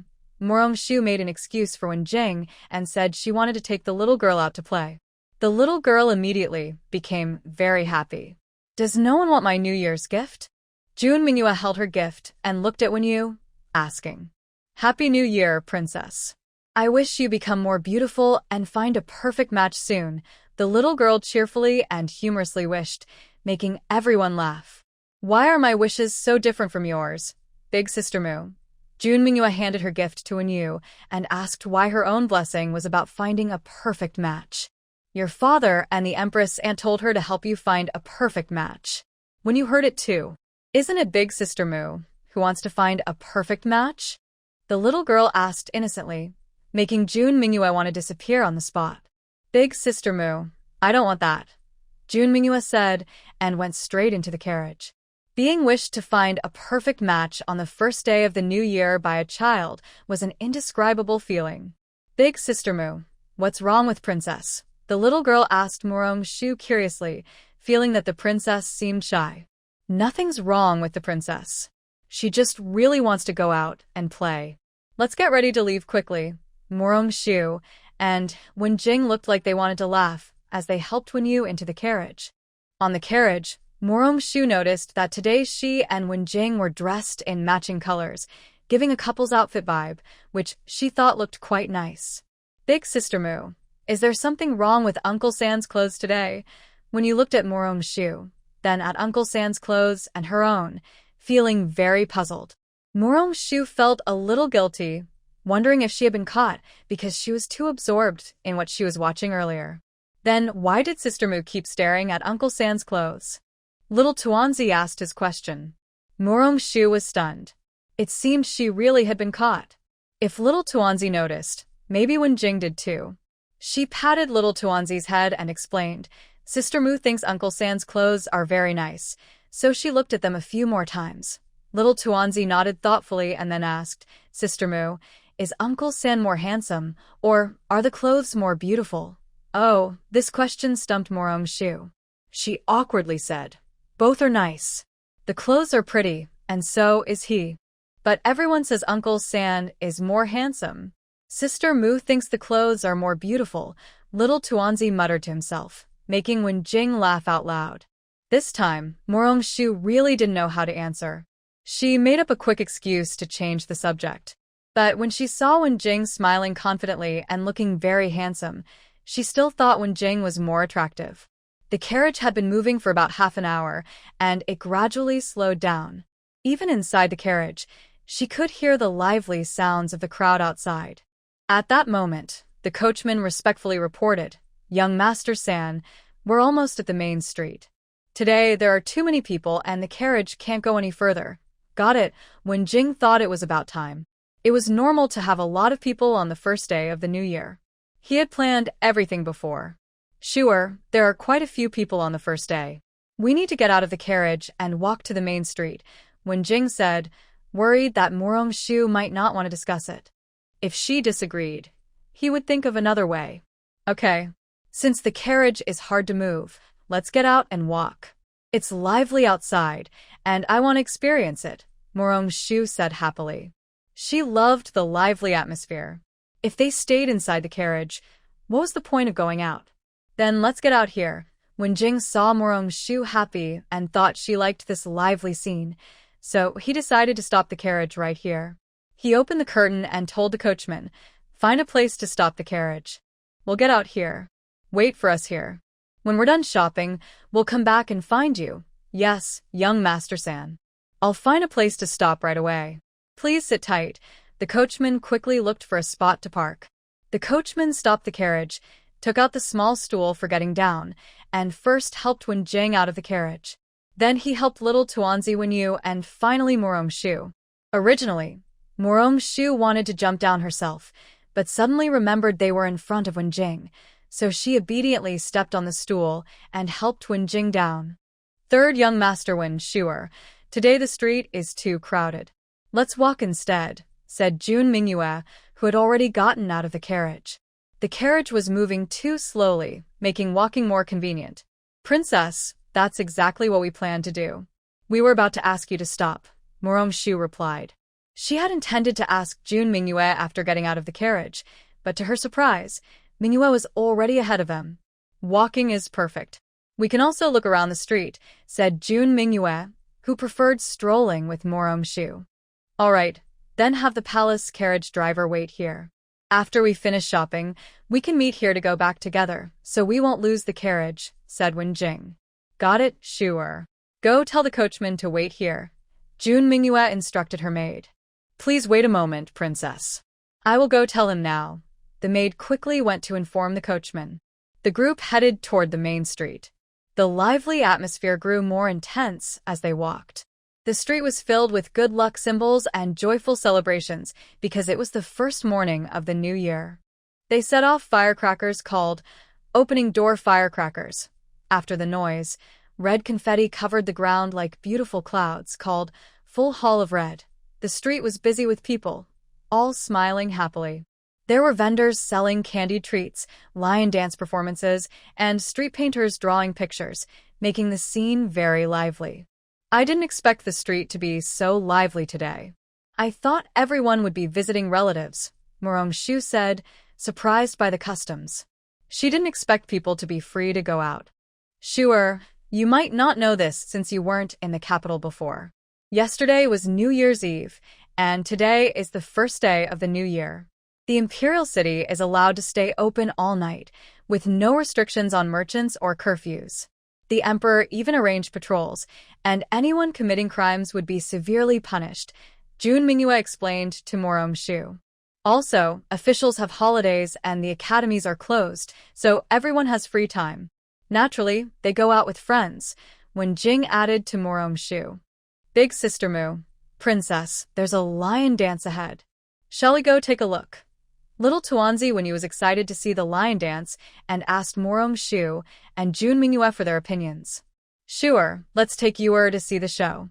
The lion dance in the capital is amazing. Jun Mingyue, who also loves lively events, now wants to watch the lion dance with Wenyu. Big sister is strong. You wait and hold on to her, and she'll take you to the front to see. Jun Mingyue pulls Wenyu toward the lion dance area, while reminding him as they walk. Princess sister, what about Sister Mu and my third uncle? Third uncle is weak. How can he bring Sister Mu to the front? Little Ball Wenyu's first worry is that Morong-shu and Wen Jing might not get to the front. Don't worry. Sister Mu is very capable.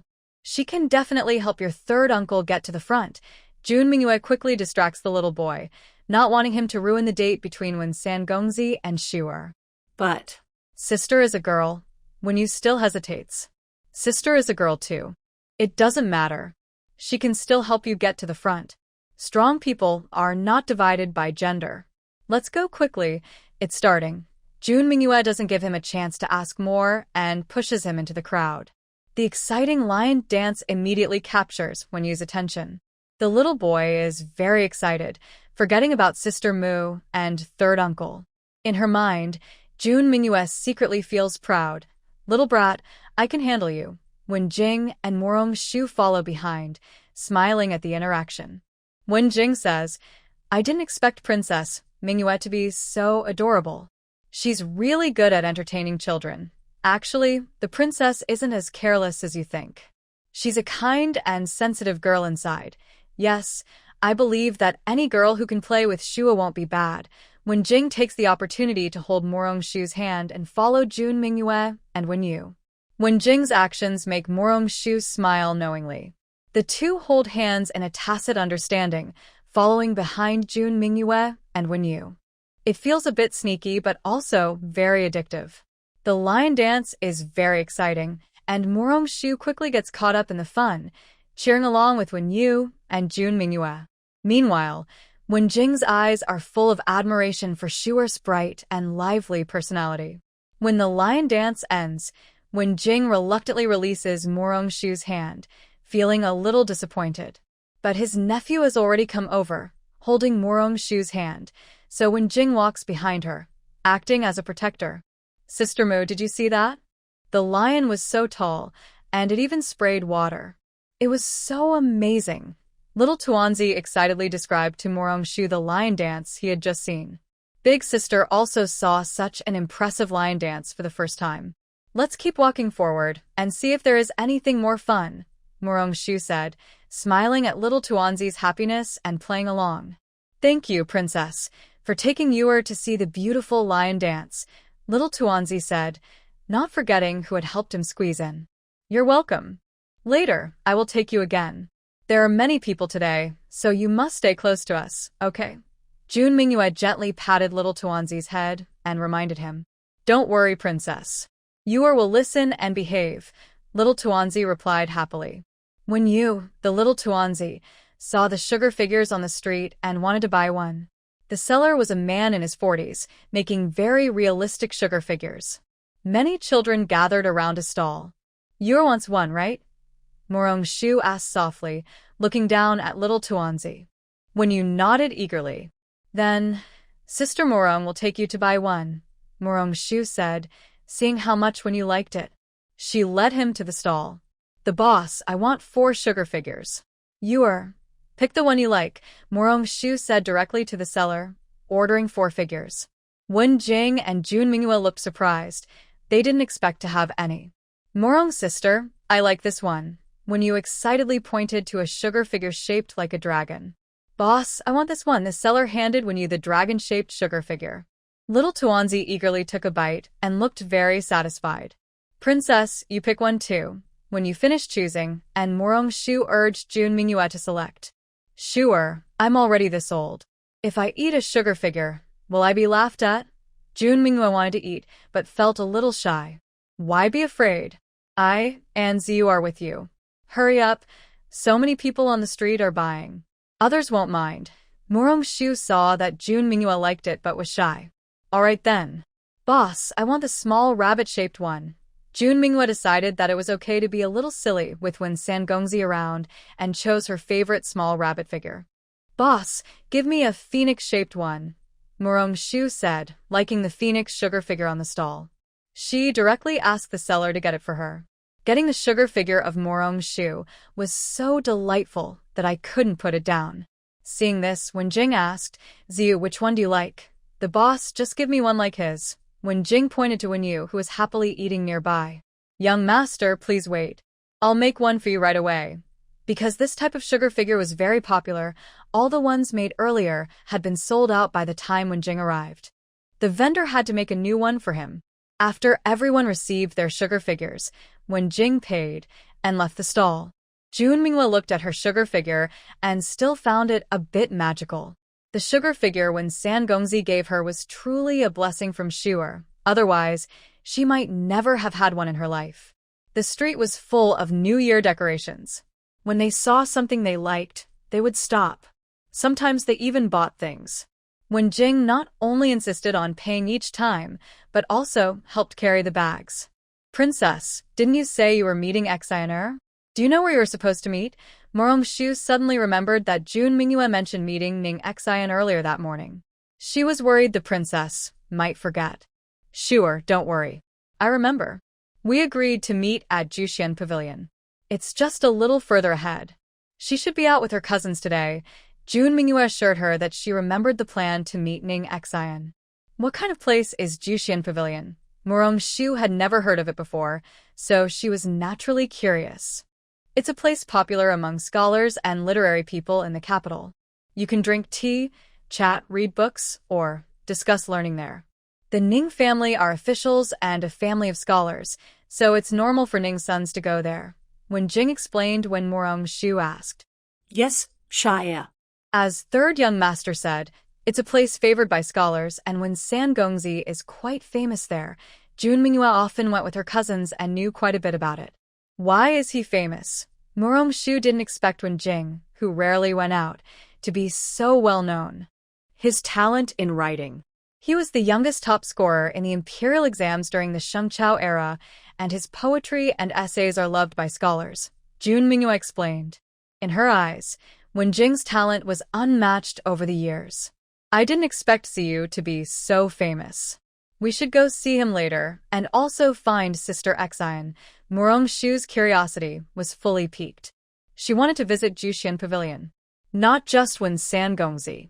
Your second brother and that Han Gongzi are also quite outstanding among the students this year. They are also gaining fame at Juxian Pavilion. Since her wedding at Musi Book, Mu Xiying and Han Su have become very famous, especially at Juxian Pavilion. Second brother and young master Han are already so well known before high school, thought Mu Rongshu, surprised. Maybe it's just students admiring top students. I heard from my cousin that there are 2 groups, betting on whether your second brother or young master Han will become top scholar, said Jun Minghua, sharing what she heard from her cousin. Really? Maybe we should play some bets later just for fun, suggested Mu Rongshu. She just wanted to join in the excitement, like playing cards during New Year, no matter who wins or loses, just for the fun of participating. Third young master.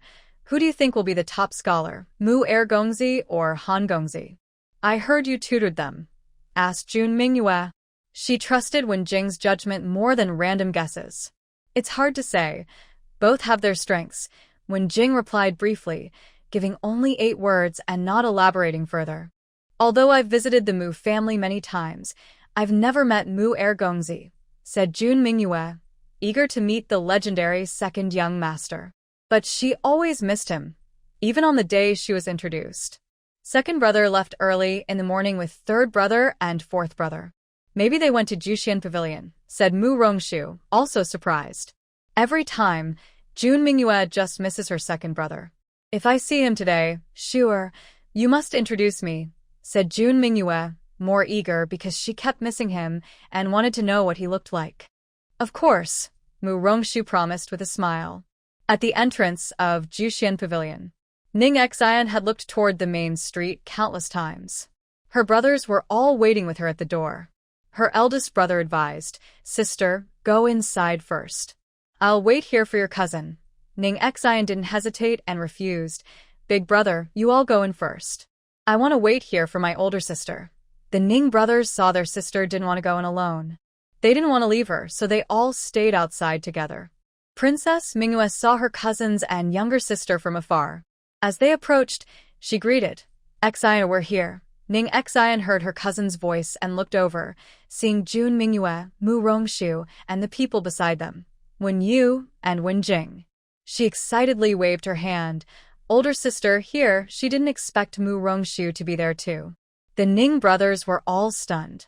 The young lady with her cousin was very beautiful, and the young man beside her looked so much like Wen Sangongzi. Ning's eldest brother excitedly asked his younger brother, "Second brother, am I seeing things?" "The one with our cousin is Wen Sangongzi." The other young masters of the Ning family were also very excited. They hadn't expected their cousin to bring Wen Jing along, especially since Wen Jing was holding a sugar figurine. "Big brother, you're not mistaken. It's definitely Wen Jing. When did our cousin become so close with Wen Jing? And the younger sister? Why didn't you tell us earlier that Wen Jing was coming?" The second brother carefully confirmed that it was indeed Wen Jing. While they were still mentally preparing, they saw their sister already approaching to greet them. It was clear they knew each other, which made everyone even more surprised. "Big sister, Sister Shu, and third Gongzi, you're finally here."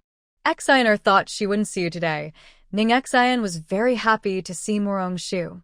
Since their last meal together, she had wanted to invite Morong Shu out again, but their family had been too busy lately.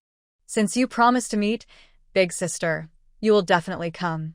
Jun Mingyue knew Ning Xian might have arrived too early and was feeling anxious. "I trust my big sister. It's just that today the street was so crowded, I was worried you wouldn't find me," Ning Xian quickly explained, worried her sister might misunderstand. "Too many people on the street made you come a little late." Jun Mingyue felt a bit embarrassed to admit they had been shopping earlier. "Sure, this young boy is so cute. Is he from your family?" Ning Xian saw Wen Yu holding Morong Shu's hand and, thinking he was a relative of Morong Shu's, asked curiously, "Hello, beautiful sister, Happy New Year. My name is Wen Yu. I am from the Wen family." The little boy, Wen Yu, bowed politely to Ning Xian and introduced himself confidently. Hello, Yu. "This is the first time we've met. Sister Xian gave you this." Ning Xian took out a small pouch from her sleeve, filled with silver coins, which she had prepared especially for today. She didn't expect it to be useful now. Giving children red envelopes on the first day of the year is a way to bring good luck. "Thank you, Sister Xian." Wen Yu politely thanked Ning Xian after receiving the red envelope and was very happy. "Thank you, Miss Ning." Wen Jing, as her uncle, naturally also thanked Ning Xian. Since she had given the red envelope, it would be rude not to speak. Several older brothers standing behind Ning Xin finally recovered from their shock and quickly gave the small child the red envelope they brought for good luck. Wen Yu politely thanked them, thinking to buy more sugar figurines later. Jun Mingyue's role was now in full swing, as she introduced her cousins to Morong Shu and Wen Jing. They all come from top noble families in the capital and know each other, but this was their first formal face-to-face introduction. Ning's cousins are all scholars, and the Wen family is known for being highly educated. Wen Jing is even considered a genius among them, so they all admired him. At this moment, it was like fans meeting their idol in person. Jie Shu, we have a seat reserved. Let's go inside.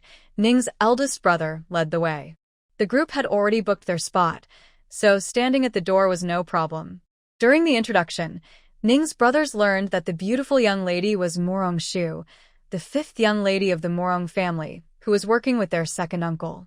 They also realized that when Sangongzi was not here for their cousin, but was accompanying Miss Morong.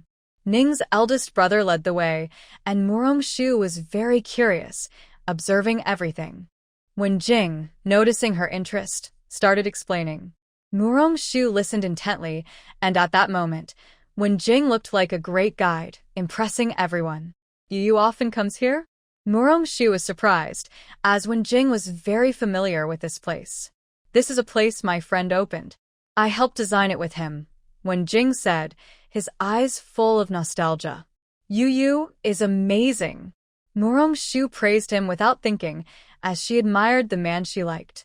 Being openly praised by Morong Shu in front of so many people made Wen Jing a little shy, but he hid it well. If you looked carefully, you would notice. Jia Xiner, that place is so pretty. Can we go take a look? When you immediately spotted the area for young children. Ning Xian, at the entrance, pulled her along. She had no resistance to the adorable little kid. Jia will take you there. Wait a moment, I'll tell them. Ning Xian happily agreed to take the child. Thank you, Xiner Jia, when he was very happy. Cousin Shuer, you two go ahead and look around. I'll take you over there. Ning Xian pointed to the area for young children. Morong Shu looked in the direction Ning Xian pointed and saw that the decorations were very attractive. She nodded to Ning Xian, who then looked at Wen Jing. Wen Jing also nodded, and only then did Ning Xian take the little one and leave. The Ning family's seat was on the second floor. Morong Shu was surprised to see a portrait of Wen Jing there. She hesitated and asked, Ziyu, is this you? Wen Jing nodded. Morong Shu carefully examined the portrait. It was very realistic. Wen Jing looked a bit young and inexperienced, but still handsome. This is a portrait of young master when he was top of his class in high school. There are some more on the third floor, but unfortunately, I couldn't get a seat there, said Ning Qing Song, the eldest brother of the Ning family, regretfully. Have you been to the third floor, young master Ning? What's inside? Tell me, Morong Shu said, instantly interested. She was curious about what was so mysterious on the third floor. I've been lucky enough to go twice. Inside, there are some early poems and writings of young Master Wen, as well as works by other great scholars.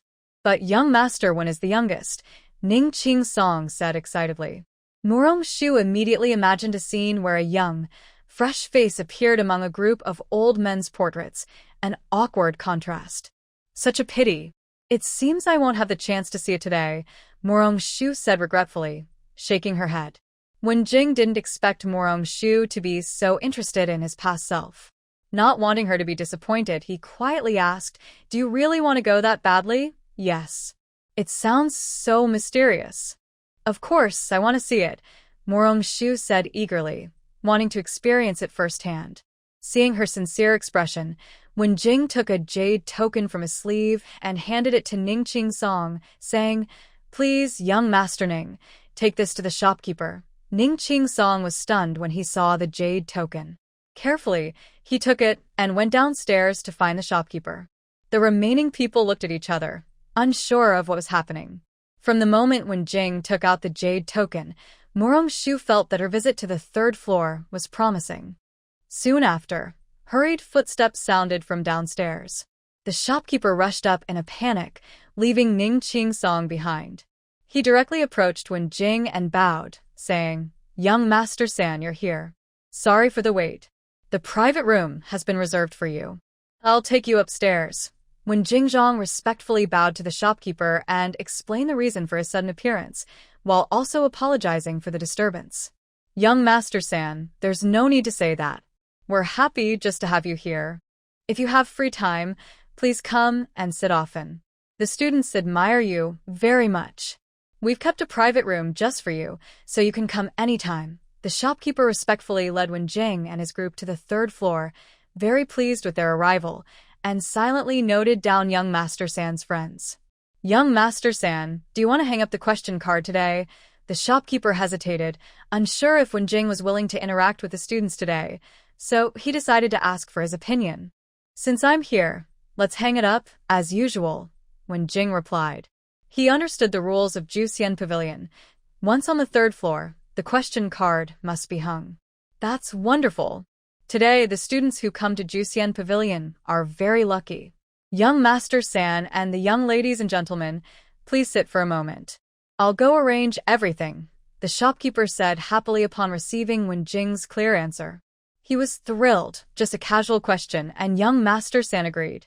Having Wen San's question and answer session on the first day of the new year would raise Juxian Pavilion's reputation even higher among the students. Mu Rongshu saw everyone's excitement and curiosity and asked Wenjing, "What is a question card?" "Sure, I know. It's when Juxian Pavilion invites a famous scholar or a well-known person to communicate with the students regularly. When they come, they hang a question card. That way, students know who is visiting today and can write their questions on the wall next to the question card. Then, there's a chance to be chosen." Jun Mingyue answered Mu Rongshu for Wenjing. She knew the rules here because she had visited once with the emperor. At that time, her uncle was secretly visiting in disguise, using Wenji's name. Mu Rongshu was surprised that ancient people were quite clever, thinking of such methods. She couldn't help but feel excited and said, "That sounds pretty interesting. I'm starting to look forward to it. I wonder when the questions will be sent in. As soon as when Gongzi's question card is hung up, it will be full in no time. After all, when Gongzi hasn't hung a question card in years, so everyone is eagerly waiting for young Master San to do it again," Ning Qingsong explained, sensing that Mu Rongshu might not fully understand how much the students admired Wenjing. "Ziyu, I didn't expect you to be so popular with the students. In the future, when you're bored at the mansion, you can come here and hang a question card." Morong Shu felt that this was like a doctor's outpatient clinic, with no real pressure. The Ning brothers looked at Wenjing eagerly. If the third young master agreed, it would mean they would have more chances to discuss studies with him in the future. Shuer is right. Ziyu can come over when he has free time. Wenjing also thought Morong Shu's idea was good. He suggested that he could come once a month. Actually, he hadn't had a chance to tell Morong Shu that at the start of the year, he planned to go to court. Now, his health was much better. "Third young master, can we also go down to ask questions?" Second young master Ning asked eagerly. "Cousin, why do you want to go down to ask questions?" "Third young master is right here. If you have questions, just ask him." Jun Minghua looked at her silly cousins with confusion. Morong Shu watched them with interest. They were right in front of him. If they didn't ask now, they would be risking their luck. They looked pretty smart. "If you have questions, you can ask Ziyu directly." Wenjing's words made everyone very excited. They saluted Wenjing, then started discussing questions. Soon, the shopkeeper personally copied the questions from the question cards and sent them up. A tray full of questions was placed in front of Wenjing. "Third young master, the first batch of questions is ready. Please review." "Shopkeeper, just a moment." Wenjing reached out and picked a card from the tray. He also signaled Morong Shu and Princess Mingyue to pick one. The two young ladies had been eager to try. After Wenjing's instructions, they quickly helped select the lucky students for today. Wenjing opened all 3 question slips, thought for a moment, then stood up and walked to the table. There were brushes, ink, paper, and inkstones. Ning Qingsong and his brothers had already prepared the ink. Wenjing wrote his answers while explaining to Ning's brothers why he answered that way. The brothers listened carefully. Princess Mingyue quietly whispered to Morong Shu, "Shuer, look at my cousin. Does he look like a fool when he laughs? I used to think only the girls in Beijing liked third young master one, but now it seems the young men in the city are not willing to be outdone. You should be careful in the future. That just proves I have good taste. My Ziyu is excellent. Are you jealous, princess?" Morong Shu jokingly teased Princess Mingyue. I'm not jealous of you. When spring comes, I will go find my young master, Manhwa said. Ever since the princess's pregnancy, she had been thinking about going to meet her young master again. The princess should do that. Maybe he's waiting for you too. Morong-shu truly considers Jun Manhwa as a friend and sincerely hopes she finds happiness. The princess knows her pregnancy very well, but it doesn't stop Princess Manhwa from pursuing her own happiness. I hope so, Manhwa thinks to herself, though she isn't entirely confident. Still, if she works hard, maybe she will give up. Keep going, princess. Morong-shu encourages Manhwa. Third young master should be finishing soon. I'll leave you some alone time. I'm going to check out the lively scene downstairs with my cousins and also look for Exiner and Yuer. Manhwa playfully winks at Morong-shu, as if saying, your princess is being kind to you. Morong-shu smiles helplessly. Since going to Haicheng, Manhwa has been very supportive of her and Wenjing, often creating chances for them to be alone. If she didn't trust Ziyu's character, she might even suspect that the princess was bought by Ziyu. When Jing finishes his work and hands the answer to the shopkeeper, Manhwa also insists on going downstairs to see the fun. Her cousins want to go too, so they all head down together. Only Morong-shu and Wenjing stay in the room. Seeing everyone leave, Wenjing, worried Morong-shu might be bored, kindly asks, Sure, do you want to go down and see? No, I don't. The handsome men are right here. Why should I go far away? Morong-shu smiles at Wenjing. His face turns red from her straightforwardness. Wenjing, who usually has good self-control, always melts in front of Morong-shu. Ziyu, you're blushing again. Morong-shu's reminder makes Wenjing even more embarrassed. Sure, his deep, cello-like voice captivates Morong-shu. Since their first meeting, she has been smitten. They agreed to face the test together. This man quietly supports her, and now she wants to give him a proper chance. Ziyu, Morong-shu begins to speak, but is interrupted by Wenyu's voice. Mujia, third uncle, we're back. Morong-shu's words are cut off. She smiles helplessly, thinking she should find another time to talk. Sure, what were you just going to say? When Jing feels Morong-shu was about to tell him something but was interrupted by his nephew Wenyu. It's nothing. I was just asking if you should come upstairs now, Morong-shu casually replies. Wenjing still wants to ask more, but Wenyu has already entered. Mujia, third uncle. Why are you on the third floor? It's so lively downstairs. Little Tuzi noticed that Princess Manhwa and Ning Exine did not come down. After watching the lively scene for a while, she went back upstairs to find Morong-shu and Wenjing. Why don't you play more downstairs? It's so lively, Morong-shu said, seeing Wenyu's excited face, clearly having had a lot of fun earlier. The older brothers downstairs are discussing questions, and many of them I don't understand. So, Exiner and I came upstairs. Where did the Ning brothers and the princess go? When you looked around and saw only Morong-shu and Wenjing asking questions in a strange way. Your princess sister went downstairs to find you, and the Ning brothers went to see the brothers discussing downstairs. You might have missed them, Morong-shu explained to the little girl. Then I guess we missed them. Ning Exine thought that she and Yuer went to the second floor first, then asked the waiter, and came to the third floor, so they missed their cousin and brothers. Third uncle, are you the one answering the questions for the brothers downstairs today? I heard them mention third young master one. Little Tuzi excitedly asked Wenjing when she ran over. Yes, third uncle has already sent the answers downstairs, Wenjing replied, patting his little nephew's head. This head patting was something he learned from Morong-shu, and he was getting better at it. Wow, third uncle is so amazing. The brothers downstairs all admire him. When Yuer grows up, he wants to be as talented as third uncle. Little Tuzi vowed to become someone as capable as him. Then Yuer must work hard. Wenjing always encouraged Wenyu. Yes, yes. Yuer will definitely work hard. The little girl nodded firmly. Third young master San, the second batch of questions is ready, the shopkeeper said as he brought the second set of questions. Wenjing chose 3 questions to answer, just like last time. Answering the questions required 3 rounds, with the number of participants each round chosen by themselves. This time, Morong-shu was in charge of writing the answers, with Ning Xian and little Tuzi helping to read the questions. The answers were quickly written and handed to the shopkeeper to take downstairs. The scene downstairs was very lively, and the students chosen were even more excited.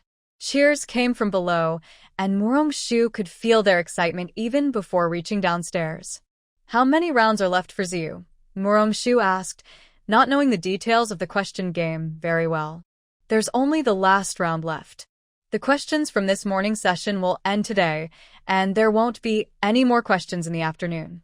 Then, we'll go to watch street performances and release river lanterns," when Jing had planned this earlier. "Can we answer a few more questions this round?" "You must be so happy to be chosen," Murong-shu said, feeling a bit influenced by the lively atmosphere downstairs. Since they wouldn't be asking questions in the afternoon, she thought answering a few more wouldn't hurt. "Of course, you can come up and pick questions next. I'll answer all the ones you pick, okay?" When Jinkai didn't want to refuse Murong-shu. Just answering a few more questions made the young girl happy. So, when the third round of questions arrived, Murong-shu, Wen-yu, and Ning Xian each chose 8 questions. When Jinkai carefully answered all of them. "Shopkeeper, Ziyu has other plans this afternoon, so she won't be asking questions anymore. Consider these 8 questions as a New Year gift for the students." When Jinkai handed the prepared questions to the shopkeeper and mentioned that they wouldn't be asking questions in the afternoon. "Thank you, young Master San. Ju Xian Pavilion will definitely pass on your kind wishes to the students. You should come often in the future." The shopkeeper was very pleased with Wen Jinkai's actions and took the opportunity to invite him to visit again. After today, Ju Xian Pavilion's reputation will grow even more. "Ziyu will come when she has free time," Wen Jinkai replied, though he didn't specify when. Just promising to come was enough to make the shopkeeper happy. At least there was hope. "Young Master San, later you can have your friends leave through the back door to avoid the crowd in front," the shopkeeper, knowing the scene downstairs, reminded Wen Jinkai. "Thank you for the reminder, I understand," Wen Jinkai nodded politely. "You're welcome, young master. You all can chat first. I'll go downstairs to deliver the answers." "The students can't wait," the shopkeeper said and hurried downstairs after saying goodbye to Wen Jinkai. With 8 questions, the hype was enough to satisfy the students later. Over at Jun Mingyue's side, Jun Mingyue wasn't interested in the questions on the first floor. She separated from her cousins on the second floor and first went to the children's reading area. She didn't find Wen-yu or her cousin Ning Xian, so she directly went to the private room on the second floor that the Ning family had reserved. But no one was there either. Just as Jun Mingyue was about to go back downstairs to look again, she saw the figure she had been thinking about from the staircase across the hall. Although only a back view, Jun Mingyue was sure it was him. She hurriedly chased after him. The figure had already reached the first floor, but when Jun Mingyue arrived, the figure had disappeared. She searched the first floor for a long time but couldn't find him again. Disappointed, she returned to the third floor private room. As Jin Mingyue went upstairs, she kept doubting whether she was hallucinating. Seeing Jin Mingyue walking upstairs alone, Murong-shu pulled her to sit beside her and softly asked, "What's wrong, princess?" "Sure, can we talk privately?" Jin Mingyue pulled Murong-shu into the inner room. "Did something happen to the princess?" Murong-shu asked anxiously. She wondered why everything was fine when coming down, but suddenly it was different. "Sure, I saw him downstairs," Jin Mingyue said, holding Murong-shu's hand tightly, very excited. "Who did you see, princess?" Murong-shu was caught off guard. "It's the young man I told you about. I only saw his background, but I'm sure it was him. I wanted to go say hello, but I lost him." "What should I do, sure?" Jin Mingyue was both excited and worried. "Don't worry, princess. Since we're at Juxian Pavilion, we will find him. You can draw his picture and ask the shopkeeper to help keep an eye out. If he comes again, we will definitely find him." Seeing how excited Jin Mingyue was, Murong-shu knew she hadn't mistaken anyone. There were too many people here today, so she probably missed him. As long as they were in the capital, they wouldn't have trouble finding him. "Sure, you're right. I'll go draw his picture now." Jin Mingyue seemed to hold onto a lifeline and was about to start drawing, but Murong-shu stopped her. "Princess, it's inconvenient to do that outside. Let's go back to the house, and the servants can send the picture here. Later, Ziyu can talk to the shopkeeper. We will surely find him. Thank you, Shuer. I was too impulsive. Jin Mingyue calmed down now and agreed with Morongshu. The two of them returned to the inner room. They didn't stay long at Juxian Pavilion and left through the back door to have lunch. Only Ning Xian was taken by the Ning siblings, while the other Ning brothers stayed at the pavilion. For lunch, they went to Tianran Pavilion, which was on the main street nearby. It was close and didn't require waiting, and everyone liked the food there. Since they planned to watch street performances and release river lanterns in the afternoon, Morongshu ordered lunch today. She knew everyone's tastes and was worried that when Jing might order all the signature dishes again, wasting time. Tianran Pavilion was very busy today. After they finished eating, they left.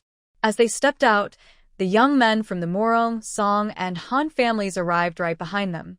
Today, a few people also went to Juxian Pavilion, but they arrived late and just missed the time to ask about Wenjing. So, they spent a little more time there. The young Master Mu, young Master Song, young Master Han, Miss Mu, and our young master just left, said the shopkeeper of Tianran Pavilion, who knew them. Oh, my sister is here too? I missed her, said Mu Siqing and Han Su, both feeling regretful about missing the chance to ask about Wenjing and missing the opportunity to eat together. Let's go upstairs first. Next time, we can invite my cousin and third young Master One, suggested Song's older brother. That's all we can do. After we finish eating, we can go for a walk. Maybe we'll meet them, said Mu Siyuan, full of hope. We can't guess where my sister might go, so the chance of meeting them is small, said someone, not to dampen everyone's spirits, but because there were really too many people on the street. Miss Song, did you come out today with Miss Mu and the others? Han Su suddenly looked a bit hopeful. My sister stayed at home to keep company with our mother and grandmother.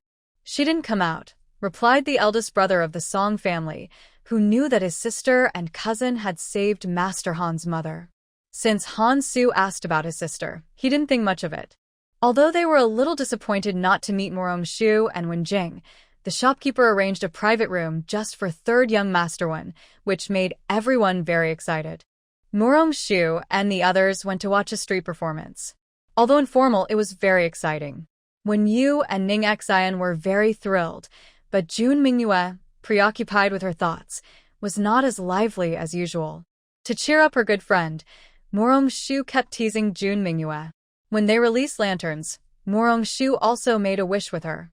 They also joined a parade celebrating the festival. It was lively and bustling.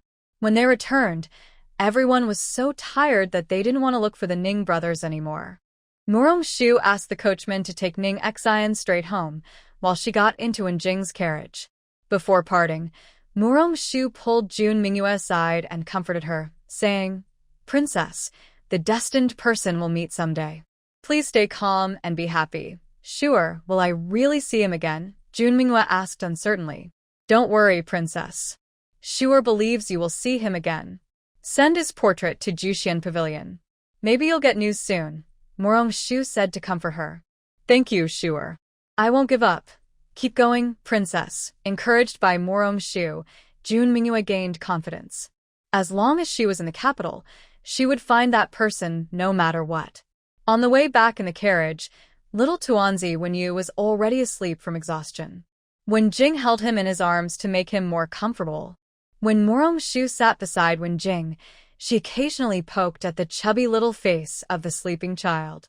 Wenjing found it amusing and wanted to laugh. His Shuer still had a child's heart. Remembering the New Year's money he had prepared for Morongshu, he carefully held his little nephew and used one hand to take out the red envelope he had prepared earlier, offering it to Morongshu. "Sure, Happy New Year. This is your red envelope." Morongshu looked at the box handed to her by Wenjing, feeling a bit surprised. She didn't expect Wenjing to prepare a red envelope for her. She was momentarily stunned and forgot to take the box from Wenjing's hand. "Don't you like it, Shuer?" Wenjing saw her delay in accepting and thought she didn't like it, feeling a little nervous. Realizing her mistake, Morongshu quickly took the box from Wenjing and smiled, thanking him. "Thank you, Ziyu. I like it very much. Open it and see." How would you know if you don't look? When Jing gestured for her to open it, he just wanted to see her face light up with surprise when she saw her gift. Can I open it now? Morong Shu asked excitedly, originally planning to wait until she returned home. Seeing Wen Jing nod, she was very happy. Wen Jing didn't mind her opening it now, so she didn't need to hesitate. Morong Shu opened the box and was stunned. Inside was a thick stack of large silver notes and a small wooden sculpture of herself.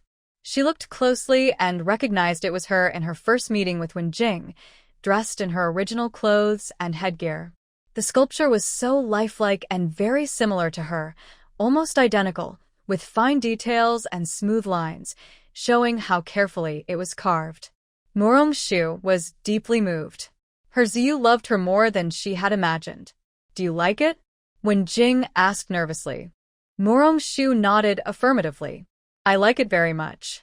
Thank you, Ziyu. Seeing her face full of happiness, Wen Jing felt that all his efforts were worth it. Did Ziyu give all his private savings to Shu'er as New Year's money? Morong Shu joked, looking at the large amount of silver notes. There's no more silver. Ziyu will earn more. As long as Shu'er is happy, Wen Jing said casually. He didn't care about the silver notes at all. If he weren't worried about scaring the girl, he would have given her all his private funds without hesitation. I have a gift for you too. My embroidery isn't very good, so please don't dislike it, Ziyu. Morong Shu handed Wen Jing the sachet she had spent a long time making. Xiao Tao had told her that if a girl liked a man, she should embroider a sachet for him, so she had done just that. I really like it. Thank you, Shu'er.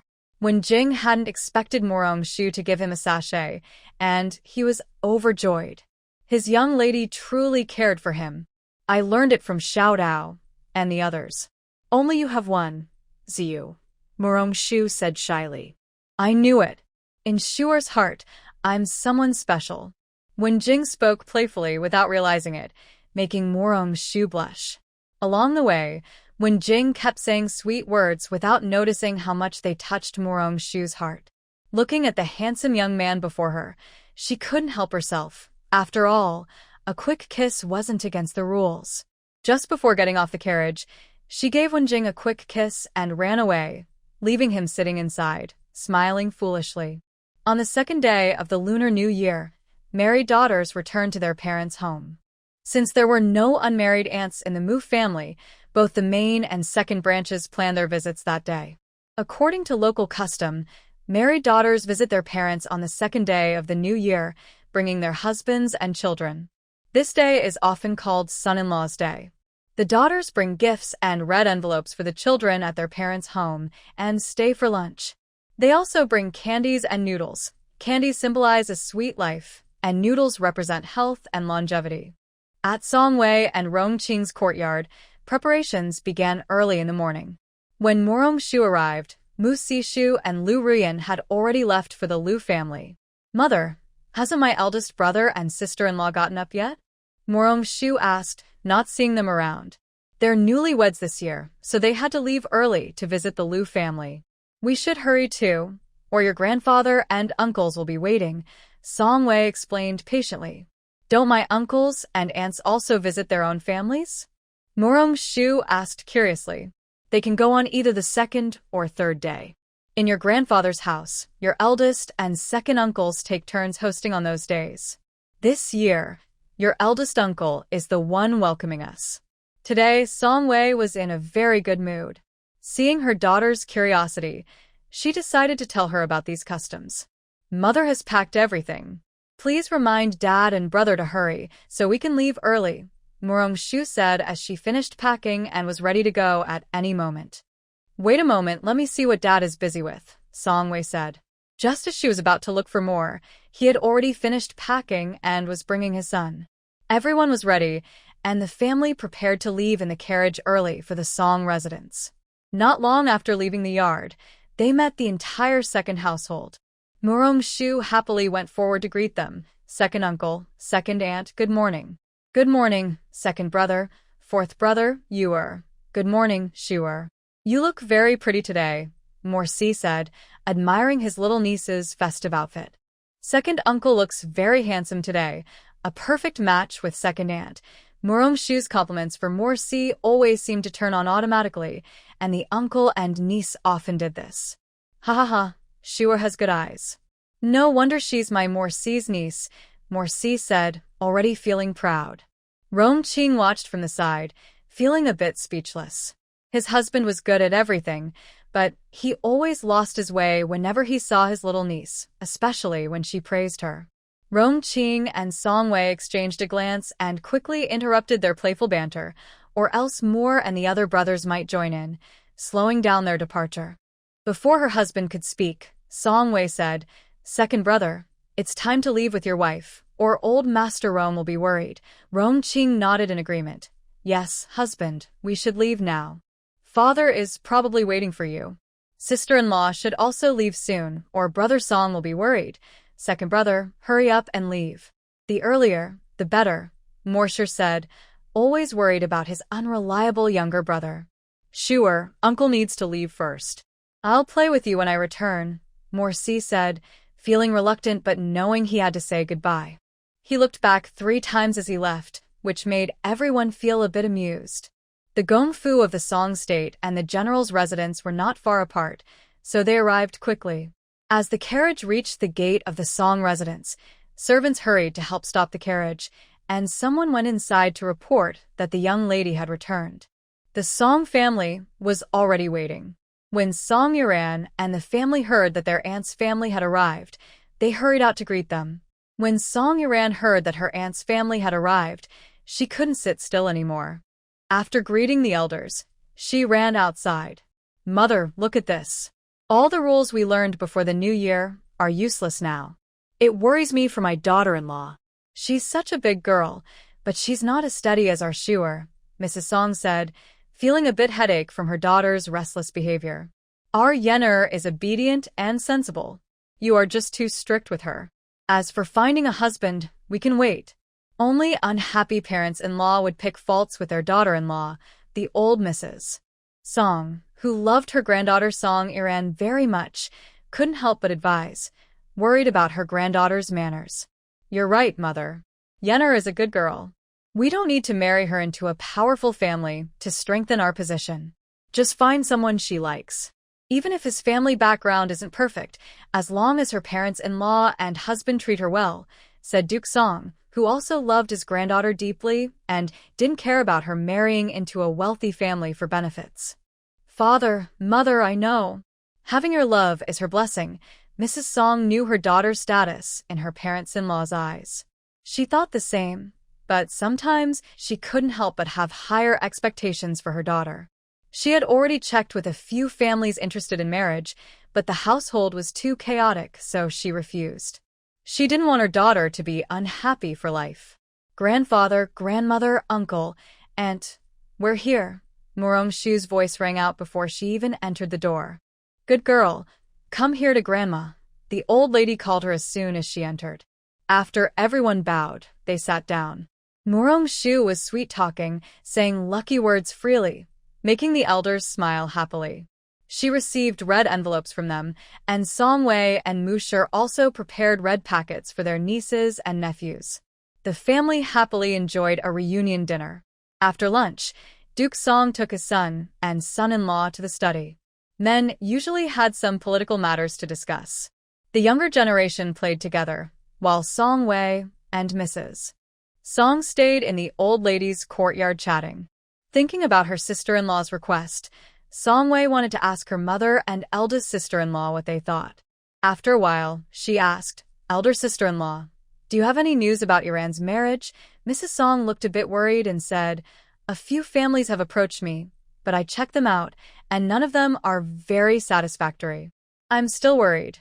When Song-wei spoke, Madam Song and Lady Song were both momentarily surprised. Lady Song was the first to react, happily asking, "Where? Are you talking about your second brother's eldest son?" Song-wei nodded and replied, "Not to hide anything from my sister-in-law, but yes, my sister-in-law is interested in Yenran. She asked me to find out your thoughts. If Yenran can marry into the Mu family, I would be very happy. Your sister-in-law is a good person, and your nephew is also nice," Lady Song said, very pleased with Mu Siqing and highly approving of Rong Qing's character. With your words, I feel reassured. Let's have the two children spend more time together, Song Wei said, surprised at how smoothly things were going. Now you can rest easy, the old lady said happily, speaking to her daughter-in-law. Mother, you're joking. It's because Yanran has a good auntie that I don't have to worry so much, Lady Song said, feeling joyful and praising Song Wei even more. That's because Yanran is excellent. It's all thanks to what my sister-in-law usually teaches her. If Shuer hadn't said that children born from close relatives might be slow, I wouldn't want Yanran to marry someone else. Song Wei had once seriously considered asking for her second son to marry his niece. Shuer is right. The Mountain Valley healer is very powerful. Besides, if what you just said works out, Yanran will still marry into the Mu family, Lady Song teased, covering her mouth and smiling. You're right, sister-in-law. When I go back, I'll give my sister-in-law a clear answer.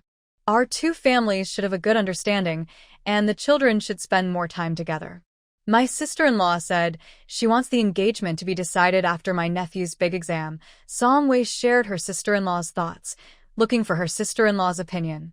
But is there any special rule? Madame Song asked her daughter. It's not really about rules. My nephew studies very hard, and with occasional guidance from my second brother and Lord Wen, my husband says he might do well in this year's big exam. After that, we'll go to propose marriage. My sister-in-law wants Yanran to look even better, Song Wei explained, sharing everything with her mother and sister-in-law. There's nothing to hide in her family. Your sister-in-law is thoughtful.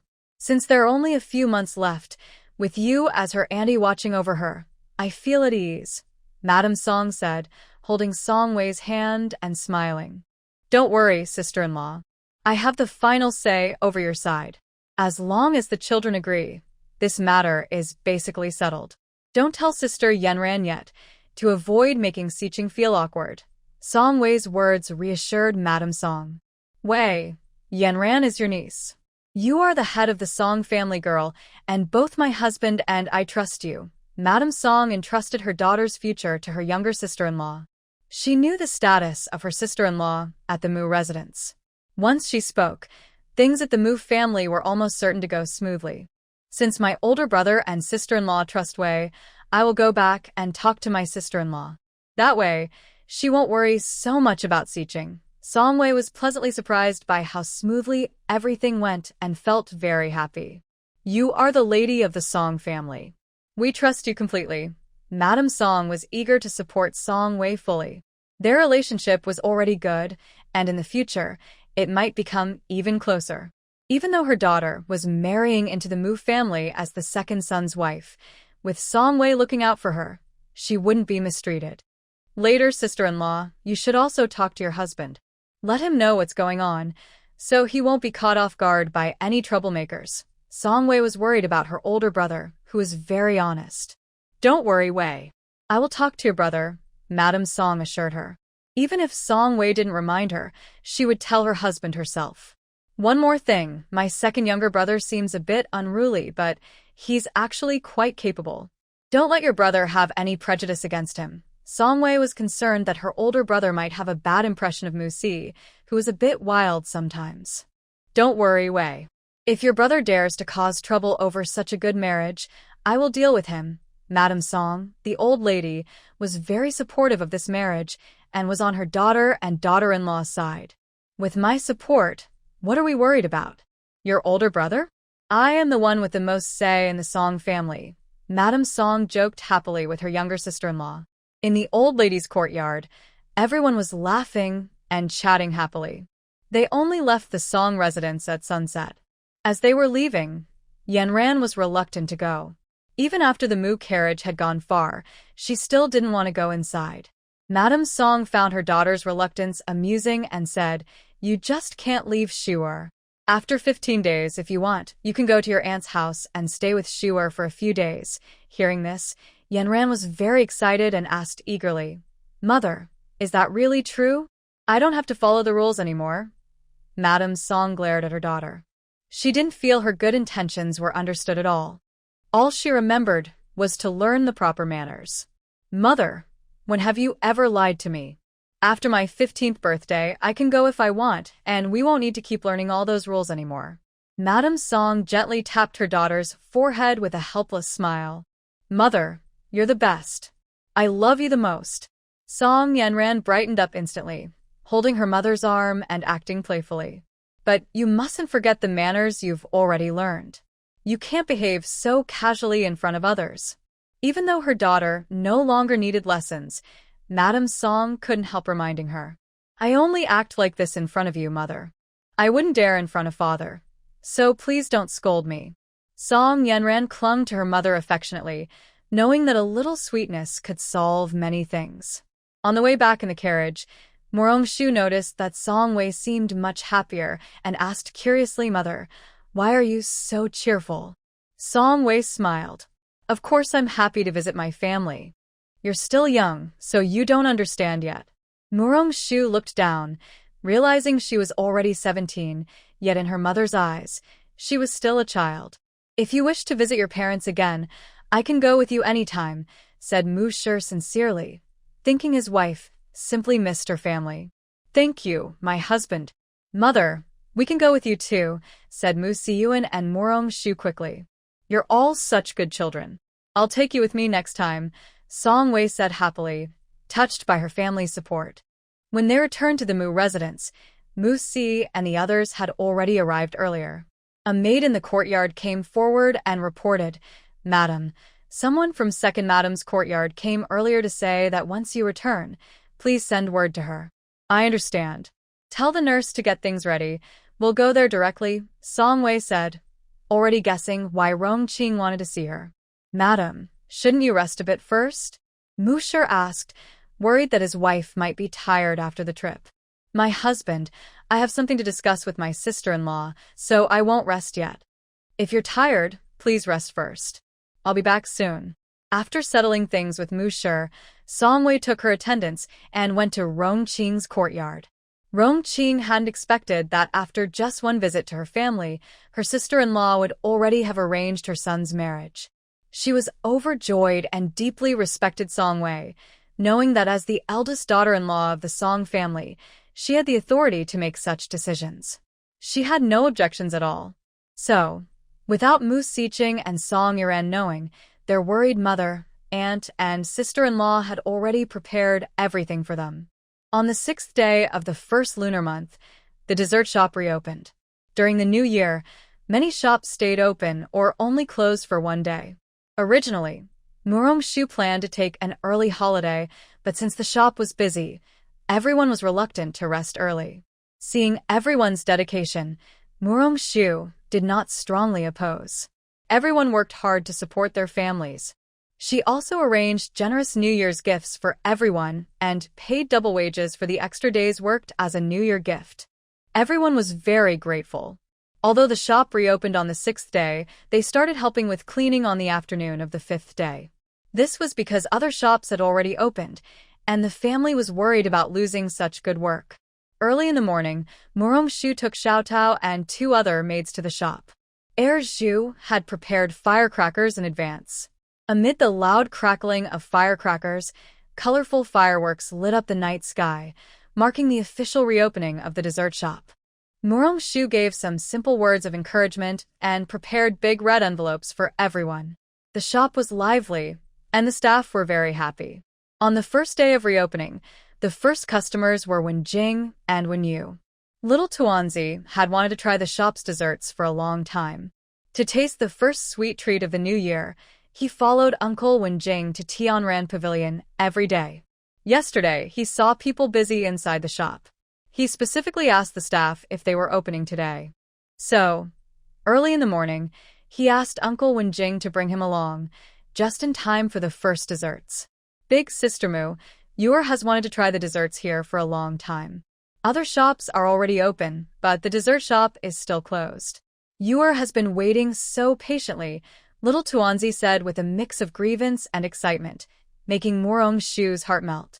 She reached out to pat Little Tuanzi's head and said, It's all my fault, Big Sister Mu. Today I'll treat everyone. Thank you, Yor, for loving our dessert shop. Thank you, Big Sister Mu. When will there be new products? Little Tuanzi loved the new items in the shop every time and was now even more excited. Big Sister Moo just happens to be free recently. I'll think about it today, and in a few days, I'll introduce new products for you, okay? Morong Shu's words made Wenyu very happy. That's wonderful. When Yor comes, she can bring some back for Grandma, Mother, and Second Aunt to try. Mother said Second Aunt's baby is about to be born, so Yor will be the big brother then. Little Tuanzi was very happy to hear about the new arrival.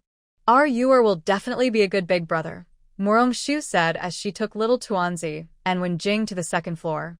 Soon, the waiter brought up the desserts. Little Tuanzi couldn't wait and took a bite, feeling very happy. Wenjing had wanted to try the dessert for a long time. After taking a bite, he looked very happy and satisfied. Sure, I will have to go to court the day after tomorrow. I will have less time to stay with you. Wenjing finally told Morong Shu about his upcoming court duties. That's good news, but it will be hard. Still, Ziyu's health is getting better, so going to court is also good, Morong Shu agreed. She was worried Wenjing might get bored staying at home all day. Sure, do you support me going? Wenjing felt relieved after hearing Morong Shu's support. Working properly can help Ziyu stay healthy, and Ziyu is so talented, he should shine. Morong Shu always believed Wenjing should achieve more and see a bigger world from a higher place. Ziyu will work hard. Morong Shu's support made Wenjing more determined to follow his choice. They had lunch at Tianran Pavilion. In the afternoon, the two of them took Wenyu for a walk in the street. Knowing Wenjing was going to court, Morong Shu also bought a jade crown for Wenjing. When Wenjing tried it on, Wenyu couldn't help but exclaim, "Sister Moo has great taste. Uncle looks really good wearing this. Once Yor grows up, Sister Moo will also give you one," Morong Shu said simply, wanting to give a gift to little Tuanzi, without overthinking. Yor will get gifts when he grows up. Sure can't give one. Wenjing directly refused on behalf of Wenyu. Morong Shu and Wenyu were both stunned. "Why can't I give one to you?" Morong Shu asked, a little surprised. She thought Wenjing wasn't usually so stingy, especially since he wanted to give something to Wenyu. Wenjing felt a bit shy and said, "This jade crown can only be given to someone I like. I can't just give it to anyone." Wenjing's words made Morong Shu remember that this was ancient times. Such things couldn't be given away casually. She looked at Wenjing's blushing face and smiled, saying, "Then I will only buy one for Ziyu." This time, Wenjing was clearly happier. Wenyu thought it was just because Uncle liked the jade crown, so he decided to let Sister Moo buy it for Uncle. He was still young and didn't need it for now. Back at Wen's residence, listening to Zhu Xian, Wenjing was very happy looking at the jade crown in the box. It was a gift from Shu Er. They liked each other, so he carefully kept the crown and went straight to his father's courtyard. Early in the morning, Wenjing went to court with his father, elder brother, and second brother. The emperor's first thought was that he hadn't done anything wrong recently. After Wen Shoufu reported Wenjing's situation, the emperor waved his hand and arranged for Wenjing to work in the cabinet with Wen Shoufu. The main reason was that he was worried Wenjing might have a health issue, so he felt better having him close to family. Everyone knew Wenjing's talent and ability. It was perfect for him to work in the cabinet with Wen Shoufu, so no one objected. The empress heard that her third brother was working with her father and was very happy.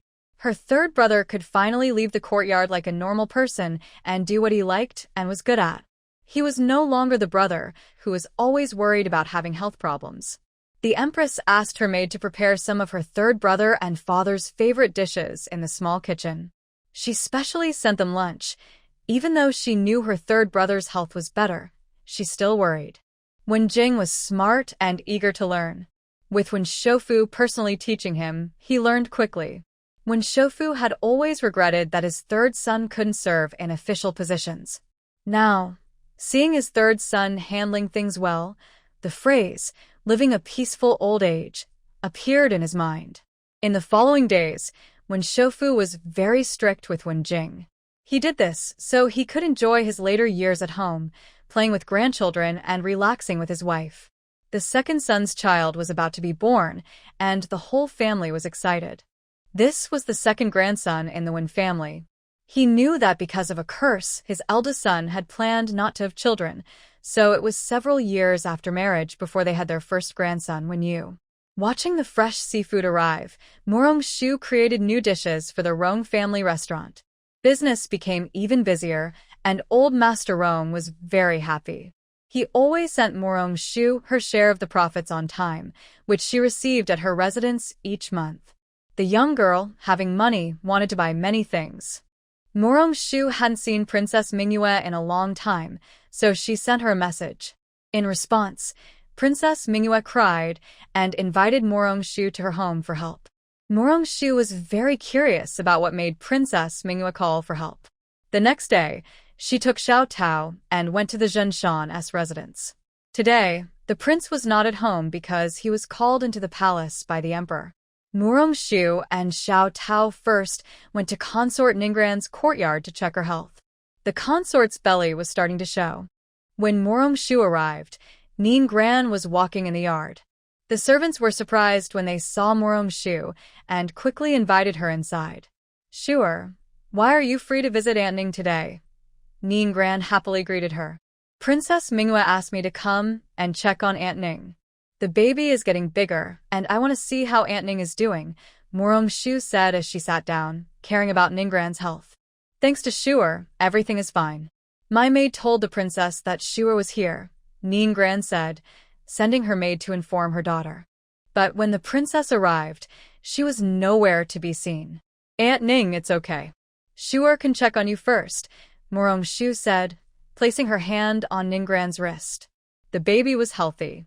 "How is it?" Aunt Ning has been following Shuer's advice carefully, worried about any mistakes, Ninggran asked, since she had been very cautious during her pregnancy, especially listening to Morong-shu. "The baby is fine. Rest assured, Aunt Ning.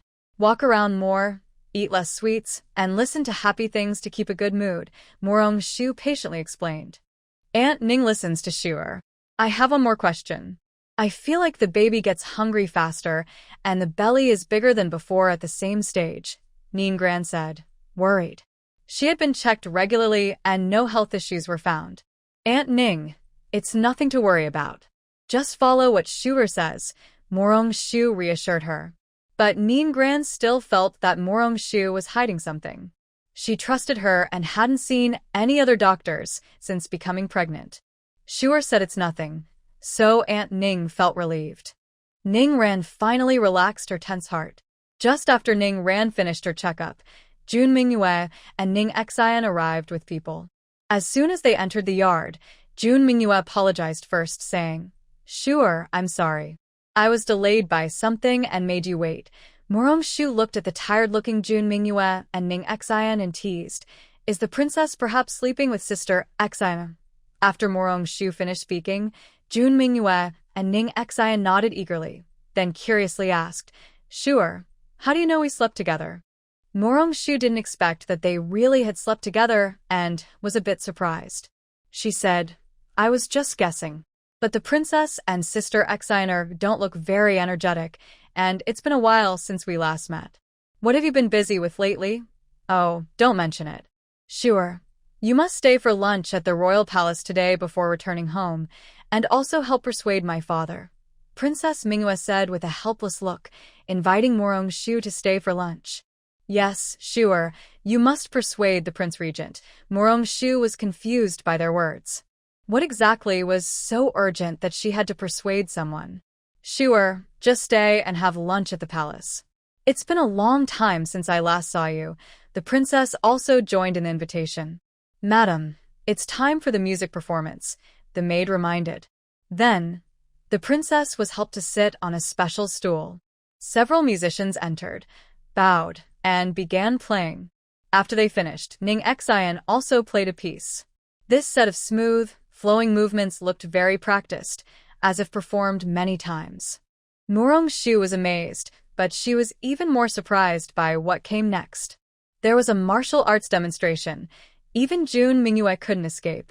There was also a scholarly analysis of the music, and even crazier, there were strategies from the king of Zhen Mountain, copied from somewhere, about top scholars from various fields.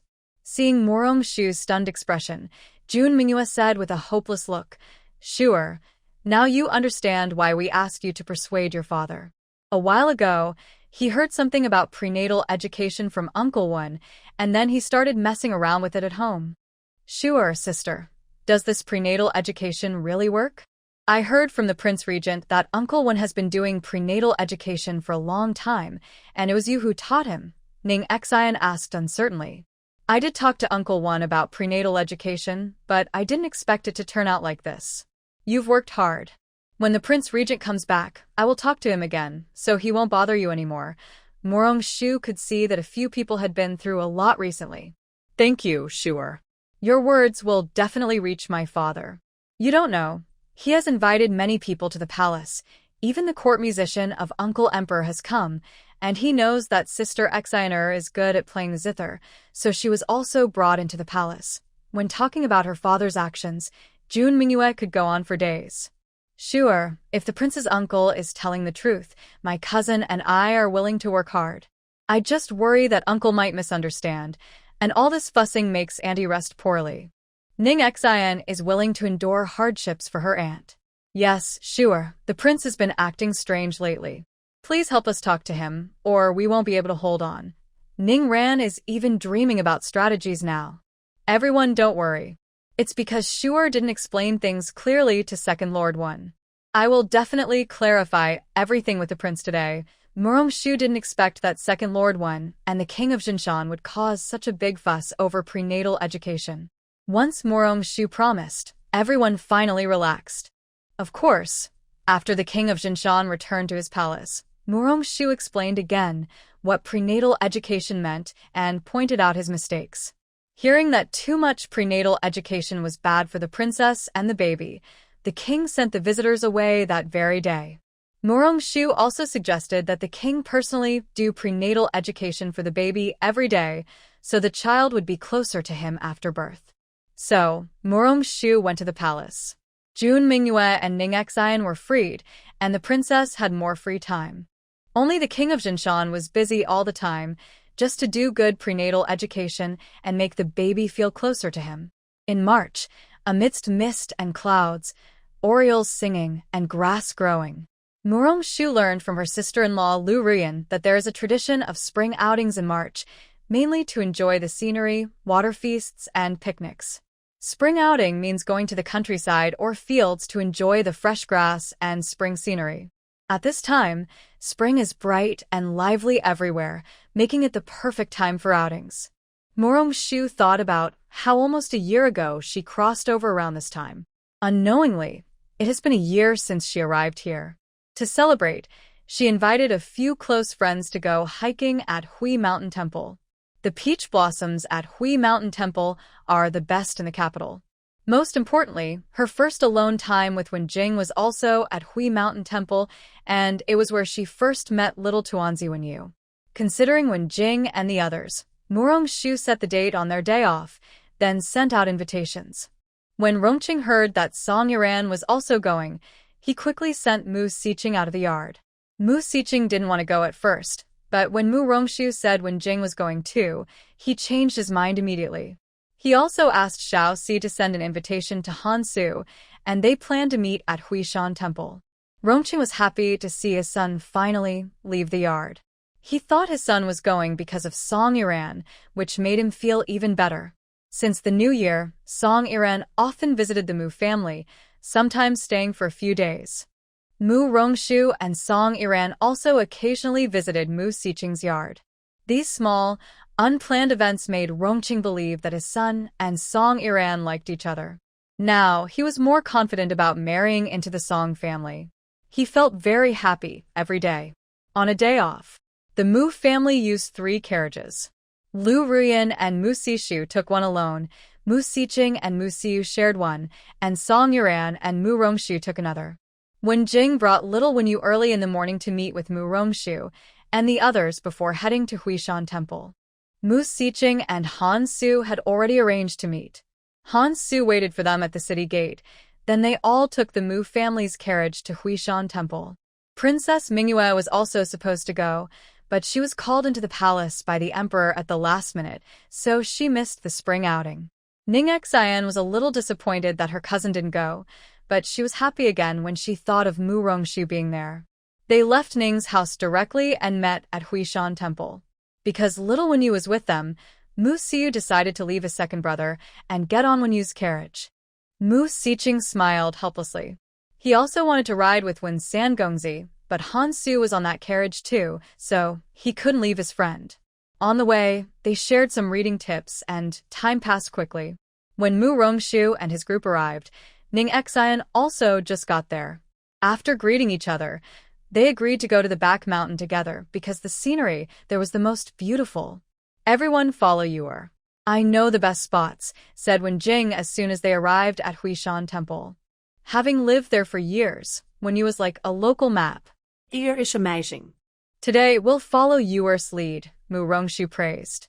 The little Wenyu, who had been crying last year, seemed to have grown up suddenly. Mu Jia, don't worry. Yuer will lead us well.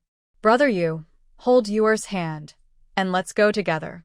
Children tend to like others who are a bit older than themselves.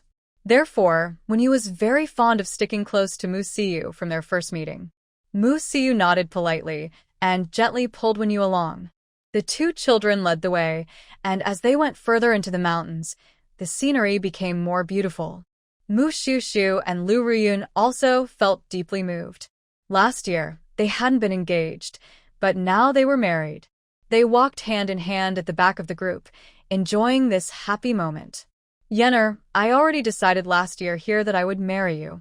I didn't expect it to happen so soon, Mu Shushu said with emotion. Husband, are you regretting it now? Lu Ruyun playfully teased. Mu Shushu looked at her with love and said, growing old with Yenner is my greatest wish, and I have no regrets in this life. Although they were already married, Lu Ruyun still sometimes blushed. Her husband was cool on the outside but warm inside, full of sweet words. When Song Yanran saw Ning Xian, they quickly became friends. They enjoyed the scenery and secretly shared little girl secrets along the way. Big sister Yanran, who was the young man next to Master Mu. He's so handsome, Ning Xian asked curiously from the moment she got off the carriage. She had never seen Han Su before. At first, Song Yanran hadn't paid much attention to Han Su. But when Ning Xian asked, she looked up and saw Han Su walking with her second cousin. She examined him carefully. He looked even more scholarly than before, and standing next to her second cousin, he was quite striking. Seeing Song Yanran staring blankly, Ning Xian tugged her sleeve and said, Big sister Yanran, do you not recognize that young man? I was just asking casually. Song Yanran snapped out of her thoughts and quietly introduced Ning Xian to Han Su and how she knew him. Ning Xian couldn't help but exclaim, Big sister Yanran, you and young Master Han are so lucky to have met. Shyly, Song Yanran replied, It's not about luck. Lady Han just happened to faint beside my carriage. It was Shuer who saved her, and Shuer arranged everything. I didn't do anything. But Shuer is your cousin Yanran. We're family, so it's fate. That's what the storybooks say. Hee hee, Ning Xian said mischievously. Isn't saving your mother supposed to be rewarded with marriage? Why is young Master Han different from what the storybook says? Ning Xian was still puzzled about the story in her picture book. I've told you to look at fewer picture books. They are all lies. Let's go quickly.